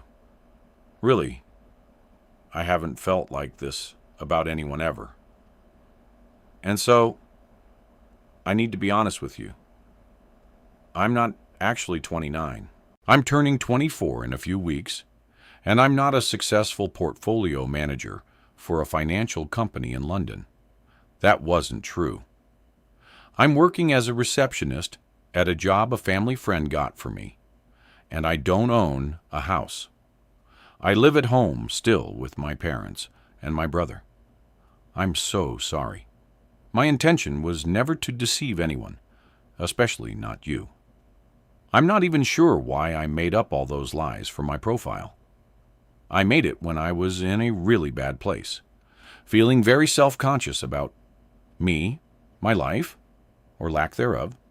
So, I think I just invented the person I want to be instead of the real me, which was wrong. And I'm sorry, but I hope to be that man one day. And meeting someone like you makes me want to try. I'm sorry, Illa. And I understand if you're angry with me, but if it's snorts, okay, I'd really like to keep talking to you. You make everything better, which is very interesting. So Jaime sort of catfished the catfish first, lying on his Tinder profile about his age, his job, his living arrangements. He explained it best himself. It was insecurity. I wonder if these insecurities are related to what happened with Nat Dilva, feeling like he lost someone so important to him, to an older guy like Luke Eaton. In fact, I wonder whether Luke is 29. And that's why Jaime picked that age as a sort of confidence boost, or a rationalization in his head of why Nat chose Luke and not him. After that long message, Illa stops replying to Jaime for 3 days. During that time, Jaime keeps trying until he finds something that works. Illa, please talk to me. Let me explain. I am very truly sorry. I would never want to upset you ever. I understand if you never talk to me again. But you haven't blocked me, so maybe there's a chance. Illa, please talk to me. I care about you a lot. I would do anything for you. Anything. Oh my God. Hi. Yes. Anything. I'll do anything for you. I swear. I promise. Okay. Hey, what's your number? Let's move this over to WhatsApp. I'm so happy you're speaking to me again. I'm 779-472. I don't know. There's something about this exchange that gives me chills. She ignores him for 3 days, and then she just comes back with that anything. It feels creepy. But maybe those are just my residual feelings from my one small exchange with Illa. Who is Illa? Nothing here gives me any real identifying marks. She's very careful, good at being the right amount of vague. If only she'd given Jaime her phone number, instead of asking for his, I'd be in a different position now, able to call Illa directly, or look up the number. But here I am, still hanging on those 2 questions. Who really is Layla? And how is she involved in Jaime's disappearance? Other notes. I looked up heart rate information. I just needed some context about what I was seeing in these graphs, but now I wish I hadn't. Jaime's heart rate spikes up to 126 in that initial stationary period at 12:02 a.m., and then it races up to 158 just before the data cuts out. But that range of beats per minute, the experts say, is what they might consider the heart rate of someone who is experiencing a fight or flight response. Additional material, file name, map with sightings and search area, JPEG, Wednesday, 5 days missing. New event invitation from Pip Fitzobi. Volunteer search party, the missing Jamie Reynolds. Hello, everyone. As you might have heard, Connor Reynolds' older brother, Jaime, has been missing for 5 days now, and I'm looking into his disappearance for my podcast. But I need your help. I've recently uncovered some information that provides an approximate area for Jaime's last known location. This area needs to be searched for any sign or clue as to where exactly Jaime was on Friday night and what happened to him. But the area is quite large, so I'm in desperate need of volunteers to help in the search. If you would like to offer a hand, please meet after school today, 4:30 p.m. at the end of the car park for the briefing. If we have enough volunteers, we'll be splitting into 3 search teams, led by me, Connor Reynolds, and Kara Ward. Please come and find one of us to be assigned to a team. Thank you, and please let me know if you're intending to come. Kiss. Chapter 25. Every step she took was considered. Careful, staring down at the forest floor and the mud that bunched up around the outline of her shoes. A record of her having been there. A trail of imprints that stalked her through the woods. But she was looking for someone else's prints. The jagged vertical lines on the soles of the pummer trainers Jaime had been wearing when he disappeared. And so was everyone else, eyes down and circling, searching for any of the signs Pip had mentioned in the briefing. 88 volunteers had turned up after school, most from her year, but a few year 12 elves too. 30 people on Connor's team, now searching the fields behind the school and knocking on doors down the far end of Martin's End Way, Acres End, and the lower part of 2-Day Lane, to ask residents if they'd seen Jaime between 12:02 and 12:28 a.m. Friday night. 29 people on Carr's team, who were further north, combing through the fields and farmland up near Old Farm Road and Blackfield Lane. And 29 people here with Pip, standing in a wide antline, staggered every 2 meters as they searched from one end of Lodgewood to the other. Well, 30 people, now that Ravi had joined them. Max's trial had adjourned early today. It had been Max's turn on the stand, and Ravi told her reluctantly, with a glint in his eyes that looked like hate.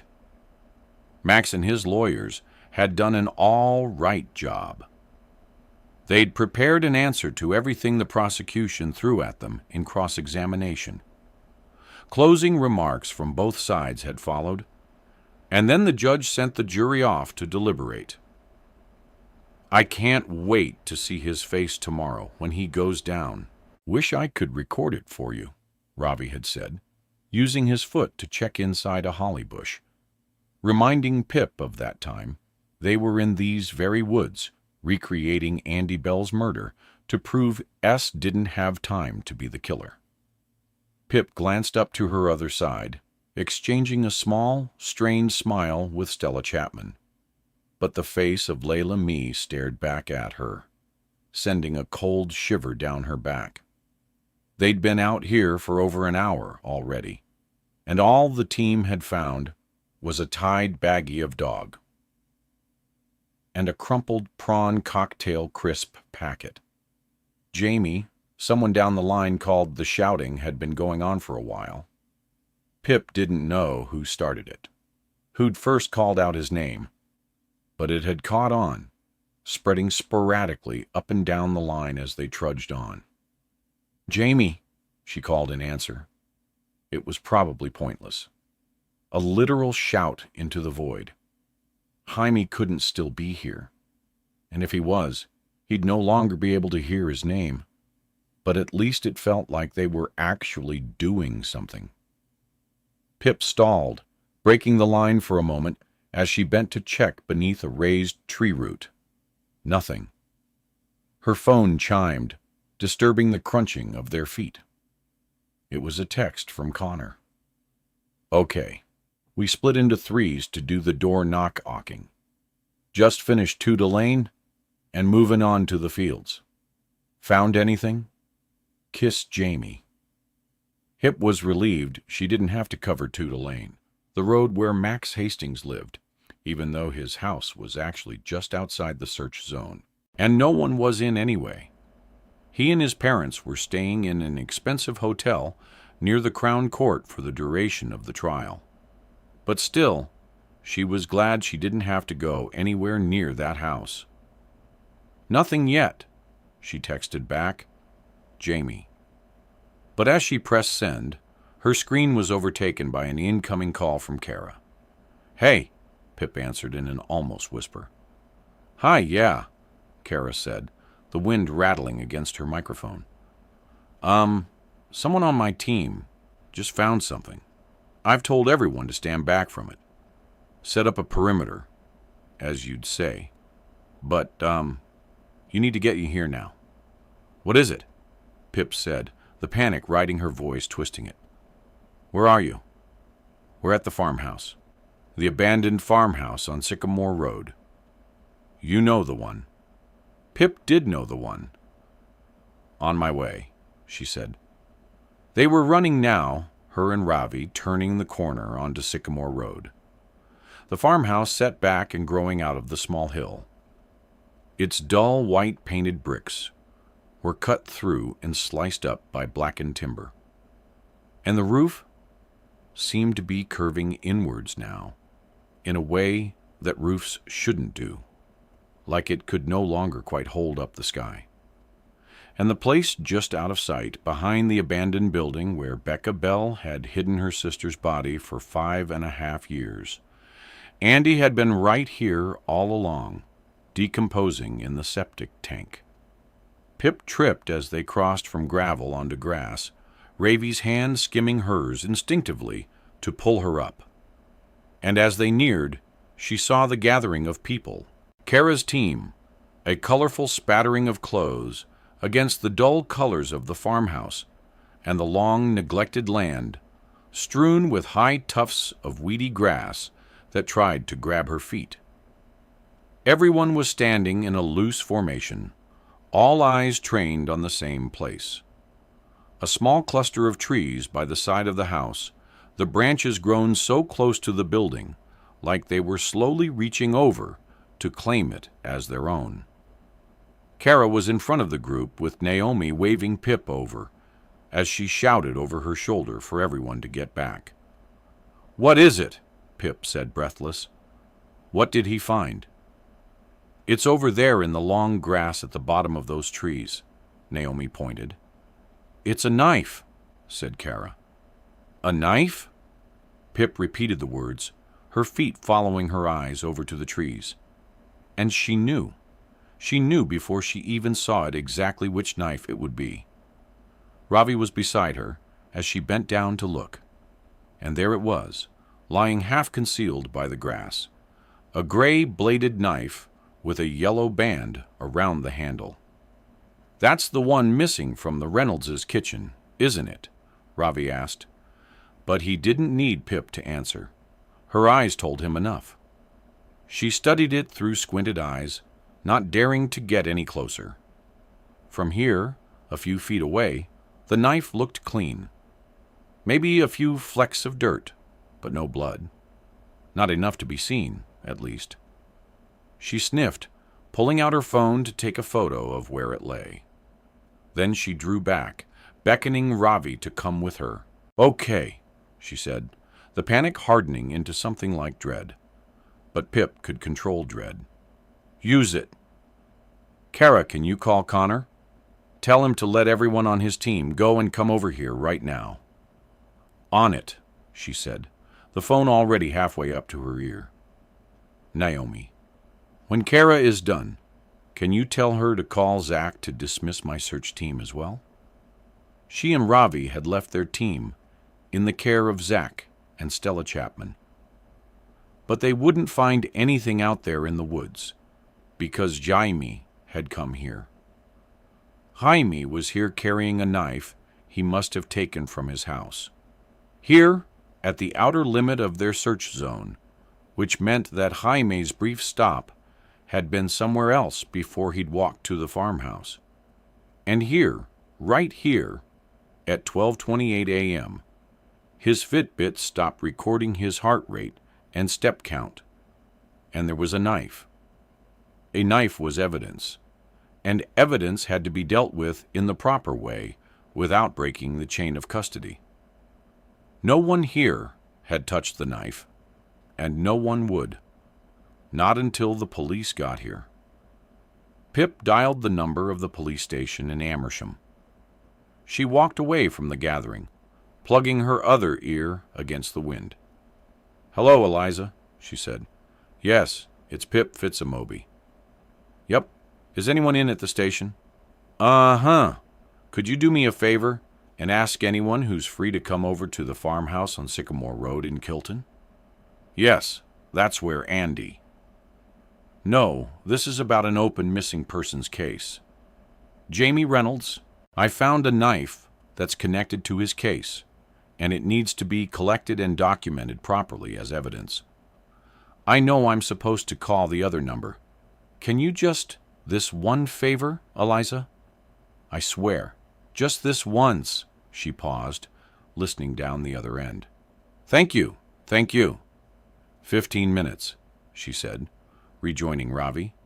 They might as well use those 15 minutes. Start trying to work out why Jaime might have come here. Can you keep everyone back from those trees? She asked Naomi. Yeah, sure. Come on. Hip led Ravi towards the farmhouse entrance, the red painted front door dangling off its hinges like a mouth hanging open. They stepped through, and the inside of the house wrapped them up in its dim light. The windows were fogged over by moss and grime, and the old carpet crunched under their feet, covered in stains. It even smelled abandoned in here. Mildew and must and dust. When do we move in? Ravi said, looking around in disgust. Like your bedroom is much better than this. They continued down the hallway, the old blue faded wallpaper peeling off and away in rolls that exposed the white underside like small waves breaking up against the walls. An archway opened into a large space that once must have been a living room. There was a staircase on the far side, yellowing and peeling. Windows with limp, sunbull, beetle-leached curtains that might have been floral, patterned in another life. 2 old red sofas in the middle, brushed with gray, clinging dust. As Pip stepped closer, she noticed there was a break in the dust against one of the sofa cushions, a clearer circular patch of the red material, like someone had sat here recently. Look! Ravi drew her attention up to the center of the room where there were 3 small metal bins upturned into stools. Scattered around them were food wrappers, digestive biscuits, crisp packets, empty tubs of Pringles, discarded bottles of beer, and butts of hand-rolled cigarettes. Maybe not so abandoned after all, Ravi said, bending to pick up one of the butts, raising it to his nose. Smells like weed. Great. And now you've put your prints on it. If this is a crime scene? Oh, yeah, he said and gritted his teeth, a guilty look in his eyes. Maybe I'll just take this one home with me to dispose of. He pocketed it and straightened up. Why would people come here to hang out and smoke? Pip said, studying the scene. Questions surfacing from every corner. That's rather morbid. Don't they know what happened here? That Andy's body was found here. That's probably part of its charm, Ravi said, sliding into his movie trailer voice. Old abandoned murder house. The perfect place for a smoke and a snack. Looks like whoever it is comes here quite often. And I'm guessing this is a nighttime activity. Maybe it's worth us coming back later tonight, staking out the place. See who comes here. They might be connected to Jaime's disappearance. Or maybe they saw something last Friday. Stake out. Pip smiled. All right, Sarge. Hey, you're Sarge. Don't use my own names against me. Police are here. Naomi called into the farmhouse as Pip and Ravi were showing Connor and Kara what they'd found inside. I'll go deal with them. Pip hurried back through the hallway and into the outside world. She screwed her eyes until they adjusted to the brightness. A police car had pulled up on the gravel road, doors either side pushed open. Daniel Dilva stepped out from the driver's side, straightening his police cap, and Sarah Bwide from the other. Hi, Pip called, walking forward to greet them. Eliza said it was you, Daniel said, unable or unwilling to hide the disdain in his face. He didn't like her, not since she'd suspected him of being Andy's killer. And that was fine, because Pip didn't much like him either. Yep, it's me.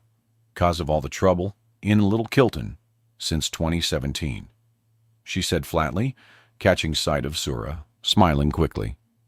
Here, it's this way. She led them across the grass, pointing them towards the small huddle of trees.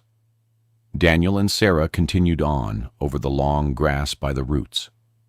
She watched them looking down at the knife, and then looking at each other. "What is this?" Daniel called to her.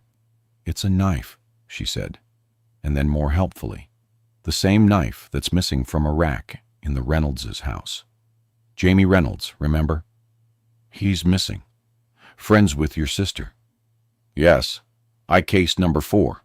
9000152. Yes. Okay," he interrupted. "What is all this?" He gestured to the students still gathered away back from the farmhouse. "That is a search team," Pip said. "When the police won't do anything, I guess you've got to turn to sick formers instead."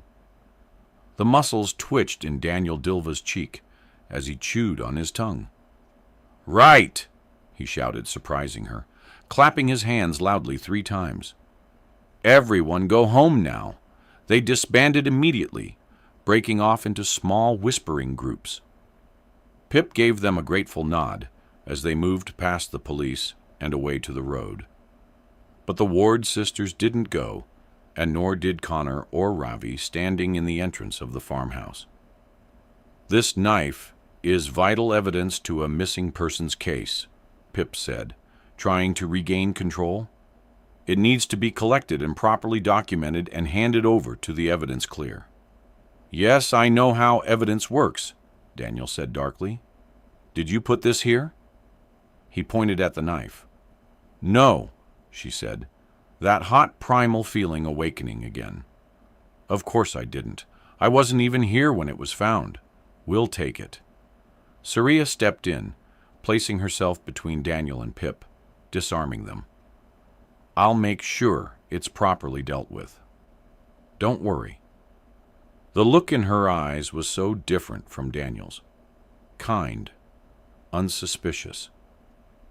"Thank you," Pip said as Saria made her way back to the squad car. When she was out of earshot, Daniel da Silva spoke again, not looking at Pip. "If I find out this isn't real, that you're wasting police time." "It's real," she said, the words crushed down to fit through her gritted teeth. "Jamie Reynolds is really missing. The knife is really here. And I know the police don't have the resources to make every case a priority, but please listen to me. Tell Hawkins something bad has happened here." "I know it has." Daniel didn't respond. "Do you hear me?" She said, "Foul play. Someone could be dead, and you're doing nothing. Something happened to Jamie right here." She gestured towards the knife. "It has something to do with someone Jaime's been talking to online. A woman called Illa Mead, but that's not her Ra." And she stuttered to a stop, eyes circling his face. Because as soon as she'd said Illa's name, Daniel's reaction had been immediate. He sniffed, nostrils flaring, dropping his eyes like he was trying to hide them from her. A creep of pink spread across his cheeks as his light brown wavy hair fell across his forehead. "You know Illa," Pip said. "You've been talking to her, too. I have no idea what you're talking about." "You've been talking to Illa," she said. "Do you know who she really is?" "I haven't been talking to anyone," Daniel said in a low, rattling hiss that made the hairs on Pip's neck stand end up. "No one, you understand? And if I hear a word about this from you again." He ended the sentence there, leaving Pip to fill in the blank he'd left behind.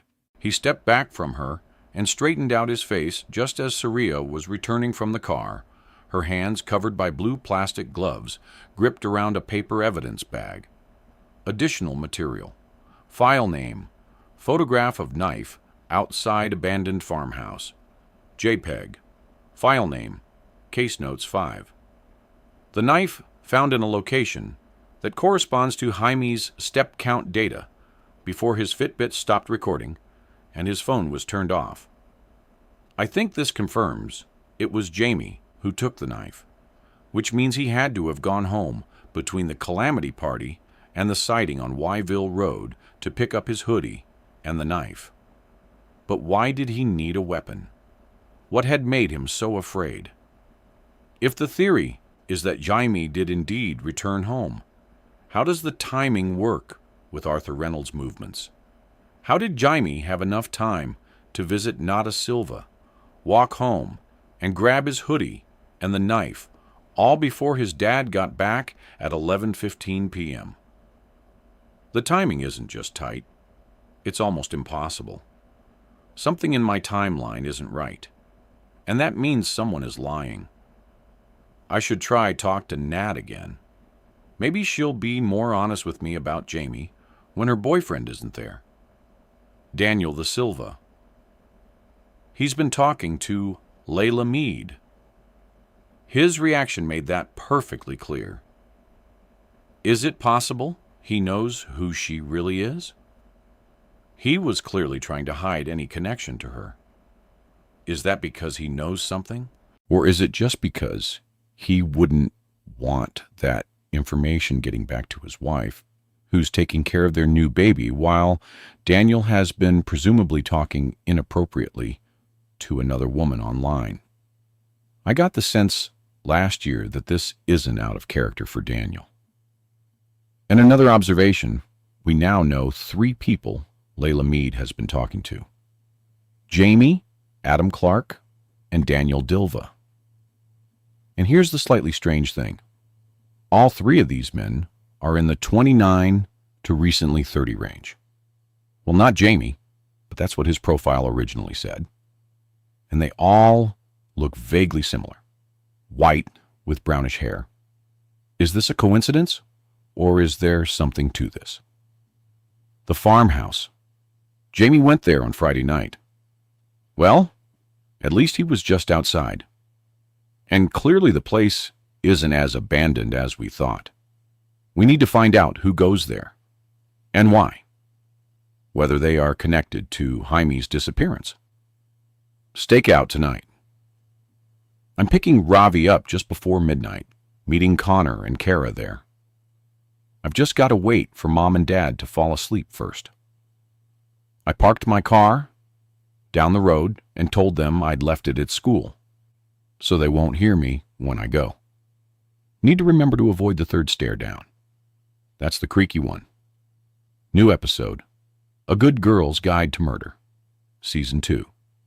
The Disappearance of Jamie Reynolds, Episode 2, Chapter 26.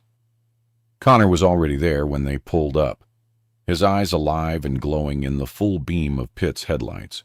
They were on Old Farm Road right before the turning onto Sycamore. Ravi handed her the rucksack, his hand lingering over hers, and then they climbed out of the car. "Hey," it whispered to Connor. The midnight wind danced through her hair, throwing it across her face. "Did you get out?" "Okay." "Yeah," he said.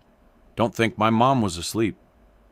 I could hear her sniffing, but she didn't hear me. "Where's Kara?" Pip said, eyeing her car parked 30 feet up the road. "She's just inside the car, on the phone to her sister," Connor said. Naomi must have noticed she'd snuck out. I don't think Kara was trying to be that quiet on her way out because, in her words, both her grandparents are practically deaf. "Ah, I see." Ravi came to stand beside Pip, a shield between her and the biting wind. "Have you seen the comments?" Connor said, his voice hardening. "Was he angry?" It was almost too dark to tell. "Not yet," she said. "Why?" "It's been like 3 hours since you released the episode, and a theory on Reddit has already gone viral." "Which one?" "They think my dad killed Jamie." Yes, he was definitely angry. A sharp edge to his voice as he shot it towards her. "They're saying he took the knife from our house and followed Jamie down Yville Road, killed him, cleaned and dumped the knife, and hid his body temporarily. That he was still out when I got home around midnight, because I didn't actually see my dad when I got in. And then he was absent at the weekend because he was out disposing of Jaime's body properly. Motive. My dad hates Jamie because he's such a disappointment. I told you not to read the comments, Pip said calmly. It's hard not to when people are accusing my dad of being a murderer. He didn't do anything to Jamie. He wouldn't. I've never said he did.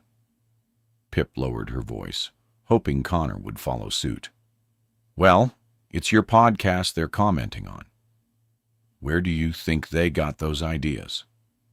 You asked me to do this, Connor. You accepted the risks that came with it. She felt the dead of night pressing in around them. All I've done is present the facts. Well, the facts have nothing to do with my dad. If anyone's lying, it's Nat Silva, not him. Okay, Pip held up her hands. I'm not arguing with you. All I'm trying to do is find Jamie. Okay, that's all I'm doing. Ahead, Kara had just stepped out of her car. A silent hand raised in greeting as she walked over, but Connor hadn't noticed. Yeah, I know. He also didn't notice Pip raising her eyebrows at him in warning. But finding Jaime has nothing to do with my dad. Con, Ravi began. No, my dad is not a killer, Connor said, and Kara was standing right there behind him. Her eyes clouded over, and her mouth stiffened, open around an unsaid word. Finally, Connor noticed her. Too late, itching his nose to fill the uncomfortable silence with something. Ravi suddenly became keenly interested in the stars overhead, and Pip stuttered, scrambling for what to say. But it was only a few seconds until the smile flickered back into Kara's face, a strain in it that only Pip would notice.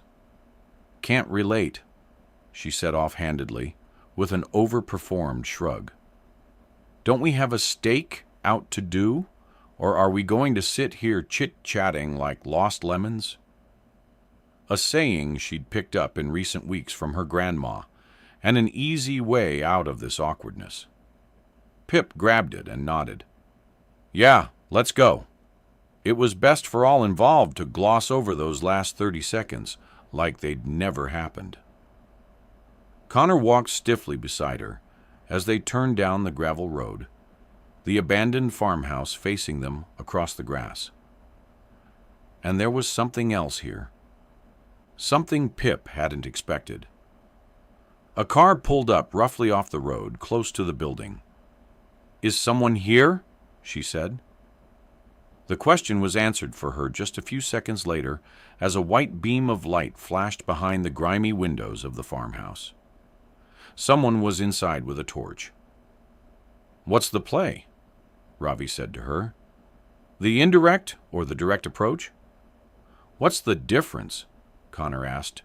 His normal voice returned to him. Indirect is stay out here hidden. Wait to see who it is when they leave, Ravi explained. Direct as well. March the hell inside now and see who it is. Have a little chit-chat.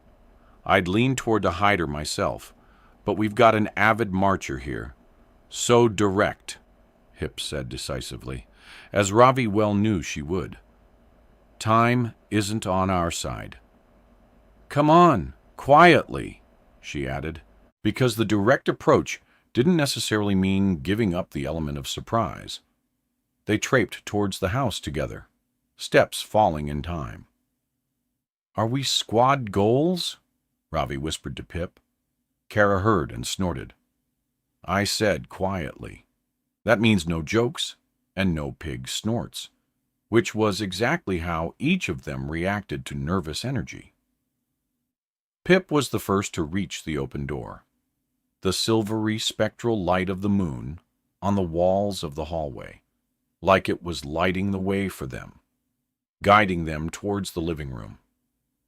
Pip took one step inside and paused, as a gap rang out up ahead.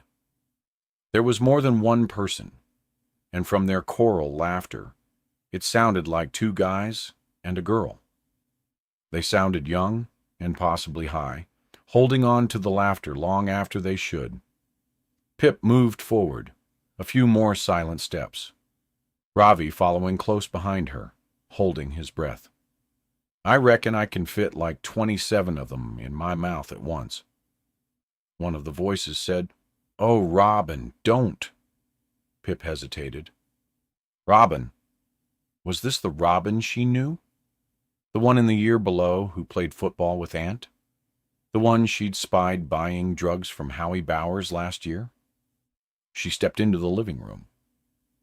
3 people were sitting on the upturned bins, and it was light enough in here that they weren't just silhouettes detaching from the darkness.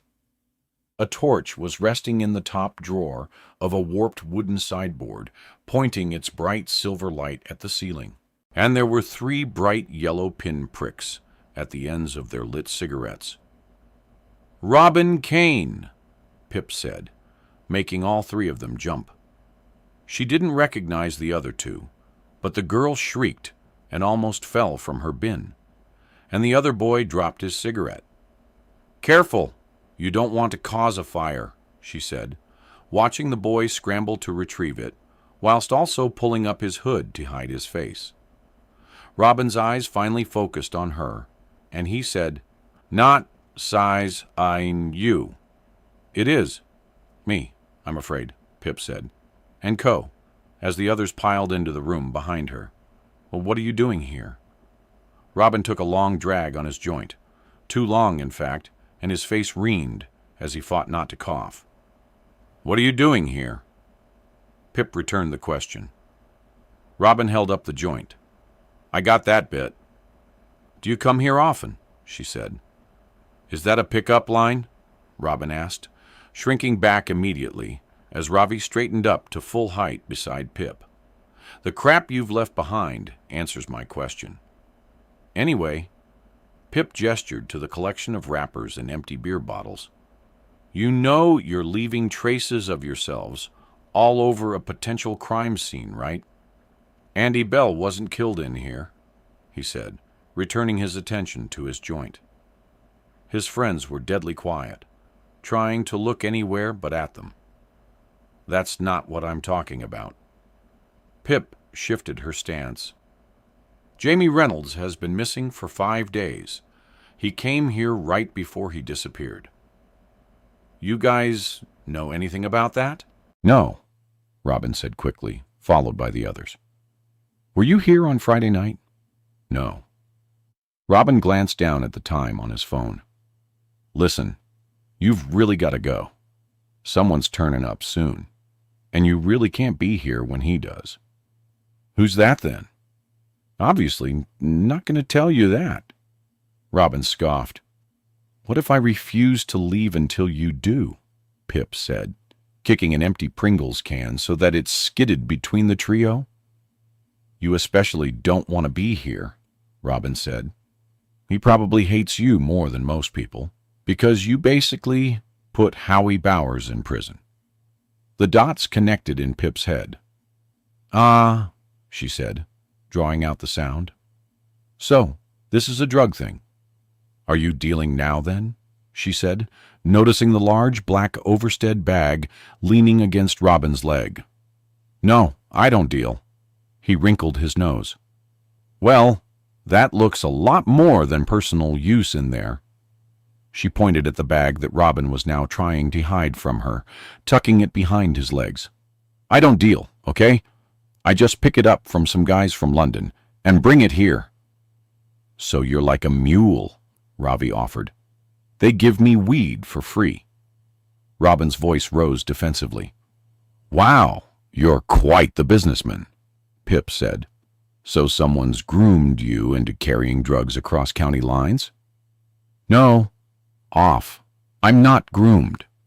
He looked down at his phone again, the panic reaching his eyes, swirling in the dark of his pupils. "Please, he'll be here any minute. He's already pissed off this week because someone skipped out on him. 900 pounds. He'll never get back or something. You have to go." And as soon as the last word left Robin's throat, they all heard it. The sound of wheels crackling against the gravel, the low hum of a car pulling in and cutting out, the aftertick of its engine puncturing the night. "Someone's here," Connor said needlessly. "Oh, shit," Robin said, stubbing out his joint on the bin beneath him. But Pip was already turning, passing between Connor and Kara, down the hall to the gaping front door. She stood there at the threshold, one foot curled over the ledge and into the night. She squinted, trying to sculpt the darkness into recognizable shapes. A car had pulled up in front of Robin's, a lighter-colored car. And then Pip couldn't see anything at all, blinded by the fierce white of the car's full beams. She covered her eyes with her hands as the engine revved, and then the car sped off down Sycamore Road, disappearing in a cloud of dust and scattering pebbles.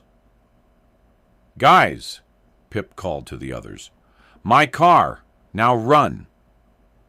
She was already moving, flying across the grass and into the swirling dust of the road. Ravi overtook her on the corner. "Keys!" he shouted, and Pip dug them out of her jacket pocket, throwing them into Ravi's hand.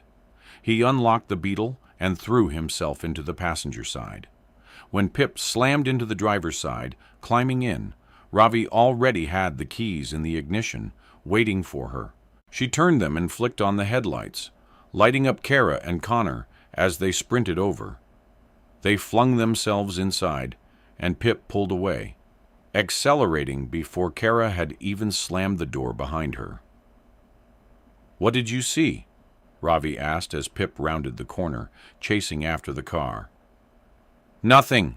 She pressed down on the pedal, hearing gravel kick up, dinging off the sides of her car. "But he must have spotted me in the doorway, and now he's running." "Why would he run?" Connor asked, his hands gripped around Ravi's headrest. "Don't know." Pip sped up as the road dropped down a hill. "But running is something that guilty people do. Are those his tail lights?" She squinted into the distance. "Yeah," Ravi said. "God, he's going fast. You need to speed up." "I'm already doing 45, Pip said, biting her lip and pushing her foot down a little harder. "Left." He turned left there. Ravi pointed. Pip swung around the corner into another narrow country lane. "Go, go, go," said Connor. And Pip was gaining on him, the white body of his car now visible against the dark hedge at the side of the road. "Need to get close enough to read his number plate," Pip said. "He's speeding up again," Kara said, face wedged between Pip and Ravi's seats. Pip accelerated, the speedometer needling over 50 and up, closing the gap between the cars. "Right," Ravi said. "He went right. The turn was sharp." Pip took her foot off the pedal and pulled at the steering wheel. They flew around the corner, but something was wrong. Pip felt the steering wheel escape from her, slipping through her hands. They were skidding. She tried to turn into it to correct it. The car was going too fast, and it went. Someone was yelling, but she couldn't tell who. Over the screaming of the wheels. They slid left, then right before spinning in a full circle. They were all yelling as the car skidded to a stop, coming to rest, facing the wrong way, the bonnet half embedded in the brambles that bordered the road. "Fuck!" Pip said, hitting her fist against the steering wheel, the car horn blaring for a split second. "Is everyone okay?" "Yeah," Connor said, his breath heavy and his face flushed. Ravi looked over his shoulder, exchanging a look with a shaken car, before passing it on to Pip. And she knew what was in their eyes. The secret the three of them knew that Connor never could. The car's sister and Max Hastings had been involved in a car accident when they were this age. Max convincing his friends to leave a severely injured man on the road. And that had really been the start of it all. How Ravi's brother was eventually murdered. And they'd just come recklessly close to something like that. That was stupid, Pip said. That thing in her gut stretching out to take more of her with it. It was guilt, wasn't it? Or shame? She wasn't supposed to be like this time. Losing herself again. I'm sorry. It's my fault. Ravi tucked his fingers around hers. I told you to go faster. I'm sorry. Did anyone see the number plate? Connor asked. All I saw was the first letter, and it was either an N or an H. Didn't see? Kara said. But it was a sports car. A white sports car. A BMW, Ravi added, and Pip tensed right down to the fingers gripping his hand. He turned to her. What? I know someone with that car, she said quietly. Well, yeah, so do I, he replied. More than one, someone probably. Yeah, Pip exhaled. But the one I know is Nat Dilva's new boyfriend. Chapter 27, Thursday, 6 days missing. A yawn split her face as she stared down at the toast in front of her. Not hungry. Why are you so tired this morning? Her mom asked, watching her over a mug of tea. Pip shrugged, flicking the toast around her plate. Josh was sitting opposite her, humming as he shoveled Cocoa Pops into his mouth, swinging his legs out under the table and kicking her accidentally on purpose. She didn't react, pulling her knees up to sit cross-legged on the chair instead. The radio was on in the background, tuned to BBC Three Counties as always. The song was just ending, the hosts talking over the fading drums. Are you taking too much on with this Jamie thing? Her mom said. It's not a thing, Mom, Pip said. And she could feel herself growing irritable, wearing it like a layer beneath her skin, warm and unstable. It's his life. I can be tired for that. Okay, her mom said, taking the empty bowl away from Josh. I'm allowed to worry about you. Pip wished she wouldn't. She didn't need anyone's worry. Jaime did. A text lit up Pip's phone from Ravi. Just leaving for court to wait for deliberation. How are you? Kiss. Pip stood and scooped up her phone, grabbing her plate with the other hand and sliding the toast into the bin. She felt her mom's eyes on her. Not hungry yet, she explained. I'll take a cereal bar into school. She had only taken a few steps down the hall when her mom called her back. I'm just going to the toilet, she replied. Pip, get in here now, her mom shouted. And it was a real shout, a sound Pip rarely heard from her. Rough and panicked, Pip instantly felt cold, all feeling draining from her face. She spun back, socks sliding on the oak floor, as she sprinted into the kitchen. What? She said quickly, eyes darting from a confused-looking Josh to her mom, who was reaching over to the radio, turning up the volume. Listen, she said. A dog walker discovered the body at about 6 a.m. yesterday morning, in the woodland beside the A413, between Little Kilton and Amersham. Officers are still at the scene. The deceased is as yet unidentified, but has been described as a white male in his early 20s. The cause of death is currently unknown. A spokesperson for Tempame's Valley Police has said no. The word must have come from her, but she didn't remember saying it. Didn't remember moving her lips, nor the scrape of the word against her narrowing throat. No. She didn't feel anything except numb. Her feet a solid weight sinking into the ground. Her hands detaching from her finger by finger. Everything around her moved too slowly, like the room was floating because it was right there with her in the eye of the panic. Pip and everything snapped back into focus into time, and she could hear her heart battering in her ears. She looked up at her mom, who mirrored back her terrified eyes. "Go," her mom said, hurrying over and turning Pip by her shoulders. "Go, I'll call school and tell them you'll be in late." Up next, one of my favorite songs from the 80s, "We Have Sweet Dreams." "He can't be go," her mom said, pushing her down the hall, just as Pip's phone started buzzing with an incoming call from Connor. It was Connor who opened the door to her, his eyes rubbed red and a twitch in his upper lip. Pip stepped inside without a word. She gripped his arm above the elbow for a long, silent second, and then she let go, saying, "Where's your mom?" "Here." His voice was just a croak as he led Pip into the cold living room. The daylight was wrong in here, too harsh, too bright, too alive. And Joanna was huddled against it, wrapped in an old blanket on the sofa, her face buried inside a tissue. "Ayop," Connor said in barely more than a whisper. Joanna glanced up. Her eyes were swollen, and she looked different, like something beneath her face had broken. She didn't speak, just held out her arms, and Pip stumbled forward to lower herself onto the sofa. Joanna wrapped her arms around her, and Pip held her back, feeling Joanna's racing heart in her own chest. "We need to call Detective Hawkins at the police station in Arsham," Pip said, pulling back. "Ask if they've identified the Arthurs on the phone to them now."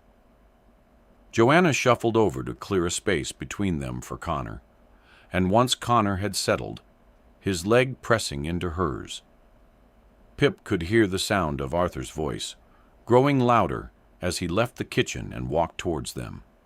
"Yes," he said, entering the room with the phone to his ear, blinking as his gaze settled on Pip.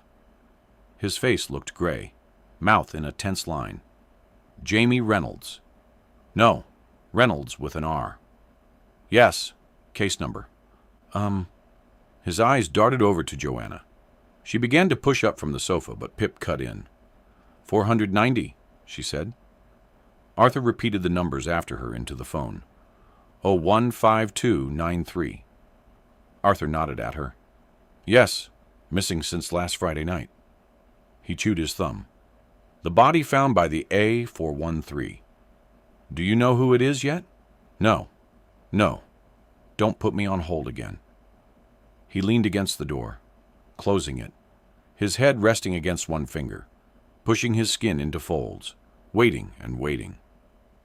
It was the worst wait Pip had ever had in her life. Her chest so tight, she had to force the air through and out of her nose. And with every breath, she thought she might be sick, swallowing down the bile. "Please," she kept thinking. No idea who she was thinking it to. Just someone. Anyone. Please. Please don't let it be Jamie.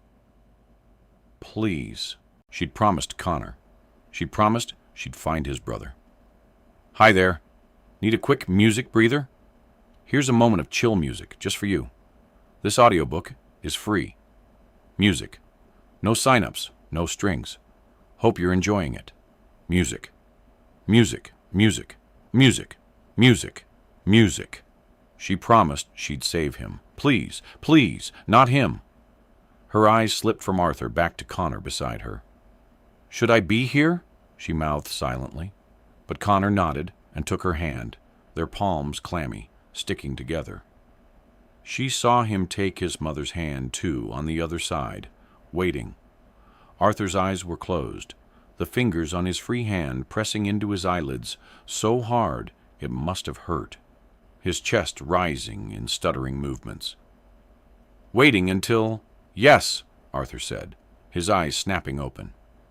Pip's heartbeat was so loud, so fast, it felt like that was all she was, a heart and the empty skin around it. "Hello, Detective," said Arthur.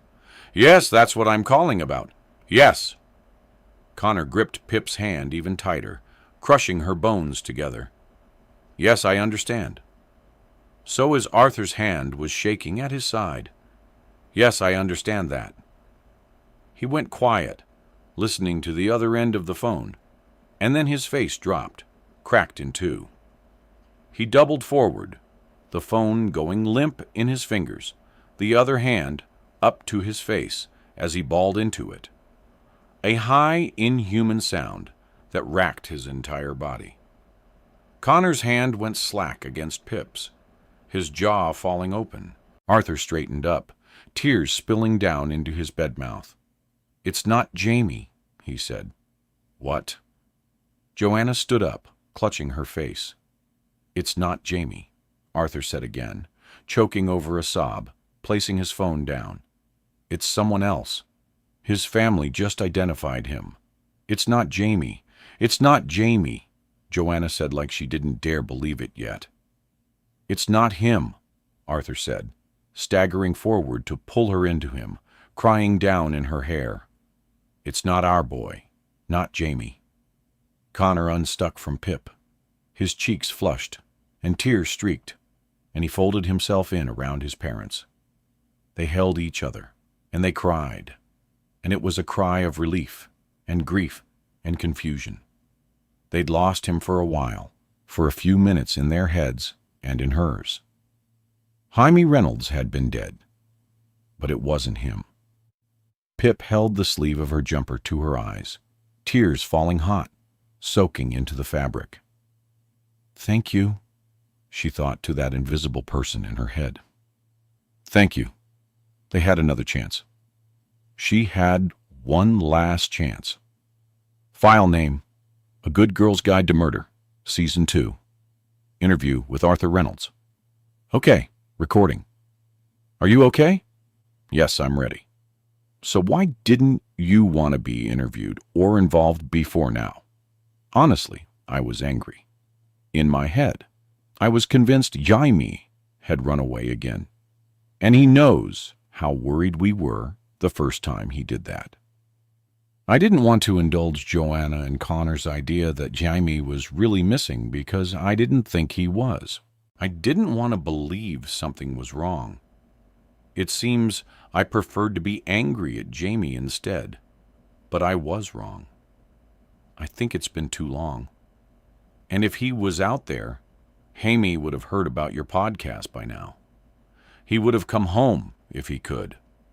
And why did you think Jaime had run off again? Is it because you had a big argument right before the memorial? Yes. I don't want to argue with him. I just want what's best for him.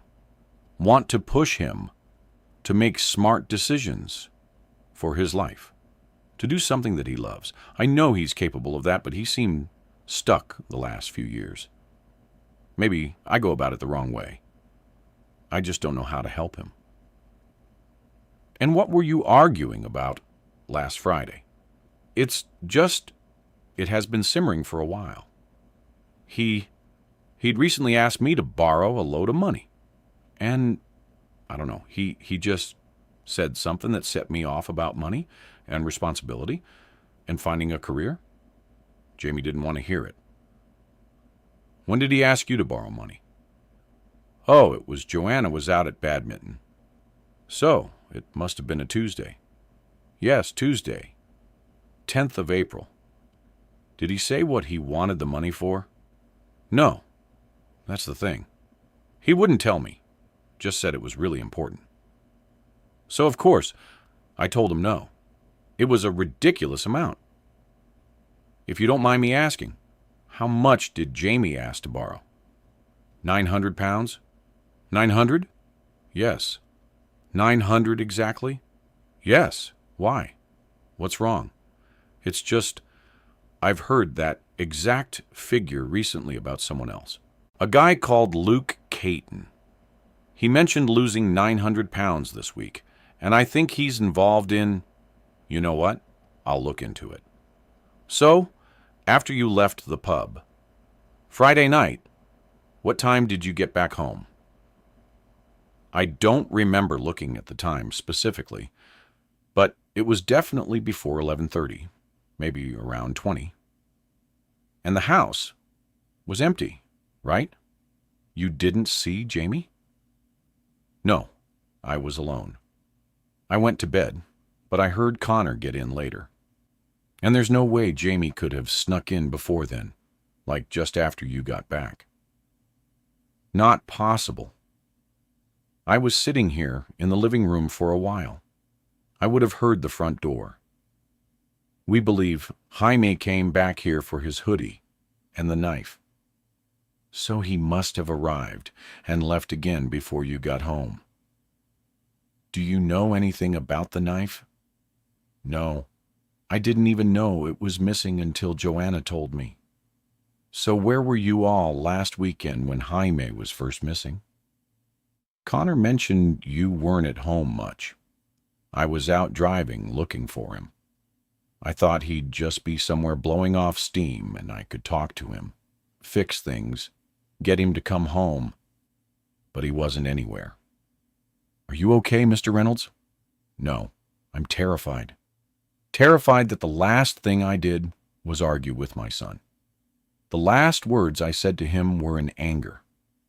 I never told him I loved him all that much, and I'm scared I'll never get the chance again. Jamie came to me, asked me for my help, and I sent him away. Life or death. That's what Jamie said to your mom about the money, wasn't it? And I said no to him. I'm his dad. He's supposed to be able to turn to me for anything. He asked me for help, and I said no.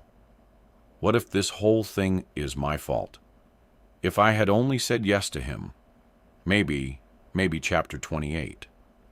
The trees shivered on Cross Lane, recoiling from Pip as she walked beneath them, chasing her morning shadow, never catching up to it. She dropped Connor at school once everyone had calmed down, leaving her car there. But she hadn't gone inside with him. Her mom had already called the school to say she'd be late, so she might as well make use of it.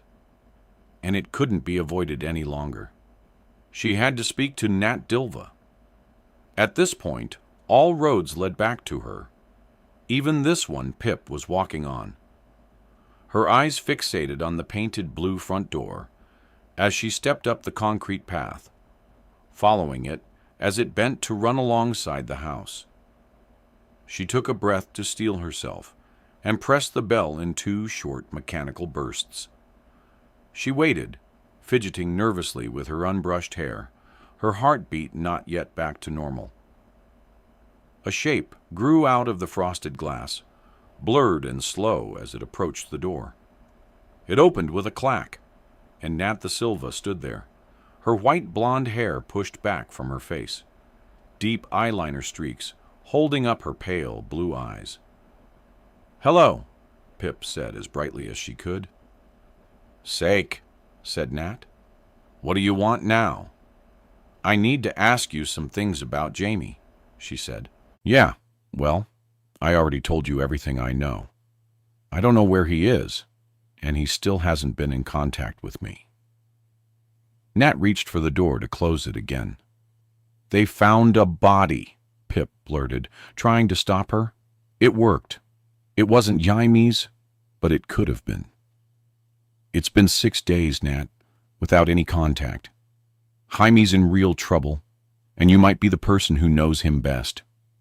Please," a voice cracked, "not for me. I know you hate me, and I understand why, but please help me for the Reynolds' sake. I just came from their house, and for 20 minutes, we all thought Jaime was dead. It was subtle, almost too subtle to notice, but there was a softening in Nat's eyes. Something flickered across them, glassy and sad. "Do you?" she said slowly. "Do you really think he's not okay?" "I'm trying to stay hopeful for his family," Hip said. "But I don't know." Nat relaxed her arm, chewing on her pale bottom lip. "Have you and Jamie still been talking in recent weeks?" "Yeah, a bit," Nat said. "Did he ever mention someone called Layla Mee to you?" Nat looked up, thinking, teeth moving further down her lip, meeting skin. "No, never heard that name before." "Okay.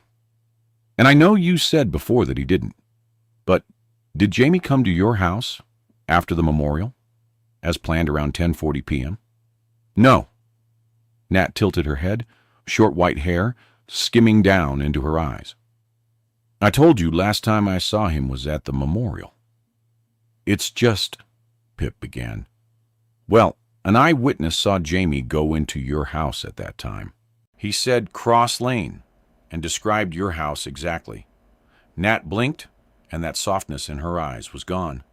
Well, I don't care what your lying eyewitness said. He's wrong. She said Jaime never came here.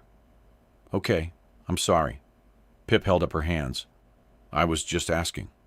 Well, you've already asked that, and I've already answered. Is there anything else? Nat's hand glided to the door again, tightening around the edge. There's one last thing, Pip said, nervously eyeing Nat's fingers on the door. Last time she was here like this, Nat had slammed it in her face. Tread carefully, Pip. Well, it's your boyfriend, Luke Eaton. Yeah, I know his name. Nat spat. What about him?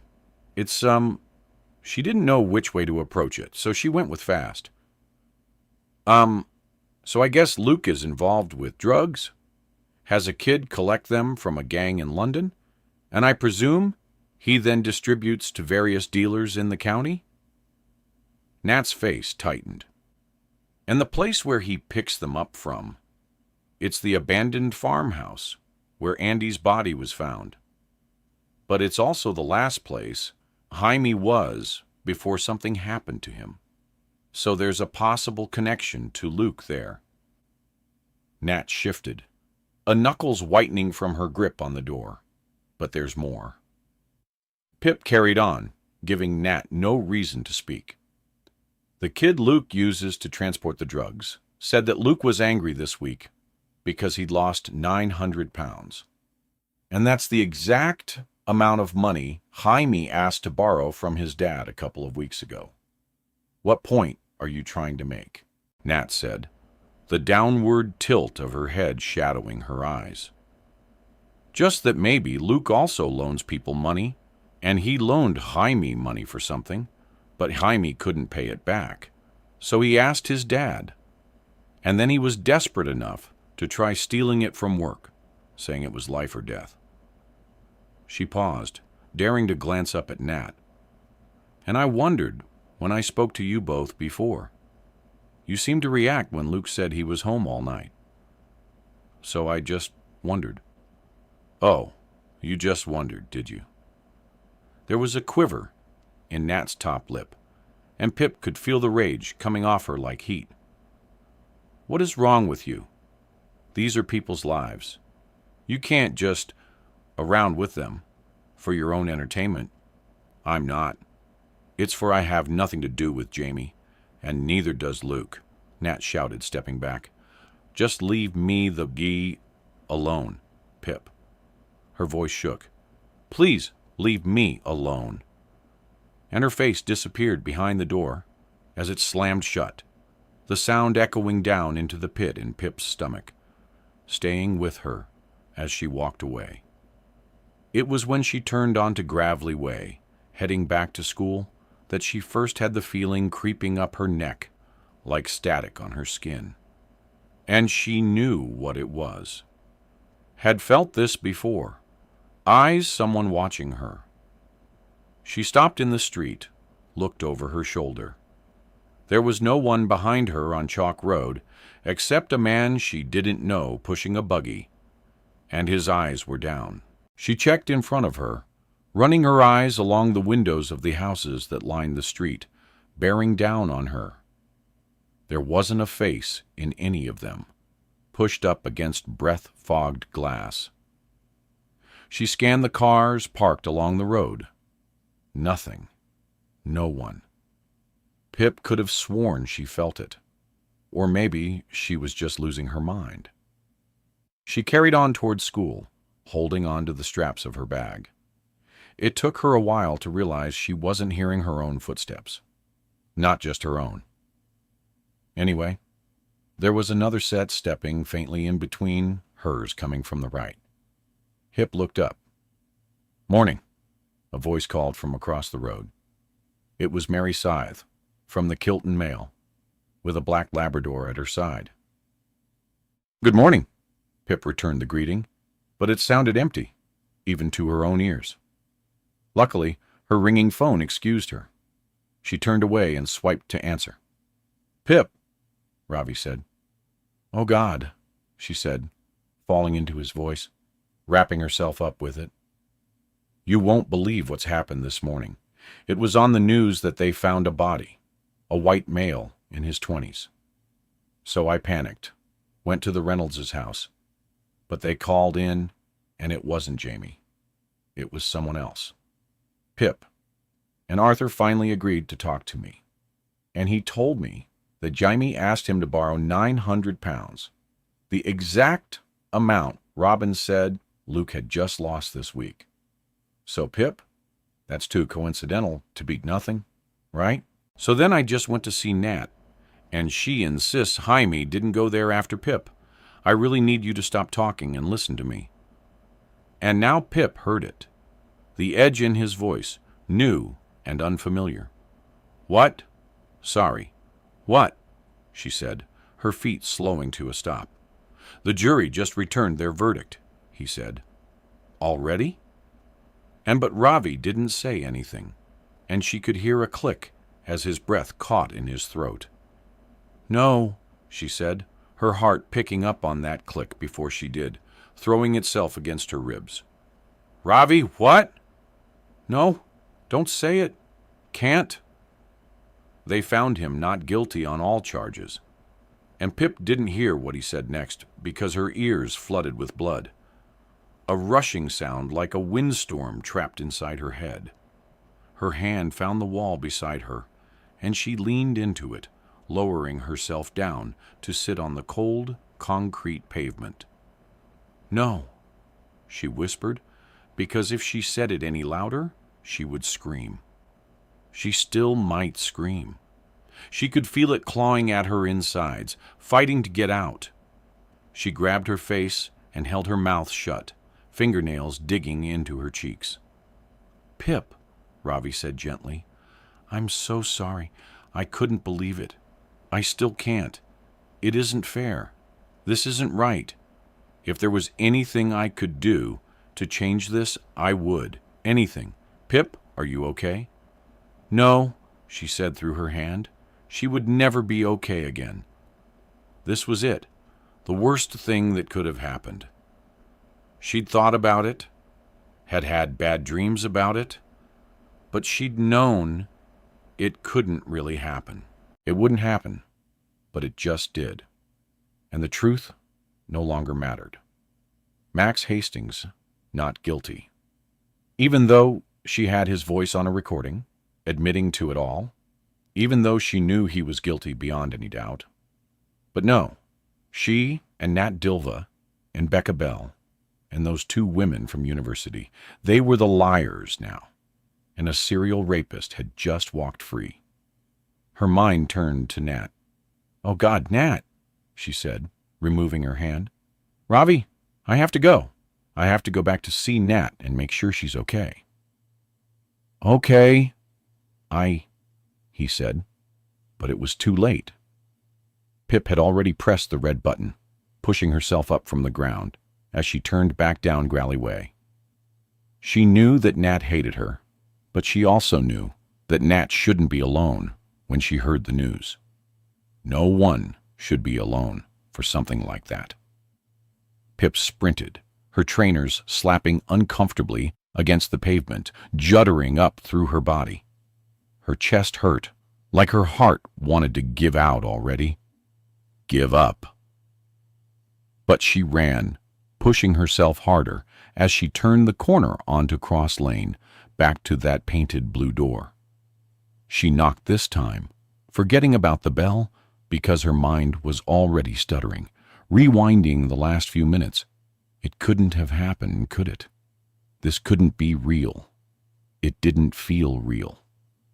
Nat's silhouette emerged in the frosted glass, and Pip tried to read it, study it, work out if Nat's world had already been blown apart. She opened the door, jaw clenching as soon as she saw Pip standing there. "What the? I told you to." And then she must have noticed the way Pip was breathing, the horror that must be written all over her face. "What is it?" Nat said quickly, pulling the door open fully. "Is Jamie okay? Have you heard?" Pip said, and her voice sounded strange to her, not her own. The verdict. "What?" Nat narrowed her eyes. No one's called me yet. Are they done?" "What?" And Pip could see the moment it happened, the moment Nat read what was on her face, the moment her eyes changed. "No," she said, but it was more a breath than a word. She stumbled back from the door, hands snapping up to her face as she gasped, her eyes glazing over. "No." The word was a strangled yell this time, choking her. Nat fell back into the wall in the hallway, slamming against it. A picture frame dropped from its hook, cracking as it hit the floor. Pip darted forward inside the house, catching Nat around the arms as she slid down the wall, but she lost her footing and they slid down together. Nat right down to the floorboards, Pip to her knees. "I'm so sorry," Pip said. "I'm so sorry." Nat was crying, but the tears stained as they ran through her makeup. Black tears chasing each other down her face. "This can't be real," she cried. "It can't be real." Pip sat forward, wrapping her arms around Nat's back. She thought Nat would pull away from her, push her off, but she didn't. She leaned into Pip, arms climbing up and around her neck as she held on tight, her face buried into Pip's shoulder. Nat screamed, the sound muffled, burrowing into Pip's jumper, her breath hot and jagged as it spread down into Pip's skin.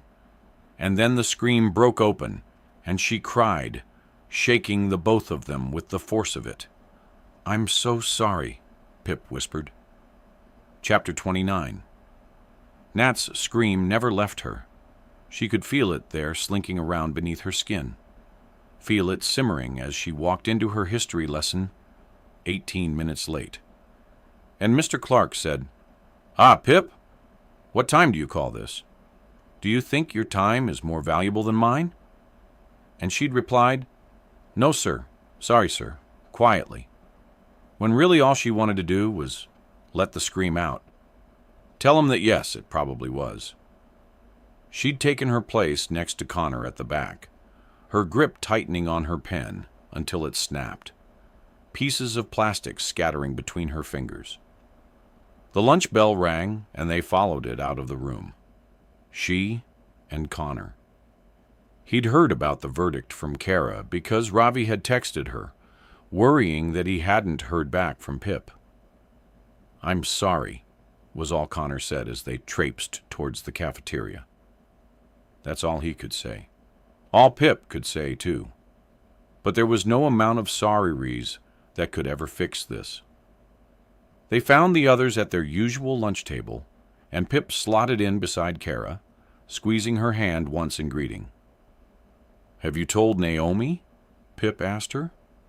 Kara nodded. "She's devastated. Can't believe it." "Yeah, that sucks," Aunt said loudly, cutting in as he tore into his second sandwich. Hip turned to him. "And where were you yesterday during the search party?" Aunt rearranged his eyebrows, looking affronted as he swallowed. "It was Wednesday. I was at football," he said, not even looking at Connor. "Lauren," Pip said. "What?" "My mom that made me stay in to do French revision." Her voice was high and defensive. "I didn't realize you expected us all to be there. Your best friend's brother is missing," Pip said, and she felt Connor tensing beside her. "Yeah, I get that." Aunt flashed a quick smile at Connor. "And I'm sorry, but I don't think Lauren and I are going to change that." Pip wanted to carry on picking at them, keep feeding the scream under her skin, but she was distracted by someone behind Aunt. her eyes pulling her up. Tom Noack, loudly laughing with a table of his friends. "Excuse me," Pip said, though she was already gone, skirting around their table and across the loud chaos of the cafeteria. "Tom," she said, and then again louder than their gorrowing. Tom put down his open bottle of Coke, twisting to look up at her. Pip noticed some of his friends on the opposite bench, whispering and elbowing each other. "Hey, what's up?" he said, his cheeks indented with a laid-back smile. And Pip's rage flared at the sight of it. "You lied to me, didn't you?" she said. But it wasn't a question, and she didn't wait for an answer. At least he'd surrendered his fake smile. "Now, you didn't see Jamie Reynolds on Friday night. I doubt you were anywhere near Cross Lane. You said that road because it was near the site of the calamity party, and then the rest was on me. I accidentally led the witness. You saw my reactions to that road name, to the color of the front door, and you used those to manipulate me. You made me believe in a narrative that never even happened. People were watching now from nearby tables, a wave of half-turned heads and the prickle of unseen eyes. Jaime didn't go to Nat Silva's house that night, and you were never a witness. You're a liar." Her lip curled up, baring her teeth at him. Well done. "Good job, Tom. You got yourself on the podcast. What were you hoping to achieve with that?" Tom stuttered, raising his finger as he scrambled for words. "Internet fame." "Is that it?" Pip spat. "You got a SoundCloud you want to promote or something? What the gang is wrong with you? Someone is missing. Jaime's life is at stake, and you decide to waste my time." I didn't. "You're pathetic," she said. "And guess what? You already signed my consent form to use your name and likeness. So this will also be going on the podcast. Good luck being universally hated by the entire internet." "No, you're not allowed to," Tom began. But the rage took hold of Pip's hand, guiding it as she reached over to snatch Tom's open bottle of Coke.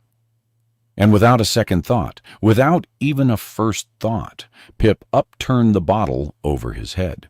A cascade of fizzing brown liquid fell over him, soaking into his hair and over his face, eyes screwed shut against it. There were gasps around the room, titters of laughter, but it was a few seconds before Tom himself could react through the shock. "You?" He stood up, hands to his eyes to clear them. "Don't cross me again," Pip said, dropping the empty bottle at Tom's feet with a clatter that echoed around the now almost quiet room. She walked away, flicking droplets of Coke from her hand, 100 eyes following as she went, but none of them, not any of them, would meet hers.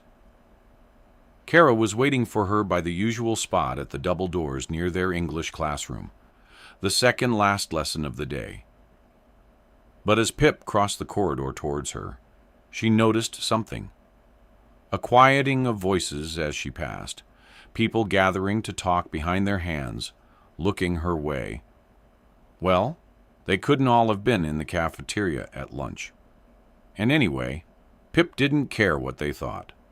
Tom Noack was the one who should be walking through whispers, not her. "Hey," she said, arriving at Carr's side. "Hey, But Kara was acting strangely, too, scrunching her mouth in that way she did when something was wrong. "Have you seen it yet?" "Seen what?" "The Wired Rip article." Kara glanced down at the phone in her hand. "Someone linked to it on the Facebook event you made for Jamie." "No," Pip said. "Why? What does it say?" Its Kara trailed off. She looked down, thumbs tapping away at her phone, and then she held it out on her open hand, offering it to Pip. "I think you should just read it. Season 2 of A Good Girls. Guide to Murder podcast may not be all it seems. A Good Girl's Guide to Murder made an explosive return to our ears this week with the first episode of a new mystery released on Tuesday. Jamie Reynolds, 24, has gone missing from host Pip Fitzimob's hometown. The police won't look for him, so Pip has stepped up to the plate, uploading episodes during the course of her investigation. But is there a real reason the police aren't looking for Jamie? A source close to Pip has told us exclusively that this entire season of the podcast is in fact a setup. Jaime Reynolds is the older brother of one of Pip's closest friends, and our source says that Jaime's disappearance has been plotted by the three of them together to create a thrilling new season for the podcast and capitalize on the popularity of the first. Jaime's incentive in playing along with his own disappearance is financially motivated, with Pip promising the brothers a large payout once the season airs, and she has secured new major sponsorship deals. So, what do you think? Is Jaime Reynolds even missing at all? Are we being duped by the teen queen of true crime? Let us know your thoughts in the comments below. Chapter 30. Another corridor lined with eyes circling. Pip kept her head down as she stumbled through towards her locker. It was the end of the day. Enough time for that article to have spread around the entire school clearly. But she couldn't get to her locker. A group of Year 11s were standing in front of it, talking in a tight circle of bumping backpacks. Pip drew to a stop and stared at them until one of the girls noticed her there, eyes widening as she elbowed her friends, shushing them. The group immediately disbanded, scattering away from her, leaving their whispers and giggles behind. Pip opened her locker, placing her politics textbook inside. As she withdrew her hand, she noticed the small folded piece of paper that must have been pushed through the gap above the door. She reached for it, opened it. In large black printed letters it read, "This is your final warning, Pipper. Walk away." The scream inside her flashed again, climbing up her neck. How imaginative. The exact same note Elliot Ward had left in her locker last October. Pip's hand tightened into a fist around the note, screwing it up. She dropped the ball of paper to the floor and slammed her locker shut. Kara and Connor were standing just behind it, waiting for her. "Everything okay?" Kara asked, her face soft with concern. "I'm fine," Pip said, turning to walk with them down the hall. "Have you seen?" Connor said. "People online are actually believing it, saying they thought it was all a bit too elaborate, but it felt scripted." "I told you," Pip said. Her voice came out dark, remolded by her anger. "Never read the comments." "But hey," Aunt's voice called as they turned the corner past the chemistry block. E. Lauren and Zach were just behind them, coming from the other direction. They waited for the others to catch up and slot in between. Aunt's steps falling in line with Pip's. "Whole school's talking about you," he said, and Pip could see him watching her out of the corner of her eye. "Well, the whole school is full of idiots?" Kara said, hurrying to walk on Pip's other side. "Maybe," and shrugged with a glance back to Lauren. "But we were just thinking that I don't know. It does seem kind of convenient." "What seems convenient?" Pip said, and there was a growl in her voice. Maybe no one else could hear it, but she did. "Well, the whole Jamie thing." Lauren spoke up now. "Oh, really?" Pip shot her a warning look, trying to hurt her with her eyes. "Connor, has it felt convenient to you that your brother is missing?" Connor's mouth opened, but he was unsure how to answer, and all that came out was a croak between yes and no. "You know what I mean, though?" Aunt carried on. like the whole catfish thing, so you don't actually have to name a culprit because it's someone who doesn't really exist. Everything happened the night of the memorial for Andy and S. The missing knife, and you just happening to find it by that creepy farmhouse. It is all a bit convenient, isn't it? Shut up, Aunt, Zack said quietly, falling back to keep his distance like he could sense something was coming. What the... Kara stared incredulously at Aunt. Say the word convenient one more time, and I will end you. Whoa, Aunt chuckled, holding up his hands. I'm just saying. But Pip couldn't hear what he was just saying because her ears were ringing. A hiss like static broken up by her own voice, asking her, Did you plant the knife? Could you have planted the knife? Is Jaime missing? Is Layla, me, real? Is any of this even real? And she didn't know how she was still walking because she couldn't feel her feet. She could only feel one thing. The scream had wound itself around her throat now, pulling tighter and tighter as it chased its own end. I won't be mad, Aunt was saying, to be honest, if this is all made up. I think it's a genius idea. Except, you know that you got caught and that you didn't tell me and Lauren. Kara snapped. So you're essentially calling both Connor and Pip liars. Grow up, Aunt, and stop being such a dick all your life. Hey, Lauren chimed in now. You're the one being a dick. Oh, really?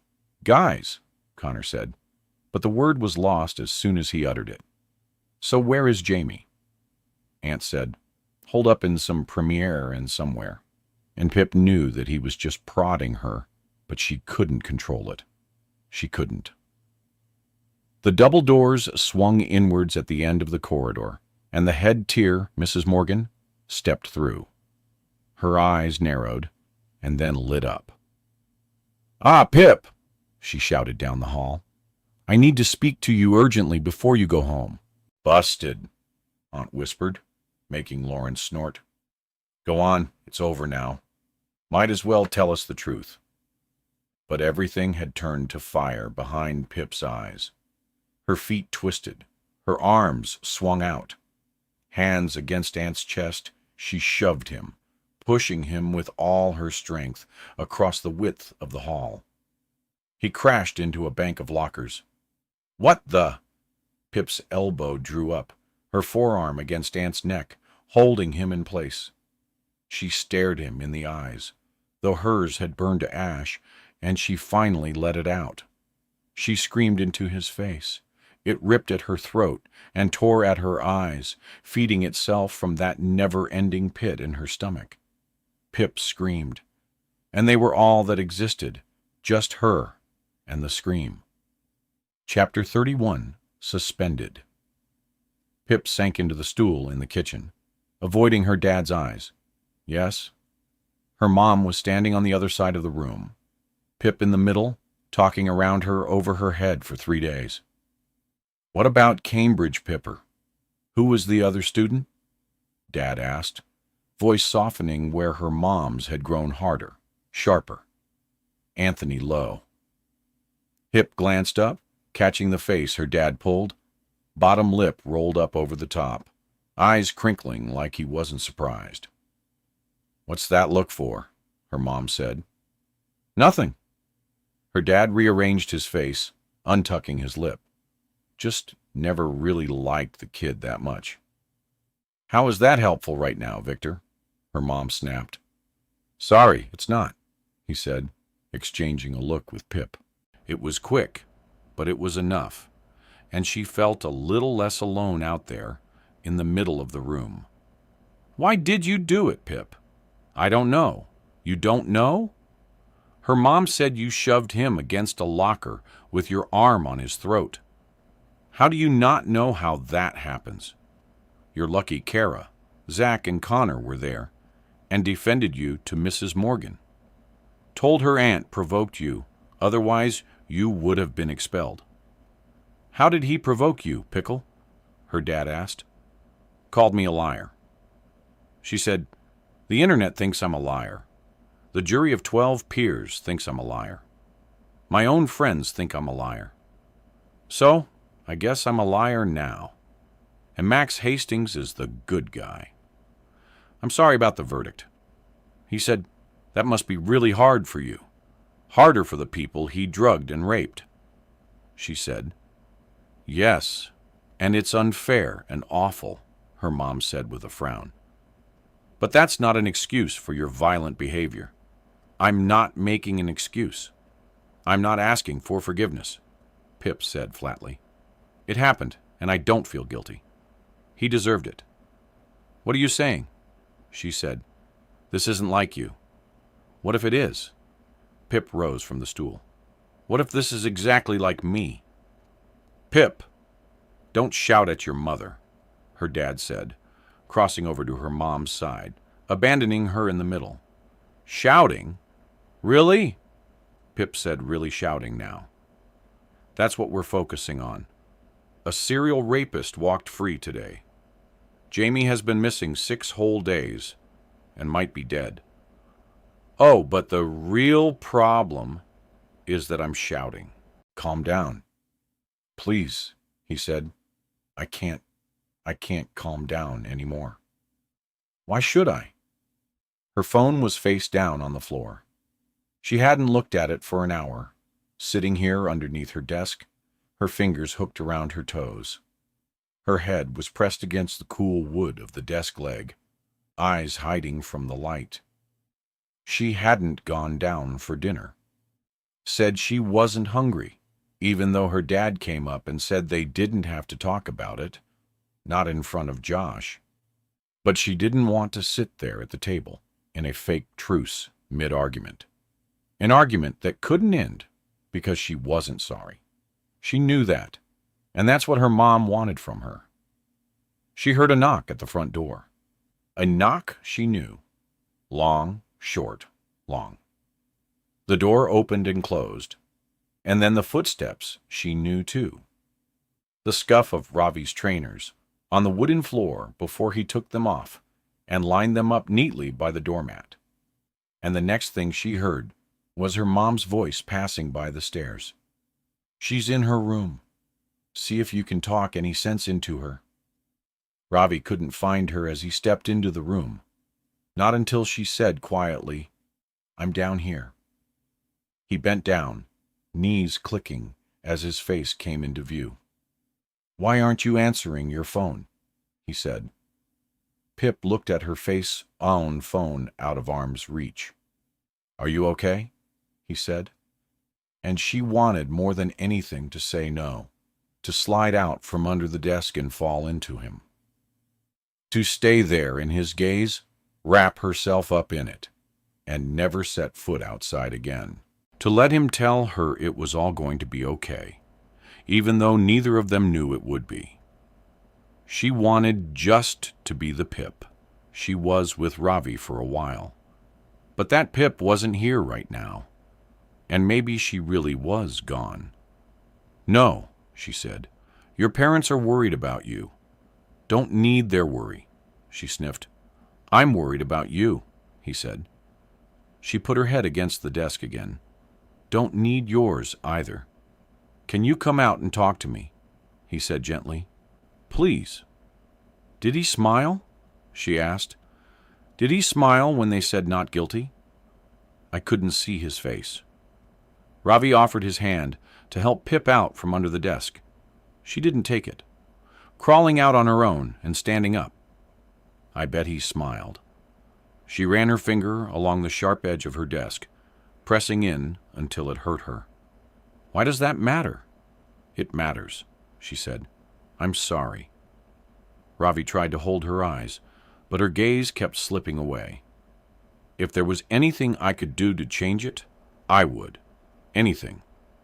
But there's nothing we can do now. And you getting suspended because you're so angry about Max. He's not worth any of that. So, he just wins." "No." Ravi abandoned his sentence, stepping over to her, his arms out to pull her in and wrap her up. And maybe it was because Max's angled face flashed into her head. Or maybe she didn't want Ravi to get too close to the after-scream still thrumming inside her. But she pulled away from him. What? His arms fell back to his sides, his eyes darkening, deepening. What are you doing? I don't know. So what is it? You just want to hate the whole world right now, including me. Maybe, she said. Pip! Well, what's the point? Her voice snagged against her dried-out throat. What was the point in everything we did last year? I thought I was doing it for the truth. But guess what? The truth doesn't matter. It doesn't. Max Hastings is innocent, and I'm a liar, and Jaime Reynolds isn't missing. That's the truth now. Her eyes filled. What if I can't save him? What if I'm not good enough to save him? I'm not good, Ravi. We will find him. Ravi said I need to. And you think I don't? He said, I might not know him like you do, and I can't explain it. But I need Jamie to be okay. He knew my brother was friends with him and Andy at school. It's like it's happening all over again 6 years later. And this time, I actually have a chance. A small chance to help, to save Connor's brother, where I had no hope of saving my own. I know Jaime isn't S, but this feels like some kind of second chance for me. You aren't on your own here. So stop pushing people away. Stop pushing me away. Her hands gripped the desk, bones pushing through her skin. He needed to get away from her in case she couldn't control it again. The scream. I just want to be alone. Fine, Ravi said, scratching the phantom itch at the back of his head. I'll go. I know you're only lashing out because you're angry. I'm angry too, and you don't mean it. You know you don't mean it. He sighed. Let me know when you remember who I am. Who you are. Ravi moved over to the door, his hand stalling in the air before it, head slightly cocked. I love you, he said angrily, not looking at her. He slammed the handle down and walked out, the door juddering behind him. Chapter 32. Makes me sick. That's what the text said from Naomi Ward. Pip sat up on her bed, clicking onto the photo Naomi sent with the message. It was a screenshot from Facebook, a post from Nancy Tango Tits, the name of Max Hastings' profile, a photo of Max, his mom and dad, and his lawyer, Christopher Epps. They were gathered around a table in a lavish-looking restaurant, white pillars, and a giant powder blue bird cage in the background. Max was holding up the phone to get them all in the frame, and they were smiling, all of them, glasses of champagne in their hands. He tagged them in at the Savoy Hotel in London, and the caption above read, Celebrating. The room immediately started to shrink, closing in around Pip. The walls took an inward step, and the shadows in the corners stretched out to take her. She couldn't be here. She needed to get out before she suffocated inside this room. She stumbled out of her door, phone in hand, tiptoeing past Josh's room to the stairs. He was already in bed, but he'd come in to see her earlier with a whispered, "Thought you might be hungry," leaving her a packet of Palm Bears he'd smuggled from the kitchen. Shh, don't tell Mom and Dad. Pip could hear the sounds of her parents watching television in the living room, waiting for their program to start at 9 o'clock. They were talking, a muffled drone through the door, but she could hear one word clearly, her own name. Quietly, she stepped into her trainers, scooped up her keys from the side, and slipped out of the front door, shutting it silently behind her. It was raining hard, spattering against the ground and up against her ankles. That was fine. That was okay. She needed to get out, clear her head, and maybe the rain would help water down the rage until she was no longer ablaze, just the charred parts left behind. She ran across the road into the woods on the other side. It was dark here, pitch dark, but it covered her from the worst of the rain. And that was fine too, until something unseen rustled through the undergrowth and scared her. She returned to the road, safe, along the moonlit pavement, soaked through. She should have felt cold. She was shivering, but she couldn't really feel it. And she didn't know where to go. She just wanted to walk, to be outside where nothing could shut her in. So she walked up to the end of Martin's End Way and back, stopping before she reached her house, turning and walking the road again, up and down and back again, chasing her thoughts, trying to unravel their ends. Her hair was dripping by her third time coming back. She stopped dead. There was movement. Someone walking down the front path of Zach's house. But it wasn't Zach's house. Not anymore. The figure was Charlie Green, carrying a filled black sack towards the bin left out near the path. He jumped when he saw her emerging from the dark. "Pip, sorry," he said, laughing, dropping the bag in the bin. "You scared me. Are you?" He paused, looking at her. "God, you're soaking. Why aren't you wearing a jacket?" She didn't have an answer. "Well, you're almost home now. Get in and get dry," he said kindly. She stuttered, her teeth chattering. "I can't go home. Not yet." Charlie tilted his head, his eyes searching out hers. "Oh, okay," he said awkwardly. "Well, do you want to come to ours for a bit?" "No, thank you," she added hastily. "I don't want to be inside."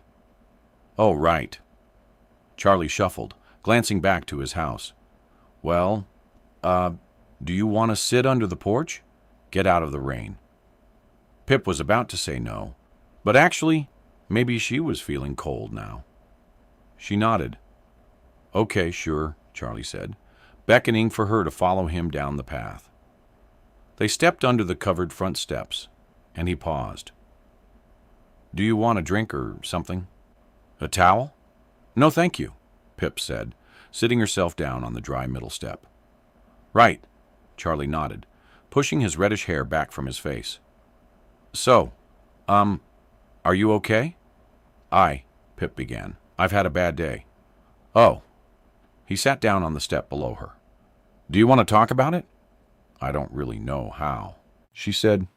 I listened to your podcast and the new episodes about Jamie Reynolds. He said, you're really good at what you do and brave. Whatever it is that's bothering you, I'm sure you'll find a way. They found Max Hastings not guilty today." "Oh," Charlie sighed, stretching out his legs. "That's not good." To put it lightly, she sniffed, wiping rainwater from the end of her nose. "You know," he said, "for what it's worth, the justice system is supposed to be this purveyor of right and wrong, good and bad. But sometimes I think it gets it wrong, almost as much as it gets it right. I've had to learn that too, and it's hard to accept. What do you do when the things that are supposed to protect you fail you like that?" I was so naive. Pip said I practically handed Max Hastings to them after everything came out last year, and I truly believed it was some kind of victory, that the bad would be punished, because it was the truth. And the truth was the most important thing to me. It's all I believed in, all I cared about, finding the truth, no matter the cost. And the truth was that Max was guilty, and he would face justice. But justice doesn't exist, and the truth doesn't matter, not in the real world. And now they've just handed him right back. "Oh, justice exists," Charlie said, looking up at the rain. "Maybe not the kind that happens in police stations and courtrooms, but it does exist. And when you really think about it, those words, good and bad, right and wrong, They don't really matter in the real world. Who gets to decide what they mean? Those people who just got it wrong and let Max walk free? No. He shook his head. I think we all get to decide what good and bad and right and wrong mean to us, not what we're told to accept. You did nothing wrong. Don't put yourself up for other people's mistakes. She turned to him, her stomach clenching. But that doesn't matter now. Max has won. He only wins if you let him. What can I do about it? She asked. From listening to your podcast sounds to me like there's not much you can't do. I haven't found Jamie. She picked at her nails. And now people think he's not really missing.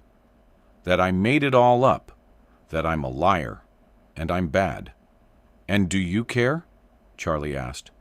Do you care what people think if you know you're right? She paused, her answer sliding back down her throat.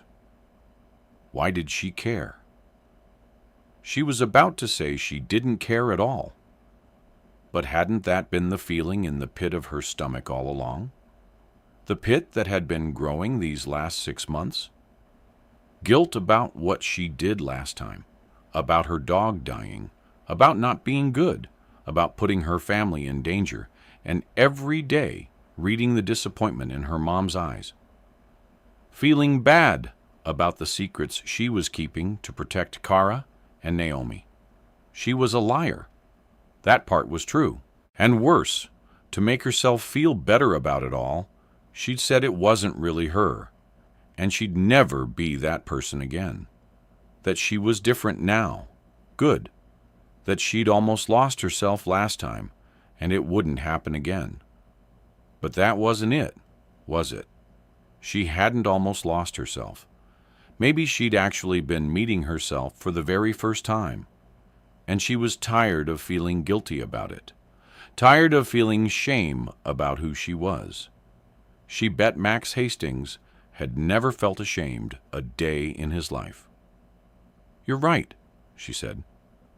And as she straightened up, untwisted, she realized that the pit in her stomach, the wand that had been swallowing her from inside out, it was starting to go, filling in until it was hardly there at all. Maybe I don't have to be good, or other people's versions of good, and maybe I don't have to be likable. She turned to him, her movements quick and light despite her water-heavy clothes. Likable? You know who's likable? People like Max Hastings, who walk into a courtroom with fake glasses and charm their way out. I don't want to be like that.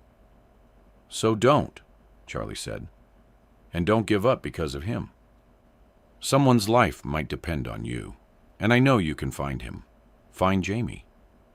He turned a smile to her.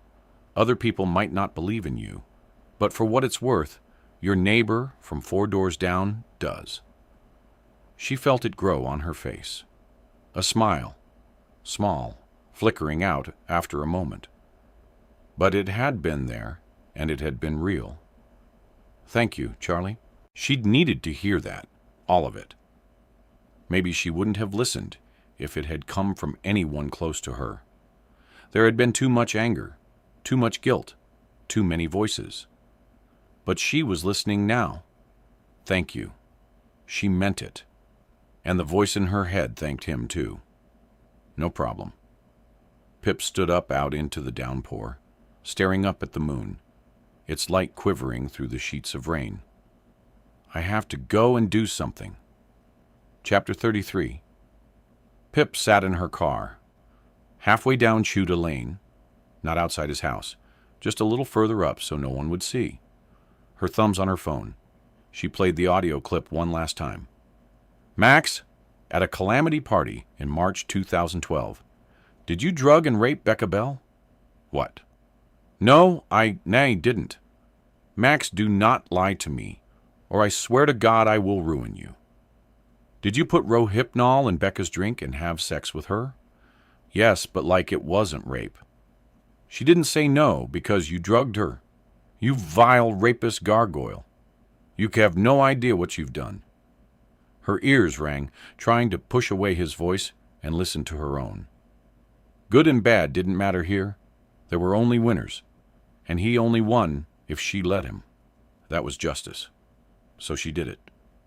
She pressed the button, uploading the audio of that phone call to her website, reposting it on the podcast's Twitter account. Alongside the post, she wrote, Max Hastings' trial final update. I don't care what the jury believes. He is guilty. It was done. It was gone. There was no going back now. This was her, and it was okay. She dropped her phone onto the passenger seat and picked up the pot of paint she'd taken from the garage, tucking the brush into her back pocket. She opened the door, reaching back for the final item, the hammer from her dad's toolkit, before stepping silently out of her car. She walked up the road, passing one house, 2, 3, 4, until she stopped, looking up at the Hastings family's sprawling home with its painted white front door. They were out, all of them, at their fancy dinner at the Savoy, and Pip was here outside their empty house. Up the drive past the large oak tree. Coming to a stop before the front door, she laid the paint pot on the ground, bending down to use the end of the hammer to pry open the lid. It was half full, the paint a dull green, as she pulled out the brush and dipped it inside, spooling off the excess. No going back. She took one breath and then stepped up, pressing the brush against the front door. She reached high, looping it up and down, crouching to pick up more paint, when her lines ran dry. The letters were shaky and dripping, spreading out from the door to the light-colored bricks either side. She went back over the words deeper and darker, and when she was done, she dropped the brush on the path, a small spatter of paint where it landed. She picked up the hammer, twirling it between her fingers, feeling its weight in her hands. She crossed to the left side of the house, to the window there. She readied her arm and the hammer, held it back. Then she swung with full force into the window. It shattered. A sprinkling of broken glass fell inside and out like glitter, like rain dusting the tops of her trainers. She tightened her grip on the hammer, glass crunching under her feet as she approached the next window, pulled back and smashed it. The sound of the tinkling glass lost beneath the rain. And the next window, first swing cracked. Second swing exploded past the front door and the words she'd painted there to the windows on the other side. 1, 2, 3, until all 6 windows at the front of the house were destroyed, broken open, exposed. Pip's breath was heavy in her chest now, right arm aching as she back-stepped down the drive. Her hair was matted and wet, whipping across her face as she looked up at the destruction. Her destruction, and painted across the front in the same forest green shade as the Amobi's new garden shed, were the words, "Rapist, I will get you."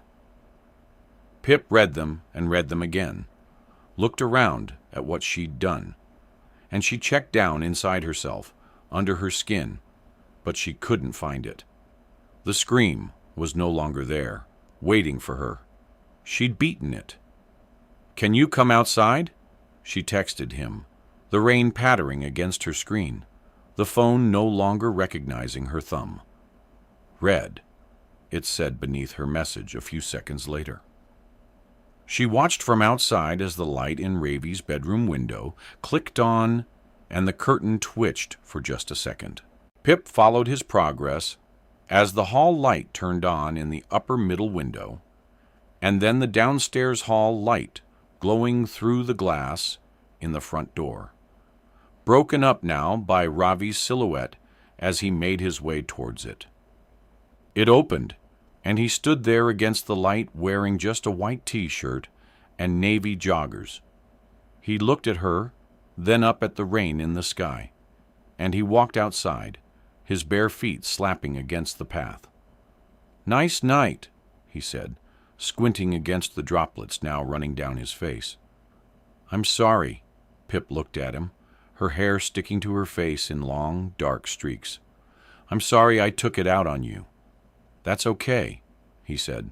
"No, it's not." She shook her head. "I had no right to be angry at you." I think I was angry at me, mostly. And it's not just everything that happened today. I mean, it is that, but also, I've been lying to myself for a while now, trying to separate myself from that person who became so obsessed with finding Andy Bell's killer. Trying to convince everyone else it wasn't really me, so I could convince myself. But I think now that that is me. And maybe I'm selfish. And maybe I'm a liar. And maybe I'm reckless and obsessive. And I'm okay with doing bad things when it's me doing them. And maybe I'm a hypocrite. And maybe none of that is good. But it feels good. It feels like me. And I hope you're okay with all that, because I love you too. She had barely finished speaking, but Ravi's hand was against her face, cupped around her cheek, his thumb rubbing the rain from her bottom lip. He moved his fingers down to lift her chin, and then he kissed her, long and hard, their faces wet against each other, both trying to fight a smile. But the smile broke eventually, and Ravi drew back. "You should have just asked me. I know exactly who you are. And I love her. I love you. Oh, by the way, I said it first." "Yeah," in anger, said Pip. "Ah, that's just because I'm so brooding and mysterious." He pulled a face with puckered lips and two serious eyes. Ravi? "Yes. Pip, I need to tell you something. Something I just did." "What did you do?" He dropped his face into one that was actually serious. "Pip, what did you just do?" Chapter 34. Friday, 7 days missing. Pip's alarm went off for school, chirping from her bedside table. She yawned, sticking one foot outside the duvet. Then she remembered that she was suspended, so she tucked the foot back inside and leaned over to snooze the alarm. But even through one sleepy eye, she saw the message waiting on her phone received 7 minutes ago from Nat Dilva. "Hi, it's Nat. I need to show you something. It's about Jamie. About Layla, me." Her eyes hadn't even unstuck yet, but Pip sat up and kicked off the duvet. Her jeans were still damp from last night as she pulled them on with a long white-sleeved t-shirt from the top of the laundry basket. It probably had one more use in it. She was just fighting a brush through her rain-tangled hair when her mom came in to say goodbye before work. "I'm taking Josh to school now," she said. "Okay." Pip winced as the brush caught in a knot. "Have a good day. We need to have a proper conversation about what's going on with you this weekend." Her mom's eyes were stern, but her voice was trying not to be. "I know you're under a lot of pressure, but we agreed that wouldn't happen this time." "No pressure. Not anymore," Pip said, the knot coming loose. "And I'm sorry about getting suspended." She wasn't, not one bit. Aunt deserved it, as far as she was concerned. But if that's what her mom needed to hear to leave it alone, then lying it was. Her mom had the best intentions, Pip knew, but right now, those best intentions would only get in her way. "That's okay, sweetie," she said. "I know the verdict must have hit you hard, and everything with Jamie Reynolds. Maybe it's best if you stay in today. Get some studying done. Some normality." "Okay, I'll try." Pip waited, listening at her bedroom door to the sounds of her mom telling Josh to put his shoes on the correct feet and ushering him outside. The car engine, wheels on the drive. She gave them a 3-minute head start, and then she left. Nat's face appeared in the crack, her eyes swollen, white hair pushed back, broken up by visible finger tracks. "Oh, it's you," she said, pulling the door fully open. "I got your message," Pip said, her chest constricting as she met Nat's sad eyes. "Yeah." Nat stepped back. You should come in." She beckoned Pip over the threshold before closing the door and leading them down the corridor to the kitchen, the furthest Pip had ever been invited inside this house. Nat took a seat at the small kitchen table, gesturing for Pip to take the one opposite. She did, sitting awkwardly at its very edge, waiting, the air thickening between them. Nat cleared her throat, rubbed one eye. "My brother told me something this morning. He said Max Hastings' house was vandalized last night, and someone painted 'rapist' across his door." "Oh, really?" said Pip, swallowing hard. "Yeah, apparently they don't know who it was. Don't have any witnesses or anything." "Oh, that's a shame." Pip coughed. Nat looked pointedly at her. Something different, something new in her eyes. And Pip knew that she knew. Then something else happened. Nat reached out across the table and took Pip's hand, held on to it. "And I saw you uploaded that audio file," she said, her hand shifting around inside Pip's. "You're going to get in trouble for that, aren't you?" probably said Pip. "I know how that feels." Nat said that anger like you just want to set fire to the world and watch it burn. Something like that. Nat tightened her grip on Pip's hand, and then she let it go, drawing hers back flat against the table. "I think we're quite alike, you and me. I didn't before. I wanted to hate you so badly. I really did. I used to hate Andy Bell that much for a while. It felt like the only thing I had. And do you know why I wanted to hate you so much? Apart from you being a pain in the ass?" She tapped her fingers. "I listened to your podcast, and it made me not hate Andy quite so much anymore. In fact, I felt sorry for her, so I hated you even harder instead. But I think I've been hating the wrong people all along."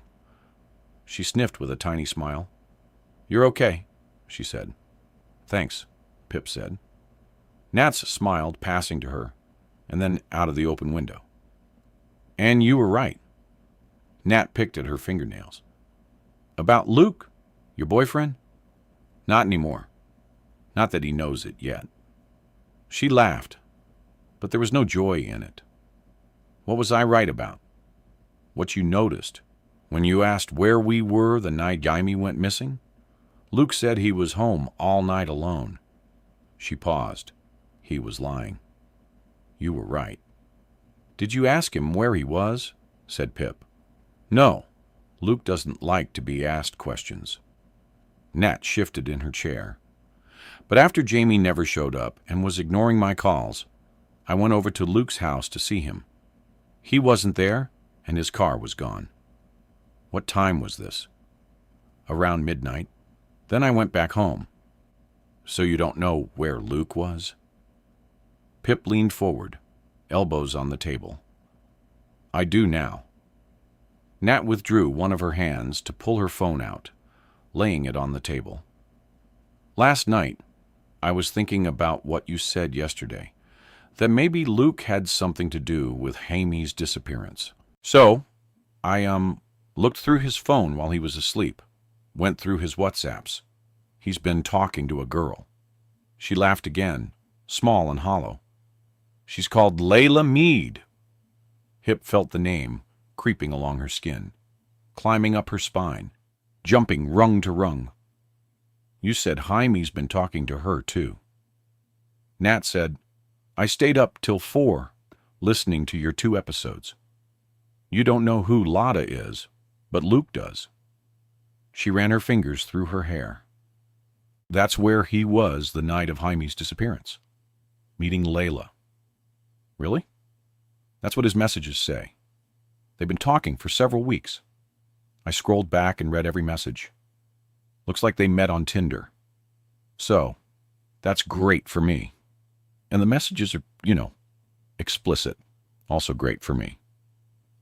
But they haven't met yet. Not until last Friday night. Here. She unlocked her phone, thumbing onto her Photos app. I took 2 screenshots and sent them to my phone. I was already thinking of showing you, because you came back so I didn't have to be alone. And when I heard about Max's house, that's when I decided to message you. Here. She passed the phone into Pip's waiting hands. Pip's eyes trailed down the first screenshot. I've been thinking about you. Yeah, been thinking about you too. Nothing good, I hope. Winky face. You know me. I'd like to. I don't want to wait anymore. Want to meet tonight? All right. Where? Car park in Lodgewood. Hipps's breath stuttered at Ila's last message. The car park at Lodgewood. Her search party team had walked through that car park on Wednesday. It fell inside their zone. She glanced up quickly at Nat before swiping to the second screenshot. A car park. I won't be wearing much. When? Come now. Then 10 minutes later at 11:58 p.m. Are you coming? Almost there. And then much later at 12:41 a.m. from Luke. What the? I'm going to kill you. Hip's eyes shot up to nuts. I know, she said, nodding. No more messages from either of them after that, but he knows who later is. And you think she had something to do with Jamie? Yeah, I do, Pip said, sliding Nat's phone back across the table. I think she had everything to do with Jamie. I need you to find him, Nat said. And there was a quiver to her lip now that wasn't there before. A sheen to her dried-out eyes. Jamie, he's really important to me, and I just need him to be okay. It was Pip who reached across the table now, taking Nat's hand in hers, her thumb hovering above the sharp ridges and falls of Nat's knuckles. I'm trying, she said. Chapter 35. Ravi was jittery, moving too much, disturbing the air beside her as they walked. How scary did you say this guy is again? He asked, his fingers finding their way into the pocket of Pip's jacket, looking on. Pretty scary, she said, and he's a drug dealer. Think he's higher up than that? She said as they turned onto Beacon Close. Oh, good, Ravi said. How's boss? Are we going to blackmail this one too? Hip shrugged, pulled a face at him. Whatever works. Great. Cool. Ravi said, really love that new motto. Covers all bases. Yep. Cool. This is all fine. Which house is he? Number 13. Pip pointed out the house with the white BMW parked outside. 13. Ravi squinted at her. Oh, fabulous. Another good sign, that is. Come on, Pip said, suppressing a smile, patting him twice on the backside as they walked up the path alongside the car. The one they'd chased on Wednesday night. Pip glanced at it and back at Ravi. Then she pressed her finger into the doorbell. The sound was shrill and piercing. I bet everyone dreads the day they get a knock at the door from Pip Fitzamobi, Ravi whispered. The door pulled open sharply, and Luke Eaton stood before them, wearing the same black basketball shorts and a gray t-shirt, which clashed with the color of the tattoos scaling the pale skin of his neck. Hello again, he added gruffly. What is it this time? We need to ask you some questions about Jaime Reynolds, Pip said, standing as tall as she could. Shame, Luke said, itching one leg with the foot of the other. I really don't like questions. He slapped his hand forcefully against the door. No, Pip said, but it was too late. The door slammed shut before her words could make it through the gap. She said loudly, an urge to hit the door with her fist. I didn't think he'd talk. But Ravi's voice trailed off as he watched Pip crouch by the front door, pushing her fingers against the letterbox to hold it open. "What are you doing?" She drew her face close and shouted through the small rectangular opening. "I know Jaime owed you money when he went missing. If you talk to us, I'll give you the £900 he owes you." She straightened up, the letterbox closing with a metallic clang. Ravi narrowed his eyes angrily at her, mouth-thing, "What?" But Pip didn't have time to offer an answer because Luke was pulling the door open again, his jawbone protruding and retreating as he chewed on an answer. "All of it," he said with a click of his tongue. "Yes." The word rushed out of her, breathy but firm. "All 900. I'll get it to you next week." "In cash," he said. Eyes are lighting on hers. "Yes." "Okay," she nodded. "By the end of next week." "All right." He pulled the door fully open on its hinge. "You got a deal there, Sherlock." Pip stepped up over the threshold, feeling Ravi right behind her as Luke closed the door, shutting them all inside this too narrow corridor. Luke passed them, his arm brushing against Pip's as he did, and she couldn't tell whether it had been intentional or not. "In here," he barked over his shoulder, leading them into the kitchen. There were 4 chairs, but no one sat down. Luke leaned against the counter, knees cocked and careless, tatted, arms out wide, anchoring him there. Pip and Ravi stood together at the entrance, toes in the kitchen, their heels left behind in the corridor.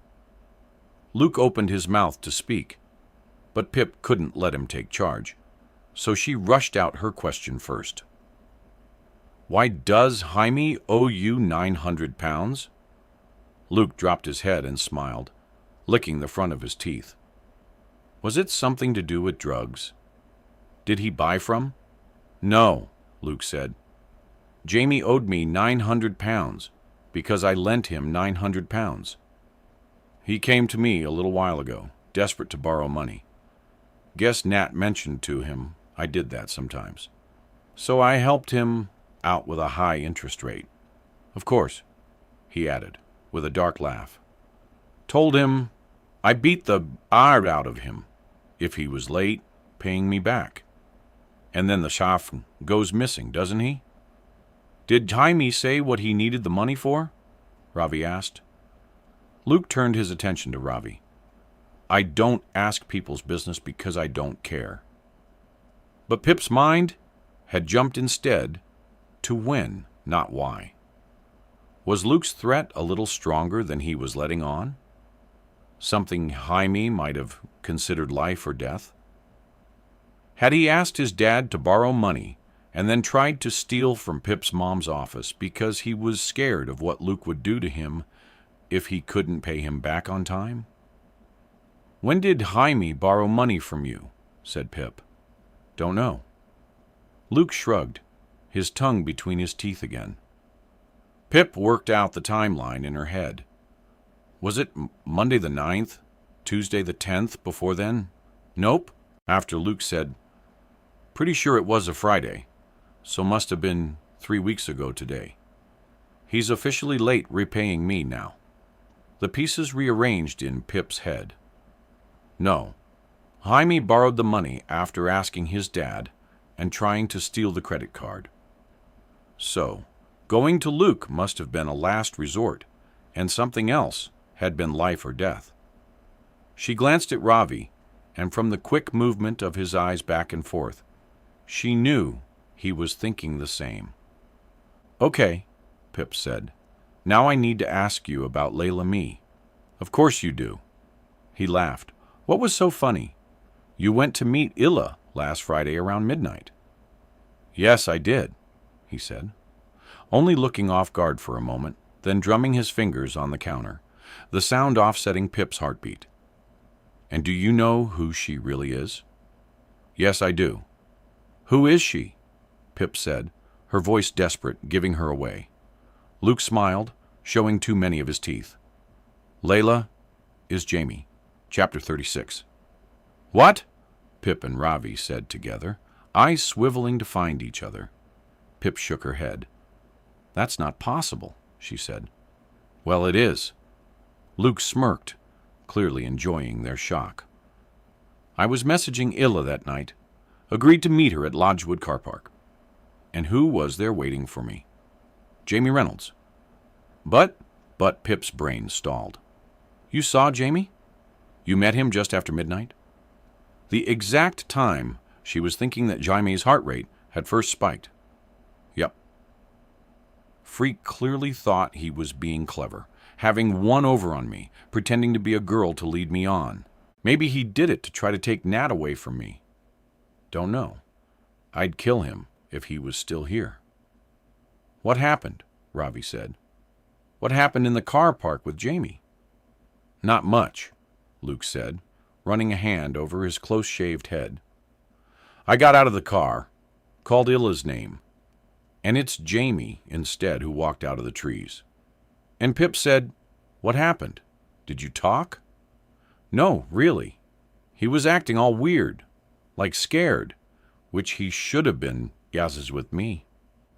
Luke licked his teeth again, had both his hands in his pockets, and he only said 2 words to me.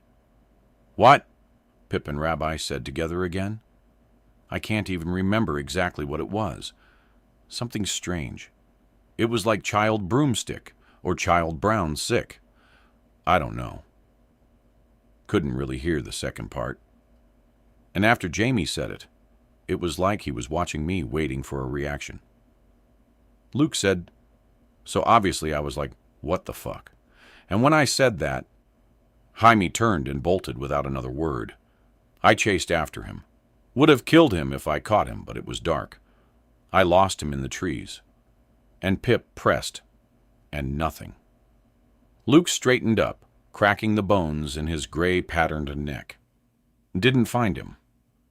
I went home. Jamie goes missing. So, I'm thinking someone else he was with got to him after. Whatever happened to him, he deserved it. Fat losser. But Jamie went to the abandoned farmhouse right after meeting you.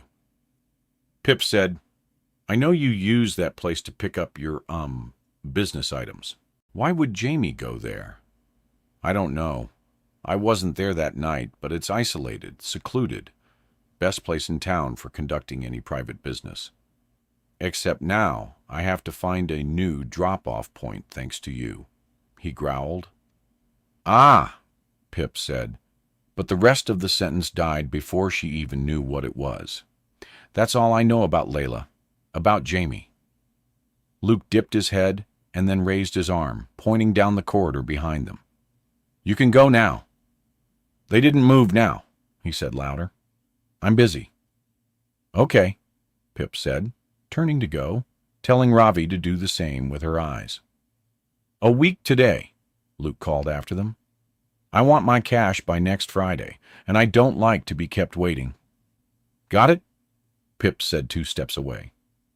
But then the thought floating broken around her head, rearranged, reached its end, and Pip doubled back. Luke, are you 29? She asked. Yeah. His eyebrows lowered, reaching for each other across the gap of his nose. And do you turn 30 soon? Couple months? Why? No reason? She shook her head. Thursday. I'll have your money. And she walked back down the corridor and out through the front door. Ravi was holding open for her, an urgent look in his eyes. What was that? Ravi said when the door was firmly shut behind them. Where are you going to get 900 pounds from, Pip? He's clearly a dangerous guy. You can't just go around and guess, I'm accepting one of those sponsorship deals ASAP, Pip said, turning back to look at the lines of sun skimming across Luke's white car. You're going to give me a heart attack one day, Ravi said, taking her hand, leading her around the corner.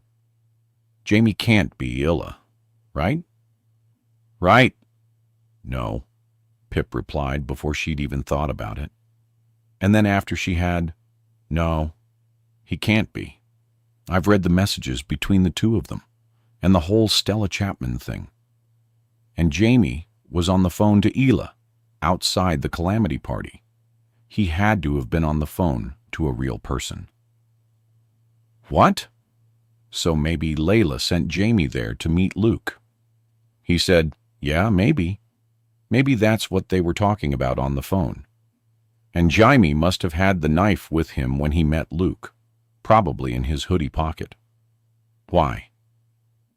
Lines of confusion drew across Ravi's forehead. None of this makes sense.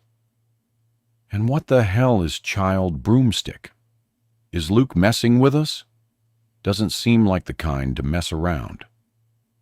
And remember, George heard Hamai on the phone saying something about a child, too. They headed towards the train station where Pip had parked her car earlier, so her mom wouldn't see it if she was driving up and down High Street. Why do you ask his age? Ravi said, looking to trade me in for an older model. It's too many now to be a coincidence. She said more to herself than Rabbi. Adam Clark, Daniel da Silva, Luke Eaton, and even Jamie, too, only because he lied about his age. But every single person Hila has spoken to is 29, or recently 30. And more than that, they're all white guys with brownish color hair living in the same town. Yeah, Ravi said. So Hila has a type. A very, very specific type. I don't know. Hip looked down at her trainers, still damp from last night. All those similarities, asking lots of questions. It's like Hila's been looking for someone. Someone specific, but she doesn't know who. Hip looked over to Ravi, but her eyes escaped from her, breaking away to the side to someone standing right there on the other side of the street. Outside the new Costa that had opened there. Neat black jacket, messy blonde hair falling into his eyes, sharp angled cheekbones. He was back. Max Hastings standing with two guys Pip didn't recognize, talking and laughing in the street. Hip emptied out and refilled with a feeling that was black and cold and red and burning. She stopped walking and stared. How dare he? How dare he stand there laughing in this town, out where anyone could see him? Her hands tightened into fists, nails digging into Ravi's palm. Ouch. Ravi escaped her grip and looked at her. Pip. What? Then he followed her eyes across the road. Max must have felt it, her gaze, because at that exact moment, he looked up over the street and the idling cars right at her, into her. His mouth settled into a line, pulling up at one end. He raised one arm, his hand open, palm out in a small wave, and the line of his mouth was a smile. Pip felt it growing inside her, sparking, but Ravi exploded first. Don't you look at her! He screamed at Max over the top of the cars. Don't you dare look at her! You hear me? Heads turned in the street, mutters, faces in windows. Max lowered his arm, but the smile never once left his face. Come on, Ravi said, retaking Pip's hand. Let's get out of here. Ravi lay on Pip's bed, throwing a pair of bowled-up socks in the air and catching them. Throwing always helped him think. Pip was at her desk, her laptop asleep before her, digging her finger through her small pot of pins, letting them jab her. One more time, Ravi said, his eyes following the socks up to the ceiling and down to his hand. Pip cleared her throat. Ja walks to the car park in Lodgewood. He's carrying the knife from home. He's nervous, scared. His heart rate tells us that. Layla has potentially set this up, told Luke to be there. We don't know why. Jaime says 2 words to Luke, studies him for a reaction, and then runs off. He then goes to the abandoned farmhouse. His heart spikes higher. He's even more scared, and the knife somehow ends up in the grass by the trees, and Jaime's Fitbit is removed, or it breaks, or his heart stops, catch, and throw. And then his phone is turned off a few minutes later and never turns on again. Pip said, lowering her head so her hands could take its weight. Well, Ravi began. Luke wasn't exactly quiet about wanting to kill Jaime because he thinks he's the one who catfished him. Isn't it possible he chased Jaime to the farmhouse? If Luke was the one who hurt Jaime, I don't think he would have talked to us at all. Not even for 900 quid. Third point, Ravi said. But he did lie initially. Could have told you about seeing Jamie when you first talked to him and Nat. Yeah, but, he went out there to cheat on Nat, and Nat was sitting in the room with us. Plus, I'm guessing he prefers not to be associated with missing people given his line of work. Okay, but the words Jaime said to Luke, they have to be important somehow. Ravi sat up, squeezing the socks in his hands. They are the key. Child broomstick, child brown sick. Hip looked over at him, skeptical. They don't sound very key. Maybe Luke misheard. Or maybe they have another meaning we can't see yet. Look them up. He gestured towards her laptop. Look them up. It's worth a try, Grumpus. Fine. Pip pressed the power button to awaken her laptop. She double-clicked on Chrome, bringing up a blank Google page. Okay. She typed in child broomstick and pressed enter. Yep. As I suspected, we've got a lot of Halloween costumes for small witches and Quidditch players. Not very helpful. What did Jamie mean? Ravi wondered aloud. Sockball back in the air. Try the other one. Fine. But I'm telling you now, I'm not clicking on images for this one, Pip said, clearing the search bar and typing in child brown sick. She pressed enter, and the top result, as expected, was a website about kids' health with a page titled Vomiting. See? I said this was point. The word got caught halfway up her throat, stalling there as Pip's eyes narrowed. Just below the search bar, Google was asking her, Did you mean Child Brunswick? Child Brunswick. She said it quietly, sounding out the words on her lips. They felt familiar somehow, pushed together like that. What's that? Ravi slid off the bed and patted over as Pip clicked on Google's suggestion, and the page of results changed, replaced by articles from all of the large news outlets. Pip's eyes skimmed down them. Of course, she said, looking to Ravi, searching for the same recognition in his eyes, but his were blank. Child Brunswick, she said. That's the name the media gave to the unnamed kid involved in the Scott Brunswick case. The what case? He said, reading over her shoulder. Have you not listened to any of the true crime podcasts I've recommended? She said, practically all of them have covered this case. It's one of the most notorious in the whole country. Happened like 20 years ago. She looked up at Ravi. Scott Brunswick was a serial killer, a prolific one, and he made his young son, Child Brunswick, help him lure out the victims. You've really never heard of this? He shook his head. Look, read about it, she said, clicking on one of the articles. The Find It Scott Brunswick. The Monster of Margate by Oscar Stevens. Between 1998 and 1999, the town of Margate, Kent, was struck by a string of horrific murders. In the space of just 13 months, 7 teenagers disappeared. Jessica Moore, age 18. Eve French, age 17. Edward Harrison, age 17. Meg Gann Keller, age 18. Charlotte Long, age 19. Patrick Evans, age 17. And Emily Null, age 17. Their burned remains were later discovered buried along the coast, all within 1 mile of each other. And the cause of death in each case was blunt force trauma. Emily Null, the final victim of the monster of Margate, was found 3 weeks after her disappearance in March 1999. But it would take police a further 2 months to track down her killer.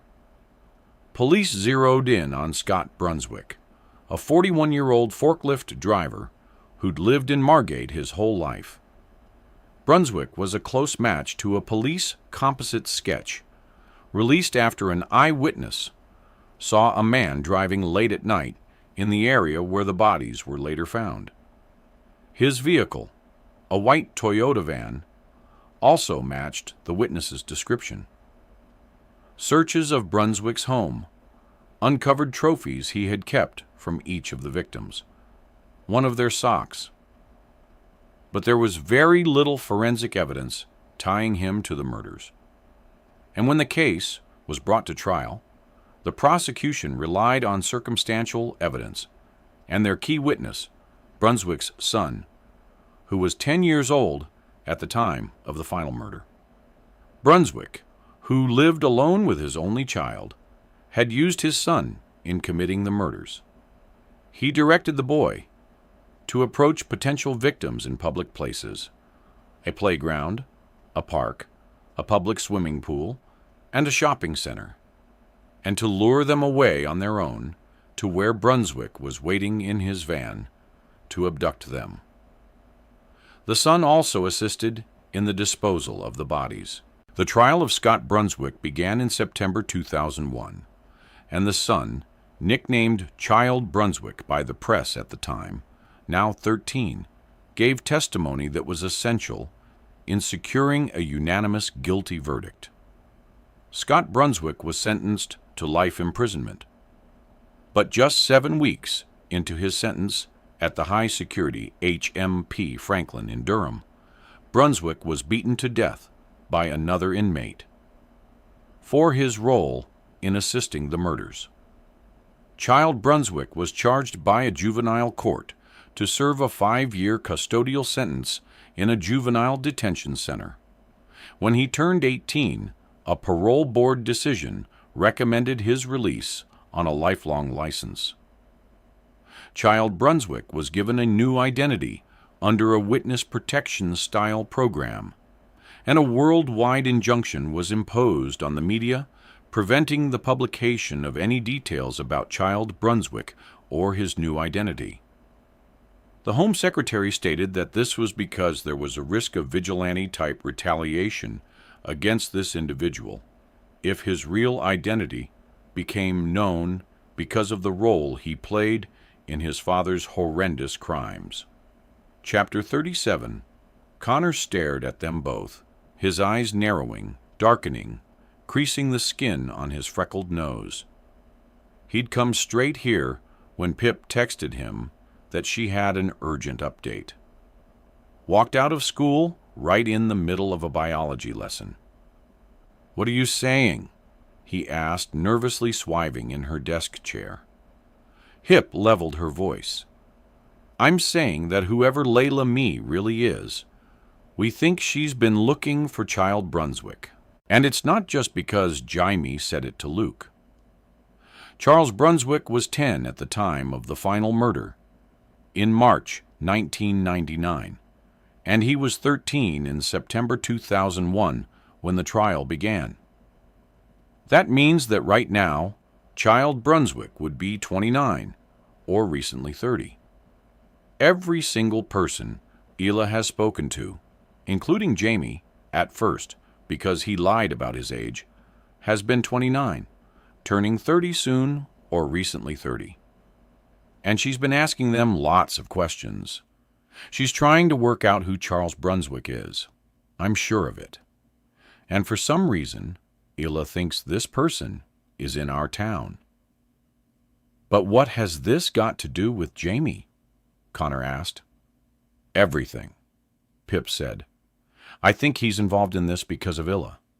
He goes to meet Luke Eaton, a meeting Layla had set up, and says the words Child Brunswick to him, looking for a reaction. A reaction Luke doesn't give. Because he's not Child Brunswick, Connor said. No, I don't think he is, Pip said. But then Ravi stepped in. We know that after meeting Luke, Jaime went immediately to the abandoned farmhouse, and it's there that whatever happened happened. So we were theorizing that maybe he glanced at Pip. Maybe he went to meet someone else. Someone else Illa thought could be Charles Brunswick. And this person did react. Who else is there? Connor said. Daniel da Silva? Or Mr. Clark? No. Hip shook her head. I mean, yes, those are the other two people we know Illa was talking to. But one is a police officer, and the other is a teacher. Child Brunswick couldn't be either of those things. And I think Illa would have worked that out when talking to them. As soon as Adam Clark told her he was a teacher, she stopped talking to him at all. Wrote him off. It's someone else. So, what does this mean? I think it means that if we find Child Brunswick, Pip tucked her hair behind her ears, we find Jamie. This is crazy. How on earth do we do that? Connor said. Research, Pip said, dragging her laptop back across the duvet and onto her lap. Find out everything we can about Charles Brunswick and why Layla Mead thinks he's here. Which isn't easy when there's a worldwide injunction on publishing anything about him, Ravi said. She and Ravi had already started reading through the first full page of article results, noting down any details they could find, which, as yet, was nothing but his age range. Pip had printed out Scott Brunswick's mug shot photo, but he didn't look like anyone she recognized. He had pale white skin, stubble, light wrinkles, brown eyes, and hair. He was just a man. No trace of the monster he had really been. Pip returned to her search, and Ravi to his. Connor joining in on his phone. It was another 10 minutes until one of them spoke. Found something, Ravi said in the anonymous comments on one of those old articles. Unconfirmed rumors that in December 2009, Charles Brunswick was living in Devon, and he revealed his true identity to an unnamed female friend. She told people, and he had to be moved across the country and given another new identity. Lots of people complaining in the replies about waste of taxpayers' money. Write it down, Pip said, reading through yet another article that was essentially just a rewarded version of the first one. She was the next to find something. Reading off the screen, December 2014, a man from Liverpool received a suspended jail sentence of 9 months after admitting to contempt of court by publishing photos claiming they were of Child Brunswick as an adult. She took a breath. The claim was false, and the Attorney General expressed his concern, saying that the order in place is not just to protect Charles Brunswick, but also members of the public who may be incorrectly identified as being him, and consequently placed in danger. Not long after, Ravi got up from the bed, unbalancing her. He ran his fingers through Pip's hair before going downstairs to make them all sandwiches. Anything new? He said when he returned, handing plates to Pip and Connor. 2 bites already missing from his own sandwich. Connor found something, Pip said, skimming down another page of results for the search term Child Brunswick Little Kilton.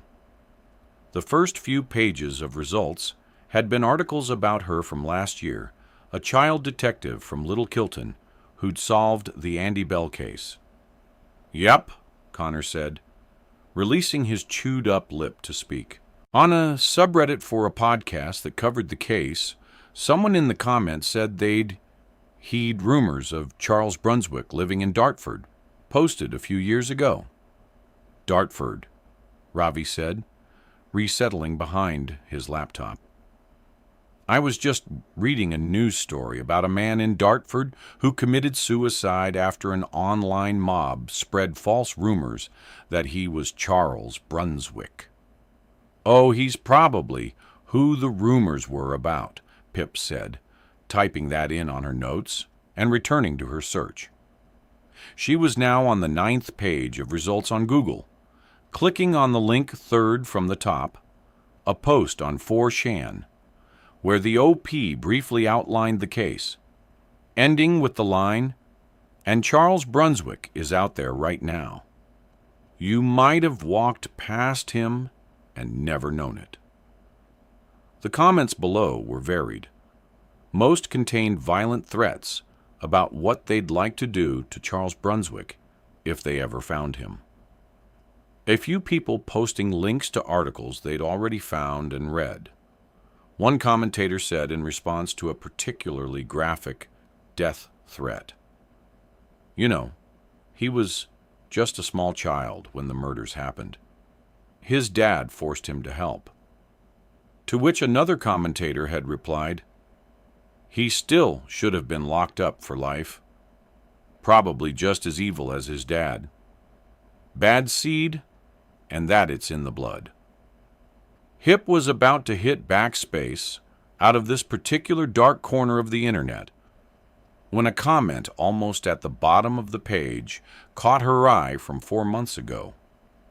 Anonymous, Saturday, the 29th of December, 11:26:53. "I know where Charles Brunswick is. He's in Little Clinton. You know that town that's been in the news loads recently, where that girl solved the Andy Bulk case." Hip's heart kicked up at the sight of it, echoing around her chest as her eyes doubled back over the reference to her. The typo in Little Kilton. That must be why this hadn't come up sooner in the search results. She scrolled down to read more in the thread. Anonymous, Saturday, the 29th of December, 11:32:1. Where did you hear this?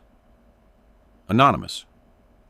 Saturday the 29th of December, 113,735. My mate's cousin is in prison, Grennan Prison. Apparently his new cellmate is from that town and says he knows exactly who Charles Brunswick is. Said they used to be friends, and CB told him his secret a couple years ago.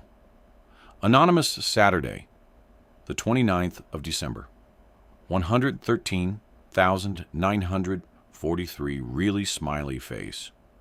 Hip's breath shortened, barely reaching her throat anymore. She tensed, and Ravi felt it, his dark eyes falling on her. Connor started to speak from the other side of the room, and Pip shushed him so she could think. Grennan Prison. Hip knew someone at Grennan Prison. That was where Howie Bowers had been sent after pleading guilty to his drug-related charges. He'd started his sentence in early December. This comment had to be about him, which meant Howie Bowers knew exactly who Charles Brunswick was. And that meant wait. Her mind stalled, peeling back the months, shedding them, searching for a hidden memory. She closed her eyes, focused, and she found it. She let the computer slide from her lap as she stood up, darting towards the desk and her phone lying on its surface. "What?" Connor asked. She muttered, unlocking her phone and tumbling into her photo reel. She swiped down to scroll it back through April and March and Josh's birthday and all the haircut photos Kara had needed her advice on and back through January, and the Reynoldses' New Year's Eve party, and Christmas in Winter Wonderland with her friends, and her first dinner out with Ravi in November, and screenshots of the first news articles about her, and pictures from her 3-day stay in the hospital, and the photos she'd taken of Andy Bell's planner when she and Ravi broke into the Bell house. And oh hey, she'd never noticed Jaime's name, scribbled there in Andy's handwriting beside a spattering of doodled stars. Back further, and then she stopped on the 4th of October. The collection of photos she'd used as leverage to get Howie Bowers to talk to her last year. The photos he'd made her delete, and she later restored just in case. A younger Robin Kane seen handing over money to Howie in exchange for a paper bag. But that wasn't it. It was the photos she'd taken just minutes before those. Howie Bowers standing against the fence. Someone walking out of the shadows to meet him. Someone who handed over an envelope of money. But he wasn't buying anything. In a beige coat and shorter brown hair than he had now, cheeks flushed. Stanley Forbes. And though the figures in her photos were static, unmoving, their mouths were open. And Pip could almost recall the conversation she'd overheard 7 months ago. "This is the last time. Do you hear me?" Stanley had spat. "You can't keep asking for more. Don't have it." And Hal's response had been almost too quiet to hear. But she could have sworn it was something like, "But if you don't pay me, I will tell." Stanley had glared at him, replying, "I don't think you would dare." Pip captured that very moment here.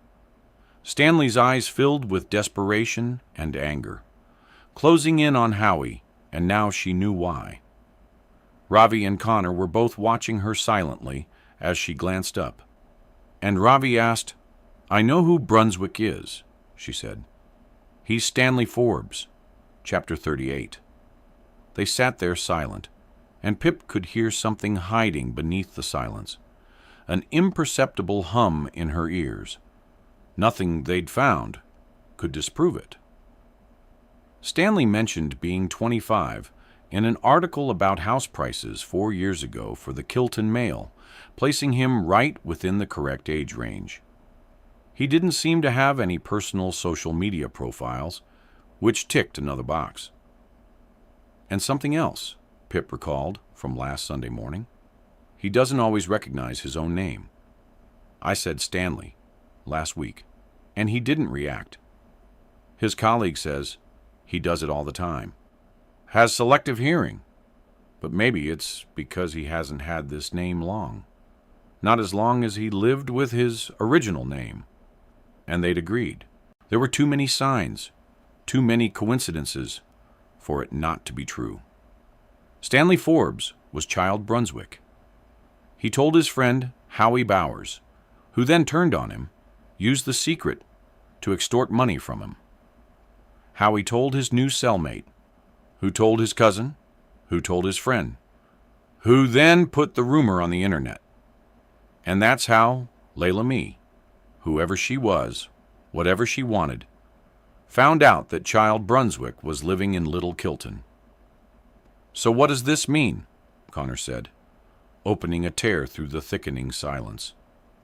"If Illa had narrowed her Child Brunswick suspects down to 2, Ravi said, talking with his fingers, and sent Jaime to confront them both that night. That means Stanley was the one Jaime met at the farmhouse where he disappeared. Meaning Stanley knows what happened to Jaime. He's the one who did it, Hip said. But why is Jaime involved in all of this? Connor asked. This is crazy. We don't know that. And right now, it's not important.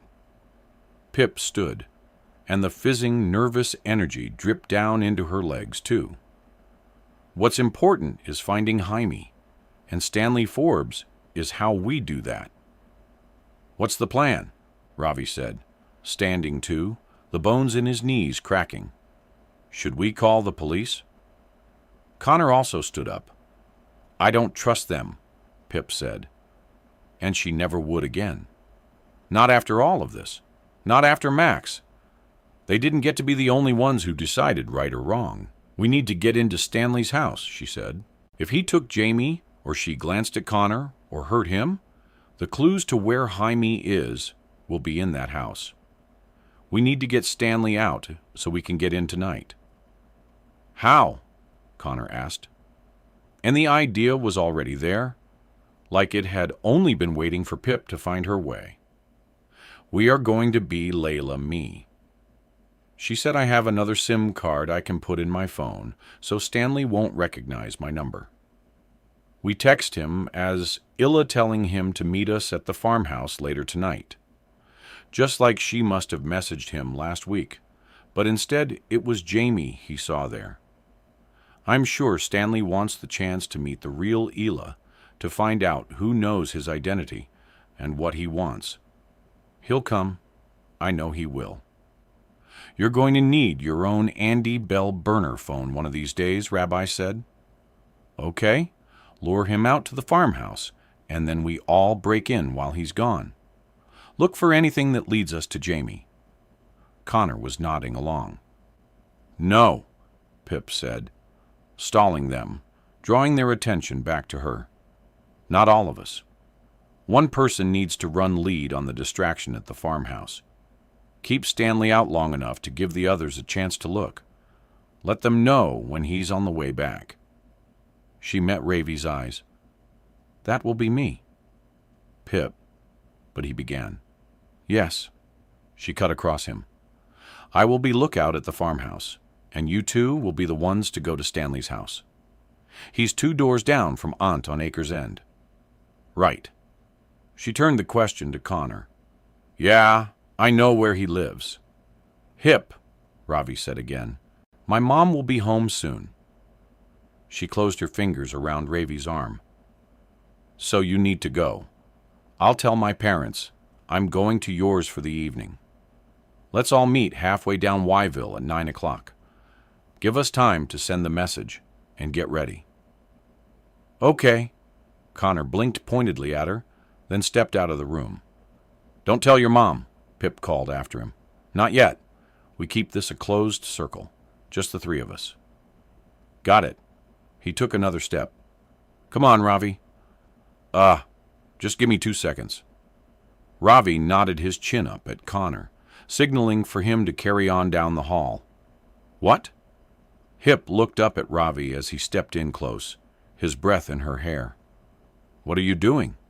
He said gently, flicking his gaze between her eyes. Why are you volunteering for lookout duty? I'll do it. You should be the one who goes into Stanley's house. No, I shouldn't, she said, and her cheeks felt warm standing this close to him. Connor needs to be there. It's his brother, but so do you. Your second chance, remember? She brushed away a strand of hair caught in his eyelashes, and Ravi held her hand, pressing it against his face. I want it to be you. You find him, Ravi. You find Jamie. Okay. He smiled at her, interlocking his fingers with hers for a long moment outside of time. Are you sure? You'll be on your own. I'll be fine, she said. I'm just the lookout. Okay. He dropped their hands and pressed his forehead against hers. We're going to find him, he whispered. It's going to be okay. And Pip for a moment dared to believe him. It's Layla. Meet me at the farmhouse at 11. Smiley face. I'll be there. Chapter 39. Backlit by the moon, the abandoned farmhouse glowed silver around its ragged edges, the light piercing through its cracks and crevices, and the holes upstairs where the windows once were. Hip stood about 60 feet back from the house, hidden inside a small huddle of trees on the other side of the road.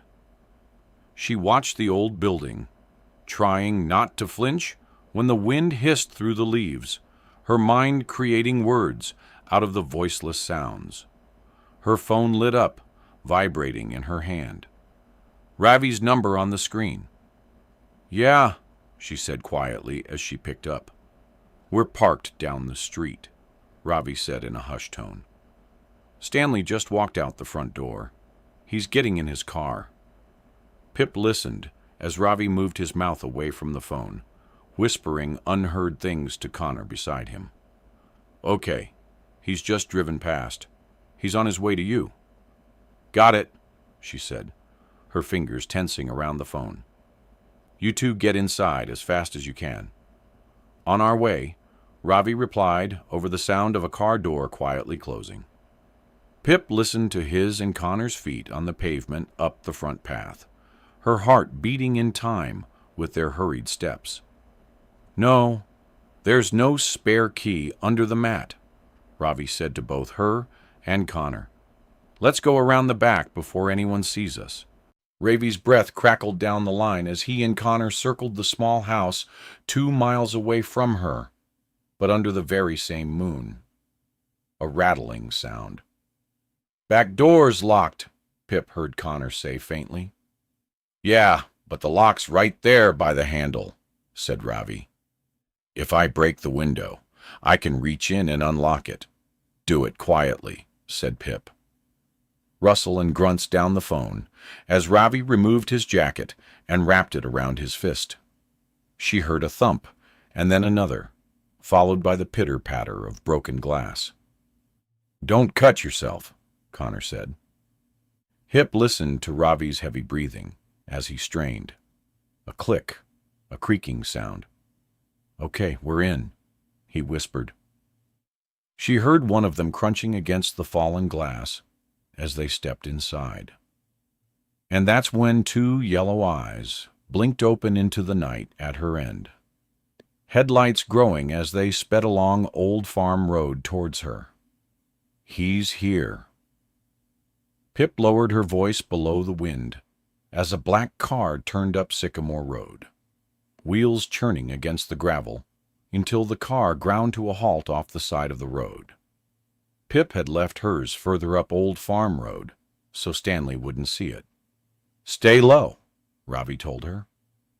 The car door swung open and Stanley Forbes stepped out, his white shirt clawing the darkness away. His brown hair fell unkempt into his face, hiding it in shadows as he shut the door and turned towards the glowing farmhouse. "Okay, he's in," Pip said, as Stanley entered through the gaping front entrance, stepping into the darkness beyond. "We're in the kitchen," Ravi said. "It's dark." Hip held the phone closer to her mouth. "Ravi, don't let Connor hear this, but if you find anything of Jaime's, his phone, his clothes, don't touch them yet. Those are evidence, if this doesn't go the way we want it to." "Got it," he said. And then he sniffed loudly, or gasped, and Pip couldn't tell which. "Ravi," she said. "Ravi, what's wrong?" Connor hissed. "Someone's here," Ravi said, his breath quickening. "We can hear a voice. There's someone here." "What?" Hip said, fear rising up her throat, pulling it closed. And then through the phone, and through Ravi's panicked breaths, Hip heard Connor shout, "Jamie! It's Jamie! Connor, wait! Don't run!" Ravi shouted after him, the phone lowering away from his voice. "Just rustling and running! Ravi!" Pip hissed. A muffled voice, a loud thump. "Jamie! Jamie! It's me! It's Connor! I'm here!" The phone crackled, and Ravi's breath returned. "What's going on?" Pip said. "He's here, Pip," Ravi said, his voice shaking as Connor shouted in the background. "Jaime's here. He's okay. He's alive." "He's alive," she said, the words not quite clicking in her head. And beneath Connor's shouts, now breaking up into frantic sobs, she could hear the faint edges of a muffled voice. Jaime's voice. "Oh my God, he's alive," she said, the words cracking in half in her throat as she stepped back against a tree. "He's alive," she said just to hear it again. Tears stung at her eyes. So she closed them, and she thought those words harder than she'd ever thought anything in her life. "Thank you, thank you, thank you, Pip." "Is he okay?" she asked, wiping her eyes on her jacket. "We can't get to him," Ravi said. "He's locked in a room, the downstairs toilet. I think it's locked, and there's a chain pad locked outside, too. But he sounds okay. I thought you were dead." Connor was crying. "We're here. We're going to get you out." Jaime's voice rose, but Pip couldn't make out the words. "What's Jaime saying?" she said, angling to watch the farmhouse again. "He's saying—" Ravi paused, listening. "He's saying that we need to leave." We need to leave, because he's made a deal. What? I'm not going anywhere without you, Connor shouted. But something in the darkness pulled Pip's attention away from the phone. Stanley was re-emerging from the shadows, walking back down the corridor towards the outside. He's leaving, Pip hissed. Stanley's leaving. Ravi said, Text him Azilla. Tell him to wait. But Stanley had already crossed the rotted threshold, his eyes turning back to his car. It's too late, Pip said, blood rushing through her ears as she made the decision. I'll distract him. You get Jaime out now. Get him somewhere safe. No, Pip. But the phone was in her hand by her side now, her thumb on the red button as she ran out from behind the trees and across the road, scattering gravel around her feet onto the grass, and Stanley finally looked up, catching her movement in the moonlight.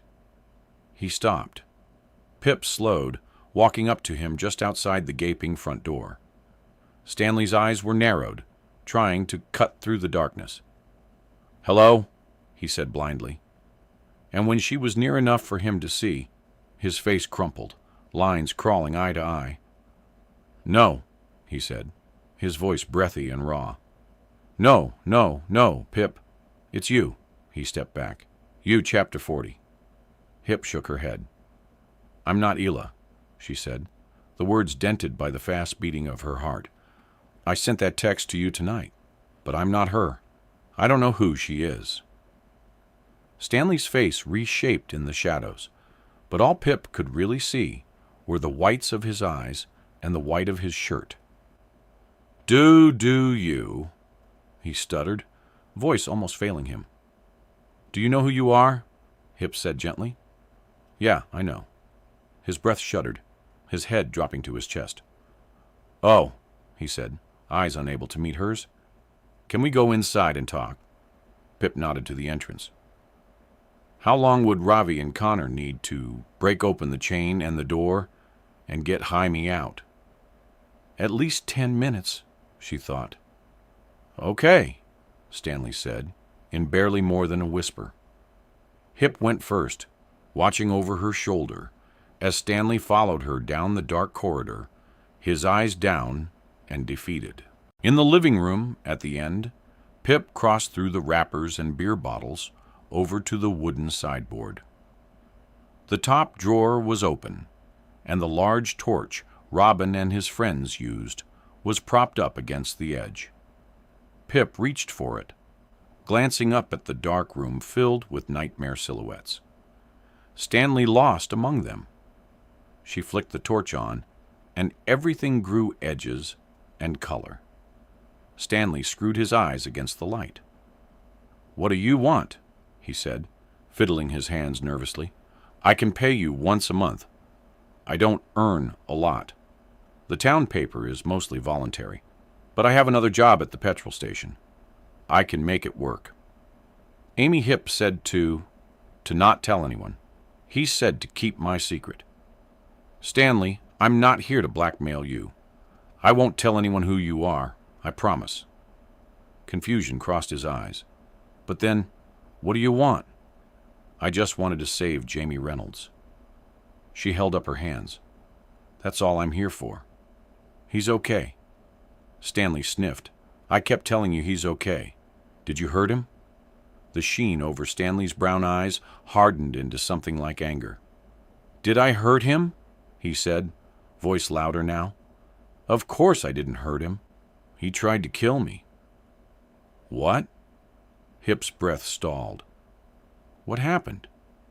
What happened is that this woman, Leah Mead, started talking to me through the Kilton Mail's Facebook page, Stanley said, standing against the far wall.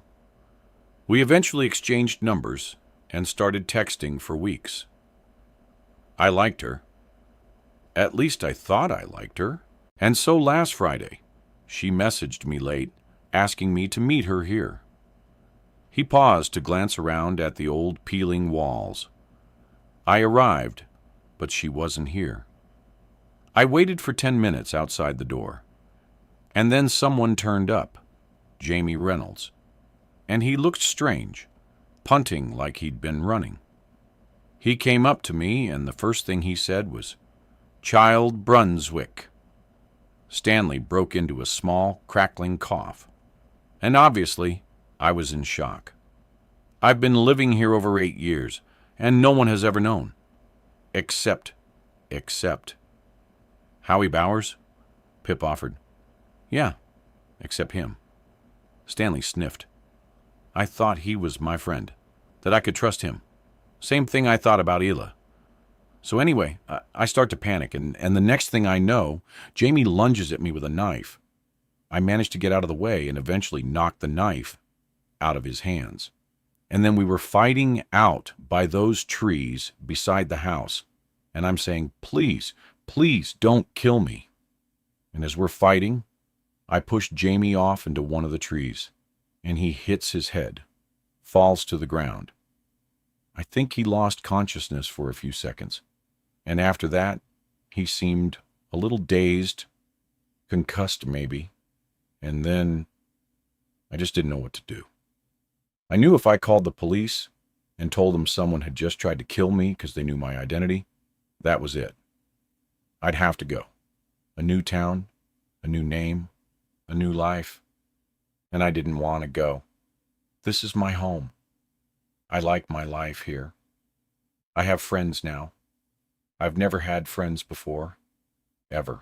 And living here, being Stanley Falls, it's the first time I've almost been happy. I couldn't start over again somewhere new, as a new person. It would kill me. I've already done that once before, when I was 21, and I told the girl I loved who I was. She called the police on me, and they moved me here, gave me this name. I couldn't go through that, starting everything again, and I just needed time to think about what to do.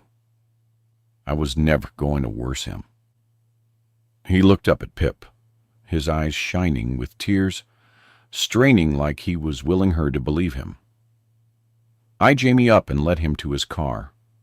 He seemed tired, dazed still, so I said I was taking him to the hospital.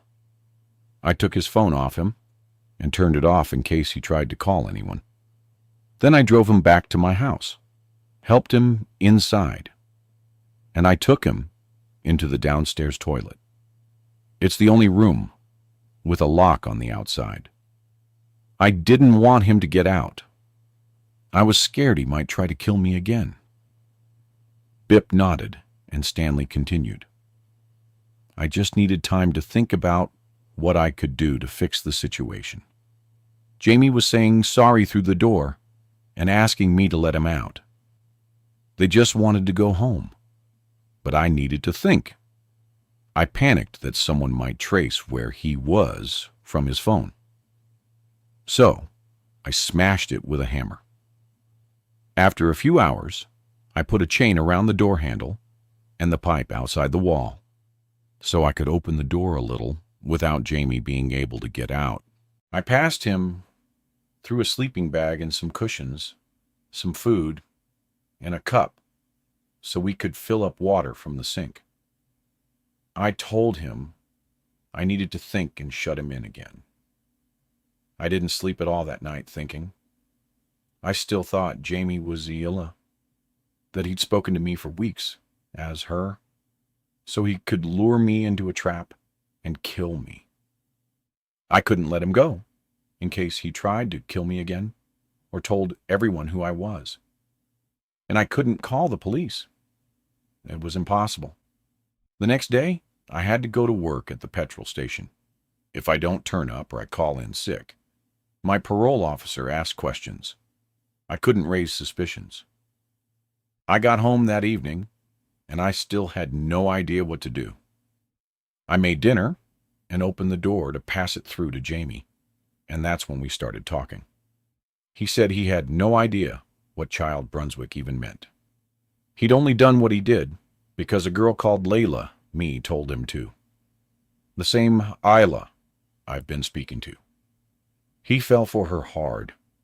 She gave him all the same lines as me, that she had a controlling father who didn't air out much, and she had an inoperable brain tumor. He sniffed. Jaime said it went further with him, though. She told him there was a clinical trial her dad wouldn't let her do, and she had no way of paying for it, and would die if she didn't.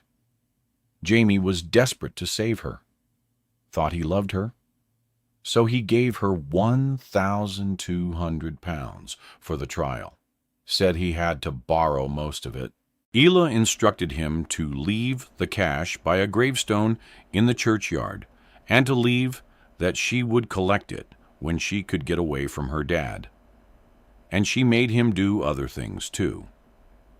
Break into someone's house and steal a watch that had belonged to her dead mother because her dad had given it to the charity shop and someone else had bought it. Told Jamie to go beat someone up on his birthday night because this guy was trying to make sure she wouldn't get onto the clinical trial that would save her life. Jaime fell for all of it, and Ela sent him on that Friday night. Stanley nodded. Jaime said he found out Ela had been catfishing him, using someone else's photos. He called her right away, and she told him she had to use fake photos because she had a stalker, but that everything else was real, just not the pictures. Then she told him that her stalker had just messaged her, threatening to kill her tonight because he'd found out about her and Jamie being together. She told Jamie she didn't know who her stalker was, but she'd narrowed it down to 2 men, and she was sure they'd go through with their threat. She said she would message them both and set up a meeting in a remote place. And then she asked Jamie to kill her stalker before he killed her. She told him to say the words "Child Brunswick" to both men, and that her stalker would know what it meant. He would be the one to react. Jaime told her he wouldn't do it at first, but she convinced him. In his mind, it was either he'd do this or lose Ela forever, and it would be his fault. But he says that the moment he attacked me, he didn't want to do it, that he was actually relieved when I knocked the knife out of his aunt's. And Pip could see it all, played the scene through in her mind. "So Jamie has spoken to Isla on the phone?" she asked. "She's definitely a woman?" "Yes," Stanley said. "But I still didn't entirely trust him. I thought he still might be Isla and was lying to me. So I'd let him out, and then he'd either kill me or tell. So after this conversation with Jamie, we talked most of Saturday night. We agreed a deal. We would work together to try to find out who I really was. If she wasn't Jamie, and did really exist, and if we found her, I would offer Ela money to keep my secret. And Jamie would keep my secret in exchange for me not telling the police he had attacked me. We agreed Jamie would stay there in the bathroom until we'd found Layla, and I knew I could trust him. It's hard for me to trust people. And then the next morning, when I'm at the mail office, you come to see me about Jamie, and I see all the missing posters up around town. So then I knew we had to find Isla quickly and work out a cover story for where Jamie had been before you got too close. That's what I was doing at the churchyard that day. I was looking for Hilary F. Weissman's grave, too, to see if it led me to Ela. I thought it would only take us a day or two, and everything will be fine. But we still don't know who she is. I've listened to your episodes, and know Isla messaged you. I knew then that it couldn't be Jamie, that he was telling me the truth. I haven't worked out who she is either, Hip said, or why she's done this. I know why. She wants me dead, Stanley said, wiping one eye. A lot of people want me dead. I've lived every day looking over my shoulder, waiting for something like this to happen. I just want to live a quiet life. Maybe do some good with it. and I know I'm not good. I haven't been. Like the things I said about Sal Singh, the way I treated his family when it was all happening here where I lived. I looked at what Sal had done, what I thought he'd done, and I saw my dad. I saw a monster like him, and I don't know. It seemed a chance to make amends somehow. I was wrong. I was horribly wrong. Stanley wiped the other eye. I know it's not an excuse, but I haven't grown up in the best places around the best people. I learned everything from them. But I'm trying to unlearn all those things, those views, those ideas. Trying to be a better person. Because the worst thing I could be is anything like my dad. But people think I'm exactly like him. And I have always been terrified that they're right. You aren't like him, Pip said, taking a step forward. You were just a child. Your father made you do those things. It wasn't your fault. I could have told someone. I could have refused to help him. Stanley pulled at the skin on his knuckles. He probably would have killed me, but at least those kids would have lived. And they would have made better lives than I've made of mine. It's not over, Stanley, she said.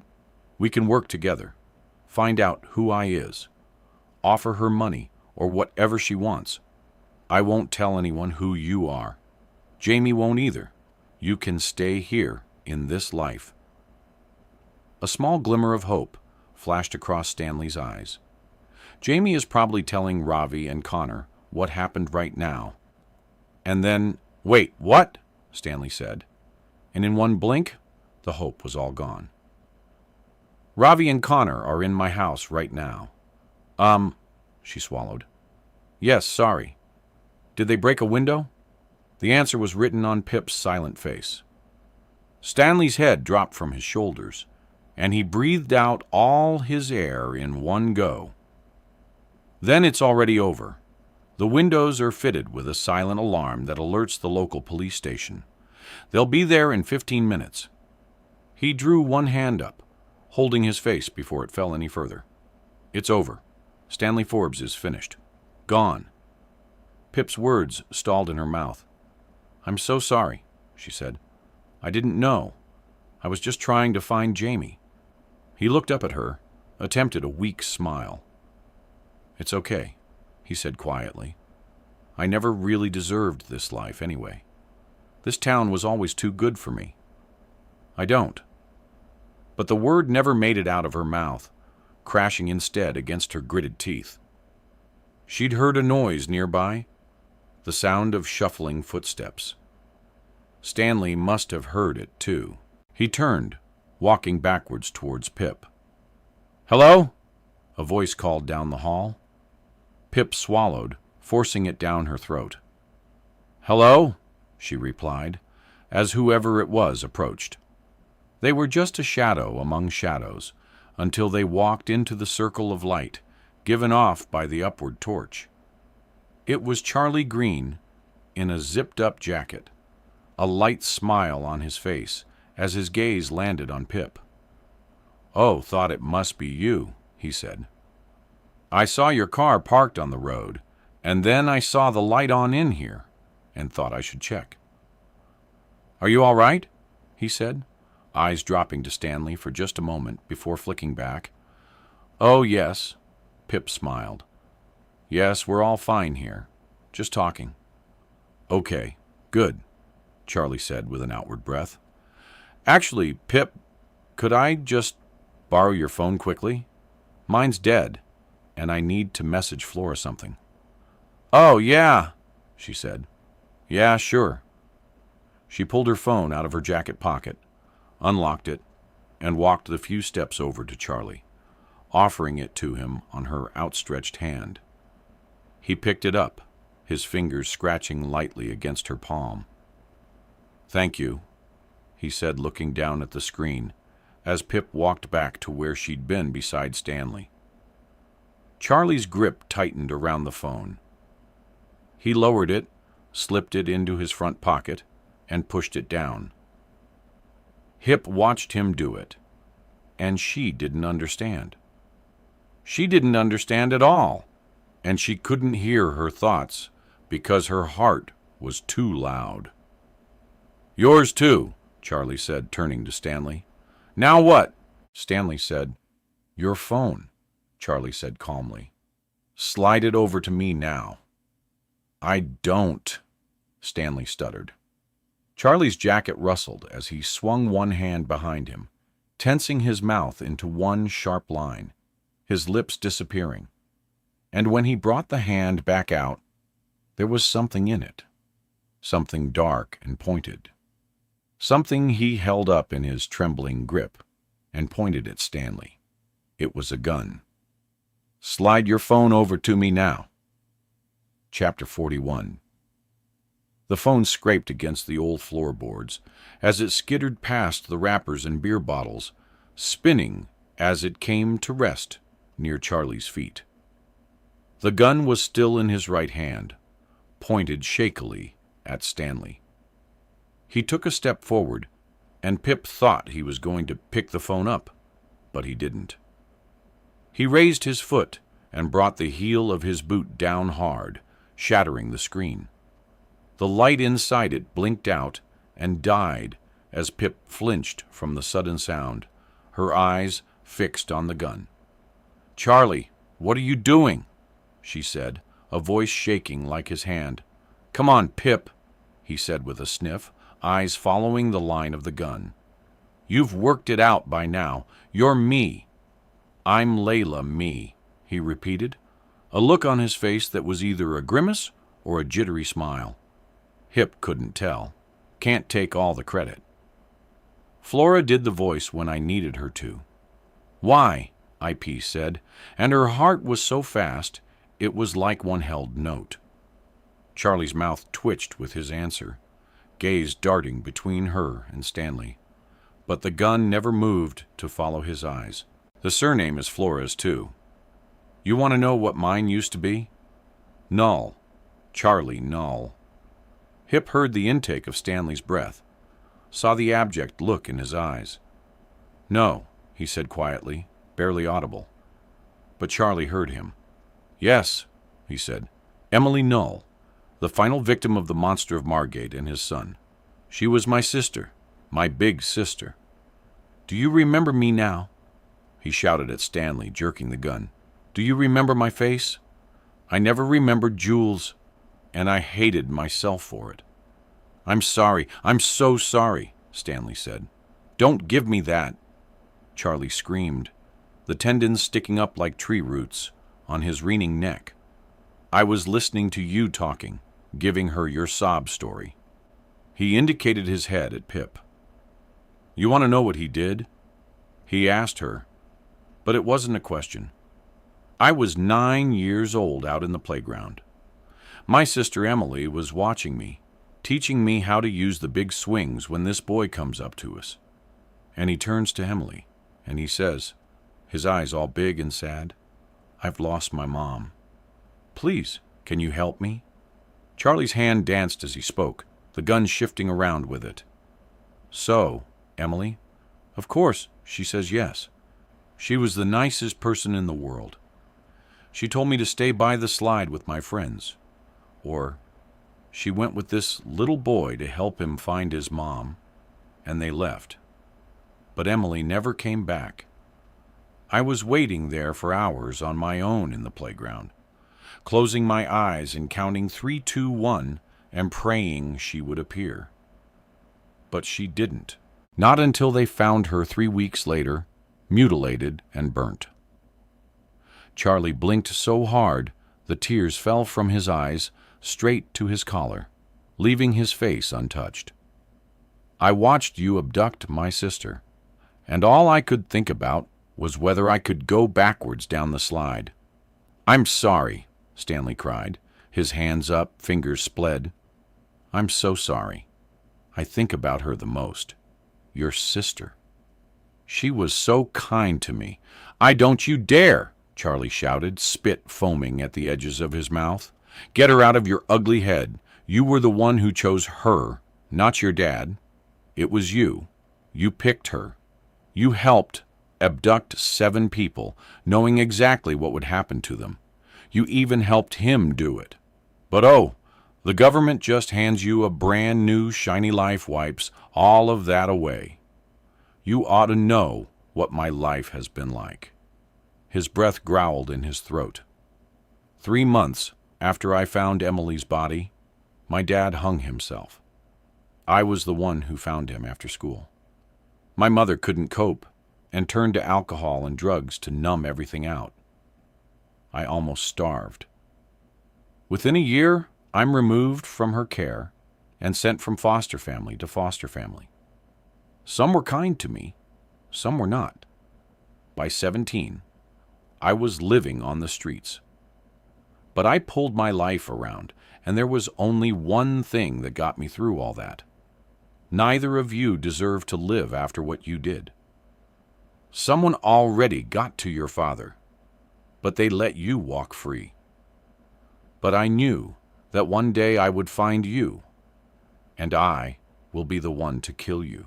Child Brunswick. Charlie, please just put the gun down, and Wee Pip said. No. Charlie didn't look at her. I've waited 19 years for this moment. I bought this gun 9 years ago, knowing that one day I'd use it to kill you. I've been ready. I've been waiting. I've followed every single tip and rumor about you on the internet. I've lived in 10 different towns in the last 7 years looking for you.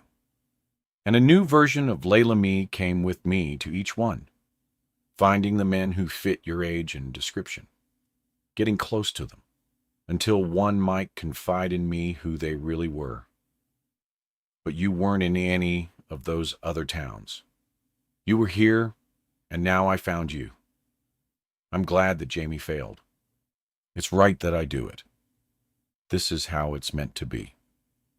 Pip watched Charlie's finger flexing and tensing against the trigger. Wait, she shouted. Just buy some time.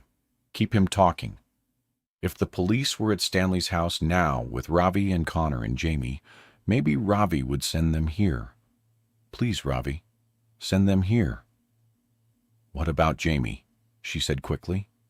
Why get him involved? Charlie licked his lips. The opportunity presented itself to me. I started talking to Jamie because he fit my Child Brunswick profile. Then I found out he'd lied about his age and discounted him, but he was so eager. He'd fallen for Illa in a way none of the others had before. Kept messaging, saying he'd do anything for me. And it got me thinking. He sniffed. My whole life, I accepted that I would be the one to kill Charles Brunswick, and most likely forfeit my life in return. End up with the life sentence he should have had. But Jamie made me think, if I just wanted Child Brunswick dead, what if I could get someone else to do it for me? And then I could go on and have a life afterwards, me and Flora. She really pushed for that, for a chance for us to stay together. She's known I've had to do this since we met at 18. Has followed me around the country looking for him, helping me. I owed her to at least try.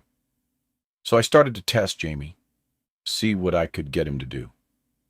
Turns out it was a lot, he said. Jamie withdrew 1,200 pounds in cash and left it in a graveyard at night for Ela. He beat up a stranger, though he'd never been in a fight in his life before, for Ila. He broke into my house and stole a watch for Ila. I was escalating each time, and I think it would have worked. I think I could have got him to the point where he would have killed for Ila, but everything went wrong at the memorial. I guess that's what happens when you bring an entire town together on one field. I've run this Layla scheme 9 times before. I quickly learned that it's best to use the photos of a local girl, manipulate them slightly. Men were always less suspicious when they could see photos taken in places they recognized and a face that might seem vaguely familiar to them. But it backfired here, and Jamie found out Illa wasn't real. And he wasn't ready yet. I wasn't ready yet. But we had to try the plan that night, while Jamie was still under Illa's thumb. But I didn't know who Charles Brunswick was. I'd narrowed it down to 2 suspects, Luke Eaton and Stanley Forbes. Both the right age, the right appearance. Neither had jobs that ruled them out. Neither ever mentioned any family, and avoided questions about their childhood. So I had to send Jamie to both. I knew it had all gone wrong when I heard Jaime was missing. "I suppose you killed him," he said to Stanley. "No," Stanley whispered. "Jamie's alive." "He's fine," Pip said. "Really? That's good." "I was feeling guilty about what happened to him," Charlie said. "And then, of course, after everything went wrong, I couldn't make any more moves to find out which one of them was Charlie Brunswick. But that's okay, because I knew you would." He turned his face, gave Pip a small smile. "I knew you would find him for me. I've been watching you, following you, waiting for you, pushing you in the right direction when you needed help." "And you did it," he said, steadying the gun. "You found him for me. Thank you." "No," she shouted, stepping in front of Stanley with her hands up. "Please don't shoot. Pip, get away from me." Stanley screamed at her, pushing her back. "Don't come near me. Stay back."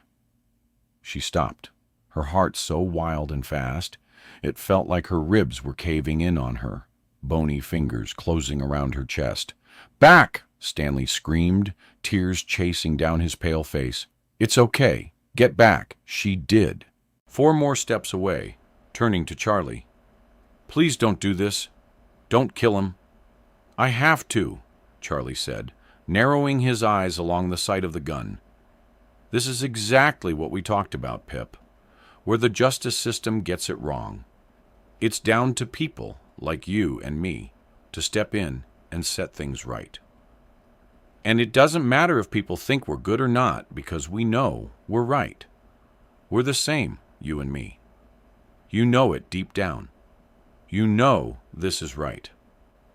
Hip didn't have an answer for him. Didn't know what to say other than, "Please don't do this." Her voice ripped at her throat, words cracking as she forced them out. "This isn't right. He was just a child scared of his own father. It's not his fault. He didn't kill your sister. Yes, he did." "It's all right, Pip," Stanley said to her, barely able to talk because he was shaking so hard. He held his trembling hand up and out to comfort her, to keep her back. "It's okay." "No, please," she screamed, folding in on herself. "Charlie, please don't do this. I'm begging you. Please don't." Charlie's eyes twitched. "Please." His gaze shifted from Stanley to her. "I'm begging you," he gritted his teeth. "Please," she cried. Charlie looked at her, watched her crying, and then he lowered the gun, took 2 heavy breaths. I'm not sorry," he said quickly. He lifted the gun, and Stanley gasped. Charlie fired. The sound ripped the earth out from under Pip. No. He fired again and again and again, until they were just empty clicks. Pip screamed, watching Stanley stagger back off his feet, falling hard against the floor. Stanley. She ran to him, skinning to her knees beside him. Blood was already overflowing the wounds, sprays of red on the wall behind him. Oh my God. Stanley was gulping at the air, a strange whine in his throat, eyes wide, scared. Pip heard a rustle behind her and whipped her head around. Charlie had lowered his arm, watching Stanley writhing on the floor. Then his eyes met Pip's. He nodded just once before he turned and ran out of the room, his heavy boots careening down the corridor.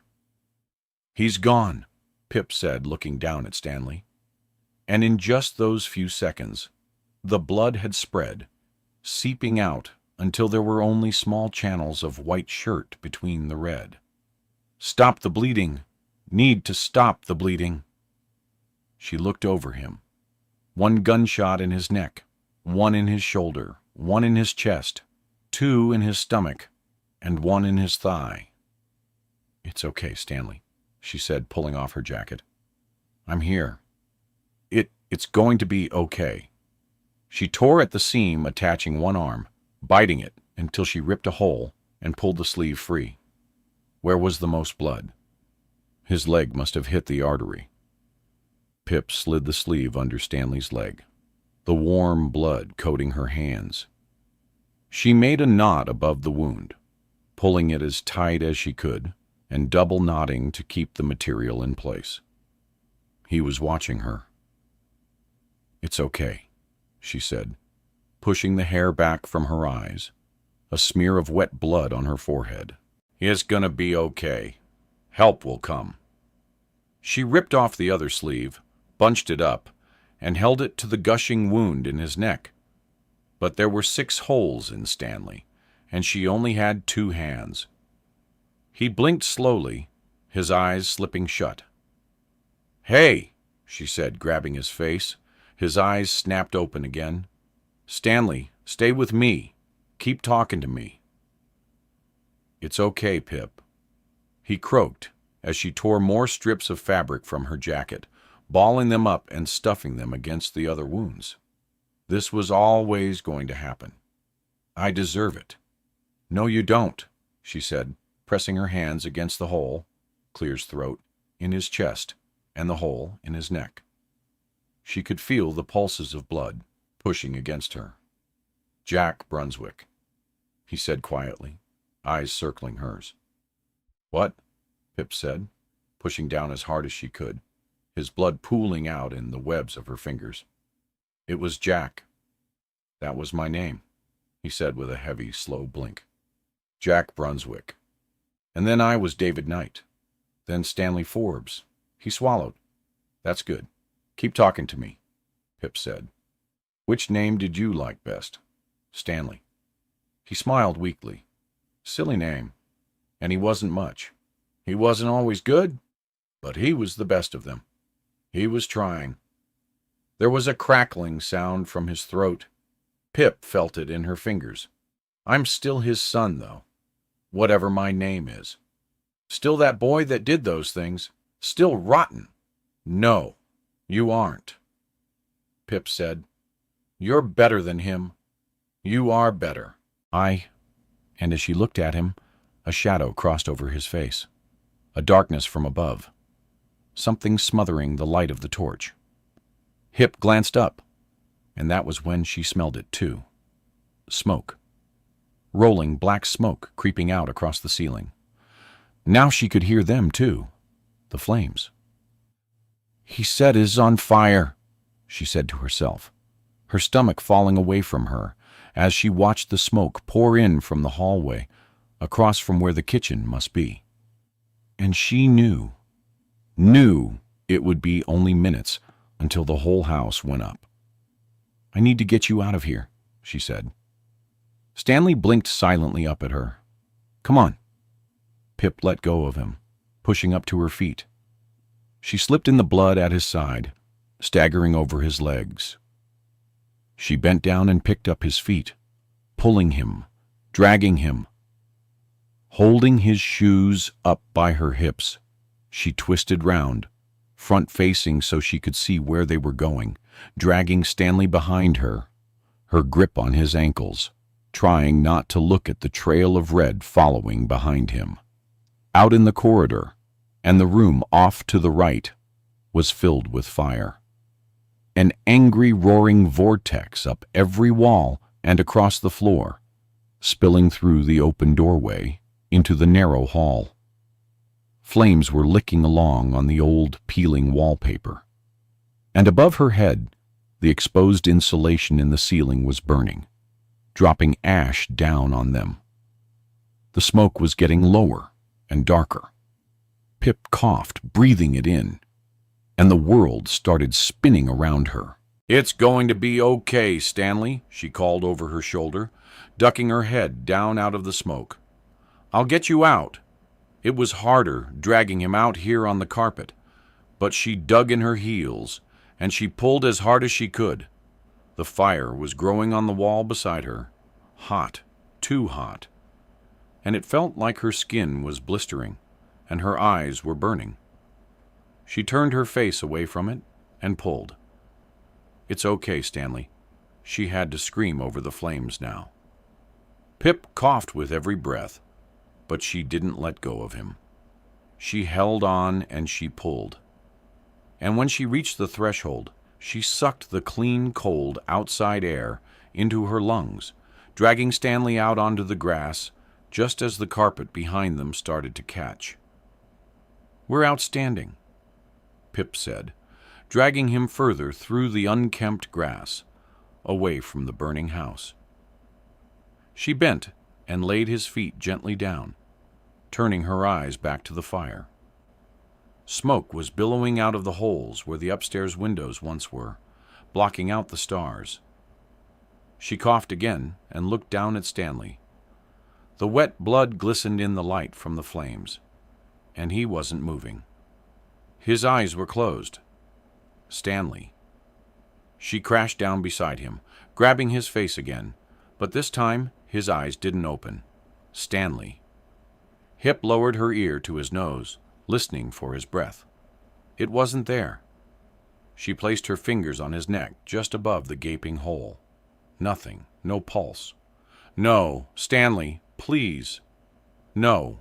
Pip settled on her knees, placing the heel of her hand in the middle of his chest, right beside one of the holes. She covered her hand with the other, leaned up, and started to push down hard. "Please, Stanley, please don't go," she said, keeping her arms straight, compressing his chest. She counted to 30, and then pinched his nose, placed her mouth over his, and breathed into him.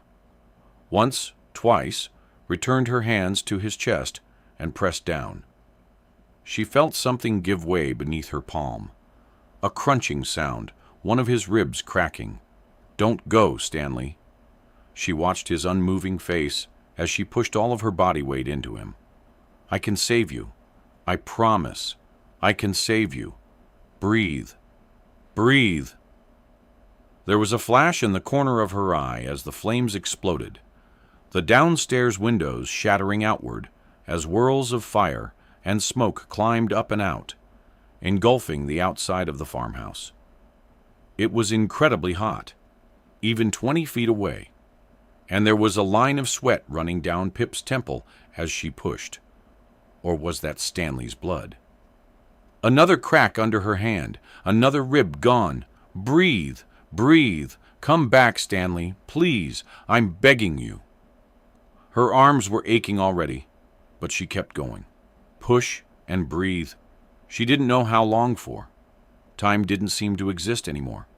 Just her, and the crackling heat of the flames. And Stanley. 1, 2, 3, 4, 5, 6, 7, 8, 9, 10, 11, 12, 13, 14, 15, 16, 17, 18, 19, 20, 21, 22, 23, 24, 25, 26, 27, 28, 29, 30. Breathe. Breathe. The first thing she heard was the siren. 30, and breathe. Breathe. And then the slamming of car doors. Voices shouting that she couldn't understand because words didn't exist here. Only 1 to 30, and breathe. Someone's hand was on her shoulder, but she shrugged it off. It was Sura. Daniel da Silva stood over them, the fire mirrored back in his horrified eyes. And as he watched, there was a thunderous end-of-world crash as the roof collapsed, caving into the flames.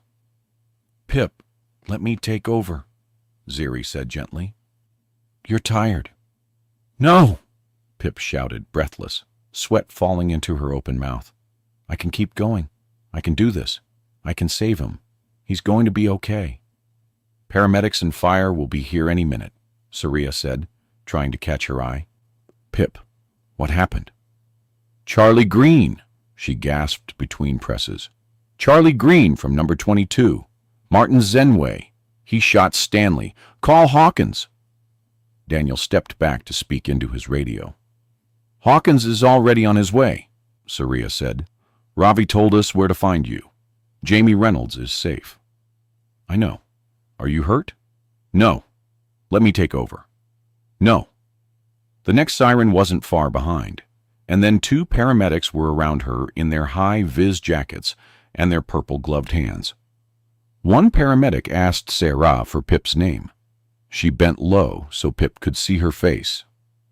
Pip, I'm Julia. You're doing really well, sweetheart, but I'm going to take over compressions from here. Okay. Hip didn't want to. She couldn't stop. But Sarah dragged her back, and she didn't have the strength to fight her. And the purple-gloved hands replaced hers on Stanley's sunken chest. She collapsed back in the grass and watched his pale face glowing orange from the fire. Another siren. The fire engine pulled up to the side of the farmhouse and people peeled out of it. Was any of this real anymore? Is there anyone else inside? Someone was shouting down at her. No, but her own voice felt detached from her. The paramedics swapped over. Pip glanced behind her, and a small crowd was there. When had that happened? People standing in coats and dressing gowns watching the scene. Other uniformed constables had arrived, helping Daniel Dilva to push the onlookers back, cording off the area. And how long was it after that she heard his voice? She didn't know. Pip. Ravi's voice fought over the flames to reach her. Pip. She pushed up to her feet and turned, saw the horror on Ravi's face as he looked across at her. She followed his eyes down. Her white top was fully soaked through with Stanley's blood, her hands red, smudges up her neck and across her face. He sprinted towards her, but Daniel caught him, pushed him back. Let me through. I need to see her. Ravi yelled in Daniel's face, struggling against him. You can't. This is an active crime scene. Daniel shoved him back into the growing crowd, held his arms out to keep Ravi there. Hip's eyes returned to Stanley. One of the paramedics had withdrawn, speaking into her radio. Hip could only catch a few words over the noise of the fire, and all of that fog inside her head. Medical control, 20 minutes, no change. Call it. It took a moment for those words to work their way into her head and make any kind of sense. Wait, Hip said, the world moving too slowly around her. The paramedic nodded to the other. She sighed quietly and pulled her hands away from Stanley's chest. What are you doing? Don't stop. Pip charged forward. He's not dead. Don't stop. She crashed toward Stanley, lying there, still and bloodied on the grass, but Saria caught her hand. No! Pip screamed at her, but Saria was stronger, pulling Pip into her arms and wrapping her up inside them. Let me go. I need to... He's gone, she said quietly. There's nothing we can do, P. He's gone. And then things really came undone. Time. Skipping are the words, half heard and half understood. Coroner. And hello. Can you hear me? Daniel's trying to talk to her, and all she can do is scream at him. I told you. I told you someone was going to end up dead. Why didn't you listen to me? Someone else's arms on her, stopping her. Detective Hawkins is here now. And where did he come from? His face doesn't move much. And is he dead too, like Stanley?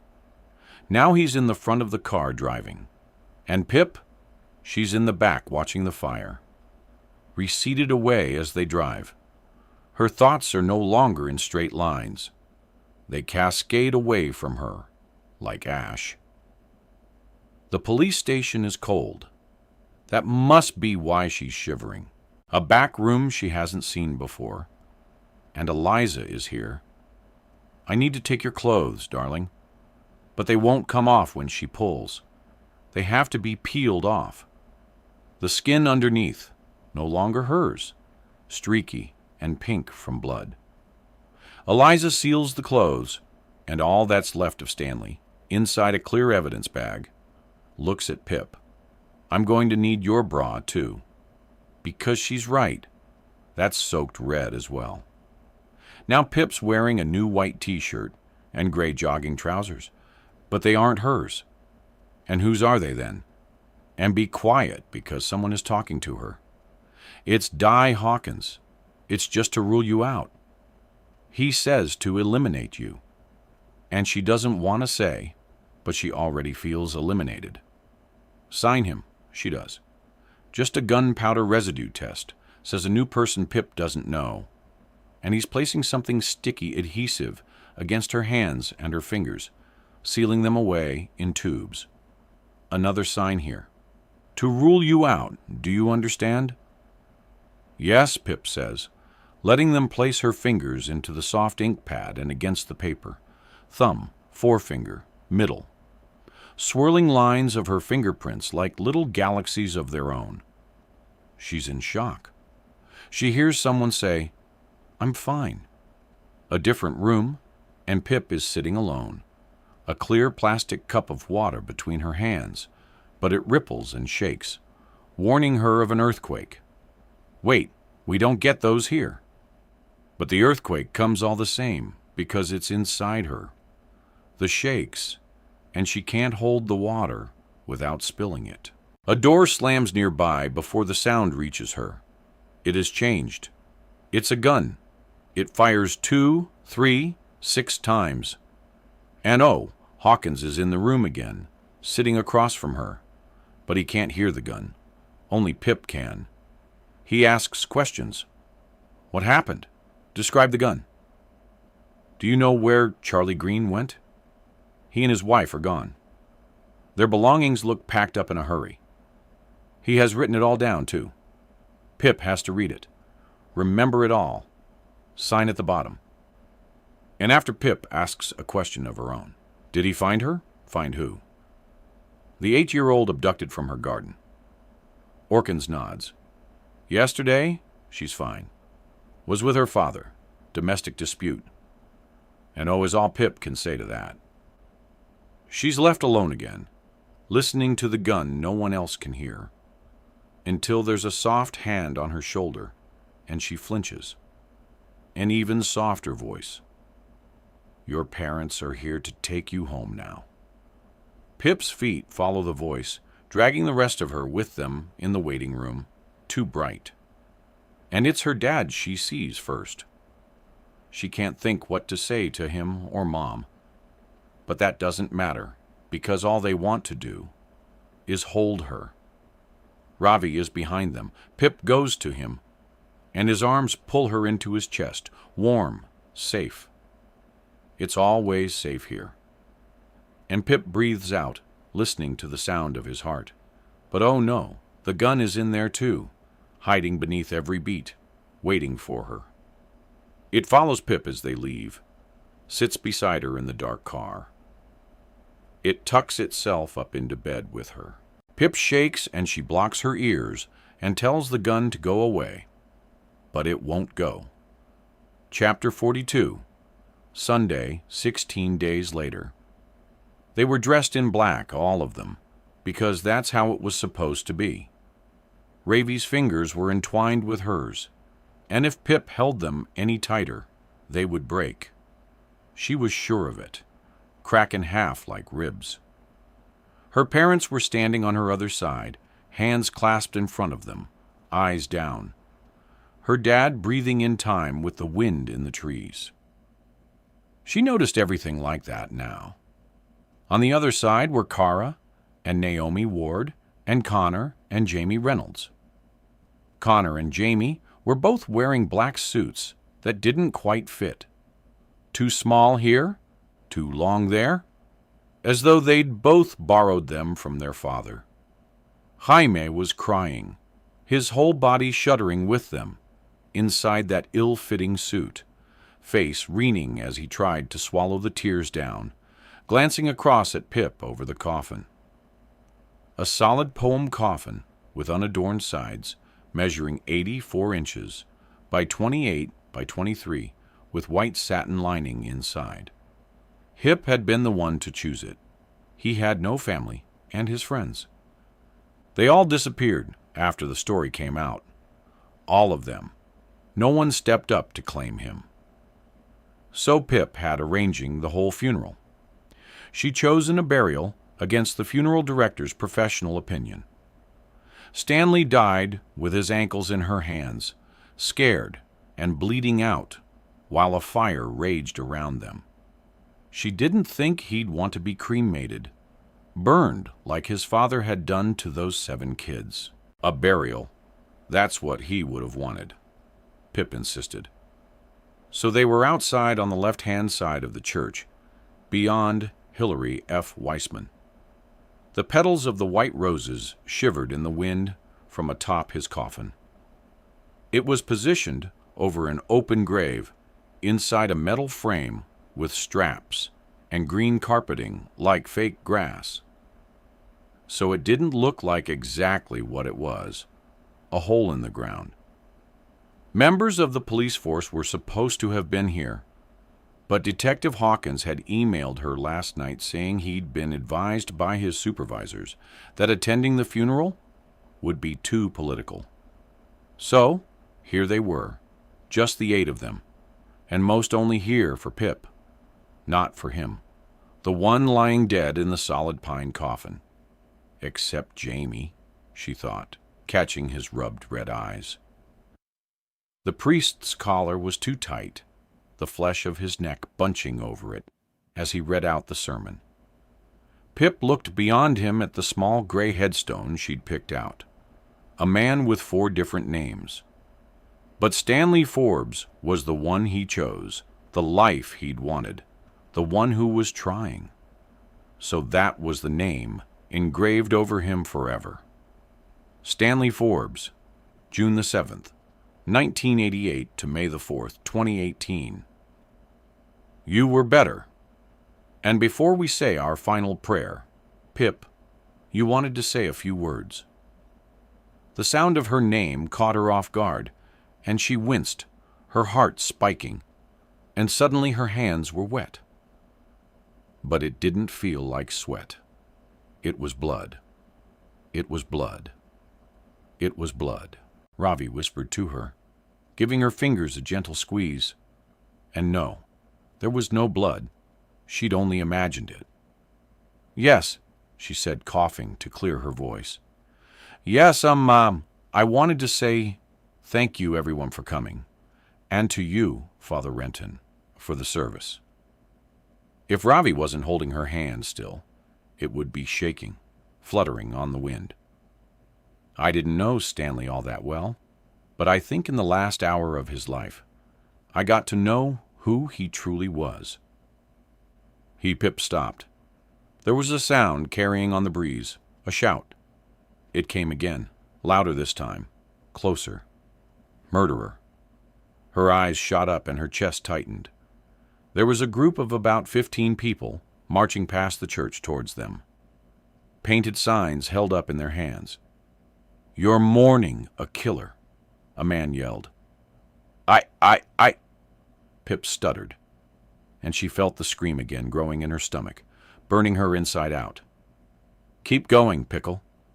Her dad was behind her, his warm hand on her shoulder. You're doing so well. I'll go talk to them. The group was nearing, and Pip could recognize a few faces among them now. Leslie from the shop and Mary Scythe from the Kilton Mail. And was that Aunt's dad? Mr. Lowe in the middle?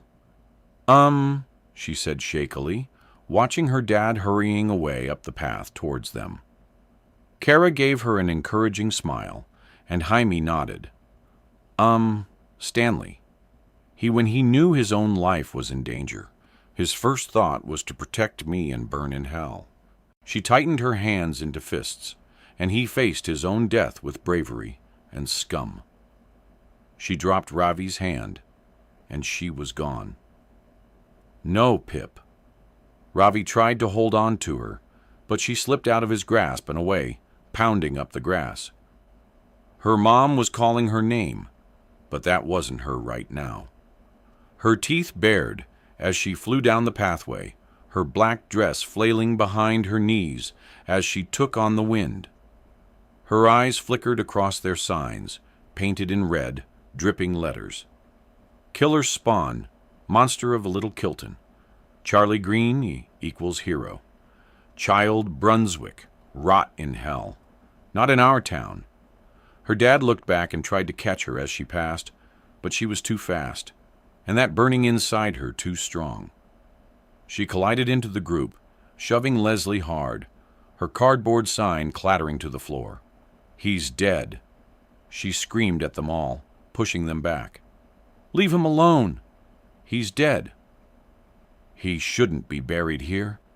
This is our town, Mary said, pushing her sign towards Pip, blocking her sight. He was your friend? Pip snatched the sign out of Mary's hands. He was your friend?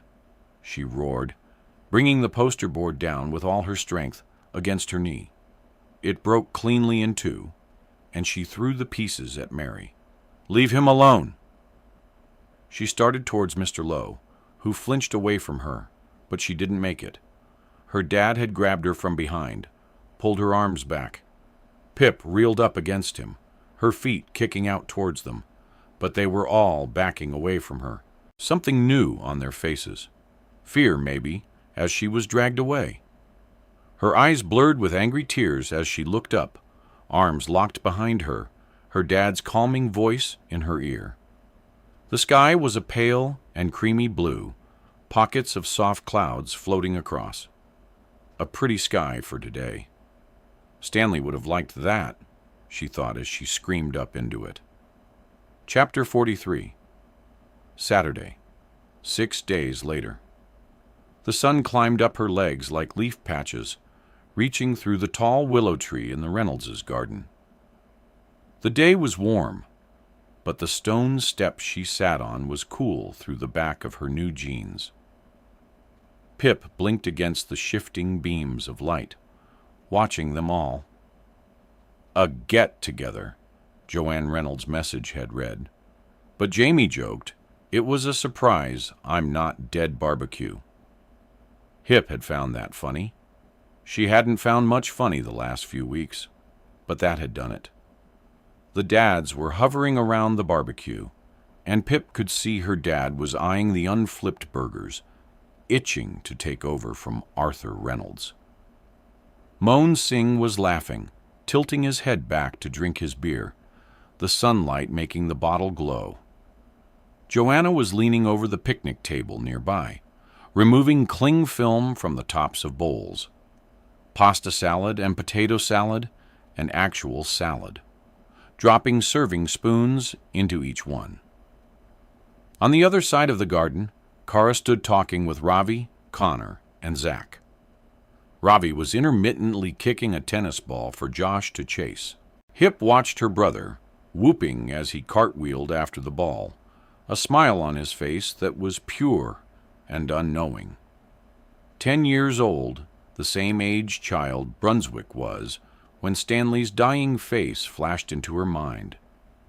Pip screwed her eyes shut, but that never took him away. She breathed 3 deep breaths, like her mom told her to do, and reopened them. She shifted her gaze and took a shaky sip of water, her hands sweating against the glass. Nisha Singh and Pip's mom were standing with Naomi Ward, Nat Dilva, and Zoe Reynolds. Words unheard passing from one to another, smiles following along behind them. It was nice to see Nat smiling, it thought. It changed her somehow. And Jamie Reynolds, he was walking towards her, wrinkling his freckled nose. He sat down on the step beside her, his knee grazing hers as he settled. "How are you doing?" he asked, running his finger over the rim of his beer bottle. Pip didn't answer the question. "How are you?" she said instead. "I'm good." Jaime looked at her, a smile stretching onto his pink-tinged cheeks. "Good. but I can't stop thinking about him. The smile flickered out. I know, said Pip. It wasn't what people expected, Jamie said quietly. You know, he tried to fit a whole mattress through the gap in the toilet door so I would be comfortable. And he asked me every day what I'd like to eat for dinner, despite still being scared of me, of what I almost did. You wouldn't have killed him, Ip, Clear's throat said. I know. No, Jaime sniffed, looking down at the smashed Fitbit still on his wrist. He'd said he would never take it off. He wanted it there as a reminder. I knew I couldn't do it, even when the knife was in my hand, and I was so scared. But that doesn't make it any better. I told the police everything. But without Stanley, they don't have enough to charge me. Doesn't feel right somehow. Doesn't feel right that we're both here, and he's not. Hip said, her chest tightening, filling her head with the sound of cracking ribs. We both led Charlie to him, in a way. And we're alive, and he's not. I'm alive because of you, Jamie said, not looking at her. You and Ravi and Connor. If Charlie had worked out, it was Stanley before that night. He might have killed me, too. I mean, he set a building on fire with you inside. Yeah, Pip said, the word she used when no other would fit. They're going to find him eventually, he said. Charlie Green and Flora. They can't run forever. The police will catch them. That's what Hawkins had said to her that night. We will get him. But one day had turned into 2, had turned into 3 weeks. Yep, she said again. Has my mom stopped, Clear's throat, hugging you yet? Jamie asked, trying to bring her out of her thoughts. Not yet, she said. She hasn't stopped hugging me either, he laughed. Hip's eyes followed Joanna as she handed a plate to Arthur at the barbecue. Your dad loves you, you know, Hip said. I know he doesn't always show it in the right way, but I saw him the moment he thought he'd lost you forever. And he loves you, Jamie, a lot. Jaime's eyes filled, sparkling in the dappled sunlight. I know, he said over a new lump in his throat. He coughed it down. I've been thinking, Hip said, turning to face him. All Stanley wanted was a quiet life, to learn to be better, to try to do some good with it, and he doesn't get to do that anymore. But we're still here. We're alive. She paused, meeting Jaime's eyes. Can you promise me something? Can you promise me you'll live a good life, a full life, a happy one? Live well, and do it for him because he can't anymore. Jaime held her eyes, a quiver in his lower lip. I promise, he said. And you too? I'll try. She nodded, wiping her eyes with her sleeve. Just as Jamie did the same, they laughed. Jaime took a quick sip of his beer. Starting today, he said, I think I'm going to apply to the ambulance service to work as a trainee paramedic. Hip smiled at him. That's a good start. They watched the others for a moment, Arthur dropping a load of hot dog buns, and Josh rushing to pick them up, shouting, 5-second rule. Nat's laugh high and unguarded. And Jaime continued, I suppose you've already told the world I'm in love with Nat Silva, so I guess I should tell her myself sometime. And if she doesn't feel the same, I move on. Onwards and upwards. And no more strangers on the internet. He raised his beer bottle out towards her.